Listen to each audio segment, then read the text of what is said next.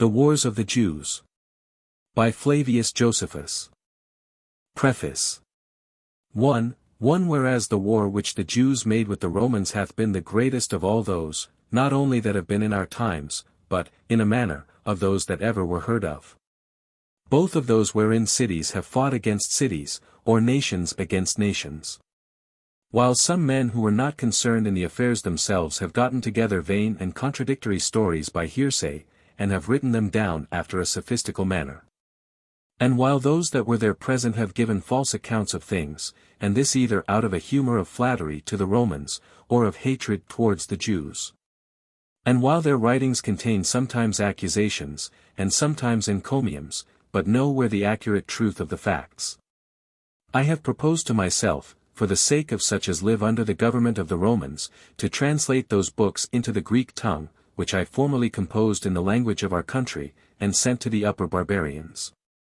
2. Joseph, the son of Matthias, by birth a Hebrew, a priest also, and one who at first fought against the Romans myself, and was forced to be present at what was done afterwards, am the author of this work. 2.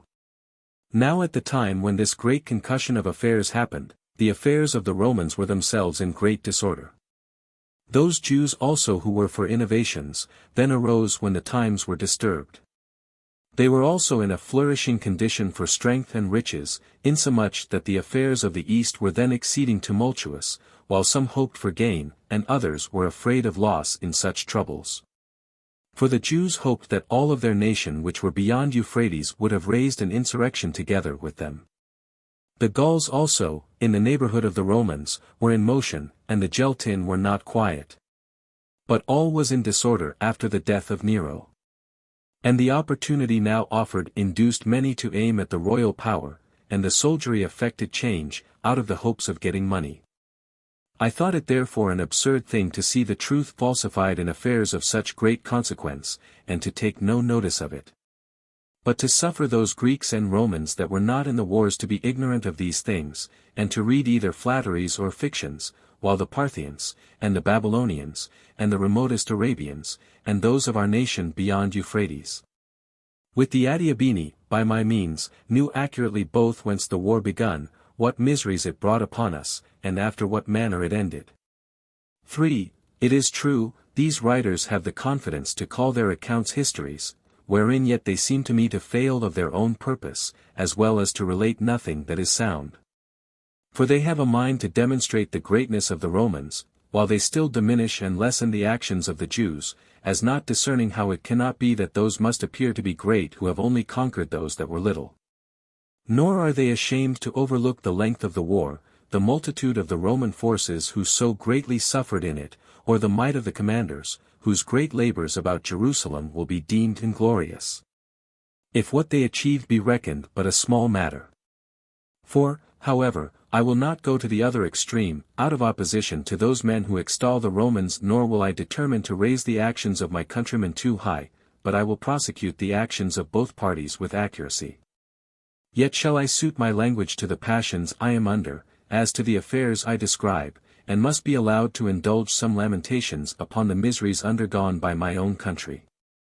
For that it was a seditious temper of our own that destroyed it, and that they were the tyrants among the Jews who brought the Roman power upon us, who unwillingly attacked us, and occasioned the burning of our holy temple, Titus Caesar, who destroyed it, is himself a witness, who, during the entire war, pitted the people who were kept under by the seditious, and did often voluntarily delay the taking of the city, and allowed time to the siege, in order to let the authors have opportunity for repentance.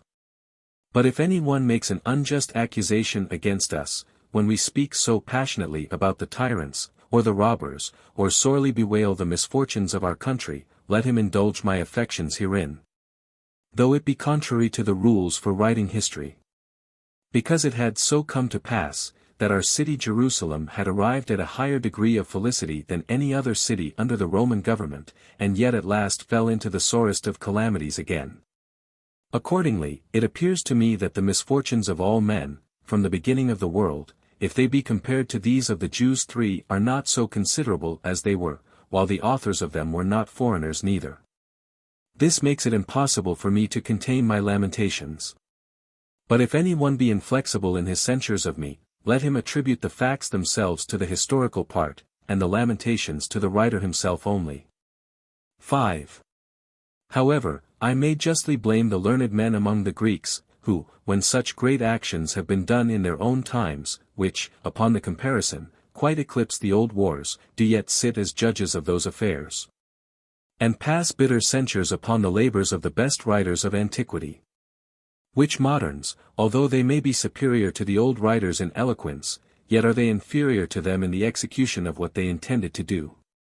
While these also write new histories about the Assyrians and Medes, as if the ancient writers had not described their affairs as they ought to have done. Although these be as far inferior to them in abilities as they are different in their notions from them. For of old every one took upon them to write what happened in his own time, where their immediate concern in the actions made their promises of value, and where it must be reproachful to write lies, when they must be known by the readers to be such. But then, an undertaking to preserve the memory of what hath not been before recorded, and to represent the affairs of one's own time to those that come afterwards, is really worthy of praise and commendation. Now he is to be esteemed to have taken good pains in earnest, not who does no more than change the disposition and order of other men's works, but he who not only relates what had not been related before, but composes an entire body of history of his own. Accordingly, I have been at great charges, and have taken very great pains, about this history, though I be a foreigner. And do dedicate this work, as a memorial of great actions, both to the Greeks and to the barbarians. But for some of our own principal men, their mouths are wide open, and their tongues loosed presently, for gain and lawsuits, but quite muzzled up when they are to write history, where they must speak truth and gather facts together with a great deal of pains. And so they leave the writing such histories to weaker people, and to such as are not acquainted with the actions of princes. Yet shall the real truth of historical facts be preferred by us, how much soever it be neglected among the Greek historians. 6. To write concerning the antiquities of the Jews, who they were, originally, and how they revolted from the Egyptians, and what country they travelled over, and what countries they seized upon afterward, and how they were removed out of them. I think this not to be a fit opportunity, and, on other accounts, also superfluous. And this because many Jews before me have composed the histories of our ancestors very exactly, as have some of the Greeks done it also, and have translated our histories into their own tongue, and have not much mistaken the truth in their histories. But then, where the writers of these affairs and our prophets leave off, thence shall I take my rise, and begin my history. Now as to what concerns that war which happened in my own time, I will go over it very largely, and with all the diligence I am able, but for what preceded mine own age, that I shall run over briefly. 7. For example, I shall relate, how Antiochus, who was named Epiphanes, took Jerusalem by force, and held it 3 years and 3 months, and was then ejected out of the country by the sons of Asamoneus, after that. How their posterity quarrelled about the government, and brought upon their settlement the Romans and Pompey.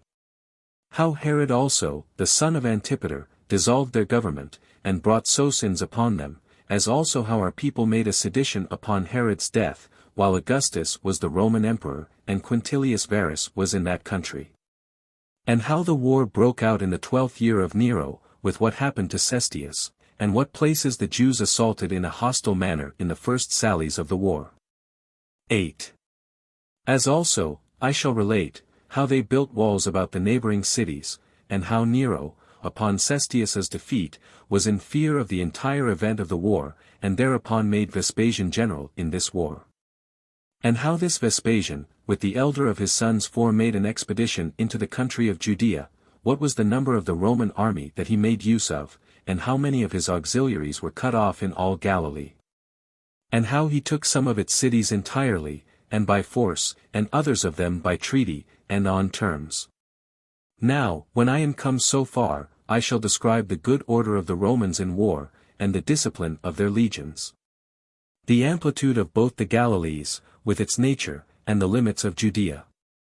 And, besides this, I shall particularly go over what is peculiar to the country, the lakes and fountains that are in them, and what miseries happened to every city as they were taken. And all this with accuracy, as I saw the things done or suffered in them. For I shall not conceal any of the calamities I myself endured, since I shall relate them to such as know the truth of them. 9. After this, I shall relate, how, when the Jews' affairs were become very bad, Nero died, and Vespasian, when he was going to attack Jerusalem, was called back to take the government upon him. What signs happened to him relating to his gaining that government, and what mutations of government then happened at Rome, and how he was unwillingly made emperor by his soldiers. And how, upon his departure to Egypt, to take upon him the government of the empire, the affairs of the Jews became very tumultuous, as also how the tyrants rose up against them, and fell into dissensions among themselves. 10. Moreover, I shall relate, how Titus marched out of Egypt into Judea the second time, as also how, and where, and how many forces he got together, and in what state the city was, by the means of the seditious, at his coming. What attacks he made, and how many ramparts he cast up, of the 3 walls that encompassed the city, and of their measures, of the strength of the city, and the structure of the temple and holy house. And besides, the measures of those edifices, and of the altar, and all accurately determined. A description also of certain of their festivals, and 7 purifications of purity, 5 and the sacred ministrations of the priests, with the garments of the priests, and of the high priests, and of the nature of the most holy place of the temple. Without concealing anything, or adding anything to the known truth of things. 11. After this, I shall relate the barbarity of the tyrants towards the people of their own nation, as well as the indulgence of the Romans in sparing foreigners. And how often Titus, out of his desire to preserve the city and the temple, invited the seditious to come to terms of accommodation. I shall also distinguish the sufferings of the people, and their calamities. How far they were afflicted by the sedition, and how far by the famine, and at length were taken. Nor shall I omit to mention the misfortunes of the deserters, nor the punishments inflicted on the captives. As also how the temple was burnt, against the consent of Caesar, and how many sacred things that had been laid up in the temple were snatched out of the fire, the destruction also of the entire city, with the signs and wonders that went before it. And the taking the tyrants captives, and the multitude of those that were made slaves, and into what different misfortunes they were every one distributed. Moreover, what the Romans did to the remains of the wall. And how they demolished the strongholds that were in the country, and how Titus went over the whole country, and settled its affairs, together with his return into Italy, and his triumph. 12. I have comprehended all these things in 7 books, and have left no occasion for complaint or accusation to such as have been acquainted with this war. And I have written it down for the sake of those that love truth, but not for those that please themselves, with fictitious relations. And I will begin my account of these things with what I call my first chapter. How do you find this book? Any thoughts about the book or the author? Any suggestion for improvement? Please take a moment to share your thoughts in a comment. If you like it, share it with your friends who might enjoy it as well. Subscribe to keep in touch. Visit CompleteAudiobooks.com for more quality content. Book I. Containing the interval of 167 years. From the taking of Jerusalem by Antiochus Epiphanes, to the death of Herod the Great. Chapter 1. How the city Jerusalem was taken, and the temple pillaged, by Antiochus Epiphanes. As also concerning the actions of the Maccabees, Matthias and Judas, and concerning the death of Judas. 1. At the same time that Antiochus, who was called Epiphanes, had a quarrel with the 6th Ptolemy about his right to the whole country of Syria, a great sedition fell among the men of power in Judea. And they had a contention about obtaining the government. While each of those that were of dignity could not endure to be subject to their equals. However, Onias, one of the high priests, got the better, and cast the sons of Tobias out of the city. Who fled to Antiochus, and besought him to make use of them for his leaders, and to make an expedition into Judea. The king being thereto disposed beforehand, complied with them, and came upon the Jews with a great army, and took their city by force, and slew a great multitude of those that favored Ptolemy. And sent out his soldiers to plunder them without mercy. He also spoiled the temple, and put a stop to the constant practice of offering a daily sacrifice of expiation for 3 years and 6 months. But Onias, the high priest, fled to Ptolemy, and received a place from him in the Nomus of Heliopolis, where he built a city resembling Jerusalem. And a temple that was like its temple 6, concerning which we shall speak more in its proper place hereafter. 2. Now Antiochus was not satisfied either with his unexpected taking the city, or with its pillage, or with the great slaughter he had made there. But being overcome with his violent passions, and remembering what he had suffered during the siege, he compelled the Jews to dissolve the laws of their country, and to keep their infants uncircumcised, and to sacrifice swine's flesh upon the altar. Against which they all opposed themselves, and the most approved among them were put to death. Bacchides also, who was sent to keep the fortresses, having these wicked commands, joined to his own natural barbarity, indulged all sorts of the extremest wickedness, and tormented the worthiest of the inhabitants, man by man. And threatened their city every day with open destruction, till at length he provoked the poor sufferers by the extremity of his wicked doings to avenge themselves. 3. Accordingly Matthias, the son of Asamoneus, one of the priests who lived in a village called Modin, armed himself, together with his own family, which had 5 sons of his in it, and slew Bacchides with daggers. And thereupon, out of the fear of the many garrisons, of the enemy, he fled to the mountains. And so many of the people followed him, that he was encouraged to come down from the mountains, and to give battle to Antiochus's generals, when he beat them, and drove them out of Judea. So he came to the government by this his success, and became the prince of his own people by their own free consent, and then died, leaving the government to Judas, his eldest son. 4. Now Judas, supposing that Antiochus would not lie still, gathered an army out of his own countrymen, and was the first that made a league of friendship with the Romans. And drove Epiphanes out of the country when he had made a second expedition into it, and this by giving him a great defeat there. And when he was warned by this great success, he made an assault upon the garrison that was in the city, for it had not been cut off hitherto.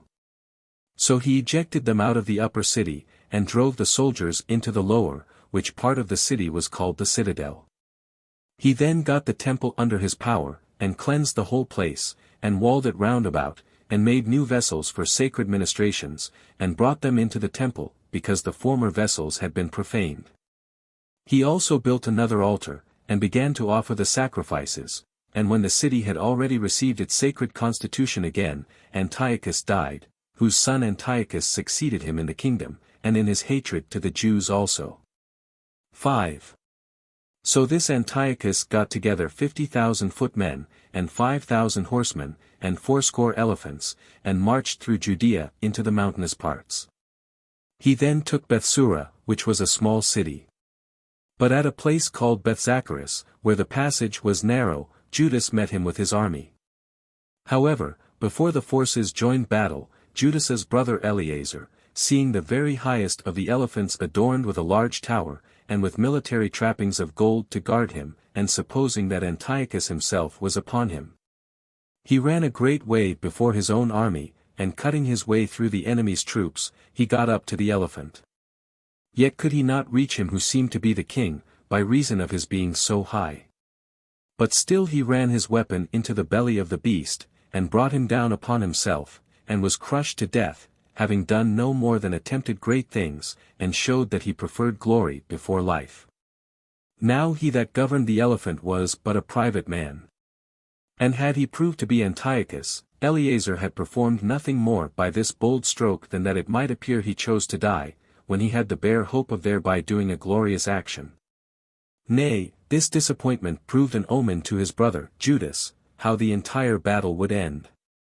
It is true that the Jews fought it out bravely for a long time, but the king's forces, being superior in number, and having fortune on their side, obtained the victory. And when a great many of his men were slain, Judas took the rest with him, and fled to the toparchy of Gophna. So Antiochus went to Jerusalem, and stayed there but a few days, for he wanted provisions, and so he went his way. He left indeed a garrison behind him, such as he thought sufficient to keep the place, but drew the rest of his army off, to take their winter quarters in Syria. 6. Now, after the king was departed, Judas was not idle.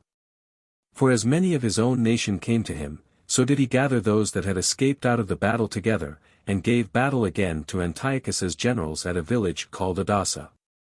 And being too hard for his enemies in the battle, and killing a great number of them, he was at last himself slain also. Nor was it many days afterward that his brother John had a plot laid against him by Antiochus's party, and was slain by them. Chapter 2. Concerning the successors of Judas, who were Jonathan and Simon, and John Hyrcanus. 1. When Jonathan, who was Judas's brother, succeeded him, he behaved himself with great circumspection in other respects, with relation to his own people, and he corroborated his authority by preserving his friendship with the Romans. He also made a league with Antiochus the son. Yet was not all this sufficient for his security, for the tyrant Trypho, who was guardian to Antiochus's son, laid a plot against him. And besides that, endeavored to take off his friends, and caught Jonathan by a wile, as he was going to Ptolemy to Antiochus, with a few persons in his company, and put him in bonds, and then made an expedition against the Jews. But when he was afterward driven away by Simon, who was Jonathan's brother, and was enraged at his defeat, he put Jonathan to death. 2. However, Simon managed the public affairs after a courageous manner, and took Gazara, and Joppa, and Jamnia, which were cities in his neighborhood. He also got the garrison under, and demolished the citadel. He was afterward an auxiliary to Antiochus, against Trypho, whom he besieged in Dora, before he went on his expedition against the Medes, yet could not he make the king ashamed of his ambition, though he had assisted him in killing Trypho. For it was not long ere Antiochus sent Sendebaeus his general with an army to lay waste Judea, and to subdue Simon, yet he, though he was now in years, conducted the war as if he were a much younger man. He also sent his sons with a band of strong men against Antiochus, while he took part of the army himself with him, and fell upon him from another quarter. He also laid a great many men in ambush in many places of the mountains, and was superior in all his attacks upon them. And when he had been conqueror after so glorious a manner, he was made high priest, and also freed the Jews from the dominion of the Macedonians, after 170 years of the empire, of Seleucus. 3. This Simon also had a plot laid against him, and was slain at a feast by his son-in-law Ptolemy, who put his wife and 2 sons into prison, and sent some persons to kill John, who was also called Hyrcanus. 7. But when the young man was informed of their coming beforehand, he made haste to get to the city, as having a very great confidence in the people there, both on account of the memory of the glorious actions of his father, and of the hatred they could not but bear to the injustice of Ptolemy. Ptolemy also made an attempt to get into the city by another gate, but was repelled by the people, who had just then admitted of Hyrcanus, so he retired presently to one of the fortresses that were about Jericho, which was called Dagon. Now when Hyrcanus had received the high priesthood, which his father had held before, and had offered sacrifice to God, he made great haste to attack Ptolemy, that he might afford relief to his mother and brethren. 4. So he laid siege to the fortress, and was superior to Ptolemy in other respects, but was overcome by him as to the just affection he had for his relations. For when Ptolemy was distressed, he brought forth his mother, and his brethren, and set them upon the wall, and beat them with rods in everybody's sight, and threatened, that unless he would go away immediately, he would throw them down headlong. At which sight Hyrcanus's commiseration and concern were too hard for his anger. But his mother was not dismayed, neither at the stripes she received, nor at the death with which she was threatened, but stretched out her hands, and prayed her son not to be moved with the injuries that she suffered to spare the wretch, since it was to her better to die by the means of Ptolemy, than to live ever so long, provided he might be punished for the injuries he done to their family. Now John's case was this: when he considered the courage of his mother, and heard her entreaty, he set about his attacks, but when he saw her beaten, and torn to pieces with the stripes, he grew feeble, and was entirely overcome by his affections. And as the siege was delayed by this means, the year of rest came on, upon which the Jews rest every 7th year as they do on every 7th day.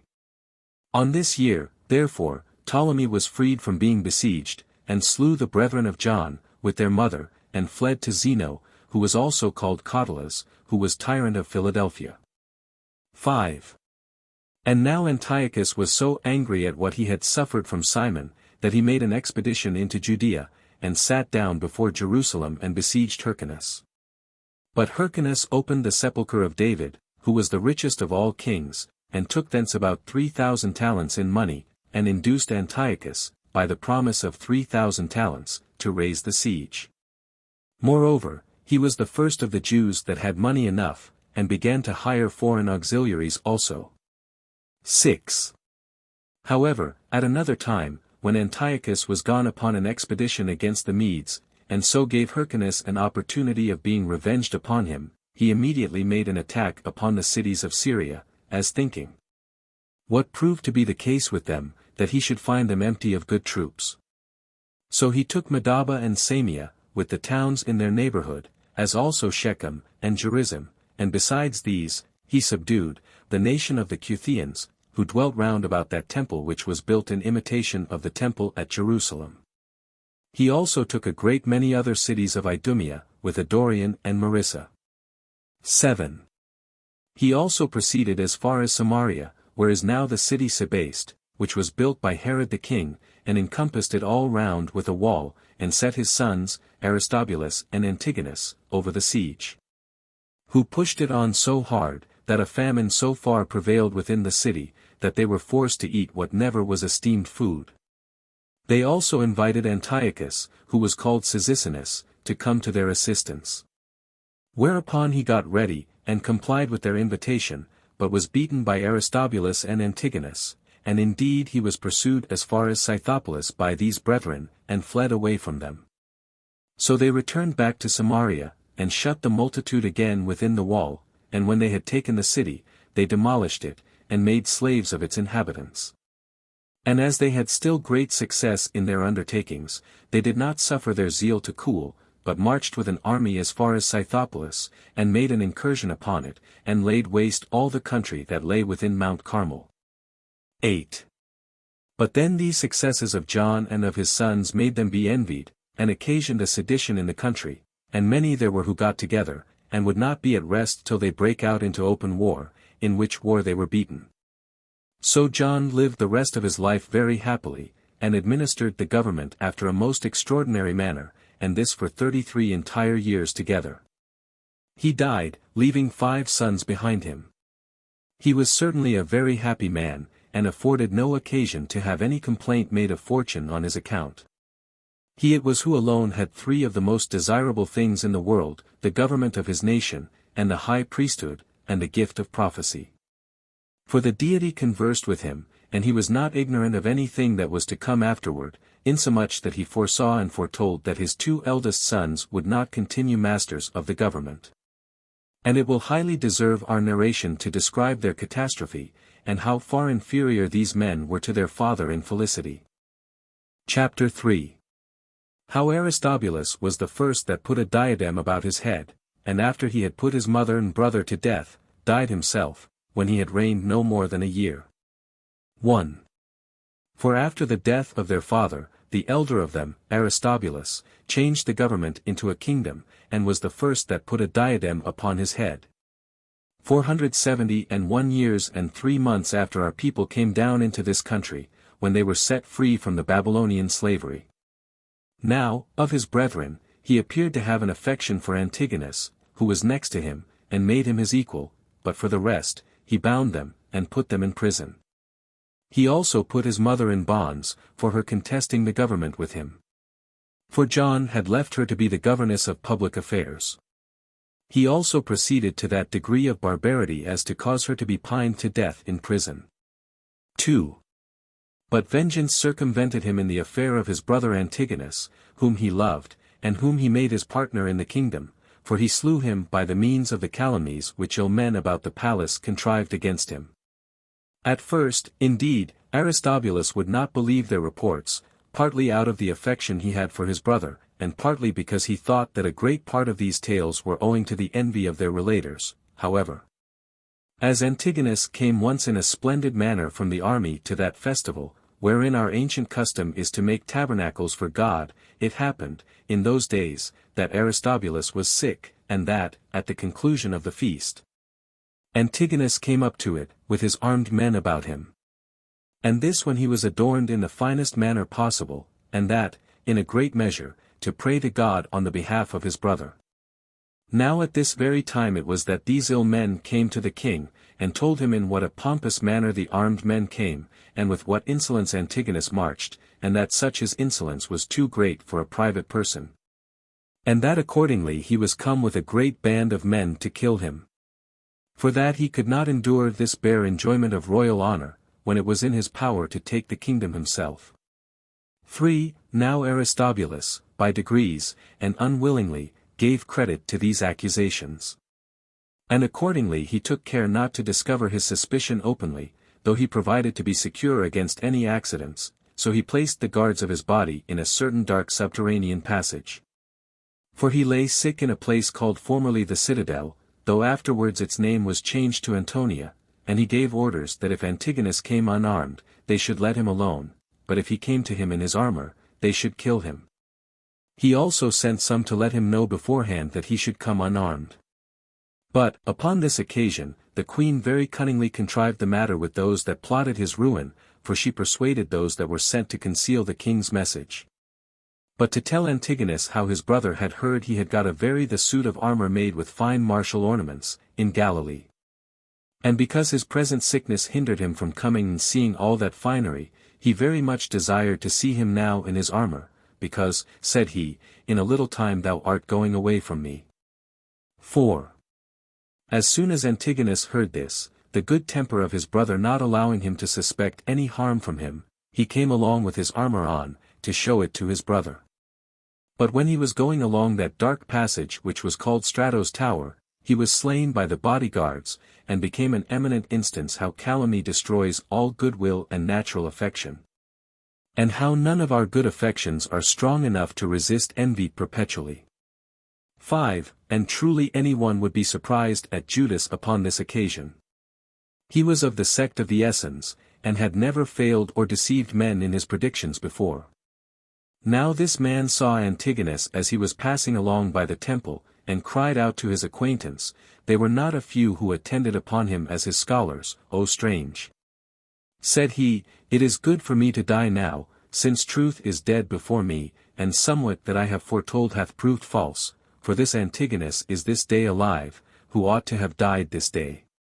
And the place where he ought to be slain, according to that fatal decree, was Strato's Tower, which is at the distance of 600 furlongs from this place, and yet 4 hours of this day are over already.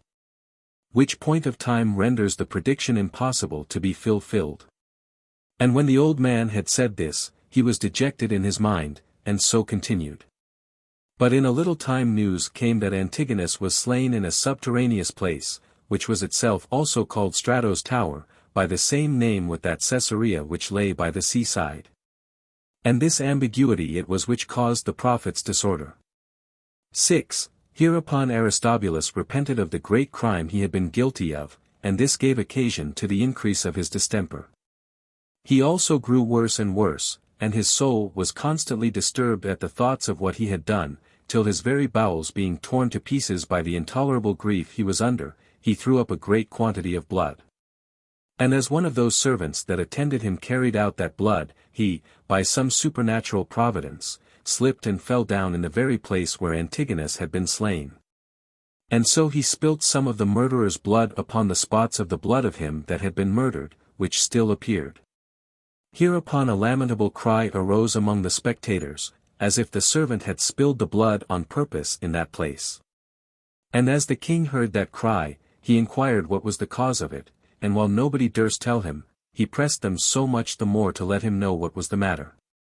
So at length, when he had threatened them, and forced them to speak out, they told, whereupon he burst into tears, and groaned, and said, So I perceive I am not like to escape the all-seeing eye of God, as to the great crimes I have committed. But the vengeance of the blood of my kinsman pursues me hastily. O thou most impudent body! How long wilt thou retain a soul that ought to die on account of that punishment it ought to suffer for a mother and a brother slain? How long shall I myself spend my blood drop by drop? Let them take it all at once, and let their ghosts no longer be disappointed by a few parcels of my bowels offered to them. As soon as he had said these words, he presently died, when he had reigned no longer than a year. Chapter 4. What actions were done by Alexander Jannaeus, who reigned 27 years. 1. And now the king's wife loosed the king's brethren, and made Alexander king, who appeared both elder in age, and more moderate in his temper than the rest.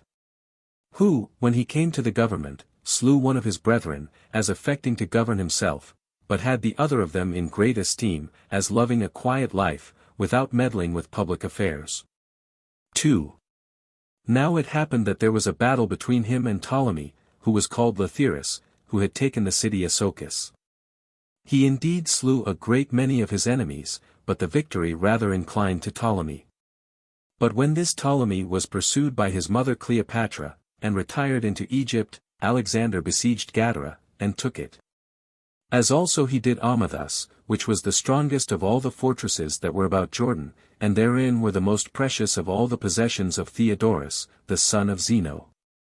Whereupon Theodorus marched against him, and took what belonged to himself as well as the king's baggage, and slew 10,000 of the Jews. However, Alexander recovered this blow, and turned his force towards the maritime parts, and took Raphia and Gaza, with Anthedon also, which was afterwards called Agrippias by King Herod. 3. But when he had made slaves of the citizens of all these cities, the nation of the Jews made an insurrection against him at a festival, for at those feasts seditions are generally begun.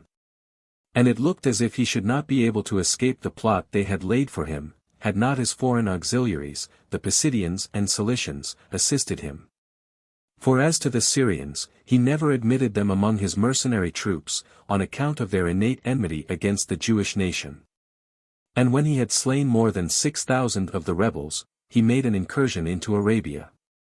And when he had taken that country, together with the Gileadites and Moabites, he enjoined them to pay him tribute, and returned to Areothus, and as Theodorus was surprised at his great success, he took the fortress, and demolished it. 4. However, when he fought with Obodas, king of the Arabians, who had laid an ambush for him near Golan, and a plot against him, he lost his entire army, which was crowded together in a deep valley, and broken to pieces by the multitude of camels. And when he had made his escape to Jerusalem, he provoked the multitude, which hated him before, to make an insurrection against him, and this on account of the greatness of the calamity that he was under. However, he was then too hard for them. And, in the several battles that were fought on both sides, he slew not fewer than 50,000 of the Jews in the interval of 6 years. Yet had he no reason to rejoice in these victories, since he did but consume his own kingdom. Till at length he left off fighting, and endeavored to come to a composition with them, by talking with his subjects. But this mutability and irregularity of his conduct made them hate him still more. And when he asked them why they so hated him, and what he should do in order to appease them, they said, by killing himself. For that it would be then all they could do to be reconciled to him, who had done such tragical things to them, even when he was dead. At the same time they invited Demetrius, who was called Eucerus, to assist them. And as he readily complied with their requests, in hopes of great advantages, and came with his army, the Jews joined with those their auxiliaries about Shechem. 5. Yet did Alexander meet both these forces with 1,000 horsemen, and 8,000 mercenaries that were on foot. He had also with him that part of the Jews which favored him, to the number of 10,000. While the adverse party had 3,000 horsemen, and 14,000 footmen.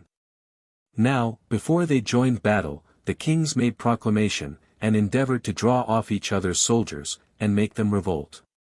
While Demetrius hoped to induce Alexander's mercenaries to leave him, and Alexander hoped to induce the Jews that were with Demetrius to leave him. But since neither the Jews would leave off their rage, nor the Greeks prove unfaithful, they came to an engagement, and to a close fight with their weapons. In which battle Demetrius was the conqueror, although Alexander's mercenaries showed the greatest exploits, both in soul and body. Yet did the upshot of this battle prove different from what was expected, as to both of them. For neither did those that invited Demetrius to come to them continue firm to him, though he was conqueror, and 6,000 Jews, out of pity to the change of Alexander's condition, when he was fled to the mountains, came over to him. Yet could not Demetrius bear this turn of affairs, but supposing that Alexander was already become a match for him again, and that all the nation would, at length, run to him, he left the country, and went his way. 6. However, the rest of the Jewish multitude did not lay aside their quarrels with him, when the foreign auxiliaries were gone. But they had a perpetual war with Alexander, until he had slain the greatest part of them, and driven the rest into the city Bernicellus, and when he had demolished that city, he carried the captives to Jerusalem. Nay, his rage was grown so extravagant, that his barbarity proceeded to the degree of impiety. For when he had ordered 800 to be hung upon crosses in the midst of the city, he had the throats of their wives and children cut before their eyes, and these executions he saw as he was drinking and lying down with his concubines. Upon which so deep a surprise seized on the people, that 8,000 of his opposers fled away the very next night, out of all Judea, whose flight was only terminated by Alexander's death. So at last, though not till late, and with great difficulty, he, by such actions, procured quiet to his kingdom, and left off fighting any more. 7. Yet did that Antiochus, who was also called Dionysius, become an origin of troubles again. This man was the brother of Demetrius, and the last of the race of the Seleucid. 8 Alexander was afraid of him, when he was marching against the Arabians. So he cut a deep trench between Antipatris, which was near the mountains, and the shores of Joppa. He also erected a high wall before the trench, and built wooden towers, in order to hinder any sudden approaches. But still he was not able to exclude Antiochus, for he burnt the towers, and filled up the trenches, and marched on with his army. And as he looked upon taking his revenge on Alexander, for endeavoring to stop him, as a thing of less consequence, he marched directly against the Arabians, whose king retired into such parts of the country as were fittest for engaging the enemy. And then on the sudden made his horse turn back, which were in number 10,000, and fell upon Antiochus's army while they were in disorder, and a terrible battle ensued. Antiochus's troops, so long as he was alive, fought it out, although a mighty slaughter was made among them by the Arabians. But when he fell, for he was in the forefront, in the utmost danger, in rallying his troops, they all gave ground, and the greatest part of his army were destroyed either in the action or the flight. And for the rest, who fled to the village of Cana, it happened that they were all consumed by want of necessaries, a few only excepted. 8. About this time it was that the people of Damascus, out of their hatred to Ptolemy, the son of Menhens, invited Aretas, to take the government, and made him king of Celesyria. This man also made an expedition against Judea, and beat Alexander in battle, but afterwards retired by mutual agreement. But Alexander, when he had taken Pella, marched to Gerasa again, out of the covetous desire he had of Theodorus's possessions. And when he had built a triple wall about the garrison, he took the place by force. He also demolished Golan, and Seleucia, and what was called the valley of Antiochus. Besides which, he took the strong fortress of Gamala, and stripped Demetrius, who was governor therein, of what he had, on account of the many crimes laid to his charge, and then returned into Judea. After he had been 3 whole years in this expedition. And now he was kindly received of the nation, because of the good success he had. So when he was at rest from war, he fell into a distemper. For he was afflicted with a quartan ague, and supposed that, by exercising himself again in martial affairs, he should get rid of this distemper. But by making such expeditions at unseasonable times, and forcing his body to undergo greater hardships than it was able to bear, he brought himself to his end. He died, therefore, in the midst of his troubles, after he had reigned 27 years. Chapter 5. Alexander reigns 9 years, during which time the Pharisees were the real rulers of the nation. 1. Now Alexander left the kingdom to Alexandra his wife, and depended upon it that the Jews would now very readily submit to her, because she had been very averse to such cruelty as he had treated them with, and had opposed his violation of their laws. and had thereby got the goodwill of the people. Nor was he mistaken as to his expectations, for this woman kept the dominion, by the opinion that the people had of her piety. For she chiefly studied the ancient customs of her country, and cast those men out of the government that offended against their holy laws. And as she had 2 sons by Alexander, she made Hyrcanus the elder high priest, on account of his age, as also, besides that, on account of his inactive temper, no way disposing him to disturb the public. But she retained the younger, Aristobulus, with her as a private person, by reason of the warmth of his temper. 2. And now the Pharisees joined themselves to her, to assist her in the government. These are a certain sect of the Jews that appear more religious than others, and seem to interpret the laws more accurately. Now Alexandra hearkened to them to an extraordinary degree, as being herself a woman of great piety towards God. But these Pharisees artfully insinuated themselves into her favor by little and little, and became themselves the real administrators of the public affairs. They banished and reduced whom they pleased, they bound and loosed men, at their pleasure. 9. And, to say all at once, they had the enjoyment of the royal authority, whilst the expenses and the difficulties of it belonged to Alexandra. She was a sagacious woman in the management of great affairs, and intent always upon gathering soldiers together.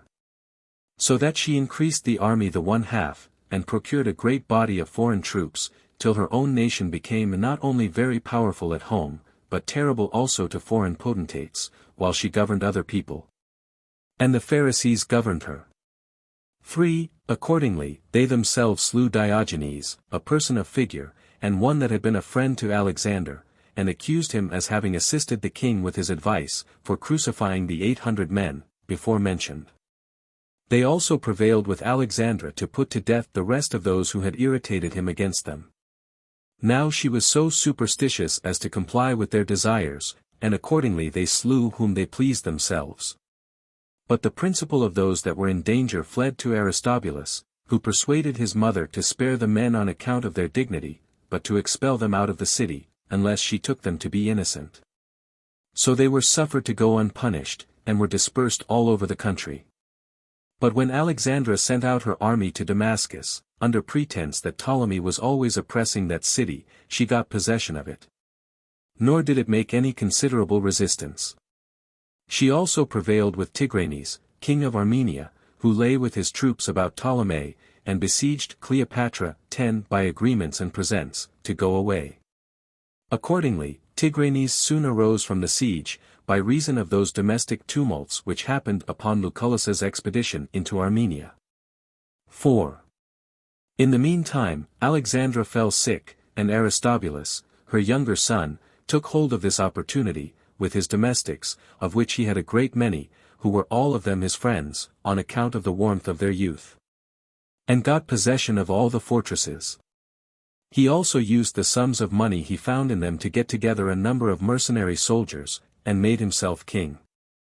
And besides this, upon Hyrcanus's complaint to his mother, she compassionated his case, and put Aristobulus's wife and sons under restraint in Antonia, which was a fortress that joined to the north part of the temple.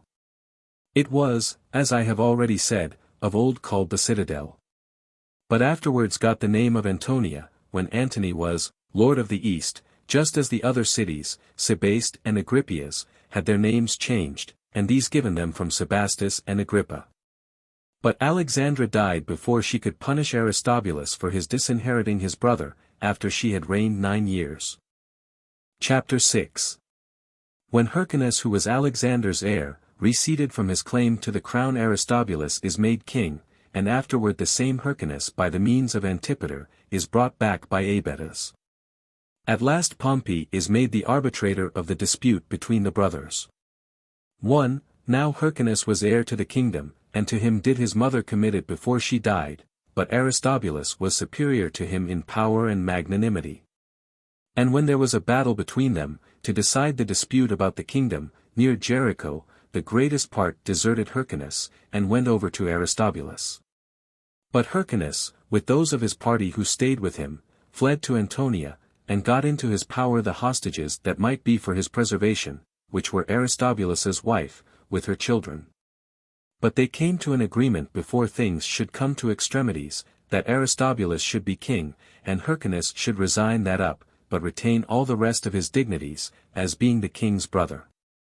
Hereupon they were reconciled to each other in the temple, and embraced one another in a very kind manner, while the people stood round about them.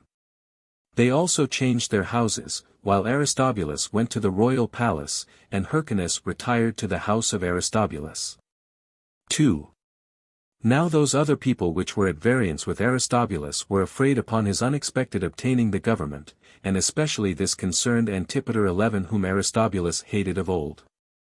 He was by birth an Idumean, and one of the principal of that nation, on account of his ancestors and riches, and other authority to him belonging. He also persuaded Hyrcanus to fly to Aretas, the king of Arabia, and to lay claim to the kingdom. As also he persuaded Aretas to receive Hyrcanus, and to bring him back to his kingdom. He also cast great reproaches upon Aristobulus, as to his morals, and gave great commendations to Hyrcanus, and exhorted Aretas to receive him. And told him how becoming a filing it would be for him, who ruled so great a kingdom, to afford his assistance to such as are injured. Alleging that Hyrcanus was treated unjustly, by being deprived of that dominion which belonged to him by the prerogative of his birth. And when he had predisposed them both to do what he would have them, he took Hyrcanus by night, and ran away from the city, and, continuing his flight with great swiftness, he escaped to the place called Petra, which is the royal seat of the king of Arabia, where he put Hyrcanus into Aretas's hand. And by discoursing much with him, and gaining upon him with many presents, he prevailed with him to give him an army that might restore him to his kingdom. This army consisted of 50,000 footmen and horsemen, against which Aristobulus was not able to make resistance, but was deserted in his first onset, and was driven to Jerusalem. He also had been taken at first by force, if Scaurus, the Roman general, had not come and seasonably interposed himself, and raised the siege. This Scaurus was sent into Syria from Armenia by Pompey the Great, when he fought against Tigranes. So Scaurus came to Damascus, which had been lately taken by Metellus and Laulius, and caused them to leave the place, and, upon his hearing how the affairs of Judea stood, he made haste thither as to a certain booty. 3. As soon, therefore, as he was come into the country, there came ambassadors from both the brothers, each of them desiring his assistance, but Aristobulus's 300 talents had more weight with him than the justice of the cause. Which sum, when Scaurus had received, he sent a herald to Hyrcanus and the Arabians, and threatened them with the resentment of the Romans and of Pompey, unless they would raise the siege. So Aretas was terrified, and retired out of Judea to Philadelphia, as did Scaurus return to Damascus again.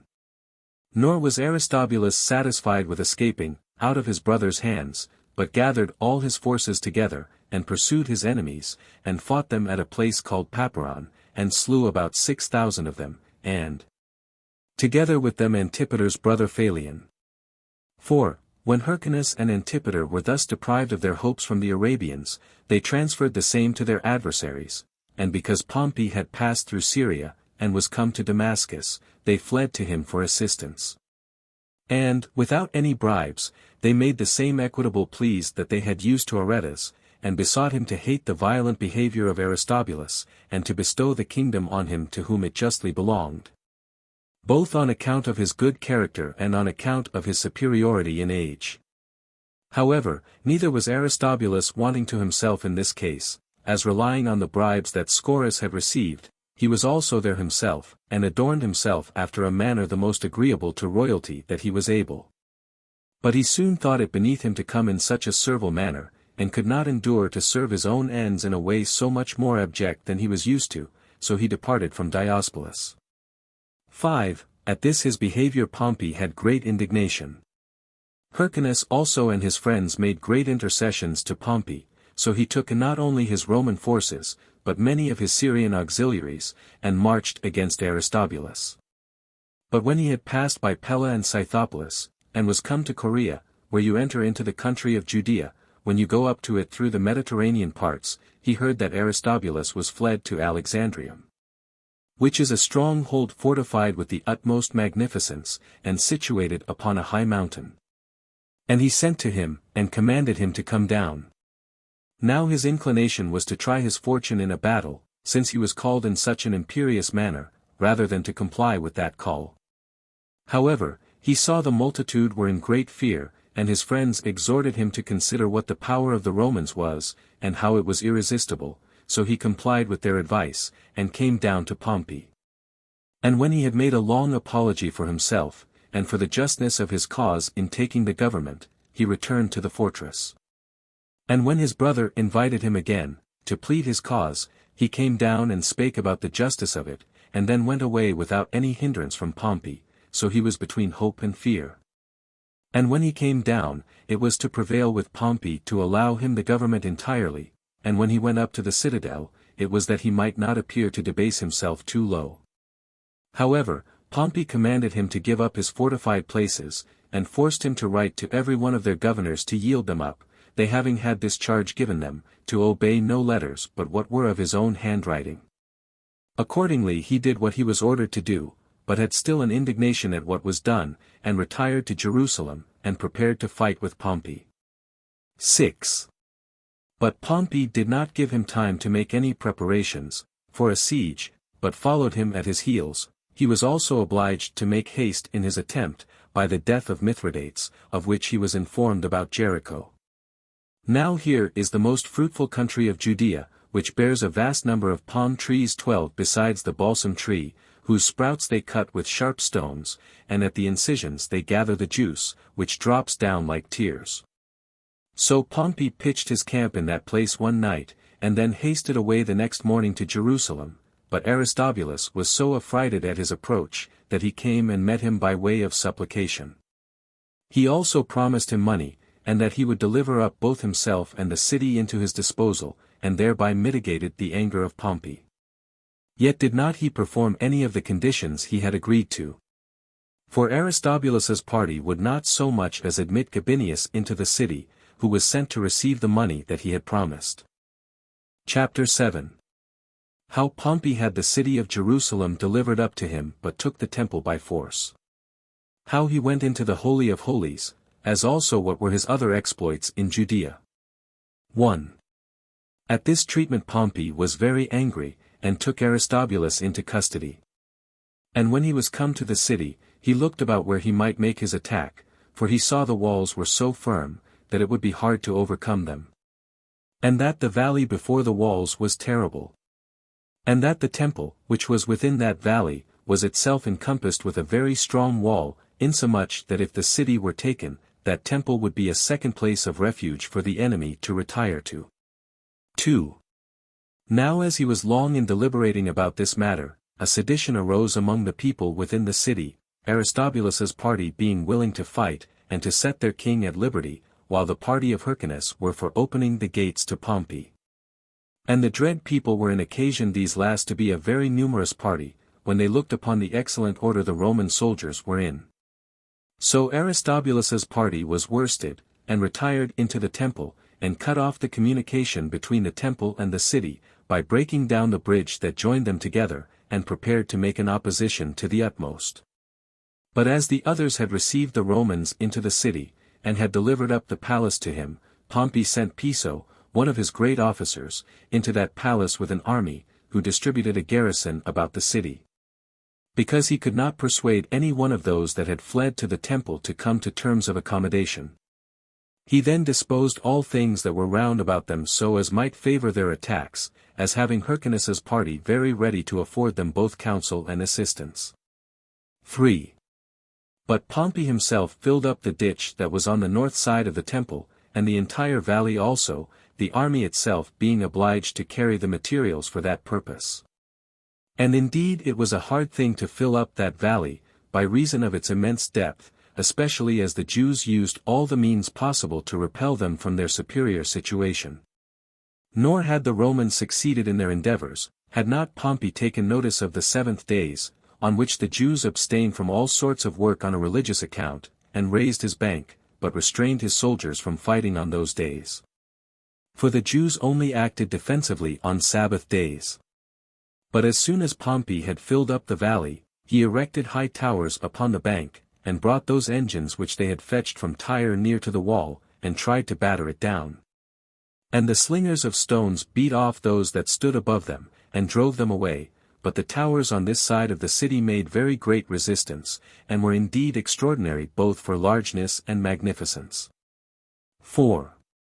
Now here it was that, upon the many hardships which the Romans underwent, Pompey could not but admire not only at the other instances of the Jews' fortitude, but especially that they did not at all intermit their religious services, even when they were encompassed with darts on all sides.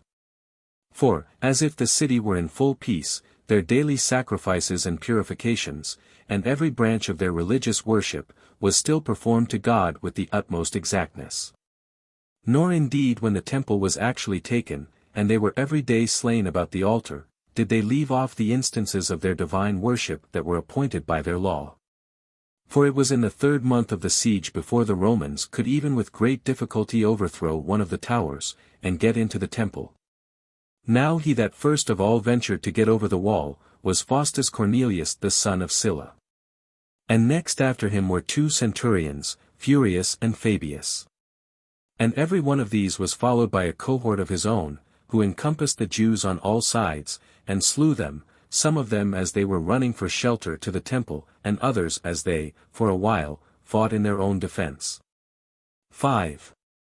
And now did many of the priests, even when they saw their enemies assailing them with swords in their hands, without any disturbance, go on with their divine worship, and were slain while they were offering their drink offerings, and burning their incense, as preferring the duties about their worship to God before their own preservation. The greatest part of them were slain by their own countrymen, of the adverse faction, and an innumerable multitude threw themselves down precipices. Nay, some there were who were so distracted among the insuperable difficulties they were under, that they set fire to the buildings that were near to the wall, and were burnt together with them. Now of the Jews were slain 12,000. But of the Romans very few were slain, but a greater number was wounded. 6. But there was nothing that affected the nation so much, in the calamities they were then under, as that their holy place, which had been hitherto seen by none, should be laid open to strangers. For Pompey, and those that were about him, went into the temple itself 13 whither it was not lawful for any to enter but the high priest, and saw what was reposite therein, the candlestick with its lamps, and the table, and the pouring vessels, and the censers, all made entirely of gold, as also a great quantity of spices heaped together, with 2,000 talents of sacred money. Yet did not he touch that money, nor anything else that was there reposite, but he commanded the ministers about the temple, the very next day after he had taken it, to cleanse it, and to perform their accustomed sacrifices.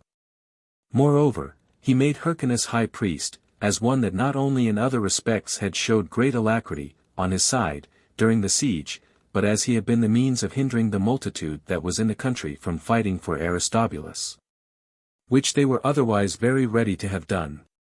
By which means he acted the part of a good general, and reconciled the people to him more by benevolence than by terror. Now, among the captives, Aristobulus's father-in-law was taken, who was also his uncle, so those that were the most guilty he punished with decollation, but rewarded Faustus, and those with him that had fought so bravely, with glorious presents, and laid a tribute upon the country, and upon Jerusalem itself. 7. He also took away from the nation all those cities that they had formerly taken, and that belonged to Seleucid, and made them subject to him that was at that time appointed to be the Roman president there, and reduced Judea within its proper bounds. He also rebuilt Gadara 14 that had been demolished by the Jews, in order to gratify one Demetrius, who was of Gadara, and was one of his own freedmen. He also made other cities free from their dominion, that lay in the midst of the country, such, I mean, as they had not demolished before that time, Hippos, and Scythopolis, as also Pella, and Samaria, and Marissa. And besides these Ashdod, and Jamnia, and Arethusa. And in like manner dealt he with the maritime cities, Gaza, and Joppa, and Dora, and that which was anciently called Strato's Tower, but was afterward rebuilt with the most magnificent edifices, and had its name changed to Caesarea, by King Herod. All which he restored to their own citizens, and put them under the province of Syria. Which province, together with Judea, and the countries as far as Egypt and Euphrates, he committed to Scaurus as their governor, and gave him 2 legions to support him. While he made all the haste he could himself to go through Cilicia, in his way to Rome, having Aristobulus and his children along with him as his captives. They were 2 daughters and 2 sons. The one of which sons, Alexander, ran away as he was going, but the younger, Antigonus, with his sisters, were carried to Rome. Chapter 8. Alexander, the son of Aristobulus, who ran away from Pompey, makes an expedition against Hyrcanus, but being overcome by Gabinius he delivers up the fortresses to him. After this Aristobulus escapes from Rome and gathers an army together, but being beaten by the Romans, he is brought back to Rome, with other things relating to Gabinius, Crassus and Cassius. 1. In the meantime, Scaurus made an expedition into Arabia, but was stopped by the difficulty of the places about Petra. However, he laid waste the country about Pella, though even there he was under great hardship. For his army was afflicted with famine. In order to supply which want, Hyrcanus afforded him some assistance, and sent him provisions by the means of Antipater. Whom also Scaurus sent to Aretas, as one well acquainted with him, to induce him to pay him money to buy his peace. The king of Arabia complied with the proposal, and gave him 300 talents, upon which Scaurus drew his army out of Arabia. 15. 2. But as for Alexander, that son of Aristobulus who ran away from Pompey, in some time he got a considerable band of men together, and lay heavy upon Hyrcanus, and overran Judea, and was likely to overturn him quickly. And indeed he had come to Jerusalem, and had ventured to rebuild its wall that was thrown down by Pompey, had not Gabinius, who was sent as successor to Scaurus into Syria, showed his bravery, as in many other points. So in making an expedition against Alexander, who, as he was afraid that he would attack him, so he got together a large army, composed of 10,000 armed footmen, and 1,500 horsemen. He also built walls about proper places, Alexandrium, and Hyrcanium, and Machaerus, that lay upon the mountains of Arabia. 3. However, Gabinius sent before him Marcus Antonius, and followed himself with his whole army. But for the select body of soldiers that were about Antipater, and another body of Jews under the command of Malichus and Pythalas, these joined themselves to those captains that were about Marcus Antonius, and met Alexander. To which body came Gabinius with his main army soon afterward, and as Alexander was not able to sustain the charge of the enemy's forces, now they were joined, he retired. But when he was come near to Jerusalem, he was forced to fight, and lost 6,000 men in the battle, 3,000 of which fell down dead, and 3,000 were taken alive, so he fled with the remainder to Alexandrium. 4. Now when Gabinius was come to Alexandrium, because he found a great many there encamped, he tried, by promising them pardon for their former offences, to induce them to come over to him before it came to a fight.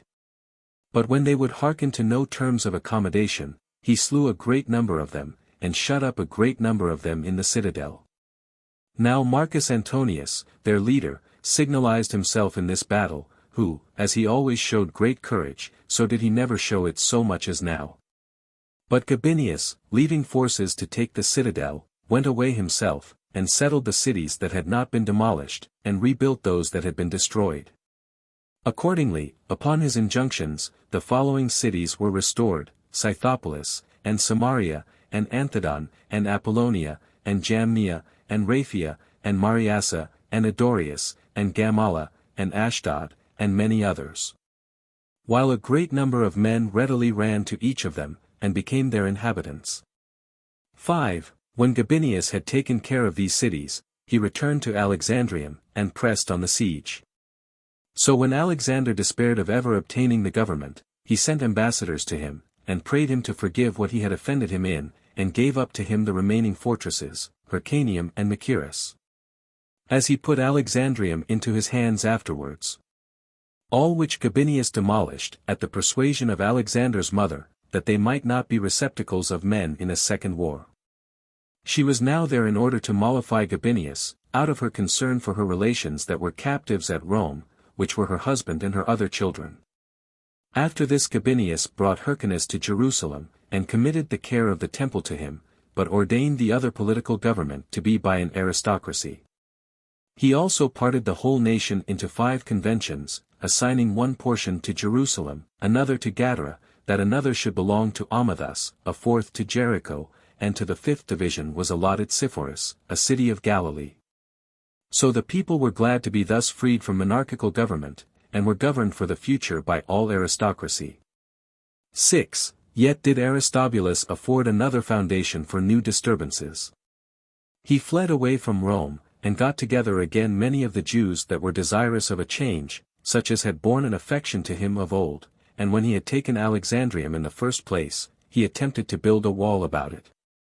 But as soon as Gabinius had sent an army against him under Sicarii, and Antonius, and Servilius, he was aware of it, and retreated to Machaerus. And as for the unprofitable multitude, he dismissed them, and only marched on with those that were armed, being to the number of 8,000, among whom was Pythilas, who had been the lieutenant at Jerusalem. But deserted to Aristobulus with 1,000 of his men.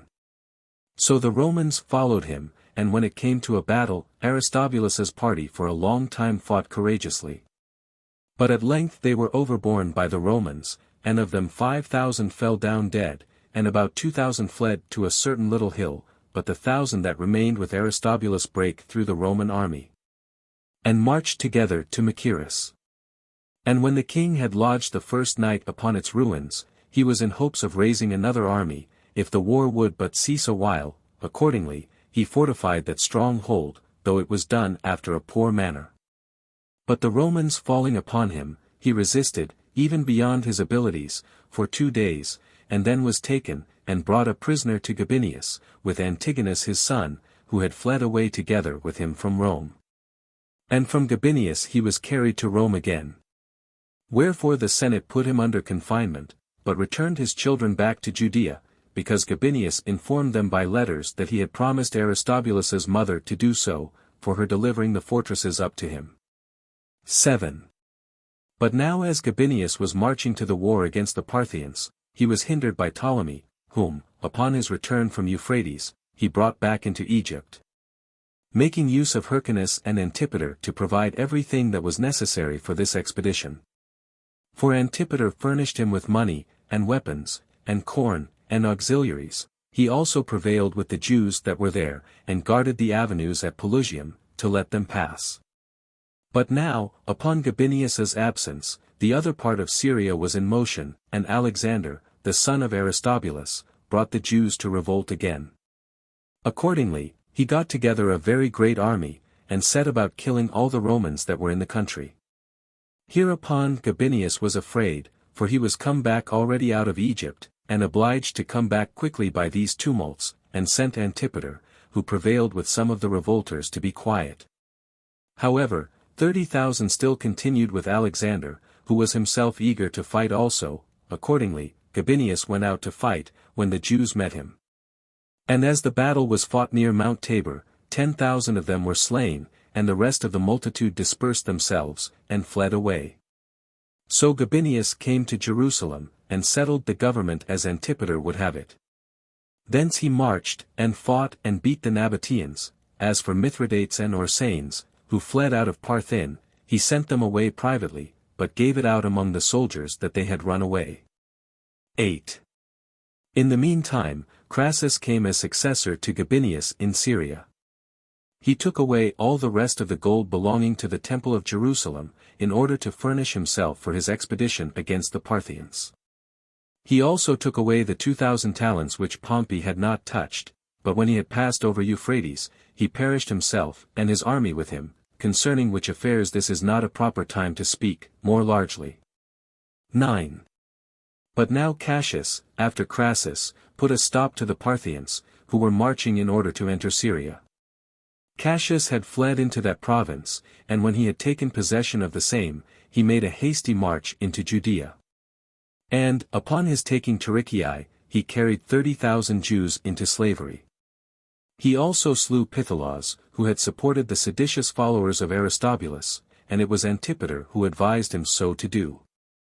Now this Antipater married a wife of an eminent family among the Arabices, whose name was Cypros, and had 4 sons born to him by her, Phasaelus and Herod, who was afterwards king, and, besides these, Joseph and Pheroras. And he had a daughter whose name was Salome. Now as he made himself friends among the men of power everywhere, by the kind offices he did them, and the hospitable manner that he treated them, so did he contract the greatest friendship with the king of Arabia, by marrying his relation, insomuch that when he made war with Aristobulus, he sent and entrusted his children with him. So when Cassius had forced Alexander to come to terms and to be quiet, he returned to Euphrates, in order to prevent the Parthians from repassing it, concerning which matter we shall speak elsewhere. 16. Chapter 9. Aristobulus is taken off by Pompey's friends, as is his son Alexander by Scipio. Antipater cultivates a friendship with Caesar. After Pompey's death, he also performs great actions in that war, wherein he assisted Mithridates. 1. Now, upon the flight of Pompey and of the Senate beyond the Ionian Sea, Caesar got Rome and the empire under his power, and released Aristobulus from his bonds. He also committed 2 legions to him, and sent him in haste into Syria, as hoping that by his means he should easily conquer that country, and the parts adjoining to Judea. But envy prevented any effect of Aristobulus's alacrity, and the hopes of Caesar, for he was taken off by poison given him by those of Pompey's party, and, for a long while, he had not so much as a burial vouchsafed him in his own country. But his dead body lay, above ground, preserved in honey, until it was sent to the Jews by Antony, in order to be buried in the royal sepulchres. 2. His son Alexander also was beheaded by Scipio at Antioch, and that by the command of Pompey, and upon an accusation laid against him before his tribunal, for the mischiefs he had done to the Romans. But Ptolemy, the son of Menneus, who was then ruler of Chalcis, under Libanus, took his brethren to him by sending his son Philippio for them to Ascalon, who took Antigonus, as well as his sisters, away from Aristobulus's wife, and brought them to his father. And falling in love with the younger daughter, he married her, and was afterward slain by his father on her account, for Ptolemy himself, after he had slain his son, married her, whose name was Alexandra. On the account of which marriage he took the greater care of her brother and sister. 3. Now, after Pompey was dead, Antipater changed sides, and cultivated a friendship with Caesar. And since Mithridates of Pergamus, with the forces he led against Egypt, was excluded from the avenues about Pelusium, and was forced to stay at Ascalon, he persuaded the Arabians, among whom he had lived, to assist him, and came himself to him, at the head of 3,000 armed men. He also encouraged the men of power in Syria to come to his assistance, as also of the inhabitants of Libanus, Ptolemy, and Jamblichus, and another Ptolemy, by which means the cities of that country came readily into this war. Insomuch that Mithridates ventured now, in dependence upon the additional strength that he had gotten by Antipater, to march forward to Pelusium, and when they refused him a passage through it, he besieged the city. In the attack of which place Antipater principally signalized himself, for he brought down that part of the wall which was over against him, and leaped first of all into the city, with the men that were about him. 4. Thus was Pelusium taken.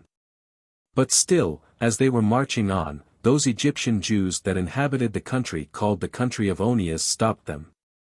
Then did Antipater not only persuade them not to stop them, but to afford provisions for their army. On which account even the people about Memphis would not fight against them, but of their own accord joined Mithridates. Whereupon he went round about Delta, and fought the rest of the Egyptians at a place called the Jews' camp. Nay, when he was in danger in the battle with all his right wing, Antipater wheeled about, and came along the bank of the river to him, for he had beaten those that opposed him as he led the left wing. After which success he fell upon those that pursued Mithridates, and slew a great many of them, and pursued the remainder so far that he took their camp, while he lost no more than 80 of his own men. As Mithridates lost, during the pursuit that was made after him, about 800. He was also himself saved unexpectedly, and became an unreproachable witness to Caesar of the great actions of Antipater. 5. Whereupon Caesar encouraged Antipater to undertake other hazardous enterprises for him, and that by giving him great commendations and hopes of reward. In all which enterprises he readily exposed himself to many dangers, and became a most courageous warrior, and had many wounds almost all over his body, as demonstrations of his valor. And when Caesar had settled the affairs of Egypt, and was returning into Syria again, he gave him the privilege of a Roman citizen, and freedom from taxes. And rendered him an object of admiration by the honors and marks of friendship he bestowed upon him. On this account it was that he also confirmed Hyrcanus in the high priesthood. Chapter 10. Caesar makes Antipater procurator of Judea, as does Antipater appoint Phasaelus to be governor of Jerusalem, and Herod governor of Galilee. Who, in some time, was called to answer for himself, before the Sanhedrim, where he is acquitted. Sextus Caesar is treacherously killed by Bassus and is succeeded by Marcus. 1.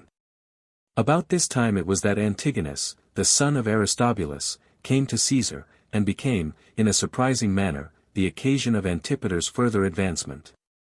For whereas he ought to have lamented that his father appeared to have been poisoned on account of his quarrels with Pompey, and to have complained of Scipio's barbarity towards his brother, and not to mix any invidious passion when he was suing for mercy.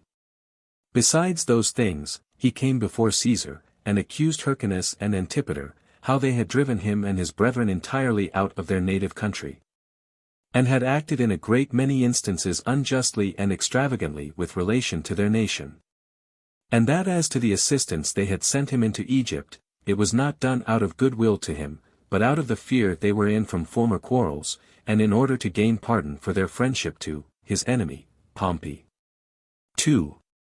Hereupon Antipater threw away his garments, and showed the multitude of the wounds he had, and said, that as to his good will to Caesar, he had no occasion to say a word, because his body cried aloud, though he said nothing himself.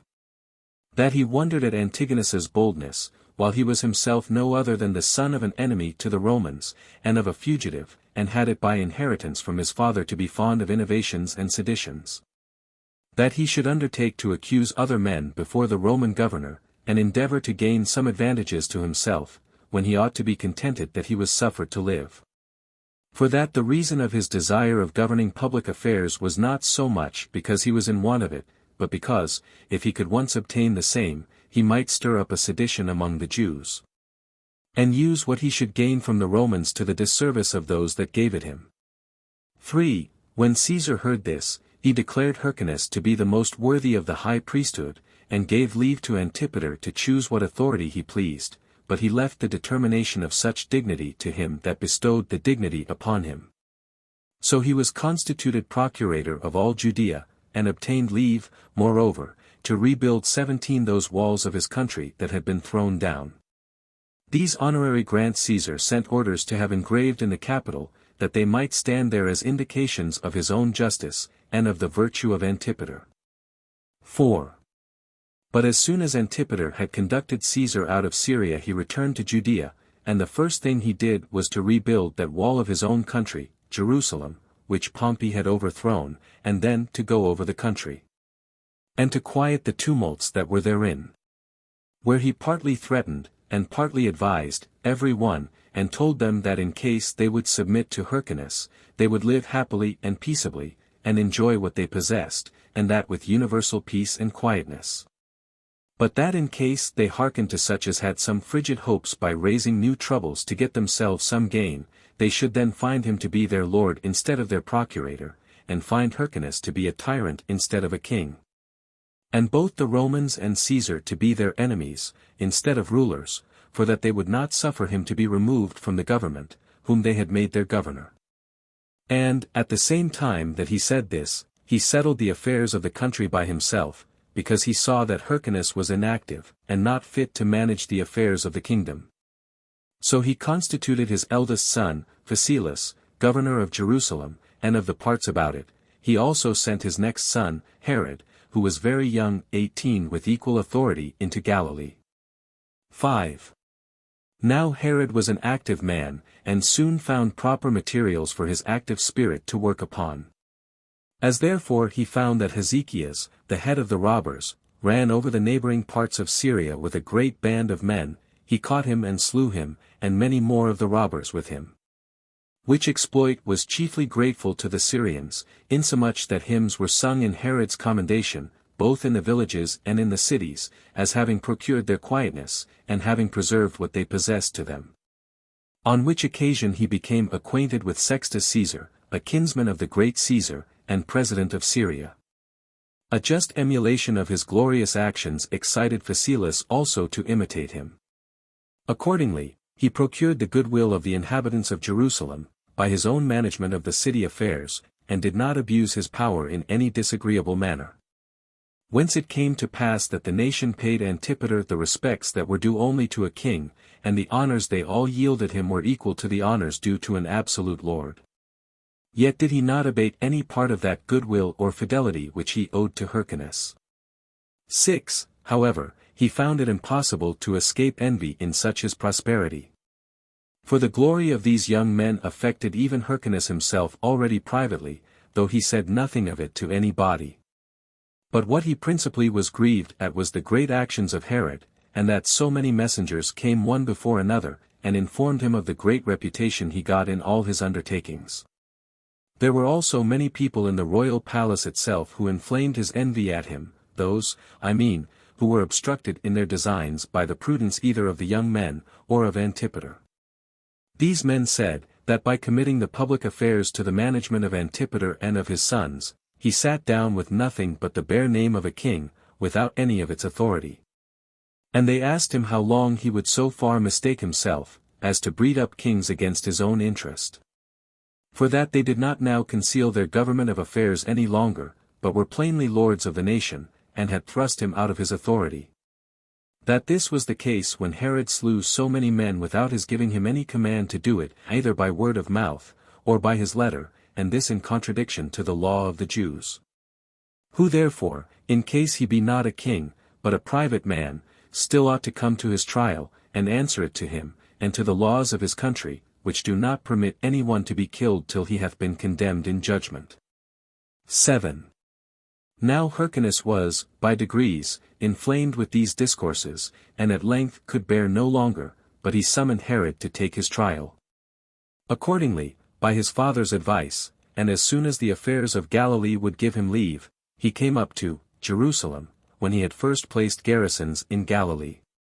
However, he came with a sufficient body of soldiers, so many indeed that he might not appear to have with him an army able to overthrow Hyrcanus's government, nor yet so few as to expose him to the insults of those that envied him.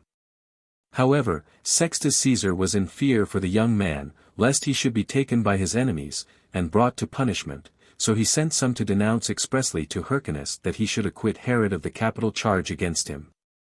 Who acquitted him accordingly, as being otherwise inclined also so to do, for he loved Herod. 8.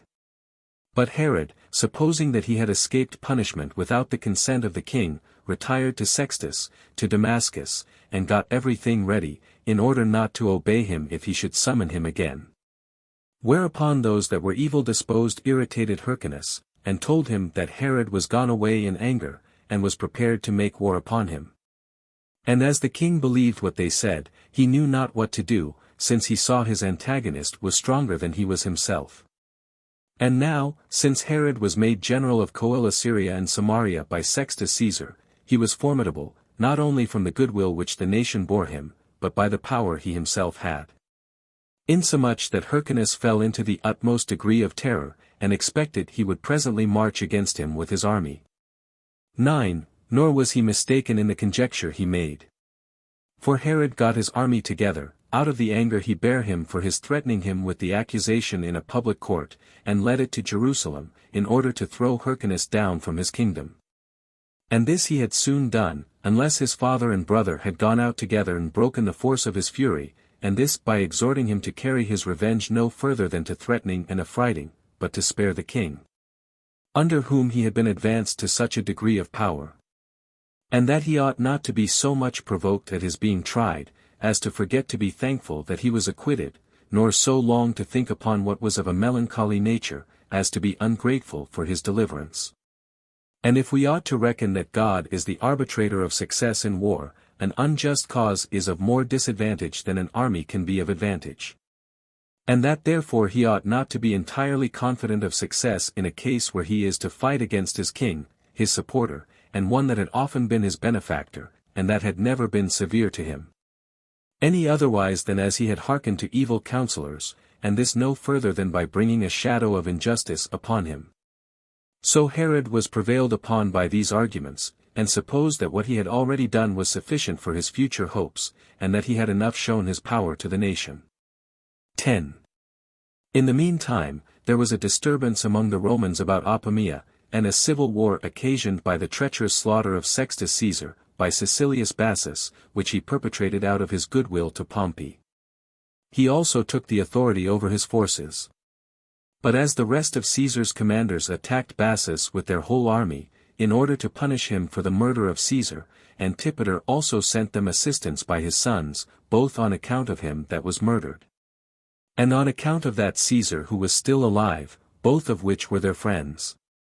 And as this war grew to be of a considerable length, Marcus came out of Italy as successor to Sextus. Chapter 11. Herod is made procurator of all Syria. Malichus is afraid of him, and takes Antipater off by poison, whereupon the tribunes of the soldiers are prevailed with to kill him. 1. There was at this time a mighty war raised among the Romans upon the sudden and treacherous slaughter of Caesar by Cassius and Brutus, after he had held the government for 3 years and 7 months.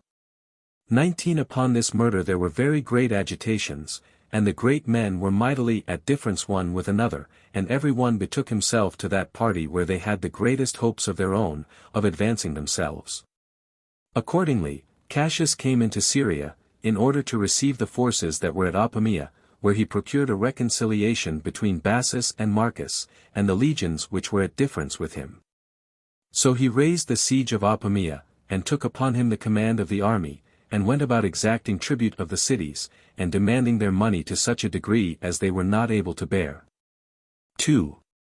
So he gave command that the Jews should bring in 700 talents, whereupon Antipater, out of his dread of Cassius's threats, parted the raising of this sum among his sons, and among others of his acquaintance, and to be done immediately.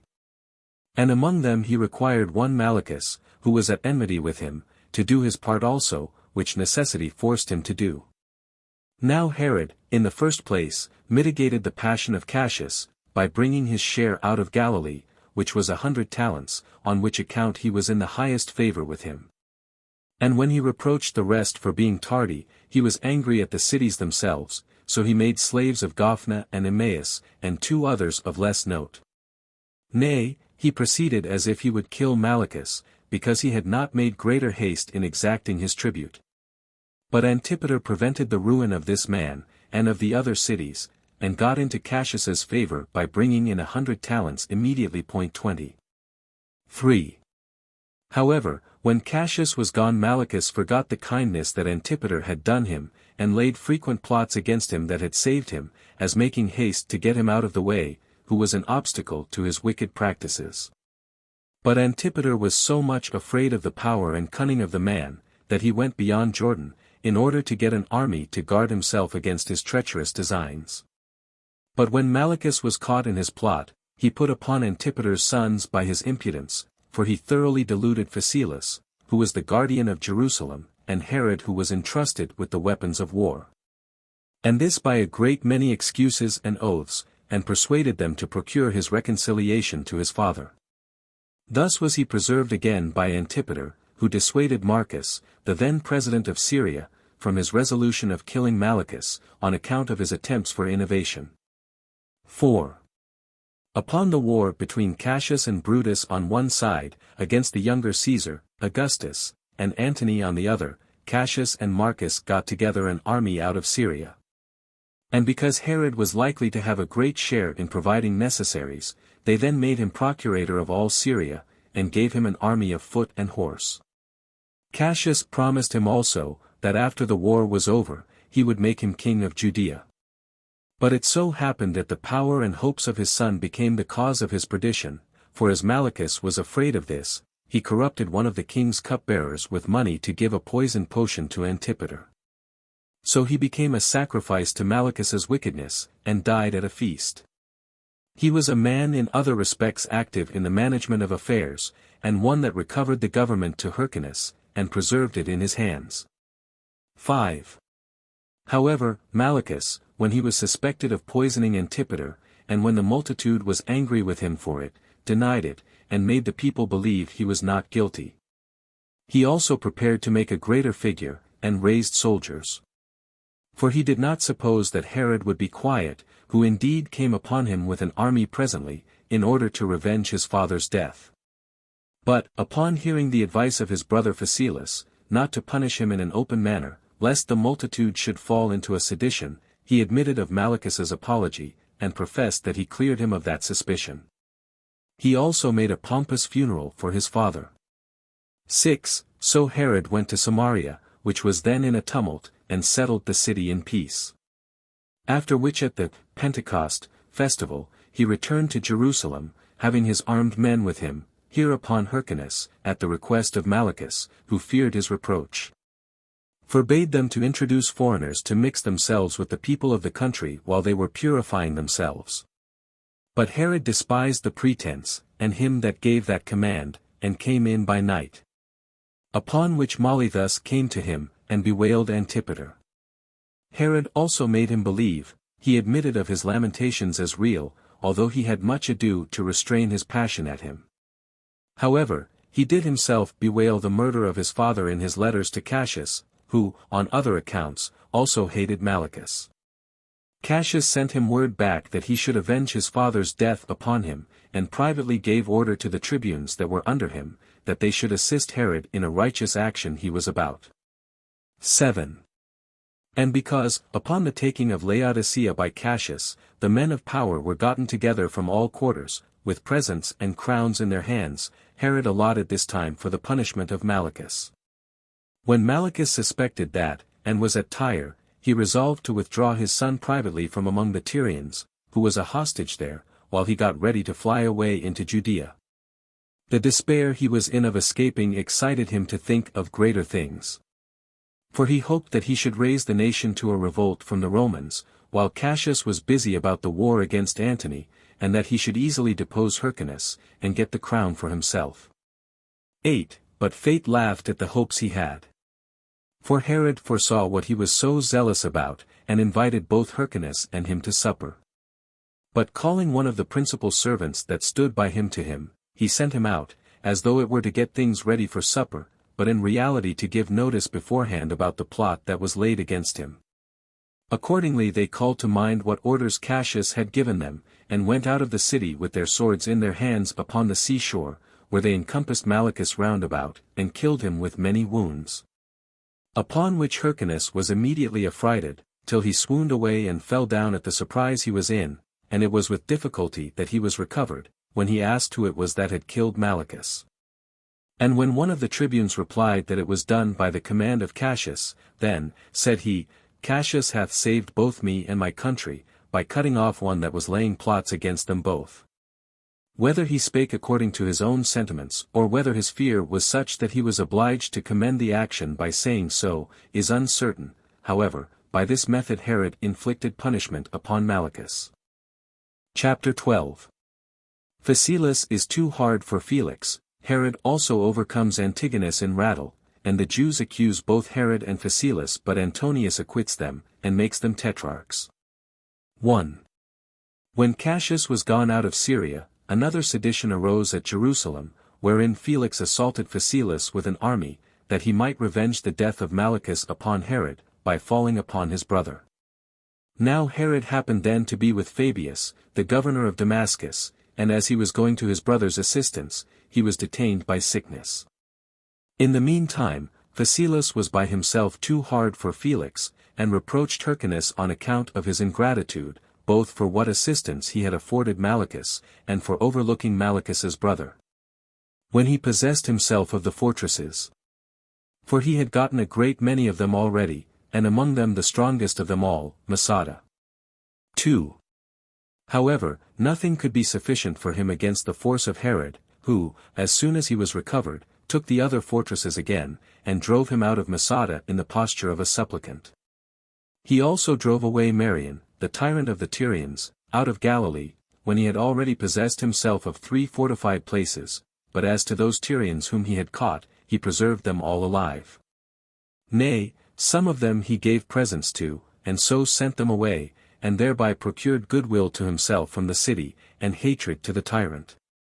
Marion had indeed obtained that tyrannical power of Cassius, who set tyrants over all Syria 21, and out of hatred to Herod it was that he assisted Antigonus, the son of Aristobulus, and principally on Fabius's account, whom Antigonus had made his assistant by money, and had him accordingly on his side when he made his descent. But it was Ptolemy, the kinsman of Antigonus, that supplied all that he wanted. 3. When Herod had fought against these in the avenues of Judea, he was conqueror in the battle, and drove away Antigonus, and returned to Jerusalem, beloved by every body for the glorious action he had done.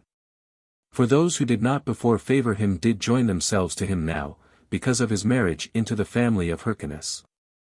For as he had formerly married a wife out of his own country of no ignoble blood, who was called Doris, of whom he begot Antipater, so did he now marry Miriam, the daughter of Alexander, the son of Aristobulus, and the granddaughter of Hyrcanus, and was become thereby a relation of the king.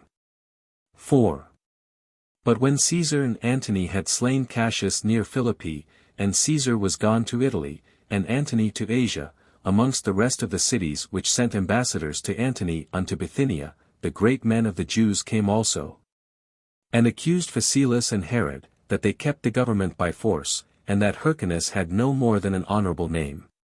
Herod appeared ready to answer this accusation, and having made Antony his friend by the large sums of money which he gave him, he brought him to such a temper as not to hear the others speak against him, and thus did they part at this time. 5. However, after this, there came 100 of the principal men among the Jews to Daphne by Antioch to Antony, who was already in love with Cleopatra to the degree of slavery. These Jews put those men that were the most potent, both in dignity and eloquence, foremost, and accused the brethren. 22 But Messala opposed them, and defended the brethren, and that while Hyrcanus stood by him, on account of his relation to them. When Antony had heard both sides, he asked Hyrcanus which party was the fittest to govern, who replied that Herod and his party were the fittest. Antony was glad of that answer, for he had been formerly treated in an hospitable and obliging manner by his father Antipater, when he marched into Judea with Gabinius. So he constituted the brethren tetrarchs, and committed to them the government of Judea. 6. But when the ambassadors had indignation at this procedure, Antony took 15 of them, and put them into custody, whom he was also going to kill presently, and the rest he drove away with disgrace. On which occasion a still greater tumult arose at Jerusalem, so they sent again 1,000 ambassadors to Tyre, where Antony now abode, as he was marching to Jerusalem. Upon these men who made a clamor he sent out the governor of Tyre, and ordered him to punish all that he could catch of them, and to settle those in the administration whom he had made tetrarchs. 7. But before this, Herod and Hyrcanus went out upon the seashore, and earnestly desired of these ambassadors that they would neither bring ruin upon themselves, nor war upon their native country, by their rash contentions. And when they grew still more outrageous, Antony sent out armed men, and slew a great many, and wounded more of them, of whom those that were slain were buried by Hyrcanus, as were the wounded put under the care of physicians by him. Yet would not those that had escaped be quiet still, but put the affairs of the city into such disorder, and so provoked Antony, that he slew those whom he had in bonds also. Chapter 13. The Parthians bring Antigonus back into Judea, and cast Hyrcanus and Phasaelus into prison. The flight of Herod, and the taking of Jerusalem, and what Hyrcanus and Phasaelus suffered. 1. Now 2 years afterward, when Barzapharnes, a governor among the Parthians, and Pyrrhus, the king's son, had possessed themselves of Syria, and when Lysanias had already succeeded upon the death of his father Ptolemy, the son of Menneus. In the government of Chalcis, he prevailed with the governor, by a promise of 1,000 talents, and 500 women, to bring back Antigonus to his kingdom, and to turn Hyrcanus out of it. Pacorus was by these means induced so to do, and marched along the sea coast, while he ordered Barzapharnes to fall upon the Jews as he went along the Mediterranean part of the country. But of the maritime people, the Tyrians would not receive Pacorus, although those of Ptolemy and Sidon had received him. So he committed a troop of his horse to a certain cupbearer belonging to the royal family, of his own name, Pacorus, and gave him orders to march into Judea, in order to learn the state of affairs among their enemies, and to help Antigonus when he should want his assistance. 2. Now as these men were ravaging Carmel, many of the Jews ran together to Antigonus, and showed themselves ready to make an incursion into the country. So he sent them before into that place called Drymus, the woodland 23, to seize upon the place. Whereupon a battle was fought between them, and they drove the enemy away, and pursued them, and ran after them as far as Jerusalem, and as their numbers increased, they proceeded as far as the king's palace. But as Hyrcanus and Phasaelus received them with a strong body of men, there happened a battle in the marketplace, in which Herod's party beat the enemy, and shut them up in the temple, and set 60 men in the houses adjoining as a guard to them. But the people that were tumultuous against the brethren came in, and burnt those men. While Herod, in his rage for killing them, attacked and slew many of the people, till one party made incursions on the other by turns, day by day, in the way of ambushes, and slaughters were made continually among them. 3. Now when that festival which we call Pentecost was at hand, all the places about the temple, and the whole city, was full of a multitude of people that were come out of the country, and which were the greatest part of them armed also. At which time Phasaelus guarded the wall, and Herod, with a few, guarded the royal palace. And when he made an assault upon his enemies, as they were out of their ranks, on the north quarter of the city, he slew a very great number of them, and put them all to flight. And some of them he shut up within the city, and others within the outward rampart. In the meantime, Antigonus desired that Pacorus might be admitted to be a reconciler between them. And Phasaelus was prevailed upon to admit the Parthian into the city with 500 horse, and to treat him in an hospitable manner, who pretended that he came to quell the tumult, but in reality he came to assist Antigonus. However, he laid a plot for Phasaelus, and persuaded him to go as an ambassador to Barzapharnes, in order to put an end to the war, although Herod was very earnest with him to the contrary, and exhorted him to kill the plotter, but not expose himself to the snares he had laid for him, because the barbarians are naturally perfidious. However, Pacorus went out and took Hyrcanus with him, that he might be the less suspected. He also 24 left some of the horsemen, called the freemen, with Herod, and conducted Phasaelus with the rest. 4. But now, when they were come to Galilee, they found that the people of that country had revolted, and were in arms, who came very cunningly to their leader, and besought him to conceal his treacherous intentions by an obliging behavior to them. Accordingly, he at first made them presents, and afterward, as they went away, laid ambushes for them, and when they were come to one of the maritime cities called Ectopon, they perceived that a plot was laid for them. For they were there informed of the promise of 1,000 talents, and how Antigonus had devoted the greatest number of the women that were there with them, among the 500, to the Parthians. They also perceived that an ambush was always laid for them by the barbarians in the night time. They had also been seized on before this, unless they had waited for the seizure of Herod first at Jerusalem, because if he were once informed of this treachery of theirs, he would take care of himself. Nor was this a mere report, but they saw the guards already not far off them. 5. Nor would Phasaelus think of forsaking Hyrcanus and flying away, although Flavius earnestly persuaded him to it. For this man had learned the whole scheme of the plot from Saramalla, the richest of all the Syrians. But Phasaelus went up to the Parthilian governor, and reproached him to his face for laying this treacherous plot against them, and chiefly because he had done it for money. And he promised him that he would give him more money for their preservation, than Antigonus had promised to give for the kingdom. But the sly Parthian endeavored to remove all this suspicion by apologies and by oaths, and then went, to the other, Pacorus. Immediately after which those Parthians who were left, and had it in charge, seized upon Phasaelus and Hyrcanus, who could do no more than curse their perfidiousness and their perjury. 6. In the meantime, the cupbearer was sent back, and laid a plot how to seize upon Herod, by deluding him, and getting him out of the city, as he was commanded to do. But Herod suspected the barbarians from the beginning. And having then received intelligence that a messenger, who was to bring him the letters that informed him of the treachery intended, had fallen among the enemy, he would not go out of the city. Though Pacorus said very positively that he ought to go out, and meet the messengers that brought the letters, for that the enemy had not taken them, and that the contents of them were not accounts of any plots upon them, but of what Phasaelus had done. Yet had he heard from others that his brother was seized. And Alexandra 25, the shrewdest woman in the world, Hyrcanus's daughter, begged of him that he would not go out, nor trust himself to those barbarians, who now were come to make an attempt upon him openly. 7.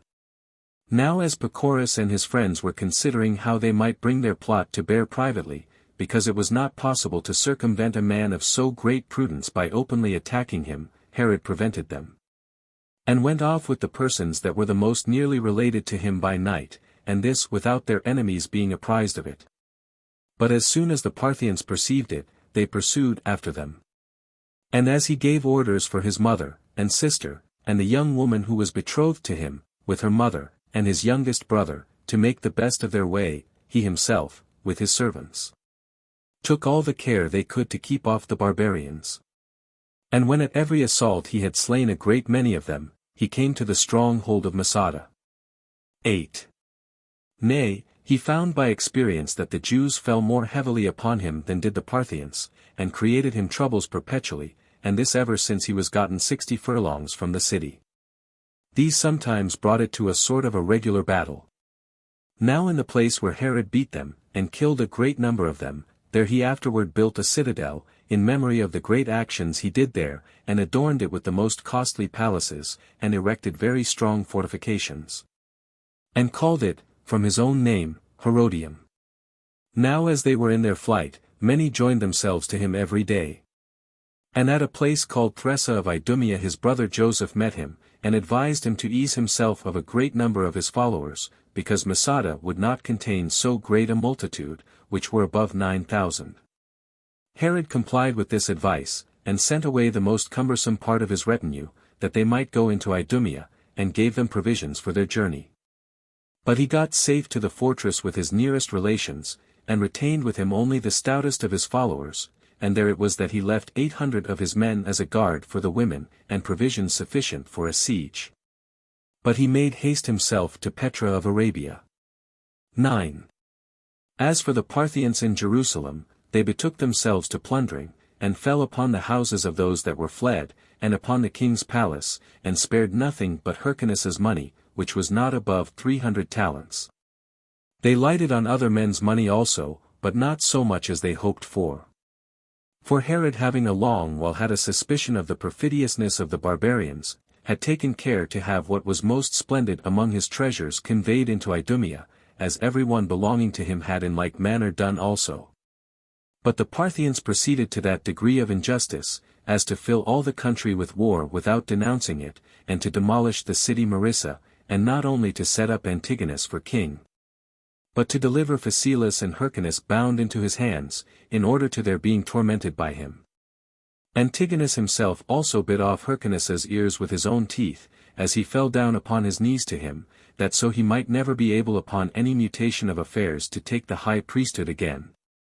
For the high priests that officiated were to be complete, and without blemish.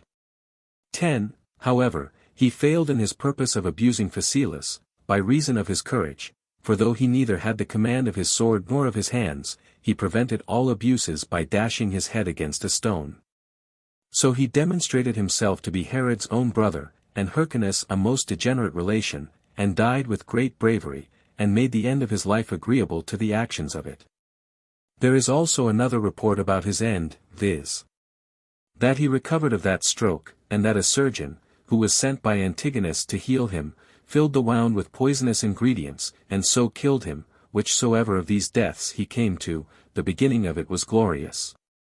It is also reported that before he expired he was informed by a certain poor woman how Herod had escaped out of their hands, and that he said thereupon, I now die with comfort, since I leave behind me one alive that will avenge me of mine enemies. 11. This was the death of Phasaelus. But the Parthians, although they had failed of the women they chiefly desired, yet did they put the government of Jerusalem into the hands of Antigonus, and took away Hyrcanus, and bound him, and carried him to Parthia. Chapter 14. When Herod is rejected in Arabia, he makes haste to Rome where Antony and Caesar join their interest to make him king. 1. Now Herod did the more zealously pursue his journey into Arabia, as making haste to get money of the king, while his brother was yet alive. By which money alone it was that he hoped to prevail upon the covetous temper of the barbarians to spare Phasaelus. For he reasoned thus with himself, that if the Arabian king was too forgetful of his father's friendship with him, and was too covetous to make him a free gift, he would however borrow of him as much as might redeem his brother, and put into his hands, as a pledge, the son of him that was to be redeemed. Accordingly he led his brother's son along with him, who was of the age of 7 years. Now he was ready to give 300 talents for his brother, and intended to desire the intercession of the Tyrians, to get them accepted. However, fate had been too quick for his diligence, and since Phasaelus was dead, Herod's brotherly love was now in vain. Moreover, he was not able to find any lasting friendship among the Arabians. For their king, Malichus, sent to him immediately, and commanded him to return back out of his country, and used the name of the Parthians as a pretense for so doing, as though these had denounced to him by their ambassadors to cast Herod out of Arabia, while in reality they had a mind to keep back what they owed to Antipater, and not be obliged to make requitals to his sons for the free gifts the father had made them. He also took the impudent advice of those who, equally with himself, were willing to deprive Herod of what Antipater had deposited among them, and these men were the most potent of all whom he had in his kingdom. 2. So when Herod had found that the Arabians were his enemies, and this for those very reasons whence he hoped they would have been the most friendly, and had given them such an answer as his passion suggested, he returned back, and went for Egypt. Now he lodged the first evening at one of the temples of that country, in order to meet with those whom he left behind. But on the next day word was brought him, as he was going to Rhinocura, that his brother was dead, and how he came by his death. And when he had lamented him as much as his present circumstances could bear, he soon laid aside such cares, and proceeded on his journey. But now, after some time, the king of Arabia repented of what he had done, and sent presently away messengers to call him back. Herod had prevented them, and was come to Pelusium, where he could not obtain a passage from those that lay with the fleet, so he besought their captains to let him go by them. Accordingly, out of the reverence they bore to the fame and dignity of the man, they conducted him to Alexandria. And when he came into the city, he was received by Cleopatra with great splendor, who hoped he might be persuaded to be commander of her forces in the expedition she was now about. But he rejected the queen's solicitations, and being neither affrighted at the height of that storm which then happened, nor at the tumults that were now in Italy, he sailed for Rome. 3. But as he was in peril about Pamphylia, and obliged to cast out the greatest part of the ships lading, he with difficulty got safe to Rhodes, a place which had been grievously harassed in the war with Cassius. He was there received by his friends, Ptolemy and Sapinius. And although he was then in want of money, he fitted up a 3-decked ship of very great magnitude, wherein he and his friends sailed to Brundusium 26 and went thence to Rome with all speed. Where he first of all went to Antony, on account of the friendship his father had with him, and laid before him the calamities of himself and his family. And that he had left his nearest relations besieged in a fortress, and had sailed to him through a storm, to make supplication to him for assistance. 4. Hereupon Antony was moved to compassion at the change that had been made in Herod's affairs, and this both upon his calling to mind how hospitably he had been treated by Antipater, but more especially on account of Herod's own virtue. So he then resolved to get him made king of the Jews, whom he had himself formerly made tetrarch. The contest also that he had with Antigonus was another inducement, and that of no less weight than the great regard he had for Herod. For he looked upon Antigonus as a seditious person, and an enemy of the Romans. And as for Caesar, Herod found him better prepared than Antony, as remembering very fresh the wars he had gone through together with his father, the hospitable treatment he had met with from him, and the entire goodwill he had showed to him. Besides the activity which he saw in Herod himself. So he called the Senate together, wherein Messalas, and after him Atratinus, produced Herod before them, and gave a full account of the merits of his father, and his own goodwill to the Romans. At the same time they demonstrated that Antigonus was their enemy, not only because he soon quarreled with them, but because he now overlooked the Romans, and took the government by the means of the Parthians. These reasons greatly moved the Senate. At which juncture Antony came in, and told them that it was for their advantage in the Parthian war that Herod should be king, so they all gave their votes for it. And when the Senate was separated, Antony and Caesar went out, with Herod between them, while the consul and the rest of the magistrates went before them, in order to offer sacrifices, and to lay the decree in the Capitol. Antony also made a feast for Herod on the first day of his reign. Chapter 15. Antigonus besieges those that were in Masada, whom Herod frees from confinement when he came back from Rome, and presently marches to Jerusalem where he finds Silo corrupted by bribes. 1. Now during this time Antigonus besieged those that were in Masada, who had all other necessaries in sufficient quantity, but were in want of water. On which account Joseph, Herod's brother, was disposed to run away to the Arabians, with 200 of his own friends, because he had heard that Malichus repented of his offenses with regard to Herod. And he had been so quick as to have been gone out of the fortress already, unless, on that very night when he was going away, there had fallen a great deal of rain, insomuch that his reservoirs were full of water. And so he was under no necessity of running away. After which, therefore, they made an irruption upon Antigonus's party, and slew a great many of them, some in open battles, and some in private ambush, nor had they always success in their attempts, for sometimes they were beaten, and ran away. 2. In the meantime Ventidius, the Roman general, was sent out of Syria, to restrain the incursions of the Parthians. And after he had done that, he came into Judea, in pretense indeed to assist Joseph and his party, but in reality to get money of Antigonus. And when he had pitched his camp very near to Jerusalem, as soon as he had got money enough, he went away with the greatest part of his forces. Yet still did he leave Silo with some part of them, lest if he had taken them all away, his taking of bribes might have been too openly discovered. Now Antigonus hoped that the Parthians would come again to his assistance, and therefore cultivated a good understanding with Silo in the meantime, lest any interruption should be given to his hopes. 3. Now by this time Herod had sailed out of Italy, and was come to Ptolemy.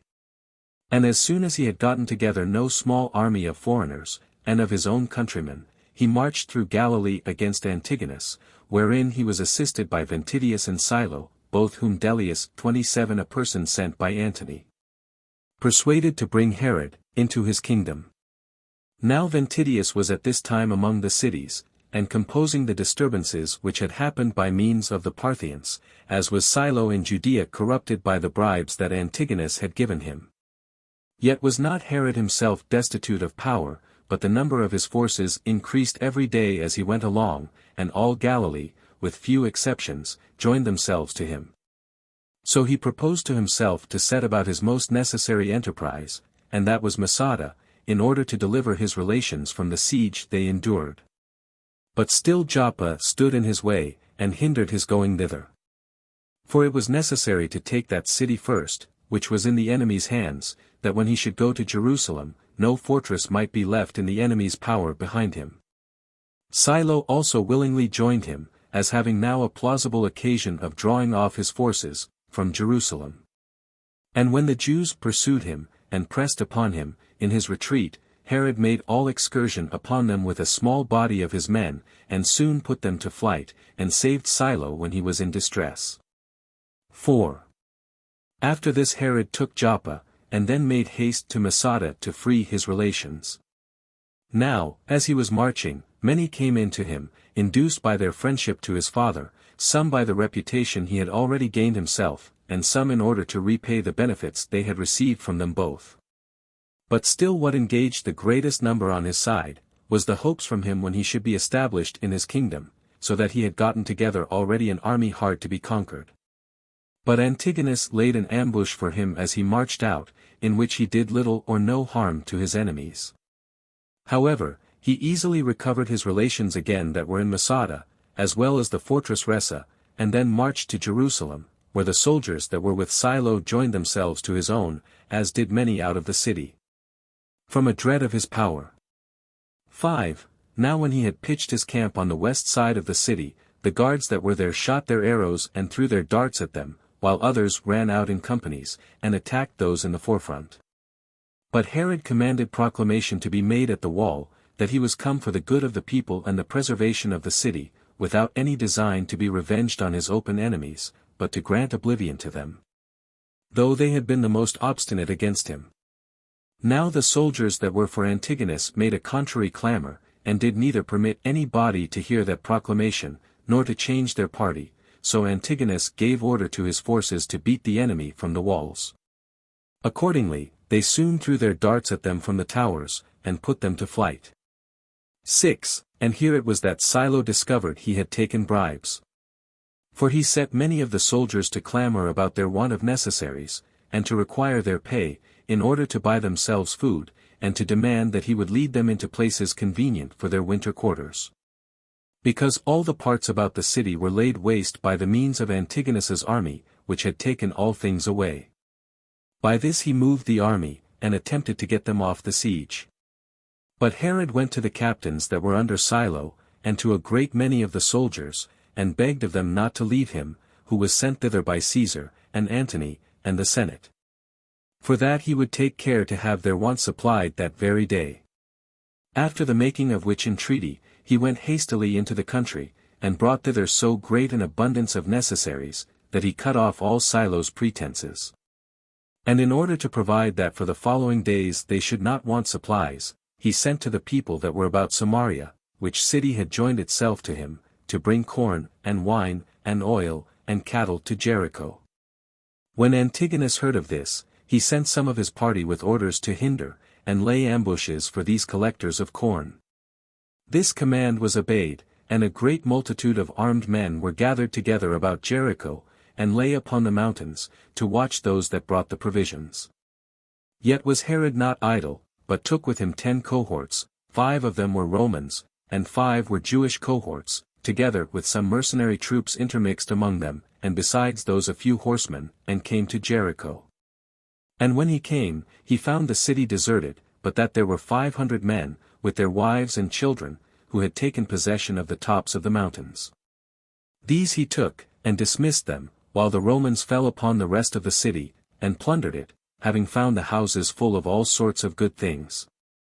So the king left a garrison at Jericho, and came back, and sent the Roman army into those cities which were come over to him, to take their winter quarters there, viz. into Judea, or Idumea, and Galilee, and Samaria. Antigonus also by bribes obtained of Silo to let a part of his army be received at Lydda, as a compliment to Antonius. Chapter 16. Herod takes Sepphoris and subdues the robbers that were in the caves, he after that avenges himself upon Machaerus, as upon an enemy of his, and goes to Antony as he was besieging Samosata. 1. So the Romans lived in plenty of all things, and rested from war. However, Herod did not lie at rest, but seized upon Idumea, and kept it, with 2,000 footmen, and 400 horsemen. And this he did by sending his brother Joseph thither, that no innovation might be made by Antigonus. He also removed his mother, and all his relations, who had been in Masada, to Samaria. And when he had settled them securely, he marched to take the remaining parts of Galilee, and to drive away the garrisons placed there by Antigonus. 2. But when Herod had reached Sepphoris 28 in a very great snow, he took the city without any difficulty, the guards that should have kept it flying away before it was assaulted. Where he gave an opportunity to his followers that had been in distress to refresh themselves, there being in that city a great abundance of necessaries. After which he hasted away to the robbers that were in the caves, who overran a great part of the country, and did as great mischief to its inhabitants as a war itself could have done. Accordingly, he sent beforehand 3 cohorts of footmen, and 1 troop of horsemen, to the village Arbela, and came himself 40 days afterwards 29 with the rest of his forces, yet were not the enemy affrighted at his assault but met him in arms. For their skill was that of warriors, but their boldness was the boldness of robbers. When therefore it came to a pitched battle, they put to flight Herod's left wing with their right one. But Herod, wheeling about on the sudden from his own right wing, came to their assistance, and both made his own left wing return back from its flight, and fell upon the pursuers, and cooled their courage, till they could not bear the attempts that were made directly upon them, and so turned back and ran away. 3. But Herod followed them, and slew them as he followed them, and destroyed a great part of them, till those that remained were scattered beyond the river, Jordan. And Galilee was freed from the terrors they had been under, excepting from those that remained, and lay concealed in caves, which required longer time ere they could be conquered. In order to which Herod, in the first place, distributed the fruits of their former labors to the soldiers, and gave every one of them 150 drachmae of silver, and a great deal more to their commanders, and sent them into their winter quarters. He also sent to his youngest brother Pharoas, to take care of a good market for them, where they might buy themselves provisions, and to build a wall about Alexandrium, who took care of both those injunctions accordingly. 4. In the meantime Antony abode at Athens, while Ventidius called for Silo and Herod to come to the war against the Parthians, but ordered them first to settle the affairs of Judea. So Herod willingly dismissed Silo to go to Ventidius, but he made an expedition himself against those that lay in the caves. Now these caves were in the precipices of craggy mountains, and could not be come at from any side, since they had only some winding pathways, very narrow, by which they got up to them. But the rock that lay on their front had beneath it valleys of a vast depth, and of an almost perpendicular declivity.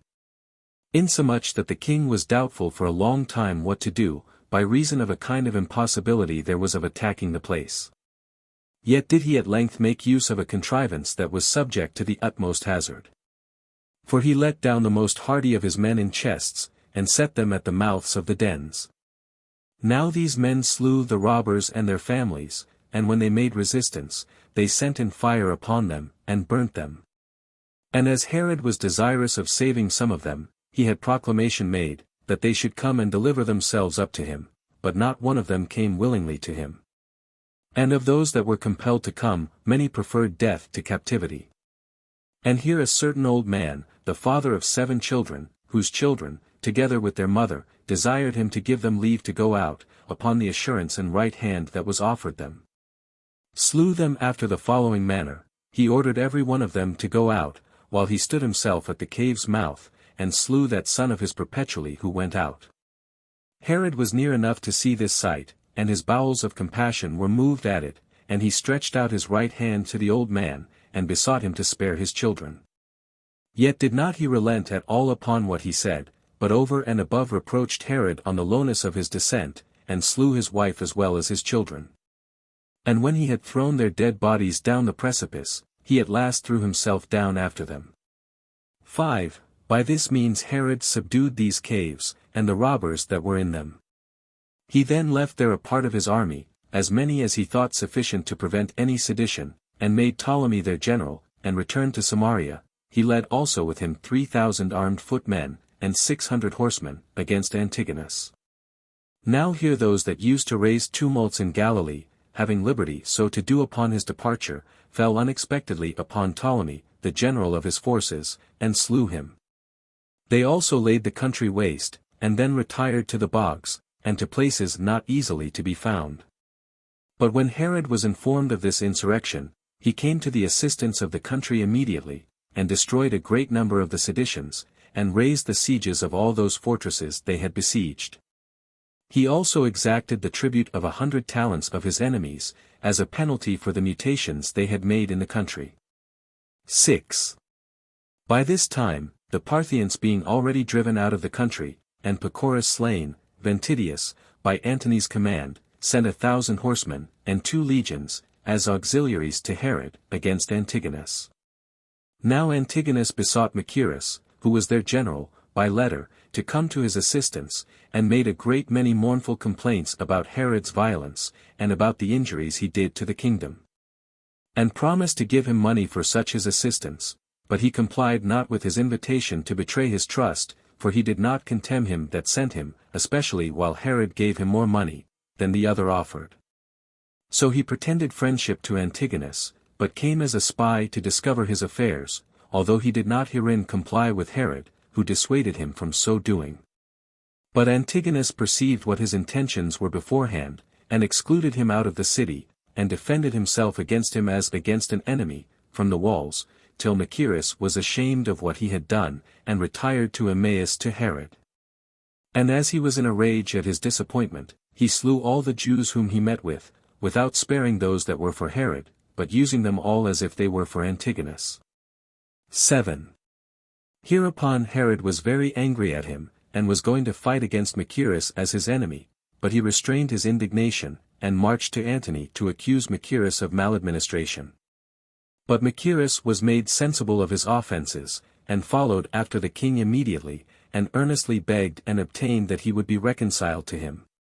However, Herod did not desist from his resolution of going to Antony.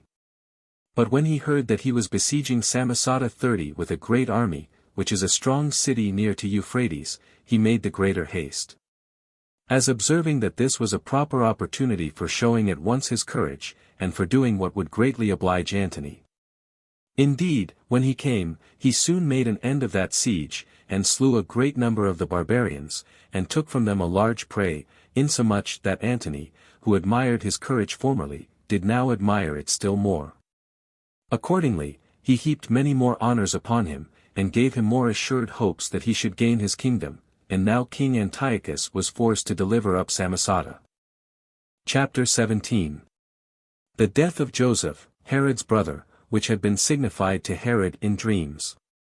How Herod was preserved twice after a wonderful manner. He cuts off the head of Pappus, who was the murderer of his brother, and sends that head to his other brother, Pheroras, and in no long time he besieges Jerusalem and marries Miriam. 1. In the meantime, Herod's affairs in Judea were in an ill state. He had left his brother Joseph with full power, but had charged him to make no attempts against Antigonus till his return. For that Machaerus would not be such an assistant as he could depend on, as it appeared by what he had done already. But as soon as Joseph heard that his brother was at a very great distance, he neglected the charge he had received, and marched towards Jericho with 5 cohorts, which Machaerus sent with him. This movement was intended for seizing on the corn, as it was now in the midst of summer.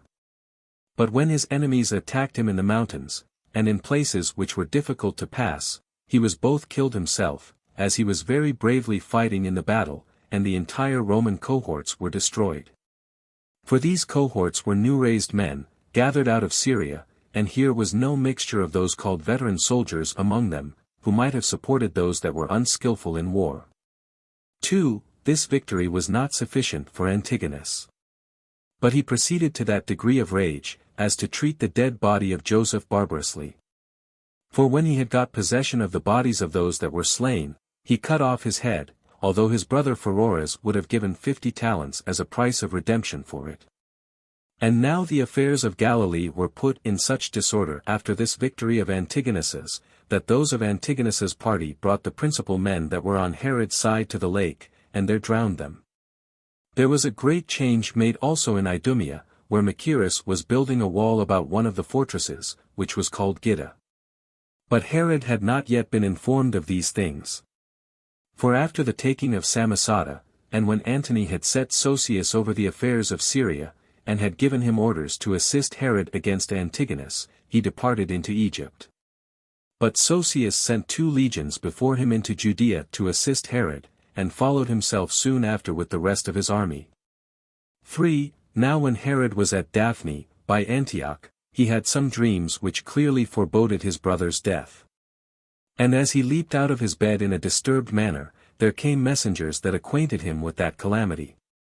So when he had lamented this misfortune for a while, he put off the main part of his mourning, and made haste to march against his enemies.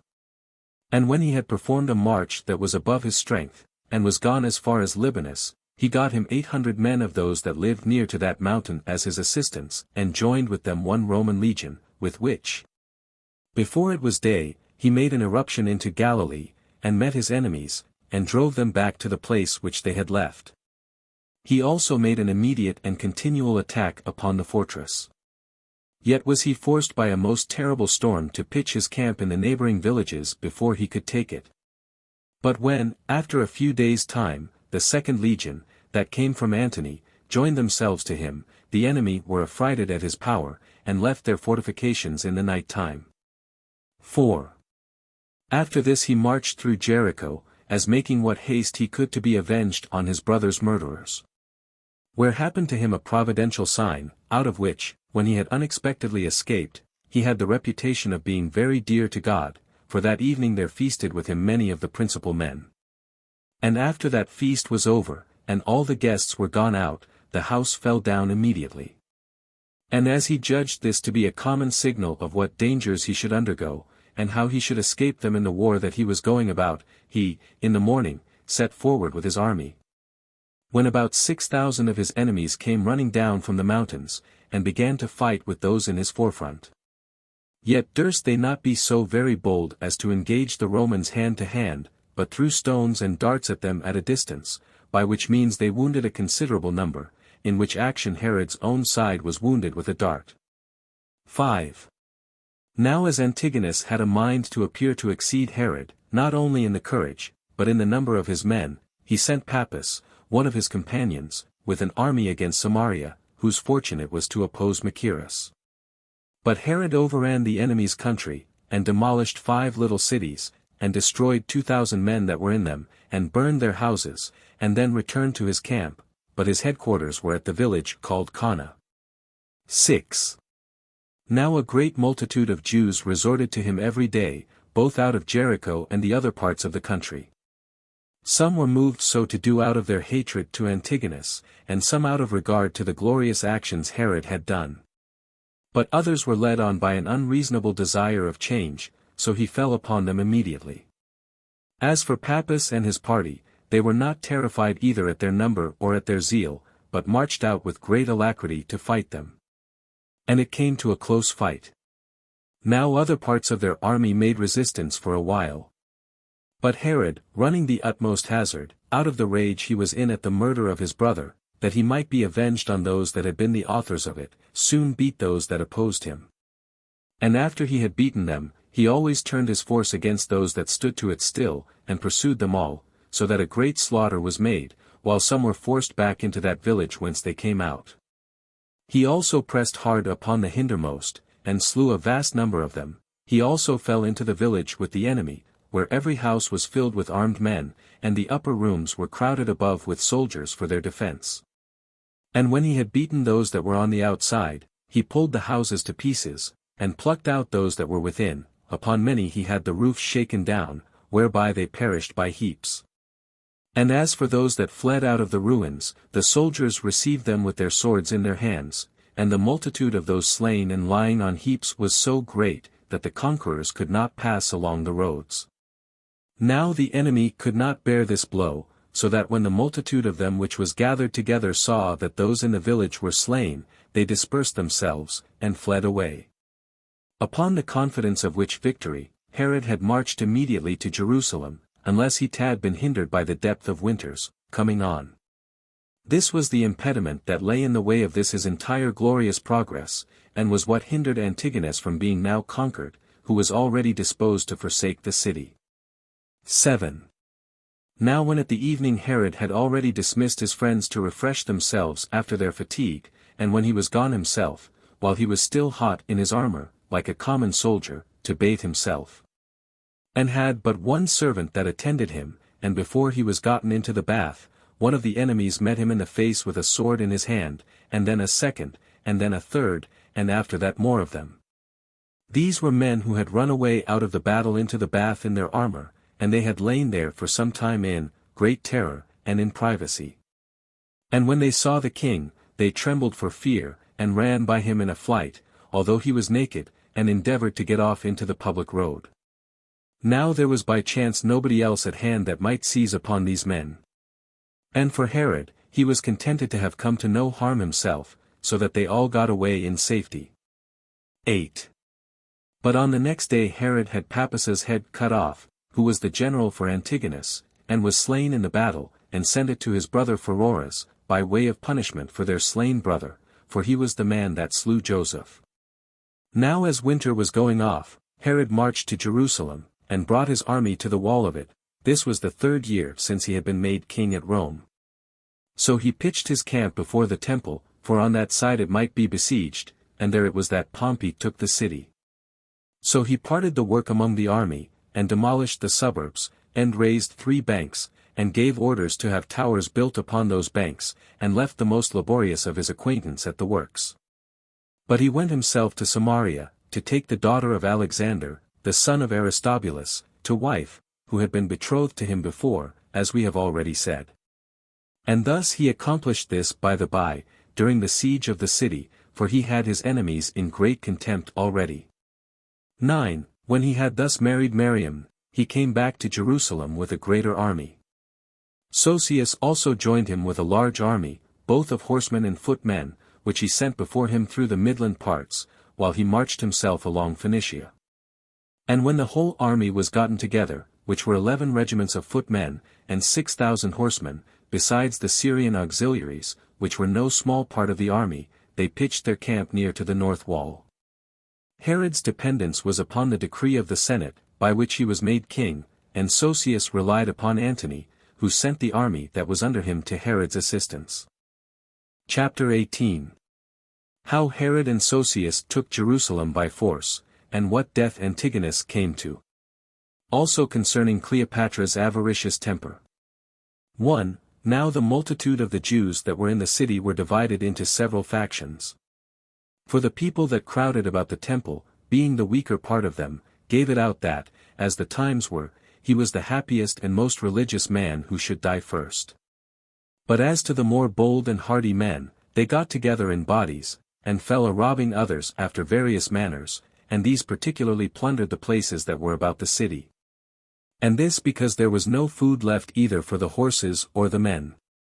Yet some of the warlike men, who were used to fight regularly, were appointed to defend the city during the siege, and these drove those that raised the banks away from the wall. And these were always inventing some engine or another to be a hindrance to the engines of the enemy, nor had they so much success any way as in the mines underground. 2. Now as for the robberies which were committed, the king contrived that ambushes should be so laid, that they might restrain their excursions, and as for the want of provisions, he provided that they should be brought to them from great distances. He was also too hard for the Jews, by the Roman skill in the art of war, although they were bold to the utmost degree, now they durst not come to a plain battle with the Romans, which was certain death. But through their mines underground they would appear in the midst of them on the sudden, and before they could batter down one wall, they built them another in its stead. And to sum up all at once, they did not show any want either of painstaking or of contrivances, as having resolved to hold out to the very last. Indeed, though they had so great an army lying round about them, they bore a siege of 5 months, till some of Herod's chosen men ventured to get upon the wall, and fell into the city, as did Sosius's centurions after them. And now they first of all seized upon what was about the temple. And upon the pouring in of the army, there was slaughter of vast multitudes everywhere, by reason of the rage the Romans were in at the length of this siege. And by reason that the Jews who were about Herod earnestly endeavored that none of their adversaries might remain. So they were cut to pieces by great multitudes, as they were crowded together in narrow streets, and in houses, or were running away to the temple, nor was there any mercy showed either to infants, or to the aged, or to the weaker sex. Insomuch that although the king sent about and desired them to spare the people, nobody could be persuaded to withhold their right hand from slaughter, but they slew people of all ages, like madmen. Then it was that Antigonus, without any regard to his former or to his present fortune, came down from the citadel, and fell at Sosius's feet, who without pitying him at all, upon the change of his condition, laughed at him beyond measure.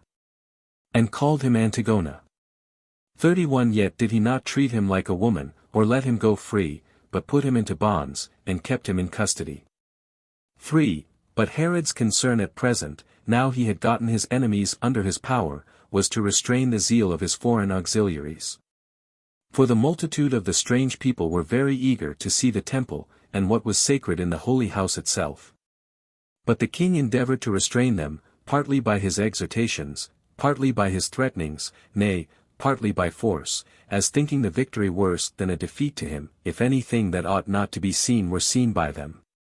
He also forbade, at the same time, the spoiling of the city, asking Sosius in the most earnest manner, whether the Romans, by thus emptying the city of money and men, had a mind to leave him king of a desert. And told him that he judged the dominion of the habitable earth too small a compensation for the slaughter of so many citizens. And when Sosius said that it was but just to allow the soldiers this plunder as a reward for what they suffered during the siege, Herod made answer, that he would give every one of the soldiers a reward out of his own money. So he purchased the deliverance of his country, and performed his promises to them, and made presents after a magnificent manner to each soldier, and proportionably to their commanders, and with a most royal bounty to Sosius himself. Whereby nobody went away but in a wealthy condition.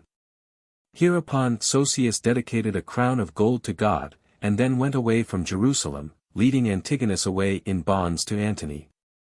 Then did the axe bring him to his end, 32 who still had a fond desire of life, and some frigid hopes of it to the last, but by his cowardly behavior well deserved to die by it. 4. Hereupon King Herod distinguished the multitude that was in the city.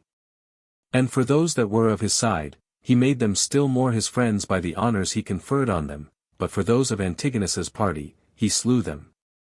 And as his money ran low, he turned all the ornaments he had into money, and sent it to Antony, and to those about him. Yet could he not hereby purchase an exemption from all sufferings. For Antony was now bewitched by his love to Cleopatra, and was entirely conquered by her charms. Now Cleopatra had put to death all her kindred, till no one near her in blood remained alive, and after that she fell a slaying those no way related to her. So she calumniated the principal men among the Syrians to Antony, and persuaded him to have them slain, that so she might easily gain to be mistress of what they had. Nay, she extended her avaricious humor to the Jews and Arabians, and secretly labored to have Herod and Malichus, the kings of both those nations, slain by his order. 5. Now as to these her injunctions to Antony, he complied in part. For though he esteemed it too abominable a thing to kill such good and great kings, yet was he thereby alienated from the friendship he had for them. He also took away a great deal of their country. Nay, even the plantation of palm trees at Jericho, where also grows the balsam tree, and bestowed them upon her, as also all the cities on this side the river Eleutherus, Tyre and Sidon 33 excepted.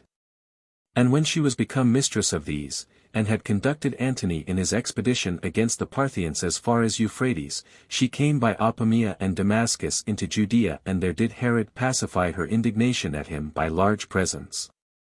He also hired of her those places that had been torn away from his kingdom, at the yearly rent of 200 talents. He conducted her also as far as Pelusium, and paid her all the respects possible. Now it was not long after this that Antony was come back from Parthia, and led with him Artabazus, Tigranes' son, captive, as a present for Cleopatra. For this Parthian was presently given her, with his money, and all the prey that was taken with him. Chapter 19. How Antony at the persuasion of Cleopatra sent Herod to fight against the Arabians, and now after several battles, he at length got the victory. As also concerning a great earthquake. 1. Now when the war about Actium was begun, Herod prepared to come to the assistance of Antony, as being already freed from his troubles in Judea, and having gained Hyrcania, which was a place that was held by Antigonus's sister. However, he was cunningly hindered from partaking of the hazards that Antony went through by Cleopatra. For since, as we have already noted, she had laid a plot against the kings of Judea and Arabia, she prevailed with Antony to commit the war against the Arabians to Herod. That so, if he got the better, she might become mistress of Arabia, or, if he were worsted, of Judea, and that she might destroy one of those kings by the other. 2. However, this contrivance tended to the advantage of Herod. For at the very first he took hostages from the enemy, and got together a great body of horse, and ordered them to march against them about Diaspus, and he conquered that army, although it fought resolutely against him. After which defeat, the Arabians were in great motion, and assembled themselves together at Canatha, a city of Seleucid, in vast multitudes, and waited for the Jews. And when Herod was come thither, he tried to manage this war with particular prudence, and gave orders that they should build a wall about their camp. Yet did not the multitude comply with those orders, but were so emboldened by their foregoing victory, that they presently attacked the Arabians, and beat them at the first onset, and then pursued them. Yet were there snares laid for Herod in that pursuit, while Athenio, who was one of Cleopatra's generals, and always an antagonist to Herod, sent out of Canatha the men of that country against him. For, upon this fresh onset, the Arabians took courage, and returned back, and both joined their numerous forces about stony places, that were hard to be gone over, and there put Herod's men to the rout, and made a great slaughter of them. But those that escaped out of the battle fled to Ormizah, where the Arabians surrounded their camp, and took it, with all the men in it. 3. In a little time after this calamity, Herod came to bring them succors, but he came too late. Now the occasion of that blow was this, that the officers would not obey orders. For had not the fight begun so suddenly, Athenio had not found a proper season for the snares he laid for Herod. However, he was even with the Arabians afterward, and overran their country, and did them more harm than their single victory could compensate. But as he was avenging himself on his enemies, there fell upon him another providential calamity.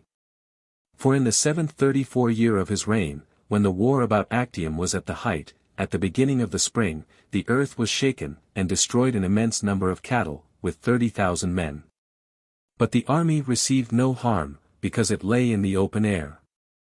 In the meantime, the fame of this earthquake elevated the Arabians to greater courage, and this by augmenting it to a fabulous height, as is constantly the case in melancholy accidents, and pretending that all Judea was overthrown. Upon this supposal, therefore, that they should easily get a land that was destitute of inhabitants into their power, they first sacrificed those ambassadors who were come to them from the Jews, and then marched into Judea immediately. Now the Jewish nation were affrighted at this invasion, and quite dispirited at the greatness of their calamities one after another. Whom yet Herod got together, and endeavored to encourage to defend themselves by the following speech which he made to them. For, the present dread you are under seems to me to have seized upon you very unreasonably. It is true, you might justly be dismayed at that providential chastisement which hath befallen you, but to suffer yourselves to be equally terrified at the invasion of men is unmanly. As for myself, I am so far from being affrighted at our enemies after this earthquake, that I imagine that God hath thereby laid a bait for the Arabians, that we may be avenged on them. For their present invasion proceeds more from our accidental misfortunes, than that they have any great dependence on their weapons, or their own fitness for action. Now that hope which depends not on men's own power, but on others' ill success, is a very ticklish thing, for there is no certainty among men either in their bad or good fortunes. But we may easily observe that fortune is mutable, and goes from one side to another, and this you may readily learn from examples among yourselves, for when you were once victors in the former fight, your enemies overcame you at last. And very likely it will now happen so, that these who think themselves sure of beating you will themselves be beaten. For when men are very confident, they are not upon their guard, while fear teaches men to act with caution. Insomuch that I venture to prove from your very timorousness that you ought to take courage, for when you were more bold than you ought to have been, and then I would have had you, and marched on, Athenio's treachery took place. But your present slowness and seeming dejection of mind is to me a pledge and assurance of victory. And indeed it is proper beforehand to be thus provident. But when we come to action, we ought to erect our minds, and to make our enemies, be they ever so wicked, believe that neither any human, no, nor any providential misfortune, can ever depress the courage of Jews while they are alive. Nor will any of them ever overlook an Arabian, or suffer such a one to become lord of his good things, whom he has in a manner taken captive, and that many times also. And do not you disturb yourselves at the quaking of inanimate creatures, nor do you imagine that this earthquake is a sign of another calamity. For such affections of the elements are according to the course of nature, nor does it import anything further to men, than what mischief it does immediately of itself. Perhaps there may come some short sign beforehand in the case of pestilences, and famines, and earthquakes, but these calamities themselves have their force limited by themselves, without foreboding any other calamity. And indeed what greater mischief can the war, though it should be a violent one, do to us than the earthquake hath done? Nay, There is a signal of our enemy's destruction visible, and that a very great one also. And this is not a natural one, nor derived from the hand of foreigners neither, but it is this, that they have barbarously murdered our ambassadors, contrary to the common law of mankind. And they have destroyed so many, as if they esteemed them sacrifices for God, in relation to this war. But they will not avoid his great eye, nor his invincible right hand. And we shall be revenged of them presently, in case we still retain any of the courage of our forefathers, and rise up boldly to punish these covenant breakers. Let every one therefore go on and fight, not so much for his wife or his children, or for the danger his country is in, as for these ambassadors of ours. Those dead ambassadors will conduct this war of ours better than we ourselves who are alive. And if you will be ruled by me, I will myself go before you into danger, for you know this well enough, that your courage is irresistible, unless you hurt yourselves by acting rashly. 35. 5. When Herod had encouraged them by this speech, and he saw with what alacrity they went, he offered sacrifice to God. And after that sacrifice, he passed over the river Jordan with his army, and pitched his camp about Philadelphia, near the enemy, and about a fortification that lay between them. He then shot at them at a distance, and was desirous to come to an engagement presently. For some of them had been sent beforehand to seize upon that fortification, but the king sent some who immediately beat them out of the fortification, while he himself went in the forefront of the army, which he put in battle array every day, and invited the Arabians to fight. But as none of them came out of their camp, for they were in a terrible fright, and their general, Epiphanes, was not able to say a word for fear, so Herod came upon them, and pulled their fortification to pieces. By which means they were compelled to come out to fight, which they did in disorder, and so that the horsemen and footmen were mixed together. They were indeed superior to the Jews in number, but inferior in their alacrity, although they were obliged to expose themselves to danger by their very despair of victory. 6. Now while they made opposition, they had not a great number slain. But as soon as they turned their backs, a great many were trodden to pieces by the Jews, and a great many by themselves, and so perished, till 5,000 were fallen down dead in their flight. While the rest of the multitude prevented their immediate death, by crowding into the fortification.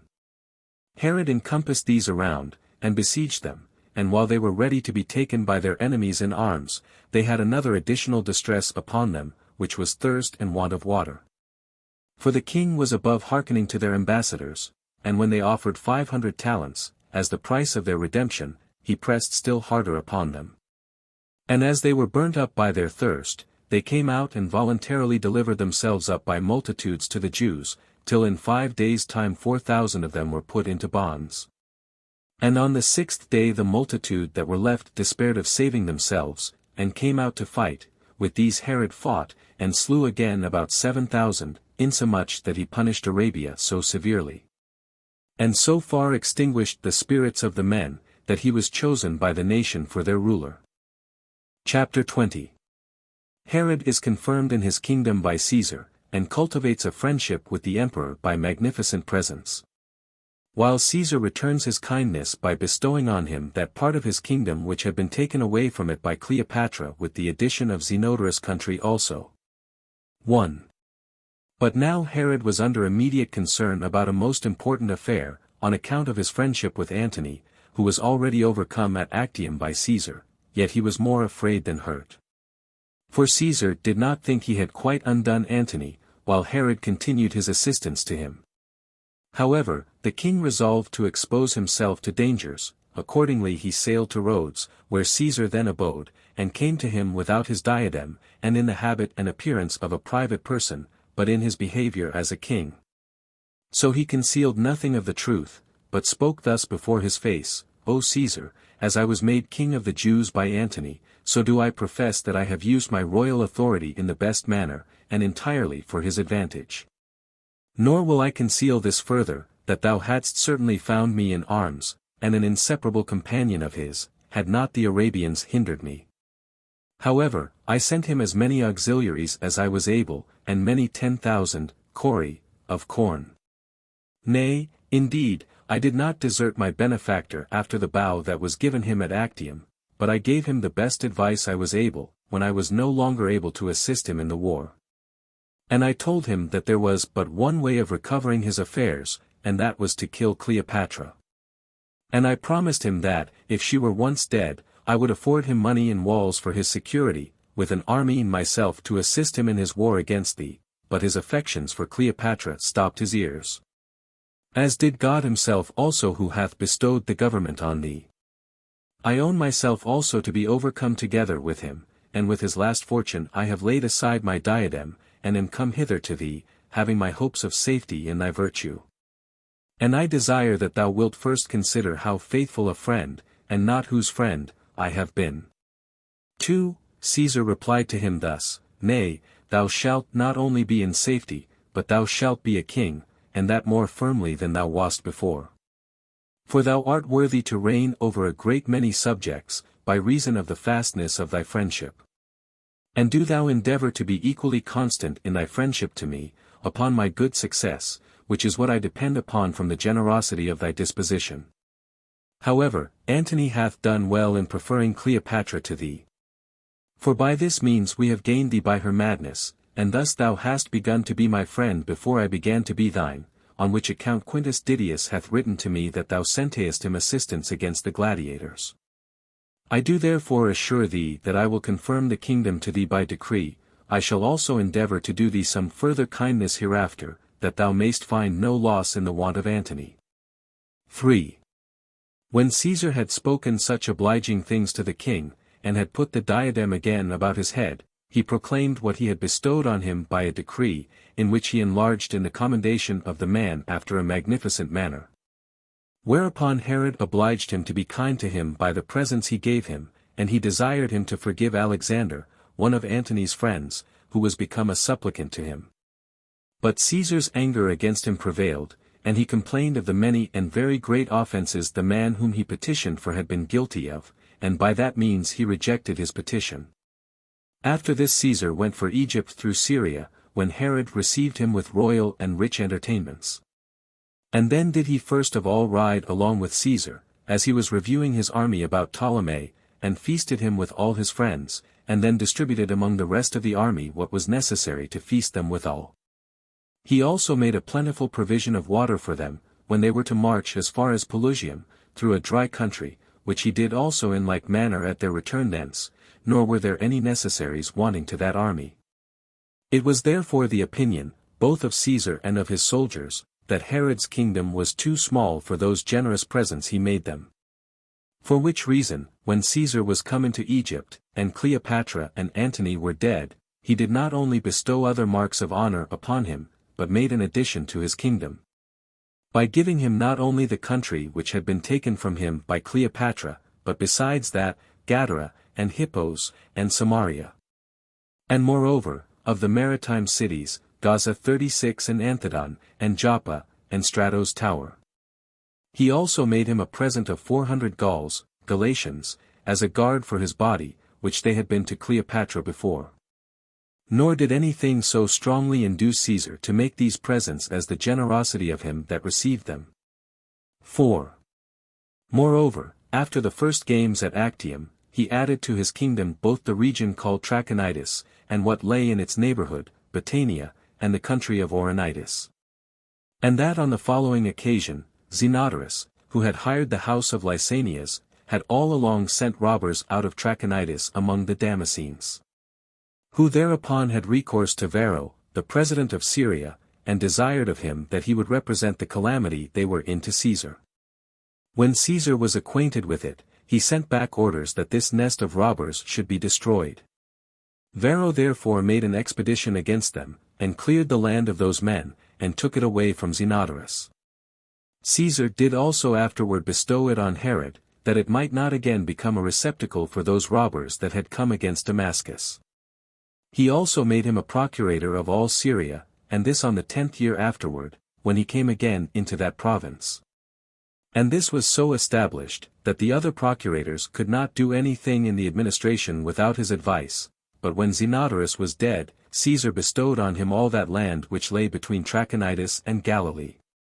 Yet, what was still of more consequence to Herod, he was beloved by Caesar next after Agrippa, and by Agrippa next after Caesar, whence he arrived at a very great degree of felicity. Yet did the greatness of his soul exceed it, and the main part of his magnanimity was extended to the promotion of piety. Chapter 21. Of the temple and cities that were built by Herod and erected from the very foundations, as also of those other edifices that were erected by him, and what magnificence he showed to foreigners. And how fortune was in all things favorable to him. 1. Accordingly, in the 15th year of his reign, Herod rebuilt the temple, and encompassed a piece of land about it with a wall, which land was twice as large as that before enclosed. The expenses he laid out upon it were vastly large also, and the riches about it were unspeakable. A sign of which you have in the great cloisters that were erected about the temple, and the citadel which was on its north side. The cloisters he built from the foundation, but the citadel 37 he repaired at a vast expense, nor was it other than a royal palace, which he called Antonia, in honor of Antony. He also built himself a palace in the upper city, containing 2 very large and most beautiful apartments, to which the holy house itself could not be compared, in largeness. The one apartment he named Caesarium, and the other Agrippium, from his 2 great friends. 2. Yet did he not preserve their memory by particular buildings only, with their names given them, but his generosity went as far as entire cities. For when he had built a most beautiful wall round a country in Samaria, 20 furlongs long, and had brought 6,000 inhabitants into it, and had allotted to it a most fruitful piece of land, and in the midst of this city, thus built, had erected a very large temple to Caesar, and had laid round about it a portion of sacred land of 3 furlongs and a half, he called the city Sebaste, from Sebastus, or Augustus, and settled the affairs of the city after a most regular manner. 3. And when Caesar had further bestowed upon him another additional country, he built there also a temple of white marble, hard by the fountains of Jordan. The place is called Panium, where is a top of a mountain that is raised to an immense height. And at its side, beneath, or at its bottom, a dark cave opens itself, within which there is a horrible precipice, that descends abruptly to a vast depth. It contains a mighty quantity of water, which is immovable. And when any body lets down anything to measure the depth of the earth beneath the water, no length of cord is sufficient to reach it. Now the fountains of Jordan rise at the roots of this cavity outwardly. And, as some think, this is the utmost origin of Jordan, but we shall speak of that matter more accurately in our following history.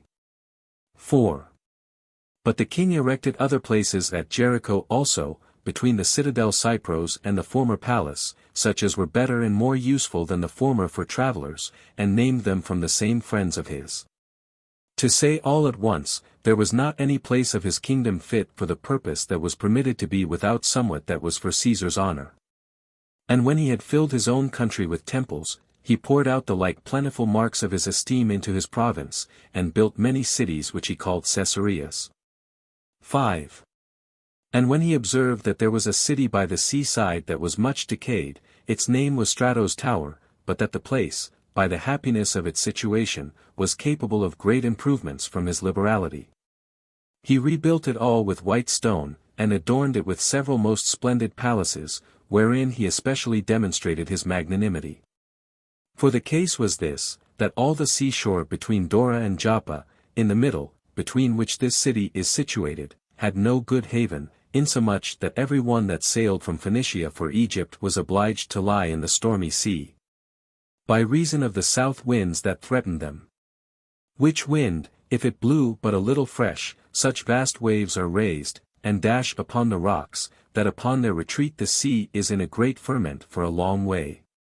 But the king, by the expenses he was at, and the liberal disposal of them, overcame nature, and built a haven larger than was the Pyrrhicum 38, at Athens, and in the inner retirements of the water he built other deep stations, for the ships also. 6. Now although the place where he built was greatly opposite to his purposes, yet did he so fully struggle with that difficulty, that the firmness of his building could not easily be conquered by the sea. And the beauty and ornament of the works were such, as though he had not had any difficulty in the operation. For when he had measured out as large a space as we have before mentioned, he let down stones into 20 fathom water, the greatest part of which were 50 feet in length, and 9 in depth, and 10 in breadth, and some still larger. But when the haven was filled up to that depth, he enlarged that wall which was thus already extant above the sea, till it was 200 feet wide. 100 of which had buildings before it, in order to break the force of the waves, whence it was called Procumatia, or the first breaker of the waves, but the rest of the space was under a stone wall that ran round it. On this wall were very large towers, the principal and most beautiful of which was called Drusium, from Drusus, who was son-in-law to Caesar. 7. There were also a great number of arches, where the mariners dwelt. And all the places before them round about was a large valley, or walk, for a quay, or landing place, to those that came on shore, but the entrance was on the north, because the north wind was there the most gentle of all the winds. At the mouth of the haven were on each side 3 great colossi, supported by pillars, where those colossi that are on your left hand as you sail into the port are supported by a solid tower.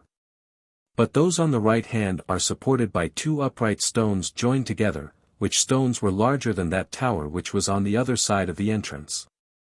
Now there were continual edifices joined to the haven, which were also themselves of white stone, and to this haven did the narrow streets of the city lead, and were built at equal distances one from another. And over against the mouth of the haven, upon an elevation, there was a temple for Caesar, which was excellent both in beauty and largeness, and therein was a colossus of Caesar, not less than that of Jupiter Olympus, which it was made to resemble. The other colossus of Rome was equal to that of Juno at Argos. So he dedicated the city to the province, and the haven to the sailors there, but the honor of the building he ascribed to Caesar. 39 and named it Caesarea accordingly. 8. He also built the other edifices, the amphitheatre, and theatre, and marketplace, in a manner agreeable to that denomination, and appointed games every 5th year, and called them, in like manner, Caesar's games. And he first himself proposed the largest prizes upon the 192nd Olympiad, in which not only the victors themselves, but those that came next to them, and even those that came in the 3rd place, were partakers of his royal bounty. He also rebuilt Anthedon, a city that lay on the coast, and had been demolished in the wars, and named it Agrippium. Moreover, he had so very great a kindness for his friend Agrippa, that he had his name engraved upon that gate which he had himself erected in the temple. 9. Herod was also a lover of his father, if any other person ever was so. For he made a monument for his father, even that city which he built in the finest plain that was in his kingdom, and which had rivers and trees in abundance, and named it Antipatris. He also built a wall about a citadel that lay above Jericho, and was a very strong and very fine building, and dedicated it to his mother, and called it Cypros. Moreover, he dedicated a tower that was at Jerusalem, and called it by the name of his brother Phasaelus, whose structure, largeness, and magnificence we shall describe hereafter. He also built another city in the valley that leads northward from Jericho, and named it Phasaelus. 10. And as he transmitted to eternity his family and friends, so did he not neglect a memorial for himself, but built a fortress upon a mountain towards Arabia, and named it from himself.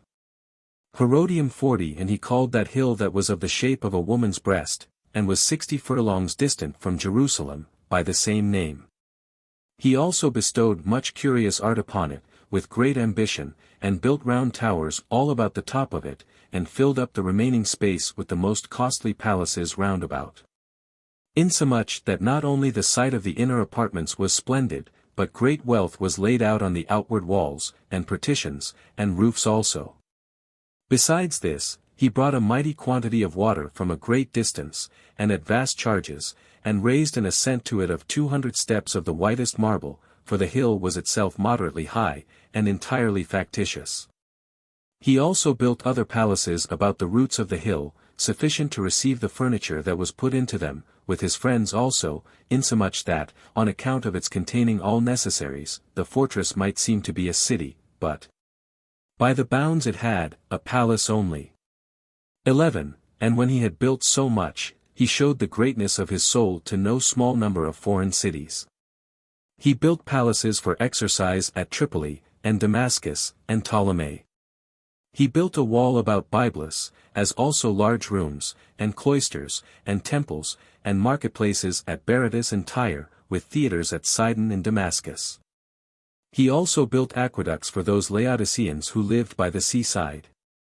And for those of Ascalon he built baths and costly fountains, as also cloisters round a court, that were admirable both for their workmanship and largeness. Moreover, he dedicated groves and meadows to some people. Nay, not a few cities there were who had lands of his donation, as if they were parts of his own kingdom. He also bestowed annual revenues, and those for ever also, on the settlements for exercises, and appointed for them, as well as for the people of Kos, that such rewards should never be wanting. He also gave corn to all such as wanted it, and conferred upon Rhodes large sums of money for building ships, and this he did in many places, and frequently also. And when Apollo's temple had been burnt down, he rebuilt it at his own charges, after a better manner than it was before. What need I speak of the presents he made to the Lycians and Samians? Or of his great liberality through all Ionia? And that according to every body's wants of them. And are not the Athenians, and Lacedaemonians, and Nicopolitans, and that Pergamus which is in Mysia, full of donations that Herod presented them withal? And as for that large open place belonging to Antioch in Syria, did not he pave it with polished marble, though it were 20 furlongs long? And this when it was shunned by all men before, because it was full of dirt and filthiness, when he besides adorned the same place with a cloister of the same length. 12. It is true, a man may say, these were favors peculiar to those particular places on which he bestowed his benefits. But then what favors he bestowed on the Hellenes was a donation not only in common to all Greece, but to all the habitable earth, as far as the glory of the Olympic games reached. For when he perceived that they were come to nothing, for want of money, and that the only remains of ancient Greece were in a manner gone, he not only became one of the combatants in that return of the 5th year games, which in his sailing to Rome he happened to be present at, but he settled upon them revenues of money for perpetuity, insomuch that his memorial as a combatant there can never fail. It would be an infinite task if I should go over his payments of people's debts, or tributes, for them, as he eased the people of Phasaelis, of Batanea, and of the small cities about Cilicia, of those annual pensions they before paid. However, the fear he was in much disturbed the greatness of his soul, lest he should be exposed to envy, or seem to hunt after greater filings than he ought, while he bestowed more liberal gifts upon these cities than did their owners themselves. 13. Now Herod had a body suited to his soul, and was ever a most excellent hunter, where he generally had good success, by the means of his great skill in riding horses. For in one day he caught 40 wild beasts, 41 that country breeds also bears, and the greatest part of it is replenished with stags and wild asses. He was also such a warrior as could not be withstood. Many men, therefore, there are who have stood amazed at his readiness in his exercises, when they saw him throw the javelin directly forward, and shoot the arrow upon the mark. And then, besides these performances of his depending on his own strength of mind and body, fortune was also very favorable to him, for he seldom failed of success in his wars. And when he failed, he was not himself the occasion of such failings, but he either was betrayed by some, or the rashness of his own soldiers procured his defeat. Chapter 22. The murder of Aristobulus and Hyrcanus, the high priests, as also of Miriam the queen. 1. However, fortune was avenged on Herod in his external great successes, by raising him up domestical troubles. And he began to have wild disorders in his family, on account of his wife, of whom he was so very fond. For when he came to the government, he sent away her whom he had before married when he was a private person, and who was born at Jerusalem, whose name was Doris, and married Miriam, the daughter of Alexander, the son of Aristobulus. On whose account disturbances arose in his family, and that in part very soon, but chiefly after his return from Rome. For, first of all, he expelled Antipater the son of Doris, for the sake of his sons by Miriam, out of the city, and permitted him to come thither at no other times than at the festivals. After this he slew his wife's grandfather, Hyrcanus, when he was returned out of Parthin to him, under this pretense, that he suspected him of plotting against him. Now this Hyrcanus had been carried captive to Barzapharnes, when he overran Syria. But those of his own country beyond Euphrates were desirous he would stay with them, and this out of the commiseration they had for his condition. And had he complied with their desires, when they exhorted him not to go over the river to Herod, he had not perished, but the marriage of his granddaughter, to Herod, was his temptation. For as he relied upon him, and was overfond of his own country, he came back to it.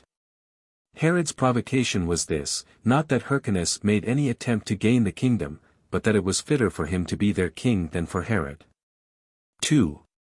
Now of the 5 children which Herod had by Miriam, 2 of them were daughters, and 3 were sons, and the youngest of these sons was educated at Rome, and there died. But the 2 eldest he treated as those of royal blood, on account of the nobility of their mother, and because they were not born till he was king. But then what was stronger than all this was the love that he bare to Miriam, and which inflamed him every day to a great degree, and so far conspired with the other motives, that he felt no other troubles, on account of her he loved so entirely. But Miriam's hatred to him was not inferior to his love to her. She had indeed but too just a cause of indignation from what he had done, while her boldness proceeded from his affection to her. So she openly reproached him with what he had done to her grandfather Hyrcanus, and to her brother Aristobulus, for he had not spared this Aristobulus, though he were but a child.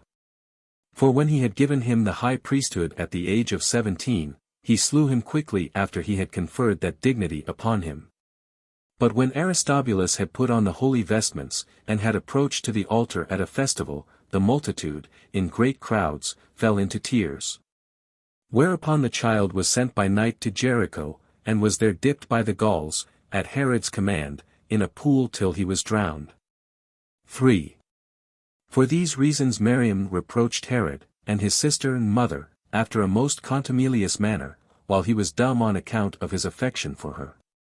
Yet had the women great indignation at her, and raised a calumny against her, that she was false to his bed, which thing they thought most likely to move Herod to anger.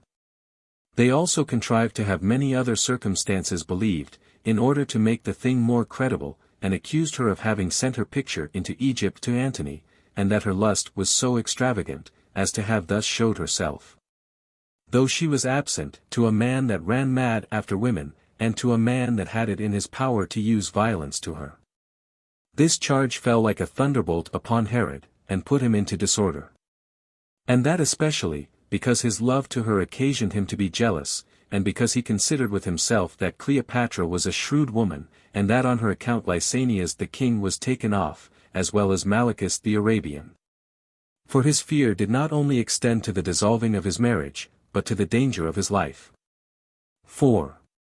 When therefore he was about to take a journey abroad, he committed his wife to Joseph, his sister Salome's husband, as to one who would be faithful to him, and bear him goodwill on account of their kindred. He also gave him a secret injunction, that if Antony slew him, he should slay her. But Joseph, without any ill design, and only in order to demonstrate the king's love to his wife, how he could not bear to think of being separated from her, even by death itself, discovered this grand secret to her.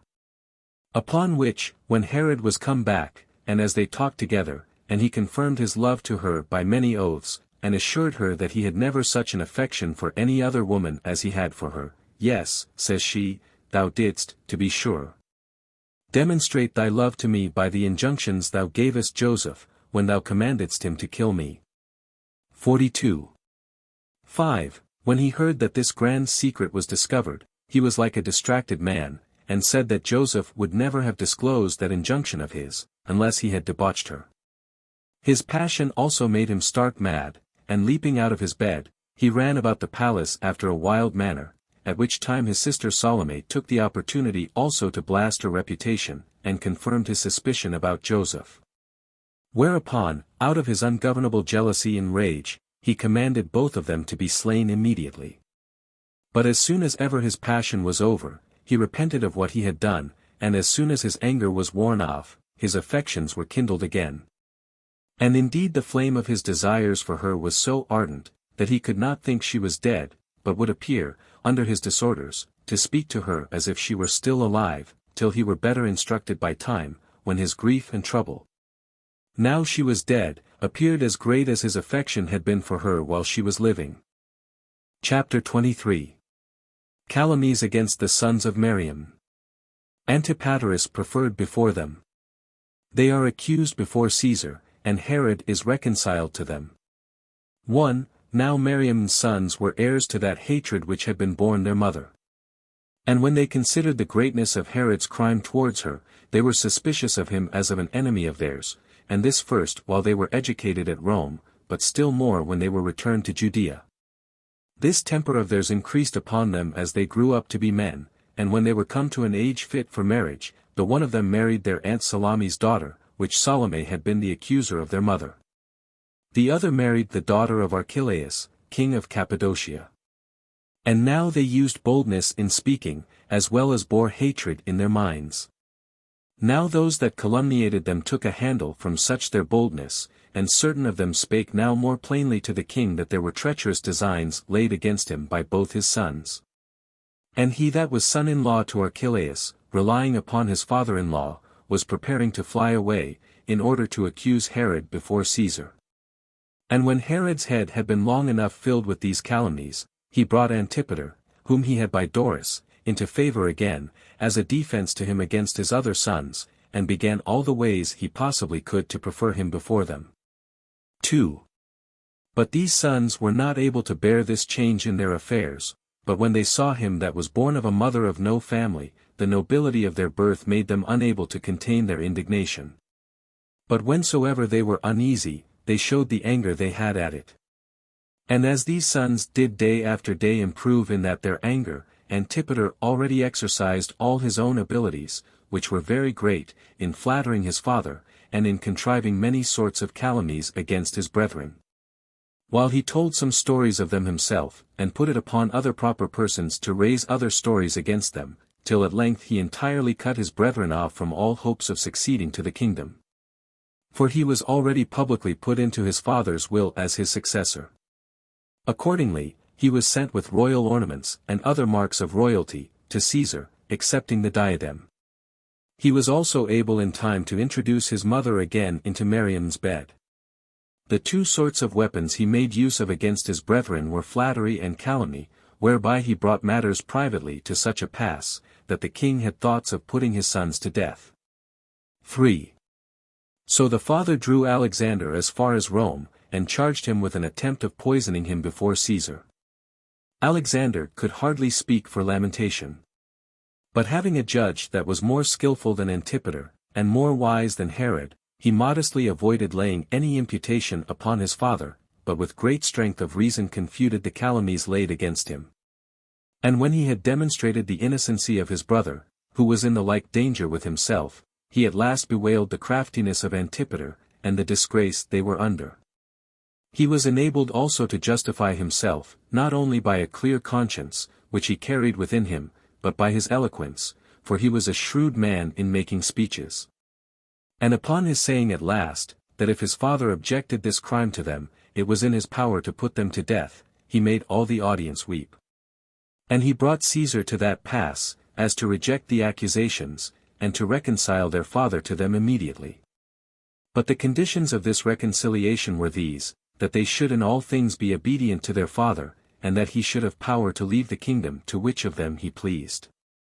4. After this the king came back from Rome, and seemed to have forgiven his sons upon these accusations, but still so that he was not without his suspicions of them. They were followed by Antipater, who was the fountainhead of those accusations. Yet did not he openly discover his hatred to them, as revering him that had reconciled them. But as Herod sailed by Cilicia, he touched at Alusa 43 where Archelaus treated them in the most obliging manner, and gave him thanks for the deliverance of his son-in-law, and was much pleased at their reconciliation. And this the more, because he had formerly written to his friends at Rome that they should be assisting to Alexander at his trial. So he conducted Herod as far as Zephirium, and made him presents to the value of 30 talents. 5. Now when Herod was come to Jerusalem, he gathered the people together, and presented to them his 3 sons, and gave them an apologetic account of his absence, and thanked God greatly, and thanked Caesar greatly also. for settling his house when it was under disturbances, and had procured concord among his sons, which was of greater consequence than the kingdom itself, and which I will render still more firm. For Caesar hath put into my power to dispose of the government, and to appoint my successor. Accordingly, in way of requital for his kindness, and in order to provide for mine own advantage, I do declare that these 3 sons of mine shall be kings. And, in the first place, I pray for the approbation of God to what I am about, and, in the next place, I desire your approbation also. The age of one of them, and the nobility of the other 2, shall procure them the succession. Nay, indeed, my kingdom is so large that it may be sufficient for more kings. Now do you keep those in their places whom Caesar hath joined, and their father hath appointed. And do not you pay undue or unequal respects to them, but to every one according to the prerogative of their births. For he that pays such respects unduly, will thereby not make him that is honored beyond what his age requires so joyful, as he will make him that is dishonored sorrowful. As for the kindred and friends that are to converse with them, I will appoint them to each of them, and will so constitute them, that they may be securities for their concord. As well knowing that the ill tempers of those with whom they converse will produce quarrels and contentions among them, but that if these with whom they converse be of good tempers, they will preserve their natural affections for one another. But still I desire that not these only, but all the captains of my army, have for the present their hopes placed on me alone, for I do not give away my kingdom to these my sons, but give them royal honors only. Whereby it will come to pass that they will enjoy the sweet parts of government as rulers themselves, but that the burden of administration will rest upon myself whether I will or not. And let every one consider what age I am of, how I have conducted my life, and what piety I have exercised, for my age is not so great that men may soon expect the end of my life. Nor have I indulged such a luxurious way of living as cuts men off when they are young, and we have been so religious towards God, that we have reason to hope we may arrive at a very great age. But for such as cultivate a friendship with my sons, so as to aim at my destruction, they shall be punished by me on their account. I am not one who envy my own children, and therefore forbid men to pay them great respect. But I know that such, extravagant, respects are the way to make them insolent. And if every one that comes near them does but revolve this in his mind, that if he prove a good man, he shall receive a reward from me, but that if he prove seditious, his ill-intended complaisance shall get him nothing from him to whom it is shown. I suppose they will all be of my side, that is, of my son's side. For it will be for their advantage that I reign, and that I be at concord with them. But do you, O my good children, reflect upon the holiness of nature itself, by whose means natural affection is preserved, even among wild beasts. In the next place, reflect upon Caesar, who hath made this reconciliation among us, and in the third place, reflect upon me, who entreat you to do what I have power to command you. Continue, brethren. I give you royal garments, and royal honors. And I pray to God to preserve what I have determined, in case you be at concord one with another. When the king had thus spoken, and had saluted every one of his sons after an obliging manner, he dismissed the multitude. Some of which gave their assent to what he had said, and wished it might take effect accordingly, but for those who wished for a change of affairs, they pretended they did not so much as hear what he said. Chapter 24. The malice of Antipater and Doris. Alexander is very uneasy on Glaphar's account. Herod pardons Pheroras, whom he suspected, and Salome whom he knew to make mischief among them. Herod's eunuchs are tortured and Alexander is bound. 1. But now the quarrel that was between them still accompanied these brethren when they parted, and the suspicions they had one of the other grew worse. Alexander and Aristobulus were much grieved that the privilege of the firstborn was confirmed to Antipater, as was Antipater very angry at his brethren that they were to succeed him. But then this last being of a disposition that was mutable and politic, he knew how to hold his tongue, and used a great deal of cunning, and thereby concealed the hatred he bore to them. While the former, depending on the nobility of their births, had everything upon their tongues which was in their minds. Many also there were who provoked them further, and many of their seeming friends insinuated themselves into their acquaintance, to spy out what they did. Now everything that was said by Alexander was presently brought to Antipater, and from Antipater it was brought to Herod with additions. Nor could the young man say anything in the simplicity of his heart, without giving offense, but what he said was still turned to calumny against him. And if he had been at any time a little free in his conversation, great imputations were forged from the smallest occasions. Antipater also was perpetually setting some to provoke him to speak, that the lies he raised of him might seem to have some foundation of truth. And if, among the many stories that were given out, but one of them could be proved true, that was supposed to imply the rest to be true also. And as to Antipater's friends, they were all either naturally so cautious in speaking, or had been so far bribed to conceal their thoughts, that nothing of these grand secrets got abroad by their means. Nor should one be mistaken if he called the life of Antipater a mystery of wickedness, for he either corrupted Alexander's acquaintance with money, or got into their favor by flatteries. By which two means he gained all his designs, and brought them to betray their master, and to steal away, and reveal what he either did or said. Thus did he act a part very cunningly in all points, and wrought himself a passage by his calumnies with the greatest shrewdness. While he put on a face as if he were a kind brother to Alexander and Aristobulus, but suborned other men to inform of what they did to Herod. And when anything was told against Alexander, he would come in, and pretend to be of his side, and would begin to contradict what was said, but would afterward contrive matters so privately, that the king should have an indignation at him. His general aim was this, to lay a plot, and to make it believed that Alexander lay in wait to kill his father, for nothing afforded so great a confirmation to these calumnies as did Antipater's apologies for him. 2. By these methods Herod was inflamed, and as much as his natural affection to the young men did every day diminish, so much did it increase towards Antipater. The courtiers also inclined to the same conduct, some of their own accord, and others by the king's injunction, as particularly did Ptolemy, the king's dearest friend, as also the king's brethren, and all his children, for Antipater was all in all. And what was the bitterest part of all to Alexander, Antipater's mother was also all in all. She was one that gave counsel against them, and was more harsh than a stepmother, and one that hated the queen's sons more than is usual to hate sons-in-law. All men did therefore already pay their respects to Antipater, in hopes of advantage. And it was the king's command which alienated every body, from the brethren, he having given this charge to his most intimate friends, that they should not come near, nor pay any regard, to Alexander, or to his friends. Herod was also become terrible, not only to his domestics about the court, but to his friends abroad. For Caesar had given such a privilege to no other king as he had given to him, which was this, that he might fetch back any one that fled from him, even out of a city that was not under his own jurisdiction.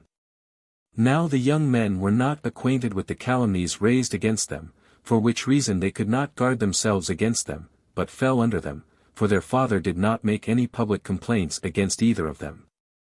Though in a little time they perceived how things were by his coldness to them, and by the great uneasiness he showed upon anything that troubled him.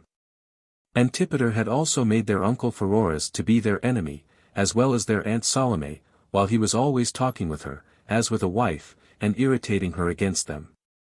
Moreover, Alexander's wife, Glaphyra, augmented this hatred against them, by deriving her nobility and genealogy from great persons, and pretending that she was a lady superior to all others in that kingdom. As being derived by her father's side from Temenus, and by her mother's side from Darius, the son of Hystaspes. She also frequently reproached Herod's sister and wives with the ignobility of their descent, and that they were every one chosen by him for their beauty, but not for their family. Now those wives of his were not a few. It being of old permitted to the Jews to marry many wives, 44, and this king delighting in many, all which hated Alexander, on account of Glaphyra's boasting and reproaches. 3.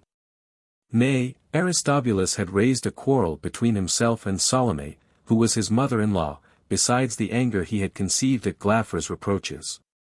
For he perpetually upbraided his wife with the meanness of her family, and complained, that as he had married a woman of a low family, so had his brother Alexander married one of royal blood. At this Salome's daughter wept, and told it her with this addition, that Alexander threatened the mothers of his other brethren, that when he should come to the crown, he would make them weave with their maidens. And would make those brothers of his country schoolmasters. And break this jest upon them, that they had been very carefully instructed, to fit them for such an employment. Hereupon Salome could not contain her anger, but told all to Herod. Nor could her testimony be suspected, since it was against her own son-in-law. There was also another calumny that ran abroad and inflamed the king's mind. For he heard that these sons of his were perpetually speaking of their mother, and, among their lamentations for her, did not abstain from cursing him. And that when he made presents of any of Miriam's garments to his later wives, these threatened that in a little time, instead of royal garments, they would clothe theft in no better than haircloth. 4. Now upon these accounts, though Herod was somewhat afraid of the young men's high spirit, yet did he not despair of reducing them to a better mind. But before he went to Rome, whither he was now going by sea, he called them to him, and partly threatened them a little, as a king. But for the main, he admonished them as a father, and exhorted them to love their brethren, and told them that he would pardon their former offenses, if they would amend for the time to come. But they refuted the calumnies that had been raised of them, and said they were false, and alleged that their actions were sufficient for their vindication. And said withal, that he himself ought to shut his ears against such tales, and not be too easy in believing them, for that there would never be wanting those that would tell lies to their disadvantage, as long as any would give ear to them. 5. When they had thus soon pacified him, as being their father, they got clear of the present fear they were in. Yet did they see occasion for sorrow in some time afterward. For they knew that Salome, as well as their uncle Pheroras, were their enemies, who were both of them heavy and severe persons, and especially Pheroras, who was a partner with Herod in all the affairs of the kingdom, excepting his diadem. He had also 100 talents of his own revenue, and enjoyed the advantage of all the land beyond Jordan, which he had received as a gift from his brother, who had asked of Caesar to make him a tetrarch, as he was made accordingly. Herod had also given him a wife out of the royal family, who was no other than his own wife's sister, and after her death had solemnly espoused to him his own eldest daughter, with a dowry of 300 talents. But Pheroras refused to consummate this royal marriage, out of his affection to a maidservant of his. Upon which account Herod was very angry, and gave that daughter in marriage to a brother's son of his, Joseph, who was slain afterward by the Parthians. But in some time he laid aside his anger against Pheroras, and pardoned him, as one not able to overcome his foolish passion for the maidservant. 6. Nay, Pheroras had been accused long before, while the queen, Miriam, was alive, as if he were in a plot to poison Herod. And there came then so great a number of informers, that Herod himself, though he was an exceeding lover of his brethren, was brought to believe what was said, and to be afraid of it also. And when he had brought many of those that were under suspicion to the torture, he came at last to Pheroras's own friends. None of which did openly confess the crime, but they owned that he had made preparation to take her whom he loved, and run away to the Parthians. Costobarus also, the husband of Salome, to whom the king had given her in marriage, after her former husband had been put to death for adultery, was instrumental in bringing about this contrivance and flight of his. Nor did Salome escape all calumny upon herself, for her brother Pheroras accused her that she had made an agreement to marry Silius, the procurator of Obodas, king of Arabia, who was at bitter enmity with Herod.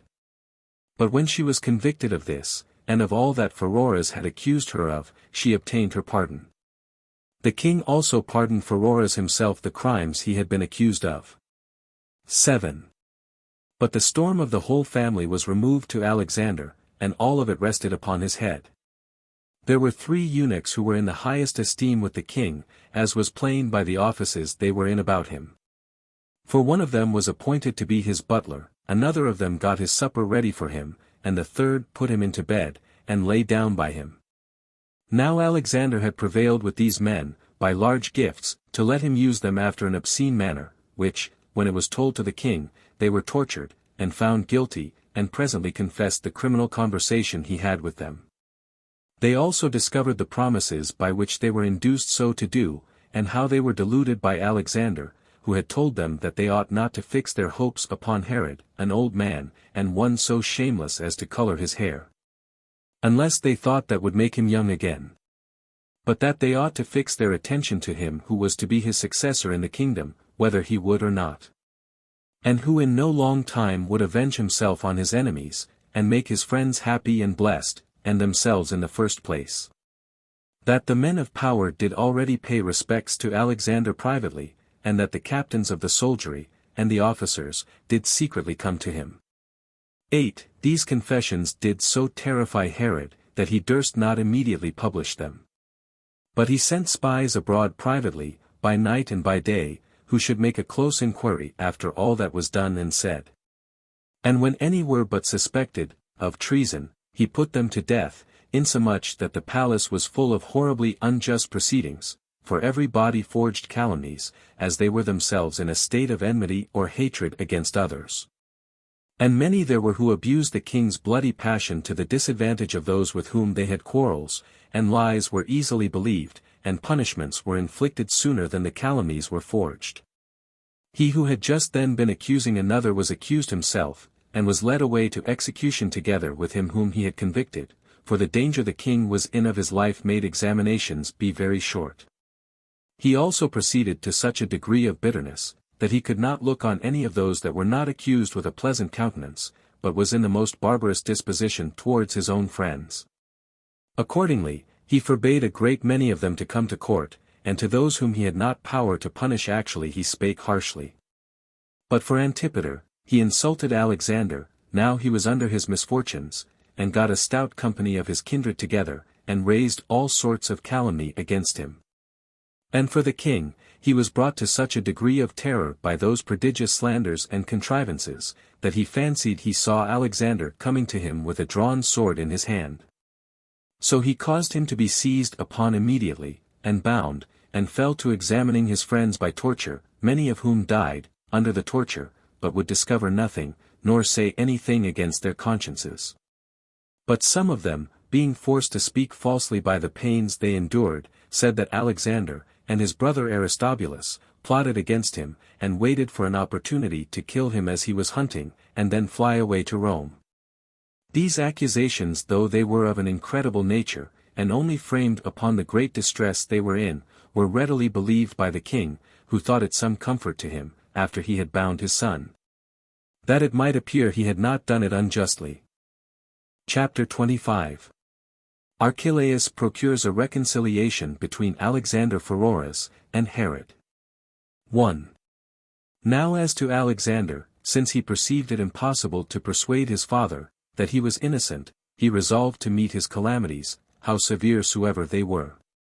So he composed 4 books against his enemies, and confessed that he had been in a plot, but declared withal that the greatest part of the courtiers were in a plot with him, and chiefly Pheroras and Salome. Nay, that Salome once came and forced him to lie with her in the night time, whether he would or no. These books were put into Herod's hands, and made a great clamor against the men in power. And now it was that Archelaus came hastily into Judea, as being affrighted for his son-in-law and his daughter.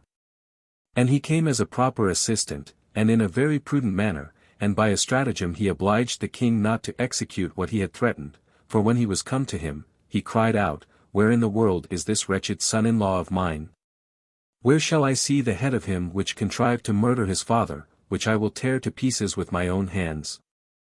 I will do the same also to my daughter, who hath such a fine husband. For although she be not a partner in the plot, yet, by being the wife of such a creature, she is polluted. And I cannot but admire at thy patience, against whom this plot is laid, if Alexander be still alive. For as I came with what haste I could from Cappadocia, I expected to find him put to death for his crimes long ago. But still, in order to make an examination with thee about my daughter, whom, out of regard to thee and by dignity, I had espoused to him in marriage, but now we must take counsel about them both. And if thy paternal affection be so great, that thou canst not punish thy son, who hath plotted against thee, let us change our right hands, and let us succeed one to the other in expressing our rage upon this occasion. 2. When he had made this pompous declaration, he got Herod to remit of his anger, though he were in disorder, who thereupon gave him the books which Alexander had composed to be read by him. And as he came to every head, he considered of it, together with Herod. So Archelaus took hence the occasion for that stratagem which he made use of, and by degrees he laid the blame on those men whose names were in these books, and especially upon Pheroras. And when he saw that the king believed him to be in earnest, he said, "We must consider whether the young man be not himself plotted against by such a number of wicked wretches, and not thou plotted against by the young man.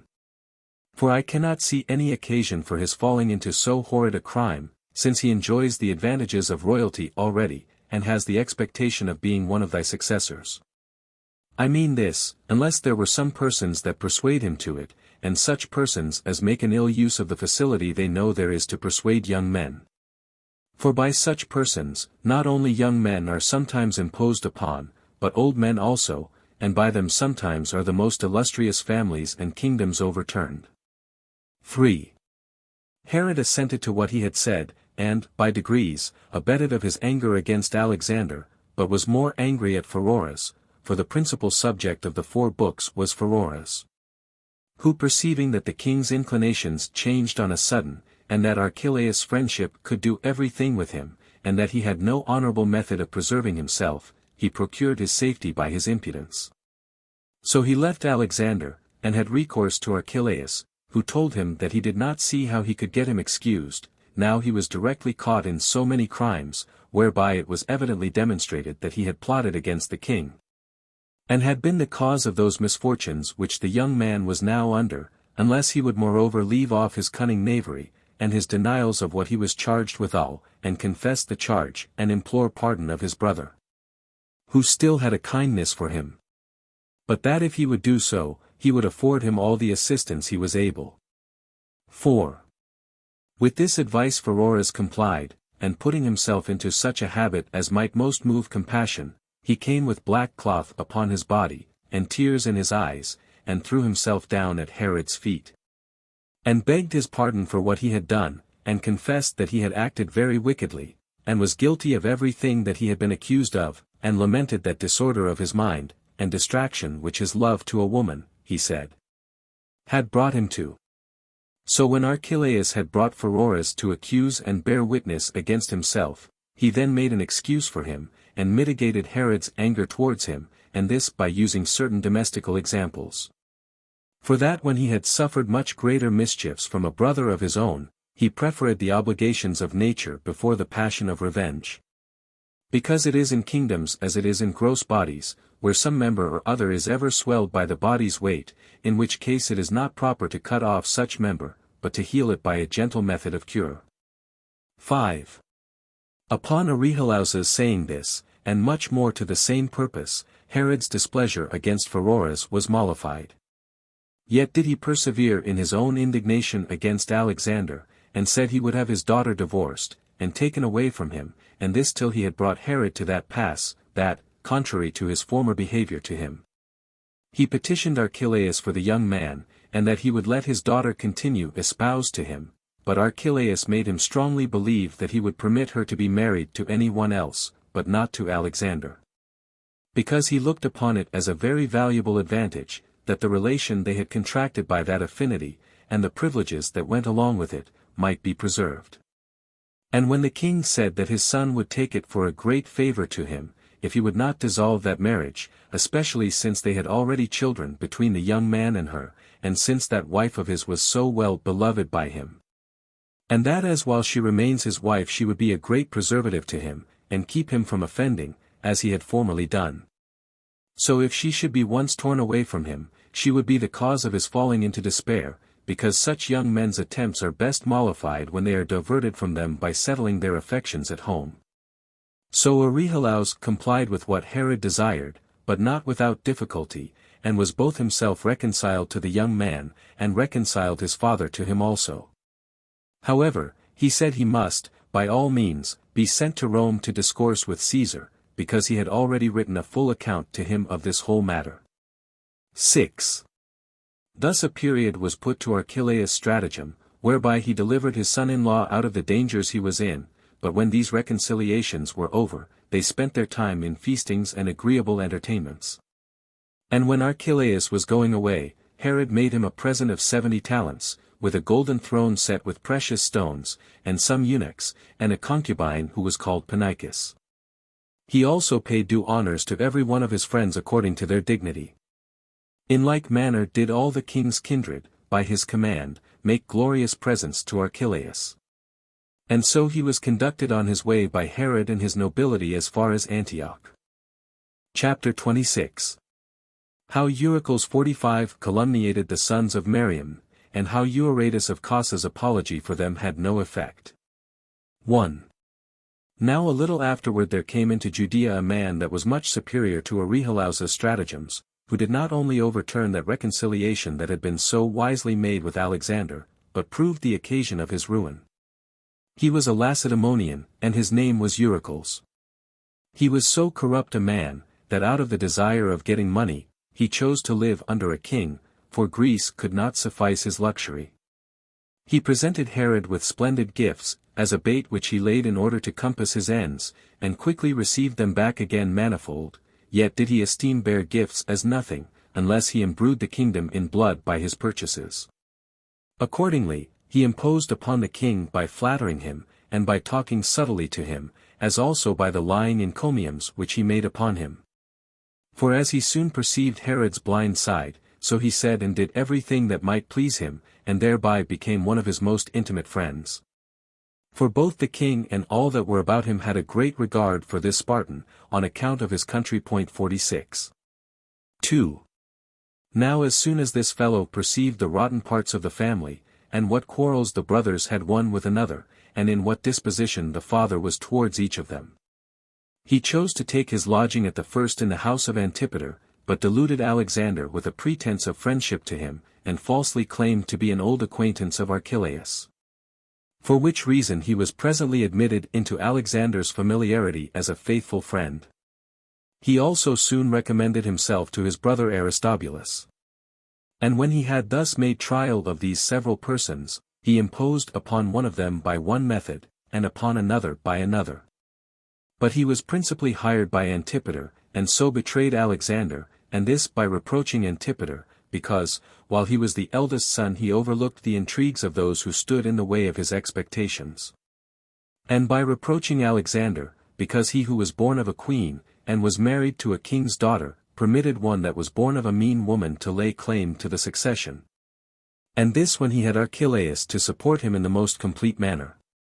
Nor was his advice thought to be other than faithful by the young man, because of his pretended friendship with Archelaus. On which account it was that Alexander lamented to him Antipater's behavior with regard to himself, and this without concealing anything from him. And how it was no wonder if Herod, after he had killed their mother, should deprive them of her kingdom. Upon this Eurycles pretended to commiserate his condition, and to grieve with him. He also, by a bait that he laid for him, procured Aristobulus to say the same things.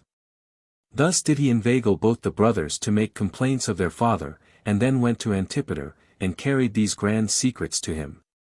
He also added a fiction of his own, as if his brothers had laid a plot against him, and were almost ready to come upon him with their drawn swords. For this intelligence he received a great sum of money, and on that account he commended Antipater before his father, and at length undertook the work of bringing Alexander and Aristobulus to their graves, and accused them before their father. So he came to Herod, and told him that he would save his life, as a requital for the favors he had received from him, and would preserve his light of life, by way of retribution for his kind entertainment. For that a sword had been long whetted, and Alexander's right hand had been long stretched out against him. But that he had laid impediments in his way, prevented his speed, and that by pretending to assist him in his design, how Alexander said that Herod was not contented to reign in a kingdom that belonged to others, and to make dilapidations in their mother's government after he had killed her. But besides all this, that he introduced a spurious successor, and proposed to give the kingdom of their ancestors to that pestilent fellow Antipater, that he would now appease the ghosts of Hyrcanus and Miriam, by taking vengeance on him. For that it was not fit for him to take the succession to the government from such a father without bloodshed, that many things happen every day to provoke him so to do, insomuch that he can say nothing at all. But it affords occasion for calumny against him. For that if any mention be made of nobility of birth, even in other cases, he is abused unjustly, while his father would say that nobody, to be sure, is of noble birth but Alexander, and that his father was inglorious for want of such nobility. If they be at any time hunting, and he says nothing, he gives offense, and if he commends any body, they take it in way of jest. That they always find their father unmercifully severe, and have no natural affection for any of them but for Antipater. On which accounts, if this plot does not take, he is very willing to die, but that in case he kill his father, he hath sufficient opportunities for saving himself. In the first place, he hath Archelaus his father-in-law to whom he can easily fly. And in the next place, he hath Caesar, who had never known Herod's character to this day, for that he shall not appear then before him with that dread he used to do when his father was there to terrify him. And that he will not then produce the accusations that concern himself alone, but would, in the first place, openly insist on the calamities of their nation, and how they are taxed to death. And in what ways of luxury and wicked practices that wealth is spent which was gotten by bloodshed. What sort of persons they are that get our riches, and to whom those cities belong upon whom he bestows his favors. That he would have inquiry made what became of his grandfather, Hyrcanus, and his mother, Mariam, and would openly proclaim the gross wickedness that was in the kingdom, on which accounts he should not be deemed a parricide. 3. When Eurycles had made this portentous speech, he greatly commended Antipater, as the only child that had an affection for his father, and on that account was an impediment to the others' plot against him. Hereupon the king, who had hardly repressed his anger upon the former accusations, was exasperated to an incurable degree. At which time Antipater took another occasion to send in other persons to his father to accuse his brethren, and to tell him that they had privately discoursed with Jucundus and Tyrannus, who had once been masters of the horse to the king, but for some offences had been put out of that honorable employment.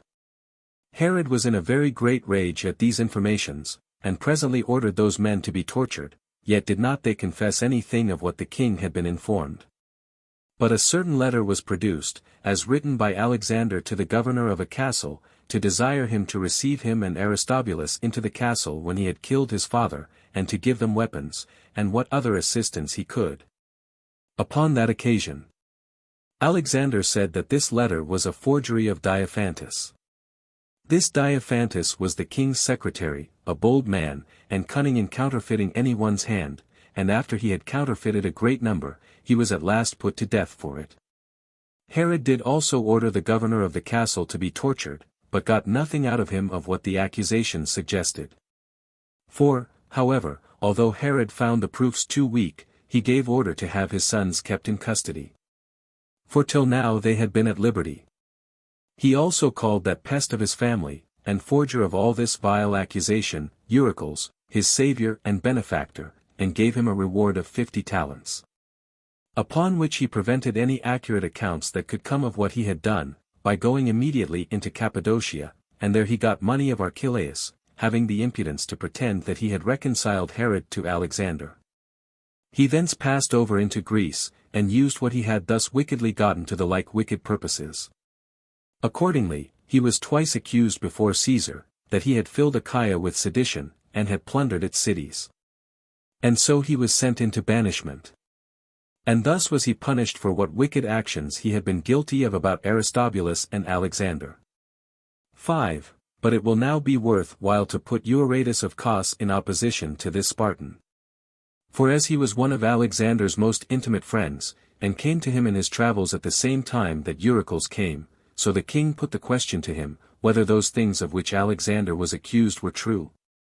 He assured him upon oath that he had never heard any such things from the young men, yet did this testimony avail nothing for the clearing those miserable creatures. For Herod was only disposed and most ready to hearken to what made against them, and every one was most agreeable to him that would believe they were guilty, and showed their indignation at them. Chapter 27. Herod by Caesar's direction accuses his sons at Eurytus. They are not produced before the courts but yet are condemned, and in a little time they are sent to Sebaste, and strangled there. 1. Moreover, Salome exasperated Herod's cruelty against his sons, for Aristobulus was desirous to bring her, who was his mother-in-law and his aunt, into the like dangers with themselves. So he sent to her to take care of her own safety, and told her that the king was preparing to put her to death, on account of the accusation that was laid against her, as if when she formerly endeavored to marry herself to Seleucid the Arabian. She had discovered the king's grand secrets to him, who was the king's enemy. And this it was that came as the last storm, and entirely sunk the young men when they were in great danger before. For Salome came running to the king, and informed him of what admonition had been given her. Whereupon he could bear no longer, but commanded both the young men to be bound, and kept the one asunder from the other. He also sent Volumnius, the general of his army, to Caesar immediately, as also his friend Olympus with him, who carried the informations in writing along with them. Now as soon as they had sailed to Rome, and delivered the king's letters to Caesar, Caesar was mightily troubled at the case of the young men, yet did not he think he ought to take the power from the father of condemning his sons. So he wrote back to him, and appointed him to have the power over his sons. But said withal, that he would do well to make an examination into this matter of the plot against him in a public court, and to take for his assessors his own kindred, and the governors of the province. And if those sons be found guilty, to put them to death, but if they appear to have thought of no more than flying away from him, that he should moderate their punishment. 2. With these directions Herod complied, and came to Berytus, where Caesar had ordered the court to be assembled, and got the judicature together. The president sat first, as Caesar's letters had appointed, who were Saturninus and Pedanius, and their lieutenants that were with them, with whom was the procurator Volumnius also. Next to them sat the king's kinsmen and friends, with Salome also, and Pheroras, after whom sat the principal men of all Syria, excepting Archelaus, for Herod had a suspicion of him, because he was Alexander's father-in-law. Yet did not he produce his sons in open court, and this was done very cunningly, for he knew well enough that had they but appeared only, they would certainly have been pitted. And if withal they had been suffered to speak, Alexander would easily have answered what they were accused of, but they were in custody at Platen, a village of the Sidentans. 3. So the king got up, and inveighed against his sons, as if they were present, and as for that part of the accusation that they had plotted against him, he urged it but faintly, because he was destitute of proofs. But he insisted before the assessors on the reproaches, and jests, and injurious carriage, and 10,000 the like offences against him, which were heavier than death itself. And when nobody contradicted him, he moved them to pity his case, as though he had been condemned himself, now he had gained a bitter victory against his sons. So he asked every one sentence, which sentence was first of all given by Saturninus, and was this, that he condemned the young men, but not to death. For that it was not fit for him, who had 3 sons of his own now present, to give his vote for the destruction of the sons of another. The 2 lieutenants also gave the like vote, some others there were also who followed their example.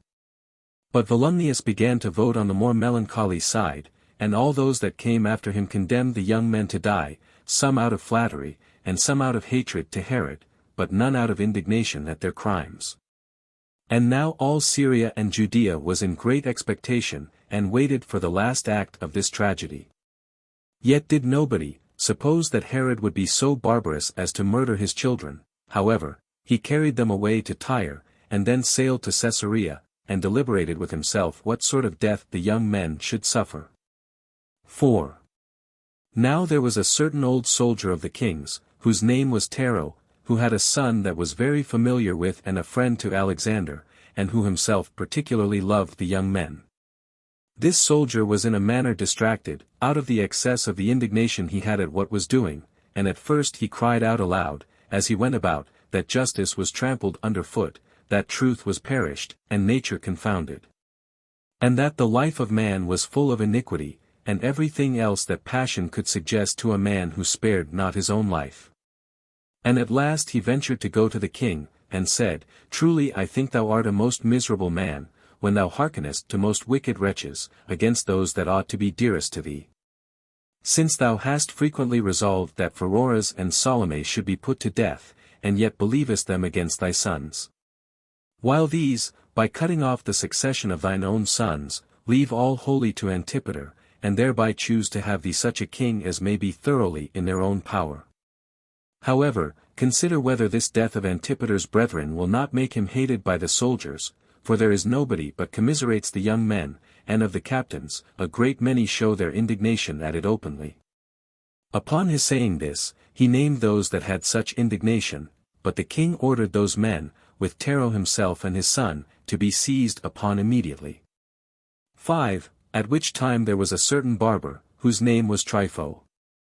This man leaped out from among the people in a kind of madness, and accused himself, and said, This Nero endeavored to persuade me also to cut thy throat with my razor, when I trimmed thee. And promised that Alexander should give me large presents for so doing. When Herod heard this, he examined Nero, with his son and the barber, by the torture, but as the others denied the accusation, and he said nothing further, Herod gave order that Nero should be racked more severely. But his son, out of pity to his father, promised to discover the whole to the king, if he would grant, that his father should be no longer tortured. When he had agreed to this, he said that his father, at the persuasion of Alexander, had an intention to kill him. Now some said this was forged, in order to free his father from his torments, and some said it was true. 6. And now Herod accused the captains and Nero in an assembly of the people, and brought the people together in a body against them, and accordingly there were they put to death, together with Trypho, the barber.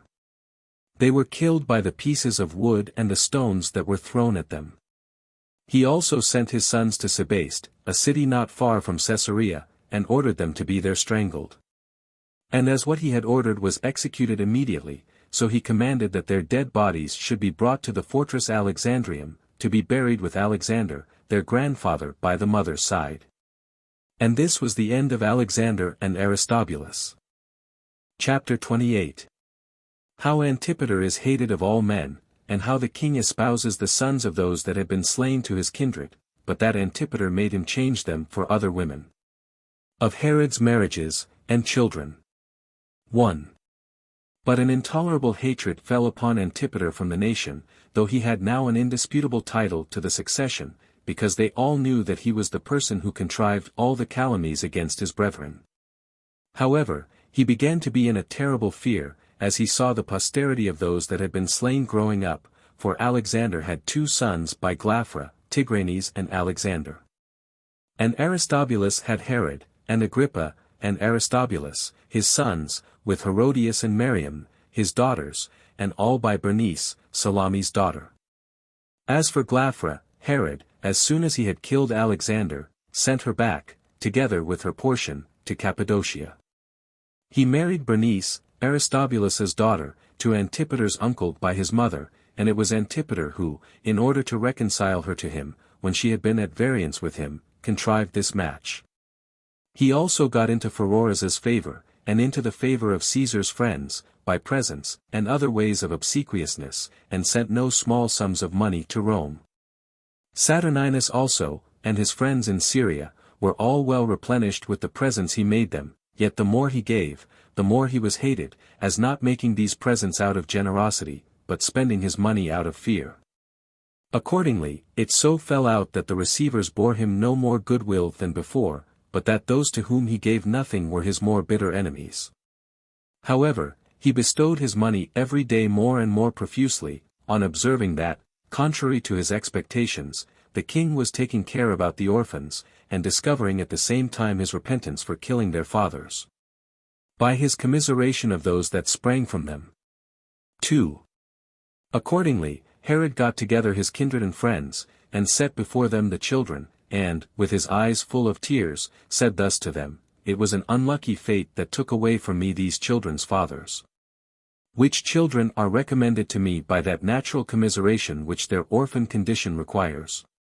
However, I will endeavor, though I have been a most unfortunate father, to appear a better grandfather, and to leave these children such curators after myself as are dearest to me. I therefore betroth thy daughter, Pheroras, to the elder of these brethren, the children of Alexander, that thou mayst be obliged to take care of them. I also betroth to thy son, Antipater, the daughter of Aristobulus. Be thou therefore a father to that orphan, and my son Herod, Philip, shall have her sister, whose grandfather, by the mother's side, was high priest. And let every one that loves me be of my sentiments in these dispositions, which none that hath an affection for me will abrogate. And I pray God that he will join these children together in marriage, to the advantage of my kingdom, and of my posterity, and may he look down with eyes more serene upon them than he looked upon their fathers. 3. While he spake these words he wept, and joined the children's right hands together, after which he embraced them every one after an affectionate manner, and dismissed the assembly. Upon this, Antipater was in great disorder immediately, and lamented publicly at what was done. For he supposed that this dignity which was conferred on these orphans was for his own destruction, even in his father's lifetime, and that he should run another risk of losing the government, if Alexander's sons should have both Archelaus, a king, and Pheroras a tetrarch, to support them. He also considered how he was himself hated by the nation, and how they pitied these orphans, how great affection the Jews bare to those brethren of his when they were alive, and how gladly they remembered them now they had perished by his means. So he resolved by all the ways possible to get these espousals dissolved. 4. Now he was afraid of going subtly about this matter with his father, who was hard to be pleased, and was presently moved upon the least suspicion, so he ventured to go to him directly, and to beg of him before his face not to deprive him of that dignity which he had been pleased to bestow upon him.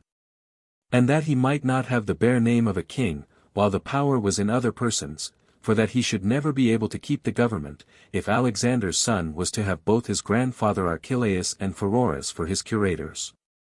And he besought him earnestly, since there were so many of the royal family alive, that he would change those, intended, marriages. Now the king had 9 wives, 47 and children by 7 of them. Antipater was himself born of Doris, and Herod Philip of Mariam, the high priest's daughter. Antipas also and Archelaus were by Malthace, the Samaritan, as was his daughter Olympias, which his brother Josephus' 48th son had married. By Cleopatra of Jerusalem he had Herod and Philip, and by Pallas, Phasaelus, he had also 2 daughters, Roxana and Salome, the one by Phaedra, and the other by Elpis.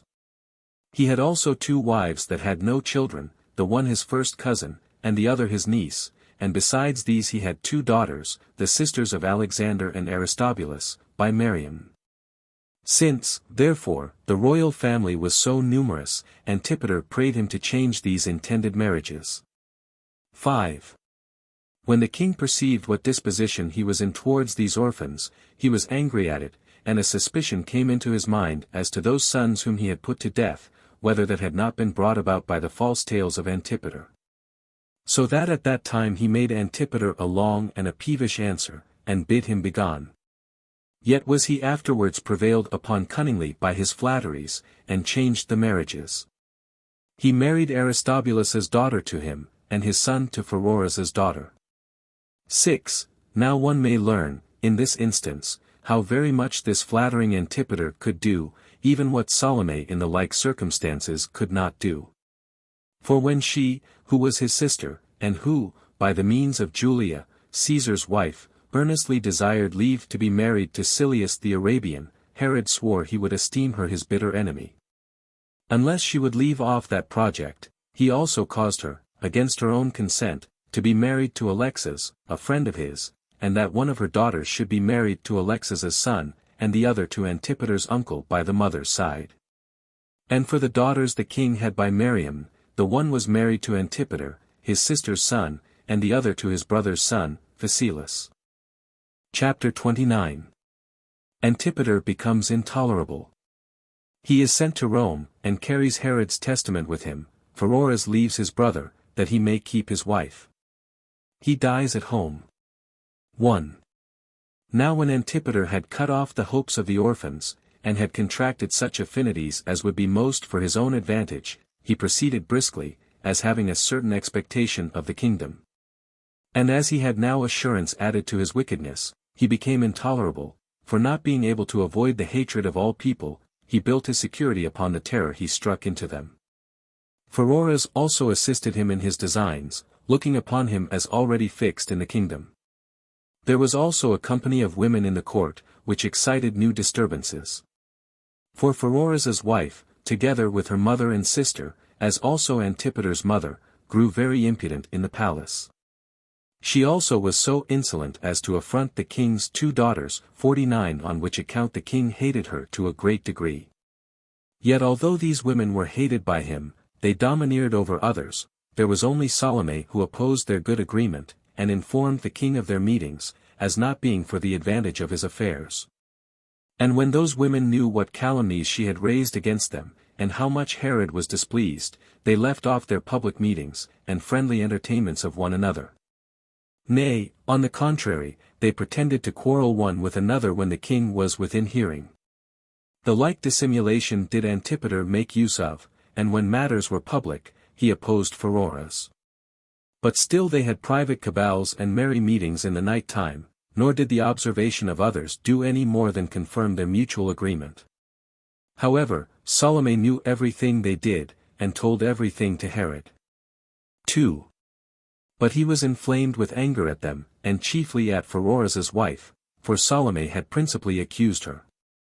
So he got an assembly of his friends and kindred together, and there accused this woman of many things, and particularly of the affronts she had offered his daughters. And that she had supplied the Pharisees with money, by way of rewards for what they had done against him, and had procured his brother to become his enemy, by giving him love potions.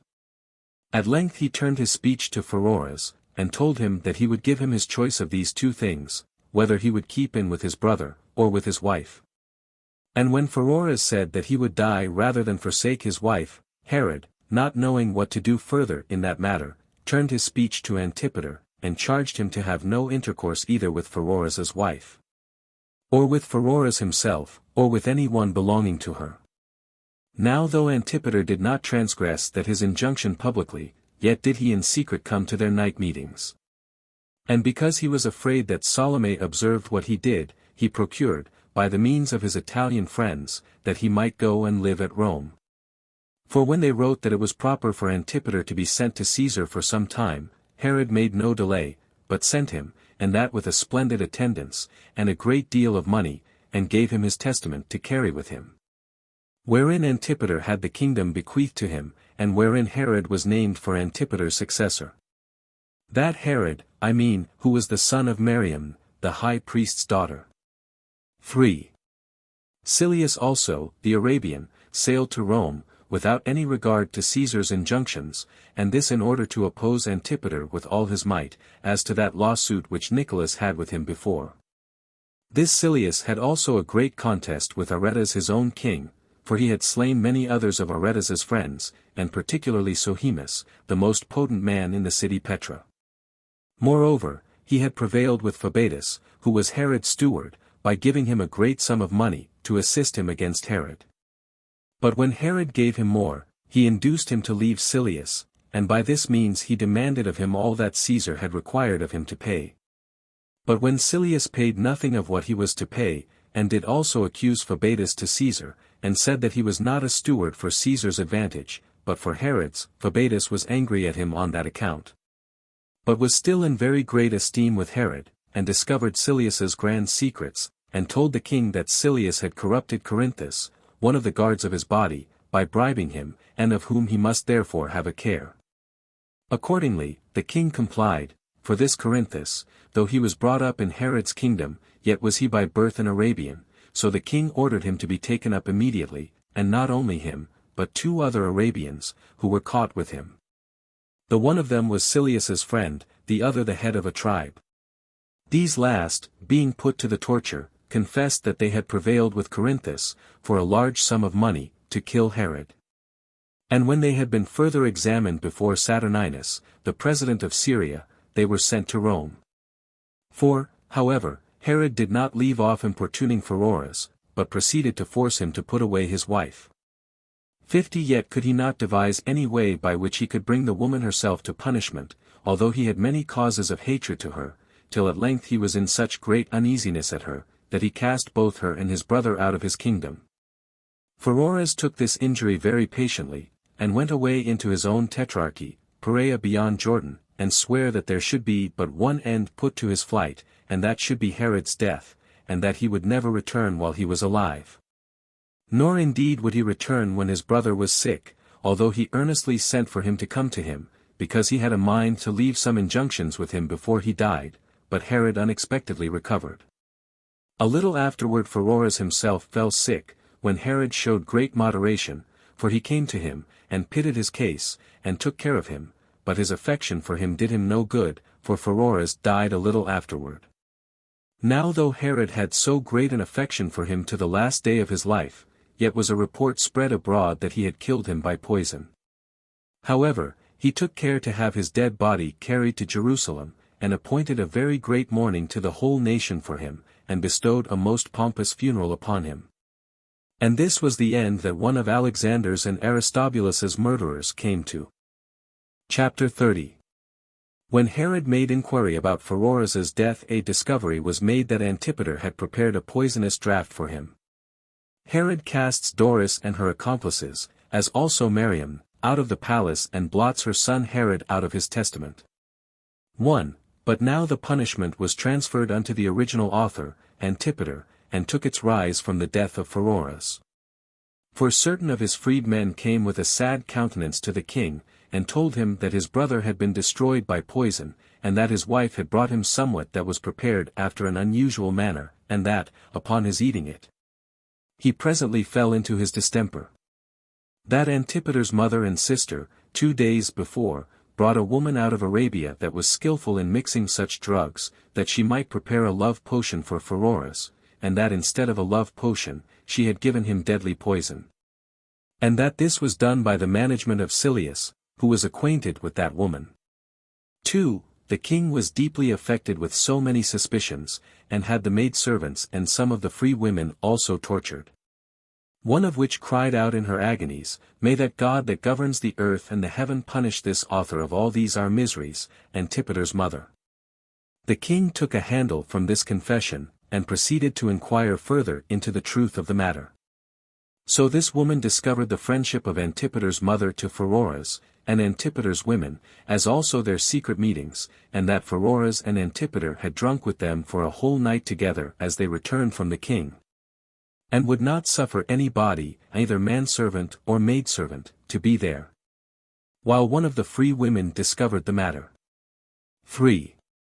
Upon this Herod tortured the maidservants every one by themselves separately, who all unanimously agreed in the foregoing discoveries, and that accordingly by agreement they went away, Antipater to Rome, and Pheroras to Perea. For that they oftentimes talked to one another thus, that after Herod had slain Alexander and Aristobulus, he would fall upon them, and upon their wives, because, after he Miriam and her children he would spare nobody. And that for this reason it was best to get as far off the wild beast as they were able, and that Antipater oftentimes lamented his own case before his mother, and said to her, that he had already grey hairs upon his head. And that his father grew younger again every day, and that perhaps death would overtake him before he should begin to be a king in earnest. And that in case Herod should die, which yet nobody knew when it would be, the enjoyment of the succession could certainly be but for a little time. For that these heads of Hydra, the sons of Alexander and Aristobulus, were growing up, that he was deprived by his father of the hopes of being succeeded by his children, for that his successor after his death was not to be any one of his own sons, but Herod the son of Miriam, that in this point Herod was plainly distracted, to think that his testament should therein take place. For he would take care that not one of his posterity should remain, because he was of all fathers the greatest hater of his children. Yet does he hate his brother still worse. Whence it was that he a while ago gave himself 100 talents, that he should not have any intercourse with Pheroras. And when Pheroras said, "Wherein have we done him any harm?" Antipater replied, "I wish he would but deprive us of all we have, and leave us naked and alive only. But it is indeed impossible to escape this wild beast, who is thus given to murder, who will not permit us to love any person openly, although we be together privately, yet may we be so openly too, if we have but the courage and the hands of men." 4. These things were said by the women upon the torture, as also that Pheroras resolved to fly with them to Perea. Now Herod gave credit to all they said, on account of the affair of the 100 talents. For he had no discourse with any body about them, but only with Antipater. So he vented his anger first of all against Antipater's mother, and took away from her all the ornaments which he had given her, which cost a great many talents, and cast her out of the palace a second time. He also took care of Pheroras's women after their tortures, as being now reconciled to them. But he was in great consternation himself, and inflamed upon every suspicion, and had many innocent persons led to the torture, out of his fear lest he should leave any guilty person untortured. 5. And now it was that he betook himself to examine Antipater of Samaria, who was the steward of his son, Antipater. And upon torturing him, he learned that Antipater had sent for a potion of deadly poison for him out of Egypt, by Antipholus, a companion of his, that Thudio, the uncle of Antipater, had it from him, and delivered it to Pheroras. For that Antipater had charged him to take his father off while he was at Rome, and so free him from the suspicion of doing it himself, that Pheroras also committed this potion to his wife. Then did the king send for her, and bid her bring to him what she had received immediately. So she came out of her house as if she would bring it with her, but threw herself down from the top of the house, in order to prevent any examination and torture from the king. However, it came to pass, as it seems by the providence of God, when he intended to bring Antipater to punishment, that she fell not upon her head, but upon other parts of her body, and escaped. The king, when she was brought to him, took care of her, for she was at first quite senseless upon her fall, and asked her why she had thrown herself down.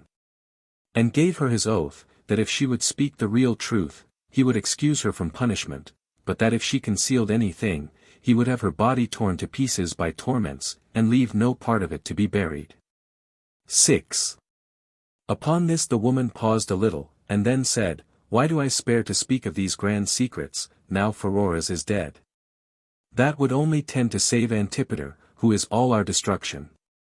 Hear then, O king, and be thou, and God himself, who cannot be deceived, witnesses to the truth of what I am going to say.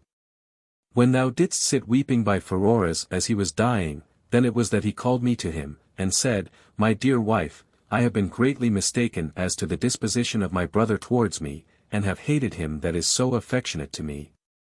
And have contrived to kill him who is in such disorder for me before I am dead. As for myself, I receive the recompense of my impiety. But do thou bring what poison was left with us by Antipater, and which thou keepest in order to destroy him, and consume it immediately in the fire in my sight, that I may not be liable to the avenger in the invisible world. This I brought as he bid me, and emptied the greatest part of it into the fire, but reserved a little of it for my own use against uncertain futurity, and out of my fear of thee. 7. When she had said this, she brought the box, which had a small quantity of this potion in it, but the king let her alone, and transferred the tortures to Antipholus's mother and brother. Who both confessed that Antipholus brought the box out of Egypt, and that they had received the potion from a brother of his, who was a physician at Alexandria. Then did the ghosts of Alexander and Aristobulus go round all the palace, and became the inquisitors and discoverers of what could not otherwise have been found out, and brought such as were the freest from suspicion to be examined. Whereby it was discovered that Miriam, the high priest's daughter, was conscious of this plot, and her very brothers, when they were tortured, declared it so to be. Whereupon the king avenged this insolent attempt of the mother upon her son, and blotted Herod, whom he had by her, out of his treatment, who had been before named therein as successor to Antipater. Chapter 31. Antipater is convicted by Bathyllus, but he still returns from Rome without knowing it. Herod brings him to his trial. 1. After these things were over, Bathyllus came under examination, in order to convict Antipater, who proved the concluding attestation to Antipater's designs, for indeed he was no other than his freedman. This man came, and brought another deadly potion, the poison of asps, and the juices of other serpents, that if the first potion did not do the business, Pheroras and his wife might be armed with this also to destroy the king. He brought also an addition to Antipater's insolent attempt against his father, which was the letters which he wrote against his brethren, Archelaus and Philip, which were the king's sons, and educated at Rome, being yet youths, but of generous dispositions. Antipater set himself to get rid of these as soon as he could, that they might not be prejudicial to his hopes, and to that end he forged letters against them in the name of his friends at Rome. Some of these he corrupted by bribes to write how they grossly reproached their father, and did openly bewail Alexander and Aristobulus, and were uneasy at their being recalled. For their father had already sent for them, which was the very thing that troubled Antipater. 2. Nay, indeed, while Antipater was in Judea, and before he was upon his journey to Rome, he gave money to have the like letters against them sent from Rome, and then came to his father, who as yet had no suspicion of him, and apologized for his brethren, and alleged on their behalf that some of the things contained in those letters were false, and others of them were only youthful errors. Yet at the same time that he expended a great deal of his money, by making presents to such as wrote against his brethren, did he aim to bring his accounts into confusion, by buying costly garments and carpets of various contextures, with silver and gold cups, and a great many more curious things, that so, among the few great expenses laid out upon such furniture, he might conceal the money he had used in hiring men, to write the letters. For he brought in an account of his expenses, amounting to 200 talents, his main pretense for which was file lawsuit he had been in with Silius. So while all his rogueries, even those of a lesser sort also, were covered by his greater villainy, while all the examinations by torture proclaimed his attempt to murder his father, and the letters proclaimed his second attempt to murder his brethren. Yet did no one of those that came to Rome inform him of his misfortunes in Judea, although 7 months had intervened between his conviction and his return, so great was the hatred which they all bore to him. And perhaps they were the ghosts of those brethren of his that had been murdered that stopped the mouths of those that intended to have told him. He then wrote from Rome, and informed his friends that he would soon come to them, and how he was dismissed with honor by Caesar. 3. Now the king, being desirous to get this plotter against him into his hands, and being also afraid lest he should some way come to the knowledge how his affairs stood, and be upon his guard, he dissembled his anger in his epistle to him. As in other points he wrote kindly to him, and desired him to make haste, because if he came quickly, he would then lay aside the complaints he had against his mother. For Antipater was not ignorant that his mother had been expelled out of the palace. However, he had before received a letter, which contained an account of the death of Pheroras, at Tarentum, 51, and made great lamentations at it. For which some commended him, as being for his own uncle, though probably this confusion arose on account of his having thereby failed in his plot, on his father's life. And his tears were more for the loss of him that was to have been subservient therein, than for an uncle, Pheroras. Moreover, a sort of fear came upon him as to his designs, lest the poison should have been discovered. However, when he was in Cilicia, he received the forementioned epistle from his father, and made great haste accordingly. But when he had sailed to Salendarus, a suspicion came into his mind relating to his mother's misfortunes, as if his soul foreboded some mischief to itself. Those therefore of his friends which were the most considerate advised him not rashly to go to his father, till he had learned what were the occasions why his mother had been ejected, because they were afraid that he might be involved in the calumnies that had been cast upon his mother. But those that were less considerate, and had more regard to their own desires of seeing their native country, than to Antipater's safety, persuaded him to make haste home, and not, by delaying his journey, afford his father ground for an ill suspicion, and give a handle to those that raised stories against him. For that in case anything had been moved to his disadvantage, it was owing to his absence, which durst not have been done had he been present. And they said it was absurd to deprive himself of certain happiness, for the sake of an uncertain suspicion, and not rather to return to his father, and take the royal authority upon him, which was in a state of fluctuation on his account only. Antipater complied with this last advice, for Providence hurried him on, to his destruction. So he passed over the sea, and landed at Sebastus, the haven of Caesarea. 4. And here he found a perfect and unexpected solitude, while everybody avoided him, and nobody durst come at him, for he was equally hated by all men. And now that hatred had liberty to show itself, and the dread men were in at the king's anger made men keep from him. For the whole city, of Jerusalem, was filled with the rumors about Antipater, and Antipater himself was the only person who was ignorant of them. For as no man was dismissed more magnificently when he began his voyage to Rome, so was no man now received back with greater ignominy. And indeed he began already to suspect what misfortunes there were in Herod's family. Yet did he cunningly conceal his suspicion, and while he was inwardly ready to die for fear, he put on a forced boldness of countenance. Nor could he now fly any whither, nor had he any way of emerging out of the difficulties which encompassed him. Nor indeed had he even there any certain intelligence of the affairs of the royal family, by reason of the threats the king had given out, yet had he some small hopes of better tidings, for perhaps nothing had been discovered. Or if any discovery had been made, perhaps he should be able to clear himself by impudence and artful tricks, which were the only things he relied upon for his deliverance. 5. And with these hopes did he screen himself, till he came to the palace, without any friends with him, for these were affronted, and shut out at the first gate. Now Varus, the president of Syria, happened to be in the palace, at this juncture. So Antipater went in to his father, and, putting on a bold face, he came near to salute him. But Herod stretched out his hands, and turned his head away from him, and cried out, "Even this is an indication of a parricide, to be desirous to get me into his arms, when he is under such heinous accusations. God confound thee, thou vile wretch! Do not thou touch me, till thou hast cleared thyself of these crimes that are charged upon thee. I appoint thee a court where thou art to be judged, and this Varus, who is very seasonably here, to be thy judge. And get thou thy defense ready against tomorrow, for I give thee so much time to prepare suitable excuses for thyself." And as Antipater was so confounded, that he was able to make no answer to this charge, he went away.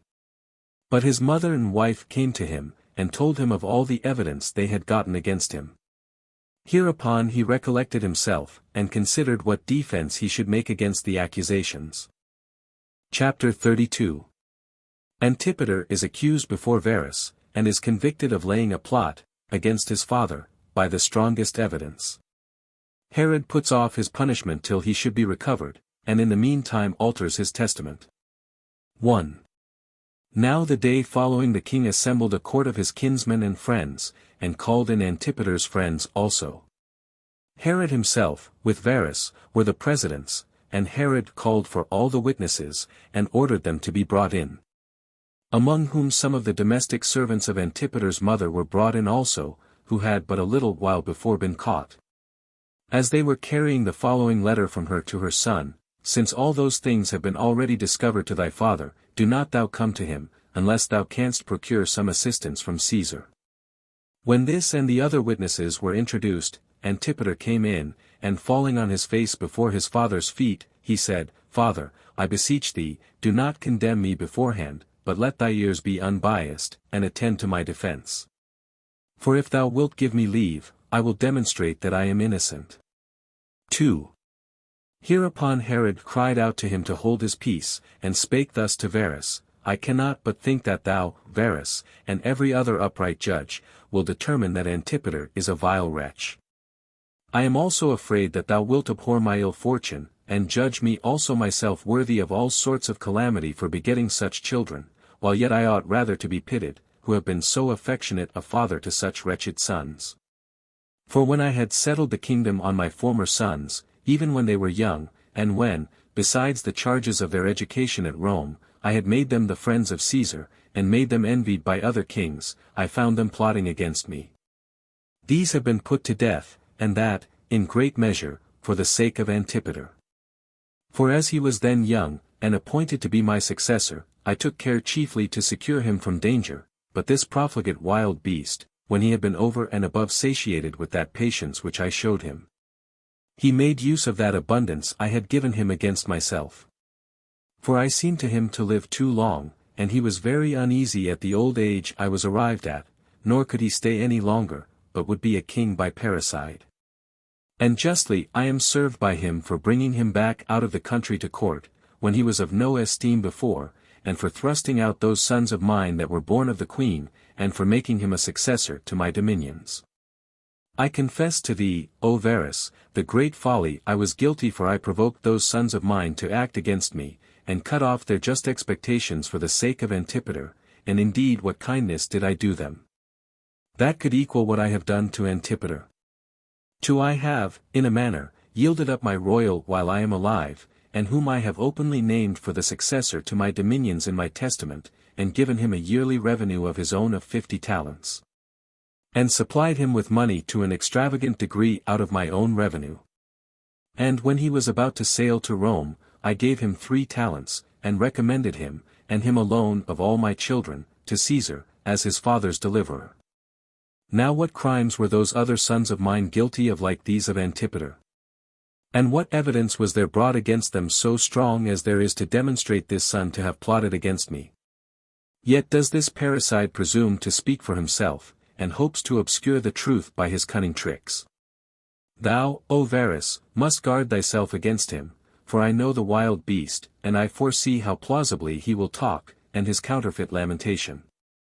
This was he who exhorted me to have a care of Alexander when he was alive, and not to entrust my body with all men. This was he who came to my very bed, and looked about lest any one should lay snares for me. This was he who took care of my sleep, and secured me from fear of danger, who comforted me under the trouble I was in upon the slaughter of my sons, and looked to see what affection my surviving brethren bore me. This was my protector, and the guardian of my body. And when I call to mind, O Varus, his craftiness upon every occasion, and his art of dissembling, I can hardly believe that I am still alive, and I wonder how I have escaped such a deep plotter of mischief. However, since some fate or other makes my house desolate, and perpetually raises up those that are dearest to me against me, I will, with tears, lament my hard fortune, and privately groan under my lonesome condition. Yet am I resolved that no one who thirsts after my blood shall escape punishment, although the evidence should extend itself to all my sons. 3. Upon Herod saying this, he was interrupted by the confusion he was in. But ordered Nicholas, one of his friends, to produce the evidence against Antipater. But in the meantime Antipater lifted up his head, for he lay on the ground before his father's feet, and cried out aloud, Thou, O father, hast made my apology for me. For how can I be a parricide, whom thou thyself confessest to have always had for thy guardian? Thou callest my filial affection prodigious lies and hypocrisy. How then could it be that I, who was so subtle in other matters, should here be so mad as not to understand that it was not easy that he who committed so horrid a crime should be concealed from men?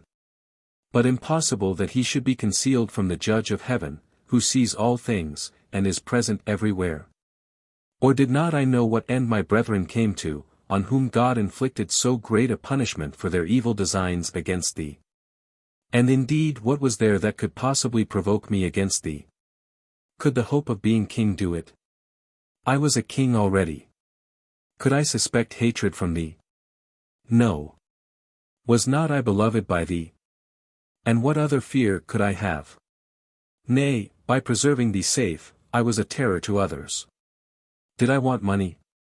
No, for who was able to expend so much as myself? Indeed, father, had I been the most execrable of all mankind, and had I had the soul of the most cruel wild beast, must I not have been overcome with the benefits thou hadst bestowed upon me? Whom, as thou thyself sayest, thou broughtest into the palace, whom thou didst prefer before so many of thy sons. Whom thou madest a king in thine own lifetime, and, by the vast magnitude of the other advantages thou bestowedst on me, thou madest me an object of envy. O miserable man! That thou shouldst undergo this bitter absence, and thereby afford a great opportunity for envy to arise against thee, and a long space for such as were laying designs against thee. Yet was I absent, father, on thy affairs, that Silius might not treat thee with contempt in thine old age. Rome is a witness to my filial affection, and so is Caesar, the ruler of the habitable earth, who oftentimes called me Philopater. 52 Take here the letters he hath sent thee, they are more to be believed than the calumnies raised here. These letters are my only apology, these I use as the demonstration of that natural affection I have to thee. Remember that it was against my own choice that I sailed to Rome, as knowing the latent hatred that was in the kingdom against me. It was thou, O father, however unwillingly, who hast been my ruin, by forcing me to allow time for calumnies against me, and envy at me.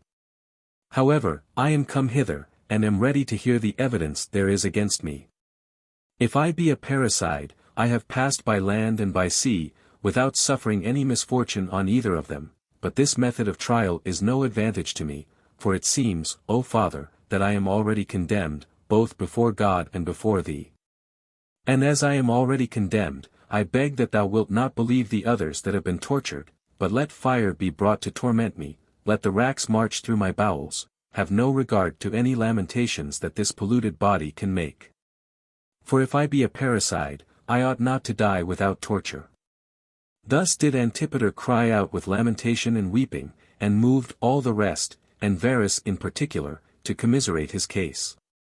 Herod was the only person whose passion was too strong to permit him to weep, as knowing that the testimonies against him were true. 4.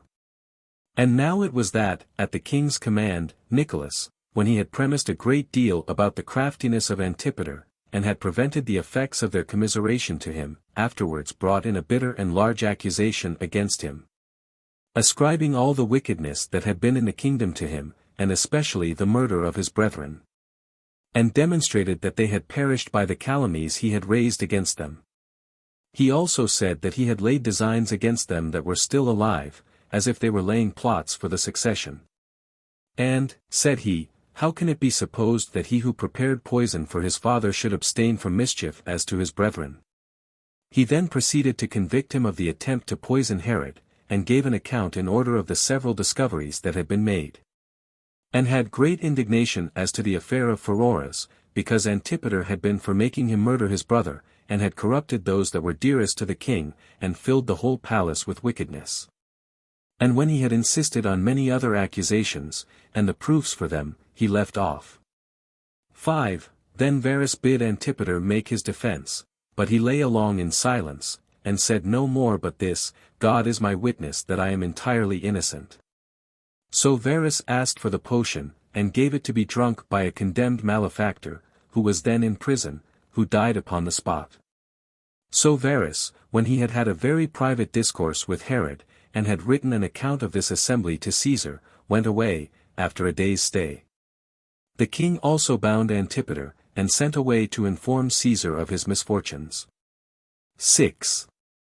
Now after this it was discovered that Antipater had laid a plot against Salome also, for one of Antiphilus's domestic servants came, and brought letters from Rome, from a maidservant of Julia, Caesar's wife, whose name was Acme. By her a message was sent to the king, that she had found a letter written by Salome, among Julia's papers, and had sent it to him privately, out of her goodwill to him. This letter of Salome contained the most bitter reproaches of the king, and the highest accusations against him. Antipater had forged this letter, and had corrupted Acme, and persuaded her to send it to Herod. This was proved by her letter to Antipater, for thus did this woman write to him, As thou desirest, I have written a letter to thy father, and have sent that letter, and am persuaded that the king will not spare his sister when he reads it. Thou wilt do well to remember what thou hast promised when all is accomplished. 7. When this epistle was discovered, and what the epistle forged against Salome contained, a suspicion came into the king's mind, that perhaps the letters against Alexander were also forged. He was moreover greatly disturbed, and in a passion, because he had almost slain his sister on Antipater's account. He did no longer delay therefore to bring him to punishment for all his crimes, yet when he was eagerly pursuing Antipater, he was restrained by a severe distemper he fell into. However, he sent all account to Caesar about Acme, and the contrivances against Salome. He sent also for his testament, and altered it, and therein made Antipas king, as taking no care of Archelaus and Philip, because Antipater had blasted their reputations with him. But he bequeathed to Caesar, besides other presents that he gave him, 1,000 talents. As also to his wife, and children, and friends, and freedmen about 500, he also bequeathed to all others a great quantity of land, and of money, and showed his respects to Salome his sister, by giving her most splendid gifts. And this was what was contained in his testament, as it was now altered. Chapter 33. The golden eagle is cut to pieces. Herod's barbarity when he was ready to die. He attempts to kill himself. He commands Antipater to be slain. He survives him 5 days and then dies. 1. Now Herod's distemper became more and more severe to him, and this because these his disorders fell upon him in his old age, and when he was in a melancholy condition.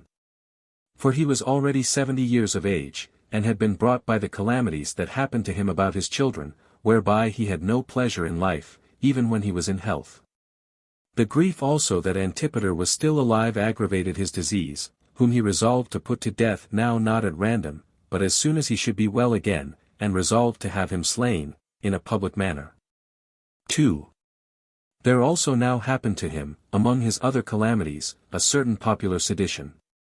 There were 2 men of learning in the city, Jerusalem, who were thought the most skillful in the laws of their country, and were on that account had in very great esteem all over the nation.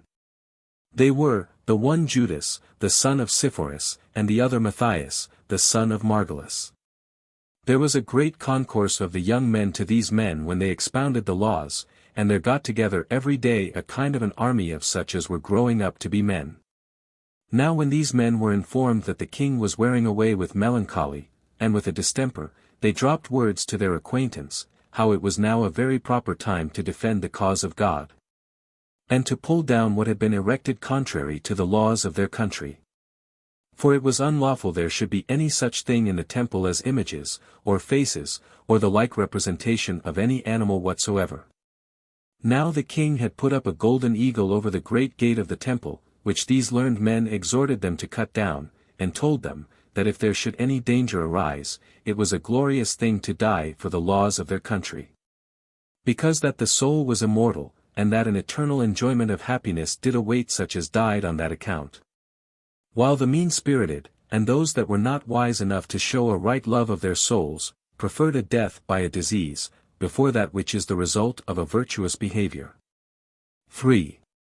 At the same time that these men made this speech to their disciples, a rumor was spread abroad that the king was dying, which made the young men set about the work with greater boldness. They therefore let themselves down from the top of the temple with thick cords, and this at midday, and while a great number of people were in the temple, and cut down that golden eagle with axes. This was presently told to the king's captain of the temple, who came running with a great body of soldiers, and caught about 40 of the young men, and brought them to the king. And when he asked them, first of all, whether they had been so hardy as to cut down the golden eagle, they confessed they had done so. And when he asked them by whose command they had done it, they replied, at the command of the law of their country. And when he further asked them how they could be so joyful when they were to be put to death, they replied, because they should enjoy greater happiness after they were dead. 53. 4. At this the king was in such an extravagant passion, that he overcame his disease, for the time, and went out, and spake to the people. Wherein he made a terrible accusation against those men, as being guilty of sacrilege, and as making greater attempts under pretense of their law, and he thought they deserved to be punished as impious persons. Whereupon the people were afraid lest a great number should be found guilty, and desired that when he had first punished those that put them upon this work, and then those that were caught in it, he would leave off his anger as to the rest. With this the king complied, though not without difficulty, and ordered those that had let themselves down, together with their rabbins, to be burnt alive, but delivered the rest that were caught to the proper officers, to be put to death by them. 5. After this, the distemper seized upon his whole body, and greatly disordered all its parts with various symptoms. For there was a gentle fever upon him, and an intolerable itching over all the surface of his body, and continual pains in his colon, and dropsical turnouts about his feet, and an inflammation of the abdomen, and a putrefaction of his privy member, that produced worms. Besides which he had a difficulty of breathing upon him, and could not breathe but when he sat upright, and had a convulsion of all his members. Insomuch that the diviners said those diseases were a punishment upon him for what he had done to the rabbins. Yet did he struggle with his numerous disorders, and still had a desire to live, and hoped for recovery, and considered of several methods of cure. Accordingly, he went over Jordan, and made use of those hot baths at Coloroi, which ran into the lake Asphaltites, but are themselves sweet enough to be drunk. And here the physicians thought proper to bathe his whole body in warm oil, by letting it down into a large vessel full of oil, whereupon his eyes failed him, and he came and went as if he was dying. And as a tumult was then made by his servants, at their voice he revived again. Yet did he after this despair of recovery, and gave orders that each soldier should have 50 drachmae apiece, and that his commanders and friends should have great sums of money given them. 6. He then returned back and came to Jericho, in such a melancholy state of body as almost threatened him with present death, when he proceeded to attempt a horrid wickedness. For he got together the most illustrious men of the whole Jewish nation, out of every village, into a place called the Hippodrome, and there shut them in. He then called for his sister Salome, and her husband Alexas, and made this speech to them: I know well enough that the Jews will keep a festival upon my death, however, it is in my power to be mourned for on other accounts. And to have a splendid funeral, if you will but be subservient to my commands. Do you but take care to send soldiers to encompass these men that are now in custody, and slay them immediately upon my death, and then all Judea, and every family of them, will weep at it, whether they will or no. 7. These were the commands he gave them, when there came letters from his ambassadors at Rome, whereby information was given that Acme was put to death at Caesar's command, and that Antipater was condemned to die. However, they wrote withal, that if Herod had a mind rather to banish him, Caesar permitted him so to do. So he for a little while revived, and had a desire to live. But presently after he was overborne by his pains, and was disordered by want of food, and by a convulsive cough, and endeavored to prevent a natural death, so he took an apple, and asked for a knife, for he used to pare apples and eat them. He then looked round about to see that there was nobody to hinder him, and lift up his right hand as if he would stab himself, but Achaebus, his first cousin, came running to him, and held his hand, and hindered him from so doing. On which occasion a very great lamentation was made in the palace, as if the king were expiring. As soon as ever Antipater heard that, he took courage, and with joy in his looks, besought his keepers, for a sum of money, to loose him and let him go.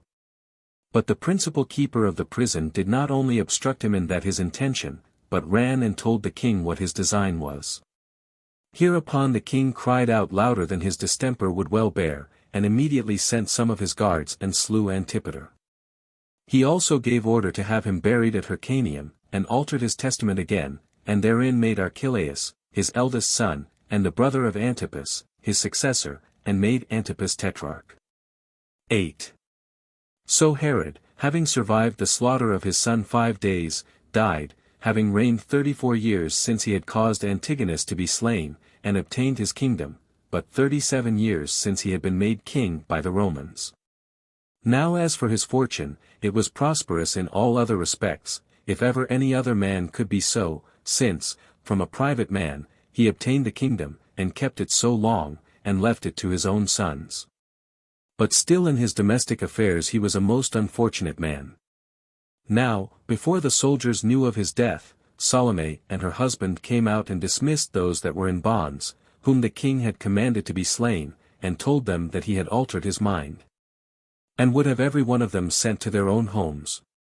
When these men were gone, Salome told the soldiers, the king was dead, and got them and the rest of the multitude together to an assembly, in the amphitheatre at Jericho, where Ptolemy, who was entrusted by the king with his signet ring, came before them, and spake of the happiness the king had attained, and comforted the multitude, and read the epistle which had been left for the soldiers, wherein he earnestly exhorted them to bear goodwill to his successor. And after he had read the epistle, he opened and read his testament, wherein Philip was to inherit Trachonitis, and the neighboring countries, and Antipas was to be tetrarch, as we said before, and Archelaus was made king.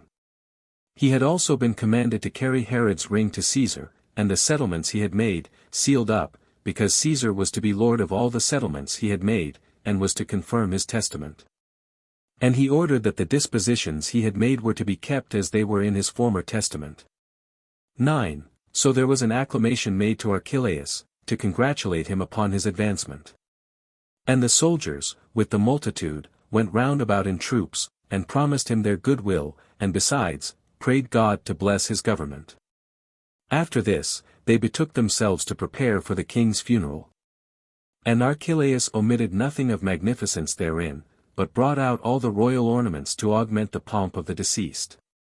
There was a bier all of gold, embroidered with precious stones, and a purple bed of various contexture, with the dead body upon it, covered with purple.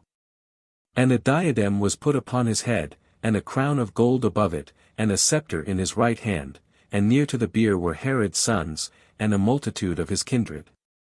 Next to which came his guards, and the regiment of Thracians, the Germans also and Gauls, all accounted as if they were going to war, but the rest of the army went foremost, armed, and following their captains and officers in a regular manner. After whom 500 of his domestic servants and freedmen followed, with sweet spices in their hands, and the body was carried 200 furlongs, to Herodium, where he had given order to be buried. And this shall suffice for the conclusion of the life of Herod. Book 2. Containing the interval of 69 years. From the death of Herod till Vespasian was sent to subdue the Jews by Nero. Chapter 1. Archelaus makes a funeral feast for the people, on the account of Herod. After which a great tumult is raised by the multitude and he sends the soldiers out upon them, who destroy about 3,000 of them. 1. Now the necessity which Archelaus was under of taking a journey to Rome was the occasion of new disturbances. For when he had mourned for his father 7 days, 54 and had given a very expensive funeral feast to the multitude, which custom is the occasion of poverty to many of the Jews, because they are forced to feast the multitude. For if any one omits it, he is not esteemed a holy person, he put on a white garment, and went up to the temple, where the people accosted him with various acclamations. He also spake kindly to the multitude from an elevated seat and a throne of gold, and returned them thanks for the zeal they had shown about his father's funeral, and the submission they had made to him, as if he were already settled in the kingdom. But he told them withal, that he would not at present take upon him either the authority of a king, or the names thereto belonging, until Caesar, who is made lord of this whole affair by the testament, confirm the succession. For that when the soldiers would have set the diadem on his head at Jericho, he would not accept of it. But that he would make abundant requitals, not to the soldiers only, but to the people, for their alacrity and goodwill to him, when the superior lords, the Romans, should have given him a complete title to the kingdom. For that it should be his study to appear in all things better than his father. 2. Upon this the multitude were pleased, and presently made a trial of what he intended, by asking great things of him. For some made a clamor that he would ease them in their taxes, others, that he would take off the duties upon commodities, and some, that he would loose those that were in prison. In all which cases he answered readily to their satisfaction, in order to get the goodwill of the multitude, after which he offered, the proper, sacrifices, and feasted with his friends. And here it was that a great many of those that desired innovations came in crowds towards the evening, and began then to mourn on their own account, when the public mourning for the king was over.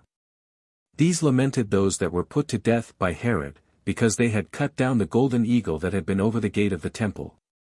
Nor was this mourning of a private nature, but the lamentations were very great, the mourning solemn, and the weeping such as was loudly heard all over the city, as being for those men who had perished for the laws of their country, and for the temple.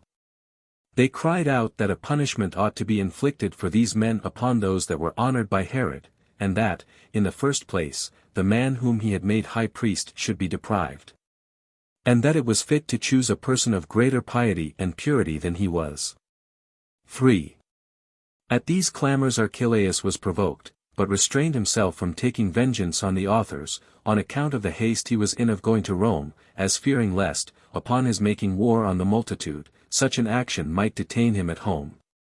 Accordingly, he made trial to quiet the innovators by persuasion, rather than by force, and sent his general in a private way to them, and by him exhorted them to be quiet. But the seditious threw stones at him, and drove him away, as he came into the temple, and before he could say anything to them. The like treatment they showed to others, who came to them after him, many of which were sent by Archelaus, in order to reduce them to sobriety, and these answered still on all occasions after a passionate manner.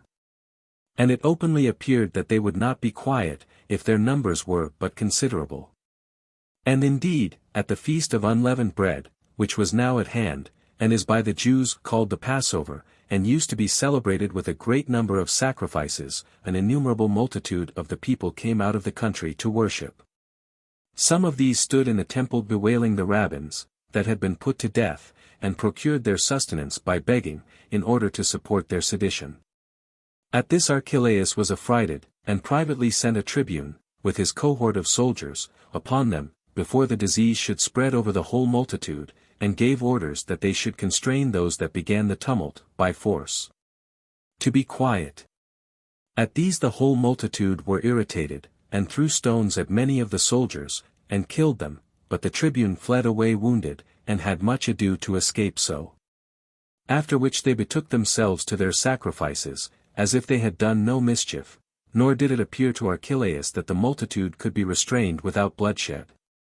So he sent his whole army upon them, the footmen in great multitudes, by the way of the city, and the horsemen by the way of the plain, who, falling upon them on the sudden, as they were offering their sacrifices, destroyed about 3,000 of them. But the rest of the multitude were dispersed upon the adjoining mountains. These were followed by Archelaus' heralds, who commanded every one to retire to their own homes, whither they all went, and left the festival. Chapter 2. Archelaus goes to Rome with a great number of his kindred. He is there accused before Caesar by Antipater, but is superior to his accusers in judgment by the means of that defense which Nicholas made for him. 1. Archelaus went down now to the seaside, with his mother and his friends, Poplas, and Ptolemy, and Nicholas, and left behind him Philip, to be his steward in the palace, and to take care of his domestic affairs. Salome went also along with him with her sons, as did also the king's brethren and sons-in-law. These, in appearance, went to give him all the assistance they were able, in order to secure his succession, but in reality to accuse him for his breach of the laws by what he had done at the temple. 2. But as they were come to Caesarea, Sabinus, the procurator of Syria, met them. He was going up to Judea, to secure Herod's effects, but Varus, president of Syria, who was come thither, restrained him from going any farther. This Varus Archelaus had sent for, by the earnest entreaty of Ptolemy. At this time, indeed, Sabinus, to gratify Varus, neither went to the citadels, nor did he shut up the treasuries where his father's money was laid up, but promised that he would lie still, until Caesar should have taken cognizance of the affair. So he abode at Caesarea, but as soon as those that were his hindrance were gone, when Varus was gone to Antioch, and Archelaus was sailed to Rome, he immediately went on to Jerusalem, and seized upon the palace. And when he had called for the governors of the citadels, and the stewards, of the king's private affairs, he tried to sift out the accounts of the money, and to take possession of the citadels. But the governors of those citadels were not unmindful of the commands laid upon them by Archelaus, and continued to guard them, and said the custody of them rather belonged to Caesar than to Archelaus. 3. In the meantime, Antipas went also to Rome, to strive for the kingdom, and to insist that the former testament, wherein he was named to be king, was valid before the latter testament. Salome had also promised to assist him, as had many of Archelaus' kindred, who sailed along with Archelaus himself also. He also carried along with him his mother, and Ptolemy, the brother of Nicholas, who seemed one of great weight, on account of the great trust Herod put in him, he having been one of his most honored friends. However, Antipas depended chiefly upon Irenaeus, the orator, upon whose authority he had rejected such as advised him to yield to Archelaus, because he was his elder brother, and because the Second Testament gave the kingdom to him. The inclinations also of all Archelaus' kindred, who hated him, were removed to Antipas, when they came to Rome, although in the first place every one rather desired to live under their own laws, without a king, and to be under a Roman governor. But if they should fail in that point, these desired that Antipas might be their king. For Sabinus did also afford these his assistance to the same purpose by letters he sent, wherein he accused Archelaus before Caesar, and highly commended Antipas. Salome also, and those with her, put the crimes which they accused Archelaus of in order, and put them into Caesar's hands. And after they had done that, Archelaus wrote down the reasons of his claim, and, by Ptolemy, sent in his father's ring, and his father's accounts.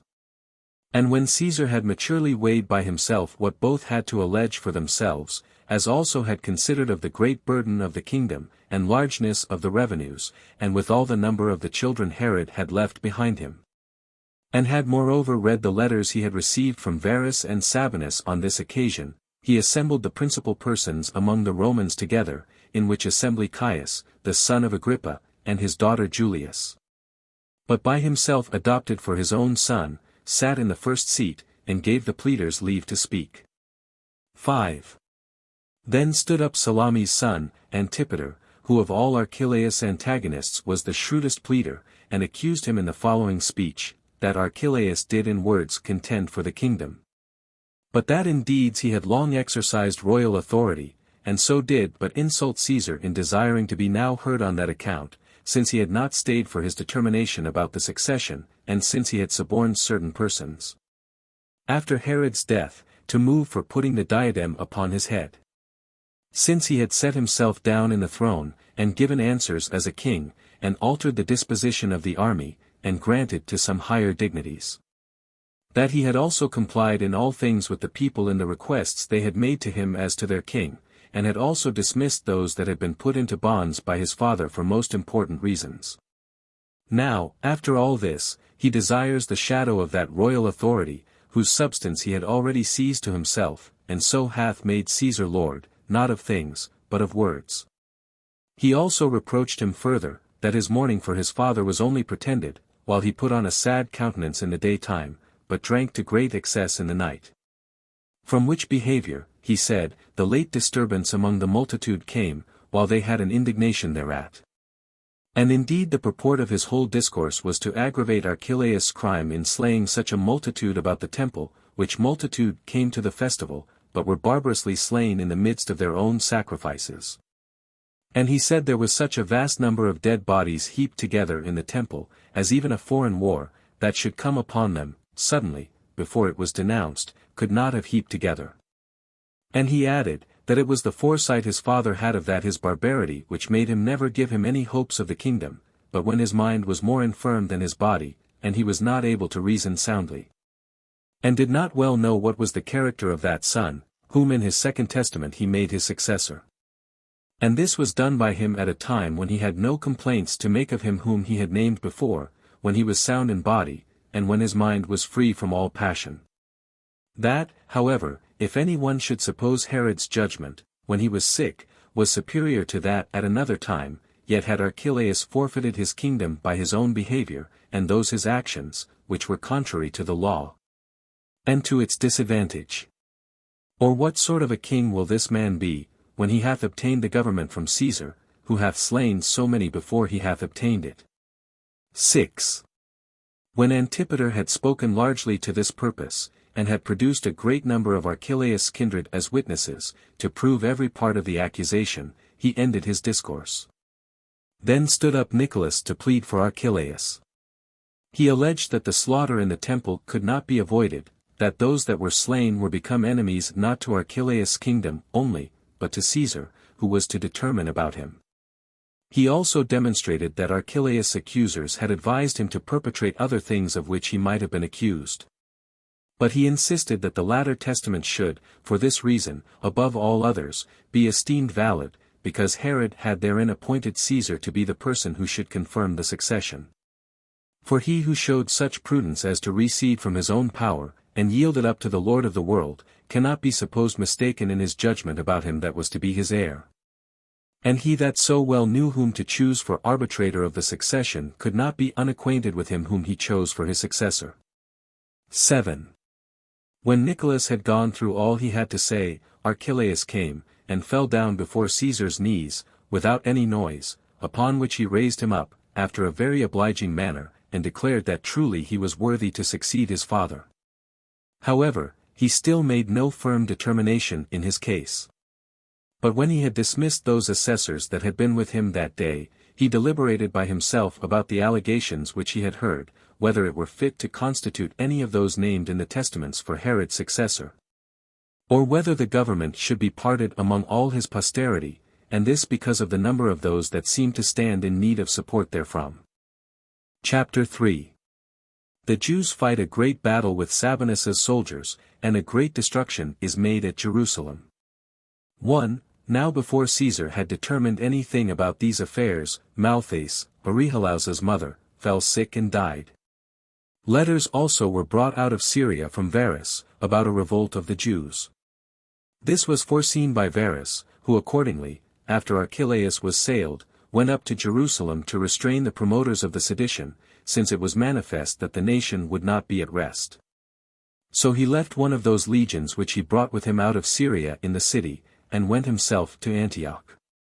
But Sabinus came, after he was gone, and gave them an occasion of making innovations. For he compelled the keepers of the citadels to deliver them up to him, and made a bitter search after the king's money, as depending not only on the soldiers which were left by Varus, but on the multitude of his own servants. All which he armed and used as the instruments of his covetousness. Now when that feast, which was observed after 7 weeks, and which the Jews called Pentecost, i.e. the 50th day, was at hand, its name being taken from the number of the days, after the Passover, the people got together, but not on account of the accustomed divine worship, but of the indignation they had, at the present state of affairs. Wherefore an immense multitude ran together, out of Galilee, and Idumea, and Jericho, and Perea, that was beyond Jordan, but the people that naturally belonged to Judea itself were above the rest, both in number, and in the alacrity of the men. So they distributed themselves into 3 parts, and pitched their camps in 3 places, one at the north side of the temple, another at the south side, by the hippodrome, and the third part were at the palace on the west. So they lay round about the Romans on every side, and besieged them. 2. Now Sabinus was affrighted, both at their multitude, and at their courage, and sent messengers to Varus continually, and besought him to come to his succor quickly. For that if he delayed, his legion would be cut to pieces. As for Sabinus himself, he got up to the highest tower of the fortress, which was called Phaselis, it is of the same name with Herod's brother, who was destroyed by the Parthians. And then he made signs to the soldiers of that legion to attack the enemy, for his astonishment was so great, that he durst not go down to his own men. Hereupon the soldiers were prevailed upon, and leaped out into the temple, and fought a terrible battle with the Jews. In which, while there were none over their heads to distress them, they were too hard for them, by their skill, and the others' want of skill, in war. But when once many of the Jews had gotten up to the top of the cloisters, and threw their darts downwards, upon the heads of the Romans, there were a great many of them destroyed. Nor was it easy to avenge themselves upon those that threw their weapons from on high, nor was it more easy for them to sustain those who came to fight them hand to hand. 3. Since therefore the Romans were sorely afflicted by both these circumstances, they set fire to the cloisters, which were works to be admired, both on account of their magnitude and costliness. Whereupon those that were above them were presently encompassed with the flame, and many of them perished therein, as many of them also were destroyed by the enemy, who came suddenly upon them. Some of them also threw themselves down from the walls backward, and some there were who, from the desperate condition they were in, prevented the fire, by killing themselves with their own swords. But so many of them as crept out from the walls, and came upon the Romans, were easily mastered by them, by reason of the astonishment they were under. Until at last some of the Jews being destroyed, and others dispersed by the terror they were in, the soldiers fell upon the treasure of God, which was now deserted, and plundered about 400 talents. Of which some Sabinus got together all that was not carried away by the soldiers. For, however, this destruction of the works, about the temple, and of the men, occasioned a much greater number, and those of a more warlike sort, to get together, to oppose the Romans. These encompassed the palace round, and threatened to deploy all that were in it, unless they went their ways quickly, for they promised that Sabinus should come to no harm, if he would go out with his legion. There were also a great many of the king's party who deserted the Romans, and assisted the Jews, yet did the most warlike body of them all, who were 3,000 of the men of Sebaste, go over to the Romans. Rufus also, and Gratus, their captains, did the same, Gratus having the foot of the king's party under him, and Rufus the horse, each of whom, even without the forces under them, were of great weight, on account of their strength and wisdom. which turned the scales in war. Now the Jews in the siege, and tried to break down walls of the fortress, and cried out to Sabinus and his party, that they should go their ways, and not prove a hindrance to them. Now they hoped, after a long time, to recover that ancient liberty which their forefathers had enjoyed. Sabinus indeed was well contented to get out of the danger he was in, but he distrusted the assurances the Jews gave him, and suspected such gentle treatment was but a bait laid as a snare for them. This consideration, together with the hopes he had of succor from Varus, made him bear the siege still longer. Chapter 4. Herod's veteran soldiers become tumultuous. The robberies of Judas. Simon and Athranous take the name of king upon them. 1. At this time there were great disturbances in the country, and that in many places. And the opportunity that now offered itself induced a great many to set up for kings. And indeed in Idumea 2,000 of Herod's veteran soldiers got together, and armed and fought against those of the king's party. Against whom Achaeabus, the king's first cousin, fought, and that out of some of the places that were the most strongly fortified, but so as to avoid a direct conflict with them in the plains. In Sepphoris also, a city of Galilee, there was one Judas, the son of that arch-robber Hezekias, who formerly overran the country, and had been subdued by King Herod. This man got no small multitude together, and brake open the place where the royal armor was laid up, and armed those about him, and attacked those that were so earnest to gain the dominion. 2. In Perea also, Simon, one of the servants to the king, relying upon the handsome appearance and tallness of his body, put a diadem upon his own head also. He also went about with a company of robbers that he had gotten together, and burnt down the royal palace that was at Jericho, and many other costly edifices besides, and procured himself very easily spoils by rapine, as snatching them out of the fire. And he had soon burnt down all the fine edifices, if Gratus, the captain of the foot of the king's party, had not taken the Trachonite archers, and the most warlike of Sebaste, and met the man. His footmen were slain in the battle in abundance.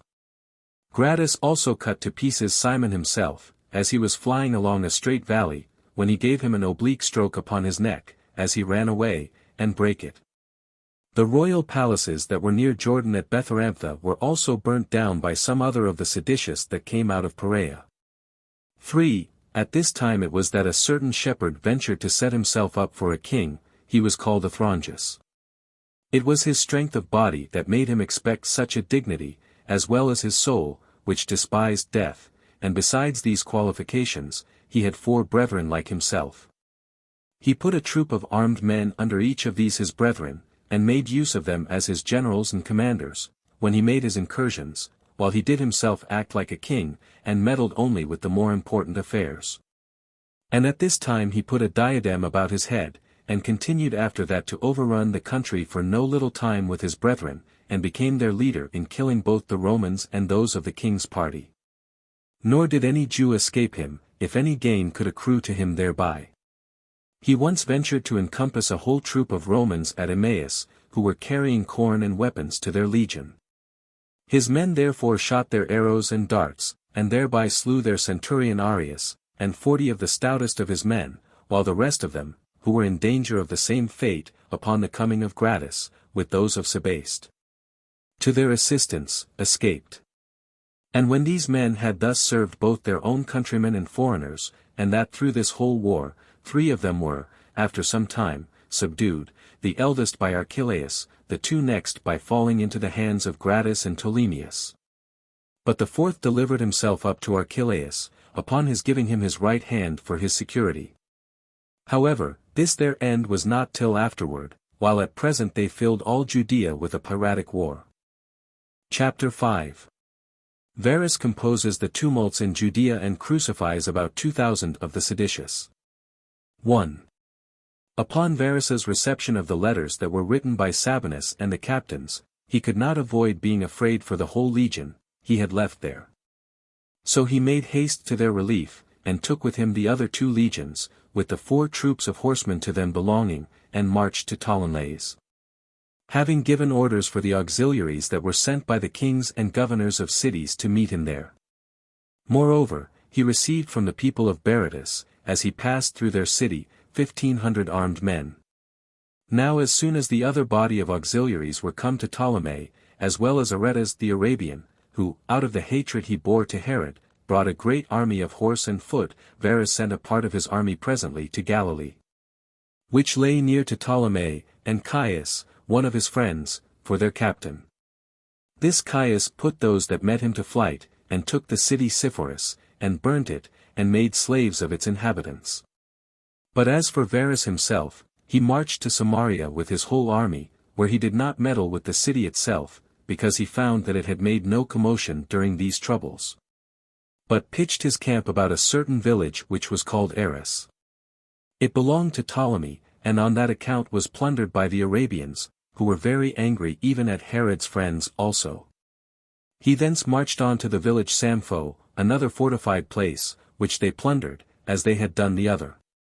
As they carried off all the money they lighted upon belonging to the public revenues, all was now full of fire and bloodshed, and nothing could resist the plunders of the Arabians.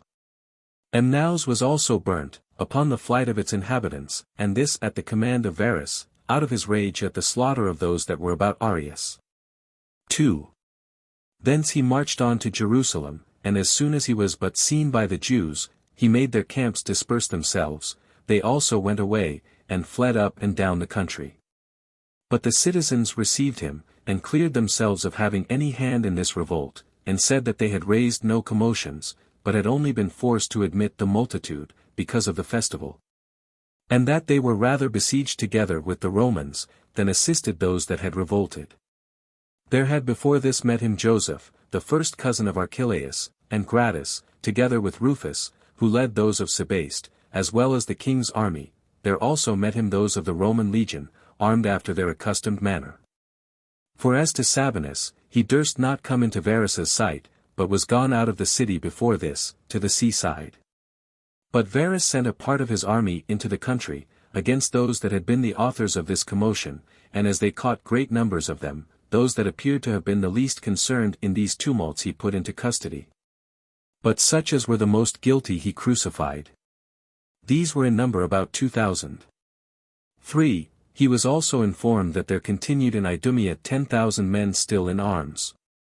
But when he found that the Arabians did not act like auxiliaries, but managed the war according to their own passions, and did mischief to the country otherwise than he intended, and this out of their hatred to Herod, he sent them away.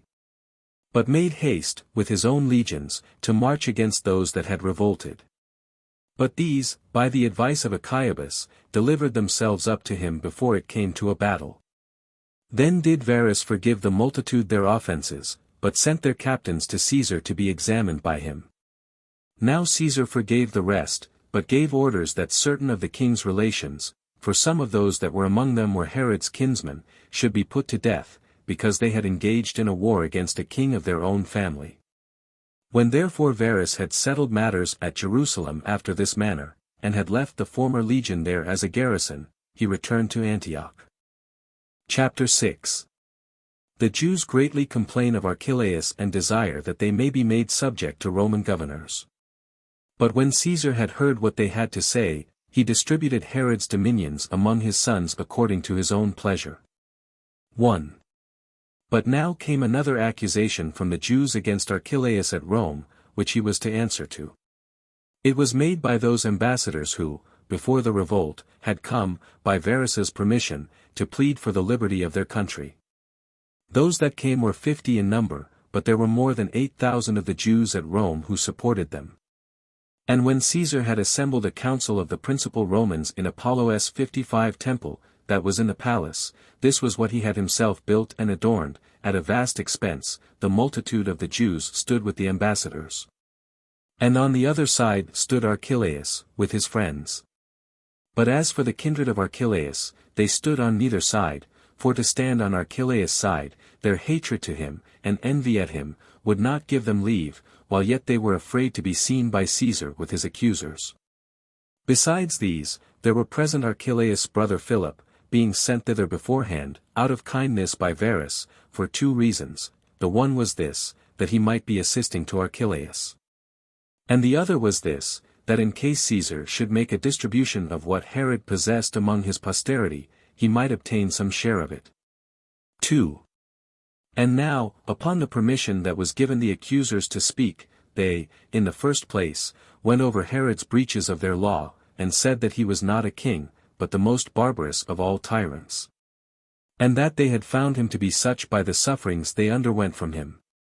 That when a very great number had been slain by him, those that were left had endured such miseries, that they called those that were dead happy men. That he had not only tortured the bodies of his subjects, but entire cities, and had done much harm to the cities of his own country, while he adorned those that belonged to foreigners. And he shed the blood of Jews, in order to do kindnesses to those people that were out of their bounds. That he had filled the nation full of poverty, and of the greatest iniquity, instead of that happiness and those laws which they had anciently enjoyed.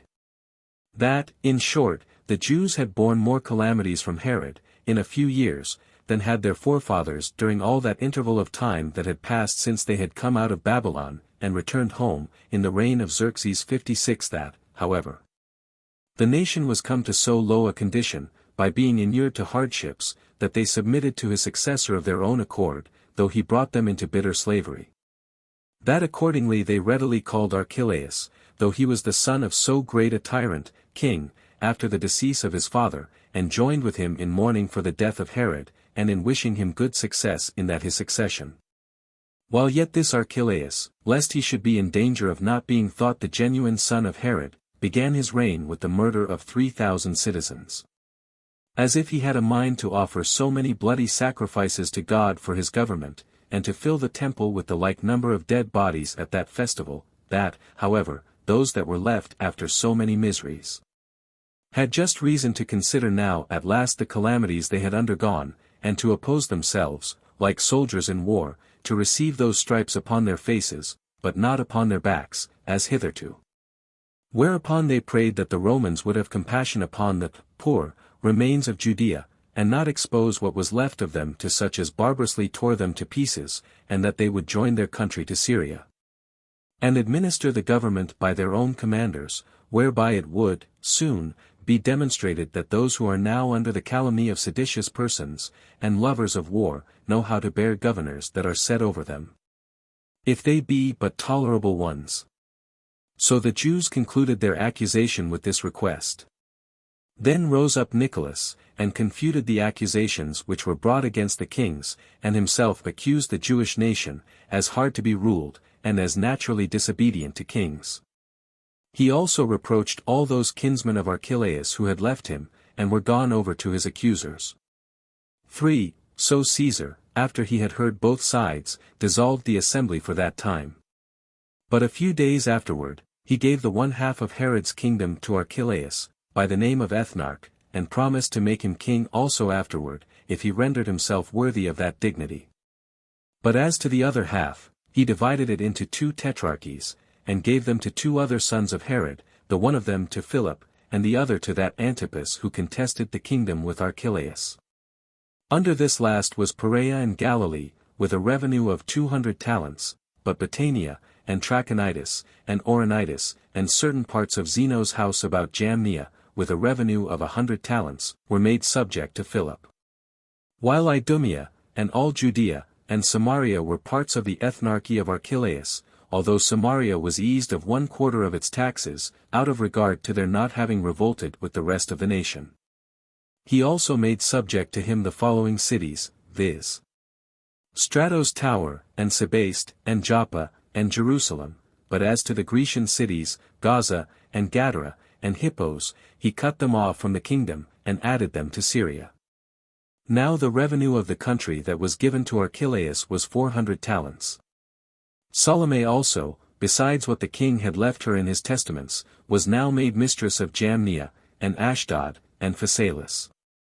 Caesar did moreover bestow upon her the royal palace of Ascalon, by all which she got together a revenue of 60 talents, but he put her house under the ethnarchy of Archelaus. And for the rest of Herod's offspring, they received what was bequeathed to them in his testaments. But, besides that, Caesar granted to Herod's 2 virgin daughters 500,000 drachmae of silver, and gave them in marriage to the sons of Pheroras, but after this family distribution. He gave between them what had been bequeathed to him by Herod, which was 1,000 talents, reserving to himself only some inconsiderable presents, in honor of the deceased. Chapter 7. The History of the Spurious Alexander. Archelaus is banished and Glaphyra dies, after what was to happen to both of them had been showed them in dreams. 1. In the meantime, there was a man, who was by birth a Jew, but brought up at Sidon with one of the Roman freedmen, who falsely pretended, on account of the resemblance of their countenances, that he was that Alexander who was slain by Herod. This man came to Rome, in hopes of not being detected. He had one who was his assistant, of his own nation, and who knew all the affairs of the kingdom, and instructed him to say how those that were sent to kill him and Aristobulus had pity upon them, and stole them away, by putting bodies that were like theirs in their places. This man deceived the Jews that were at Crete, and got a great deal of money of them for traveling in splendor. And then sailed to Melos, where he was thought so certainly genuine, that he got a great deal more money, and prevailed with those that had treated him to sail along with him to Rome. So he landed at Dicerchia, Puteoli, and got very large presents from the Jews who dwelt there, and was conducted by his father's friends as if he were a king. Nay, the resemblance in his countenance procured him so much credit, that those who had seen Alexander, and had known him very well, would take their oaths that he was the very same person. Accordingly, the whole body of the Jews that were at Rome ran out in crowds to see him, and an innumerable multitude there was which stood in the narrow places through which he was carried. For those of Melos were so far distracted, that they carried him in a sedan, and maintained a royal attendance for him at their own proper charges. 2. But Caesar, who knew perfectly well the lineaments of Alexander's face, because he had been accused by Herod before him, discerned the fallacy in his countenance, even before he saw the man. However, he suffered the agreeable fame that went of him to have some weight with him, and sent Celadus, one who well knew Alexander, and ordered him to bring the young man to him. But when Caesar saw him, he immediately discerned a difference in his countenance, and when he had discovered that his whole body was of a more robust texture, and like that of a slave, he understood the whole was a contrivance. But the impudence of what he said greatly provoked him to be angry at him. For when he was asked about Aristobulus, he said that he was also preserved alive, and was left on purpose in Cyprus, for fear of treachery, because it would be harder for plotters to get them both into their power while they were separate. Then did Caesar take him by himself privately, and said to him, I will give thee thy life, if thou wilt discover who it was that persuaded thee to forge such stories. So he said that he would discover him, and followed Caesar, and pointed to that Jew who abused the resemblance of his face to get money, for that he had received more presents in every city than ever Alexander did when he was alive. Caesar laughed at the contrivance, and put this spurious Alexander among his rowers, on account of the strength of his body, but ordered him that persuaded him to be put to death. But for the people of Melos, they had been sufficiently punished for their folly, by the expenses they had been at on his account. 3. And now Archelaus took possession of his ethnarchy, and used not the Jews only, but the Samaritans also, barbarously, and this out of his resentment of their old quarrels with him. Whereupon they both of them sent ambassadors against him to Caesar. And in the 9th year of his government he was banished to Vienna, a city of Gaul, and his effects were put into Caesar's treasury. But the report goes, that before he was sent for by Caesar, he seemed to see 9 ears of corn, full and large, but devoured by oxen. When, therefore, he had sent for the diviners, and some of the Chaldeans, and inquired of them what they thought it portended. And when one of them had one interpretation, and another had another, Simon, one of the sect of Essenes, said that he thought the ears of corn denoted years, and the oxen denoted a mutation of things. Because by their ploughing they made an alteration of the country. That therefore he should reign as many years as there were ears of corn, and after he had passed through various alterations of fortune, should die. Now 5 days after Archelaus had heard this interpretation he was called to his trial. 4. I cannot also but think it worthy to be recorded what dream Glaphyra, the daughter of Archelaus, king of Cappadocia, had, who had at first been wife to Alexander, who was the brother of Archelaus, concerning whom we have been discoursing. This Alexander was the son of Herod the king, by whom he was put to death, as we have already related. This Glaphyra was married, after his death, to Juba, king of Libya, and, after his death, was returned home, and lived a widow with her father. Then it was that Archelaus, the ethnarch, saw her, and fell so deeply in love with her, that he divorced Miriam, who was then his wife, and married her. When, therefore, she was come into Judea, and had been there for a little while, she thought she saw Alexander stand by her, and that he said to her, Thy marriage with the king of Libya might have been sufficient for thee.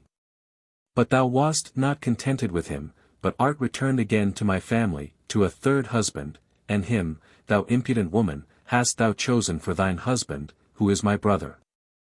However, I shall not overlook the injury thou hast offered me. I shall, soon, have thee again, whether thou wilt or no. Now Glaphyra hardly survived the narration of this dream of hers 2 days. Chapter 8. Archelaus' ethnarchy is reduced into a Roman province. The sedition of Judas of Galilee. The 3 sects. 1. And now Archelaus part of Judea was reduced into a province, and Coponius, one of the equestrian order among the Romans, was sent as a procurator, having the power of life and death put into his hands by Caesar. Under his administration it was that a certain Galilean, whose name was Judas, prevailed with his countrymen to revolt. And said they were cowards if they would endure to pay a tax to the Romans and would after God submit to mortal men as their lords.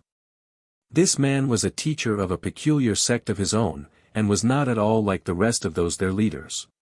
2. For there are 3 philosophical sects among the Jews. The followers of the first of which are the Pharisees. Of the second, the Sadducees, and the third sect, which pretends to a severe discipline, are called Essenes. These last are Jews by birth, and seem to have a greater affection for one another than the other sects have. These Essenes reject pleasures as an evil, but esteem continence, and the conquest over our passions, to be virtue. They neglect wedlock, but choose out other persons' children, while they are pliable, and fit for learning, and esteem them to be of their kindred, and form them according to their own manners. They do not absolutely deny the fitness of marriage, and the succession of mankind thereby continued, but they guard against the lascivious behavior of women, and are persuaded that none of them preserve their fidelity to one man. 3.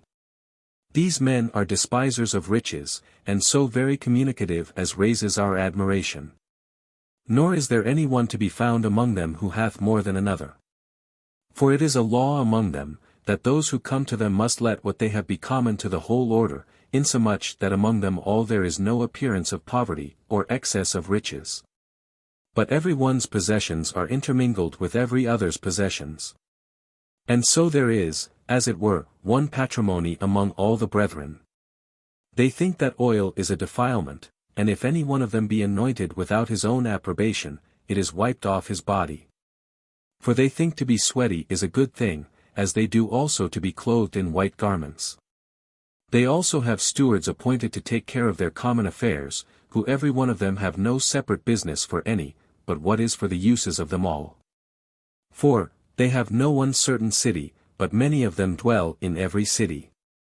And if any of their sect come from other places, what they have lies open for them, just as if it were their own, and they go into such as they never knew before, as if they had been ever so long acquainted with them.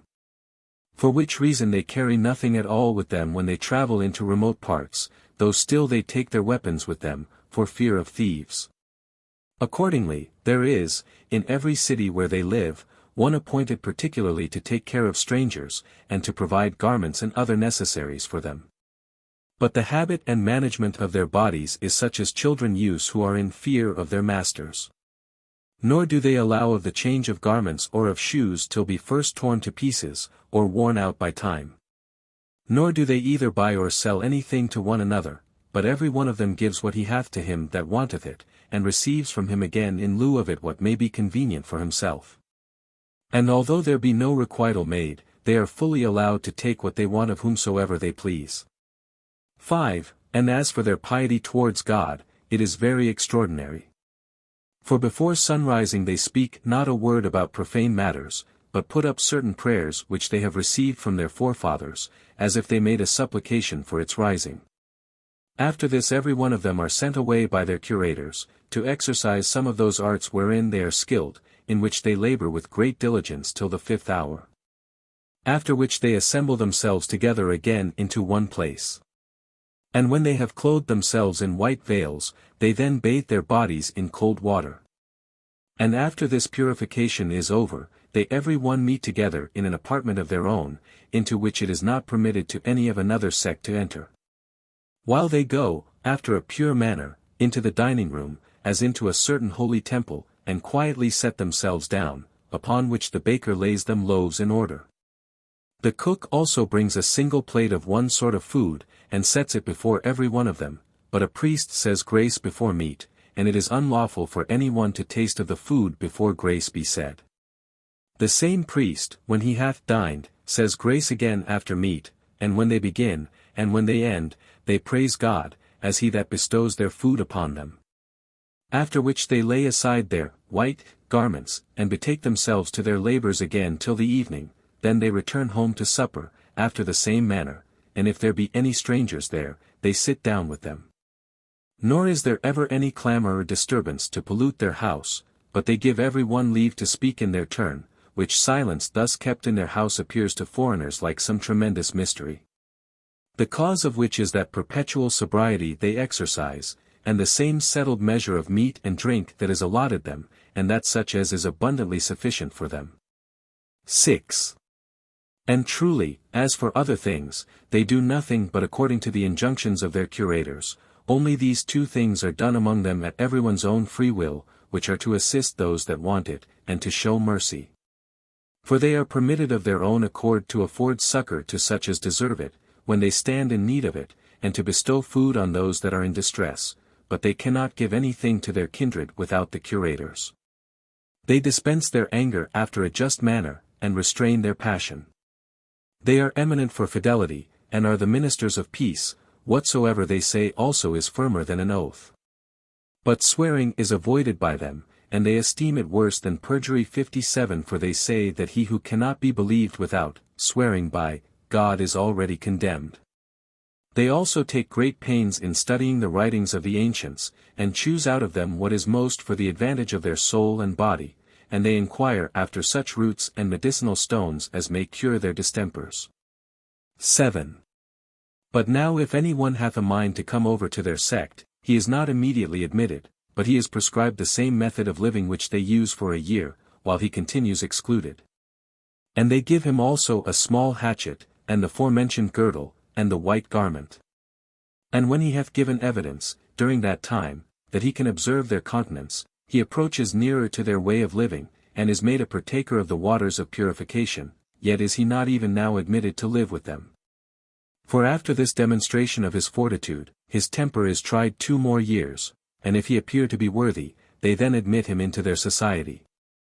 And before he is allowed to touch their common food, he is obliged to take tremendous oaths, that, in the first place, he will exercise piety towards God, and then that he will observe justice towards men, and that he will do no harm to any one, either of his own accord, or by the command of others.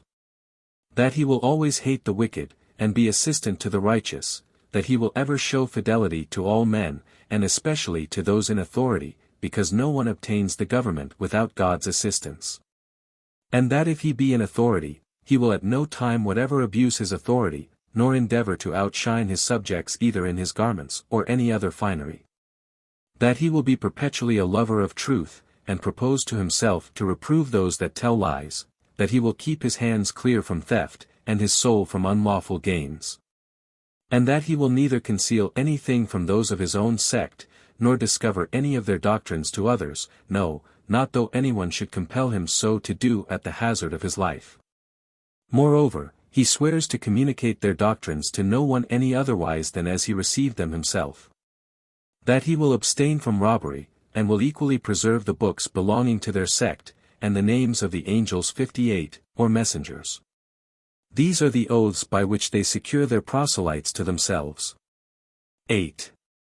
But for those that are caught in any heinous sins, they cast them out of their society, and he who is thus separated from them does often die after a miserable manner. For as he is bound by the oath he hath taken, and by the customs he hath been engaged in, he is not at liberty to partake of that food that he meets with elsewhere, but is forced to eat grass, and to famish his body with hunger, till he perish. For which reason they receive many of them again when they are at their last gasp, out of compassion to them. As thinking the miseries they have endured till they came to the very brink of death to be a sufficient punishment for the sins they had been guilty of. 9. But in the judgments they exercise they are most accurate and just, nor do they pass sentence by the votes of a court that is fewer than 100. And as to what is once determined by that number, it is unalterable. What they most of all honor, after God himself, is the name of their legislator, Moses, whom if any one blaspheme he is punished capitally. They also think it a good thing to obey their elders, and the major part. Accordingly, if 10 of them be sitting together, no one of them will speak while the other 9 are against it. They also avoid spitting in the midst of them, or on the right side. Moreover, they are stricter than any other of the Jews in resting from their labors on the 7th day. For they not only get their food ready the day before, that they may not be obliged to kindle a fire on that day, but they will not remove any vessel out of its place, nor go to stool thereon. Nay, on other days they dig a small pit, a foot deep, with a paddle, which kind of hatchet is given them when they are first admitted among them. And covering themselves round with their garment, that they may not affront the divine rays of light, they ease themselves into that pit, after which they put the earth that was dug out again into the pit. And even this they do only in the more lonely places, which they choose out for this purpose, and although this easement of the body be natural, yet it is a rule with them to wash themselves after it, as if it were a defilement to them. 10. Now after the time of their preparatory trial is over, they are parted into 4 classes. And so far are the juniors inferior to the seniors, that if the seniors should be touched by the juniors, they must wash themselves, as if they had intermixed themselves with the company of a foreigner. They are long-lived also, insomuch that many of them live above 100 years, by means of the simplicity of their diet, nay, as I think, by means of the regular course of life they observe also. They contemn the miseries of life, and are above pain, by the generosity of their mind. And as for death, if it will be for their glory, they esteem it better than living always. And indeed our war with the Romans gave abundant evidence what great souls they had in their trials, wherein, although they were tortured and distorted, burnt and torn to pieces, and went through all kinds of instruments of torment, that they might be forced either to blaspheme their legislator, or to eat what was forbidden them, yet could they not be made to do either of them, no, nor once to flatter their tormentors, or to shed a tear. But they smiled in their very pains, and laughed those to scorn who inflicted the torments upon them, and resigned up their souls with great alacrity, as expecting to receive them again. 11. For their doctrine is this, that bodies are corruptible, and that the matter they are made of is not permanent, but that the souls are immortal, and continue forever. And that they come out of the most subtle air, and are united to their bodies as to prisons, into which they are drawn by a certain natural enticement. But that when they are set free from the bonds of the flesh, they then, as released from a long bondage, rejoice and mount upward.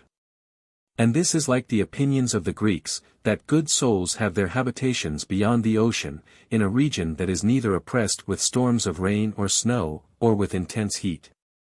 But that this place is such as is refreshed by the gentle breathing of a west wind, that is perpetually blowing from the ocean.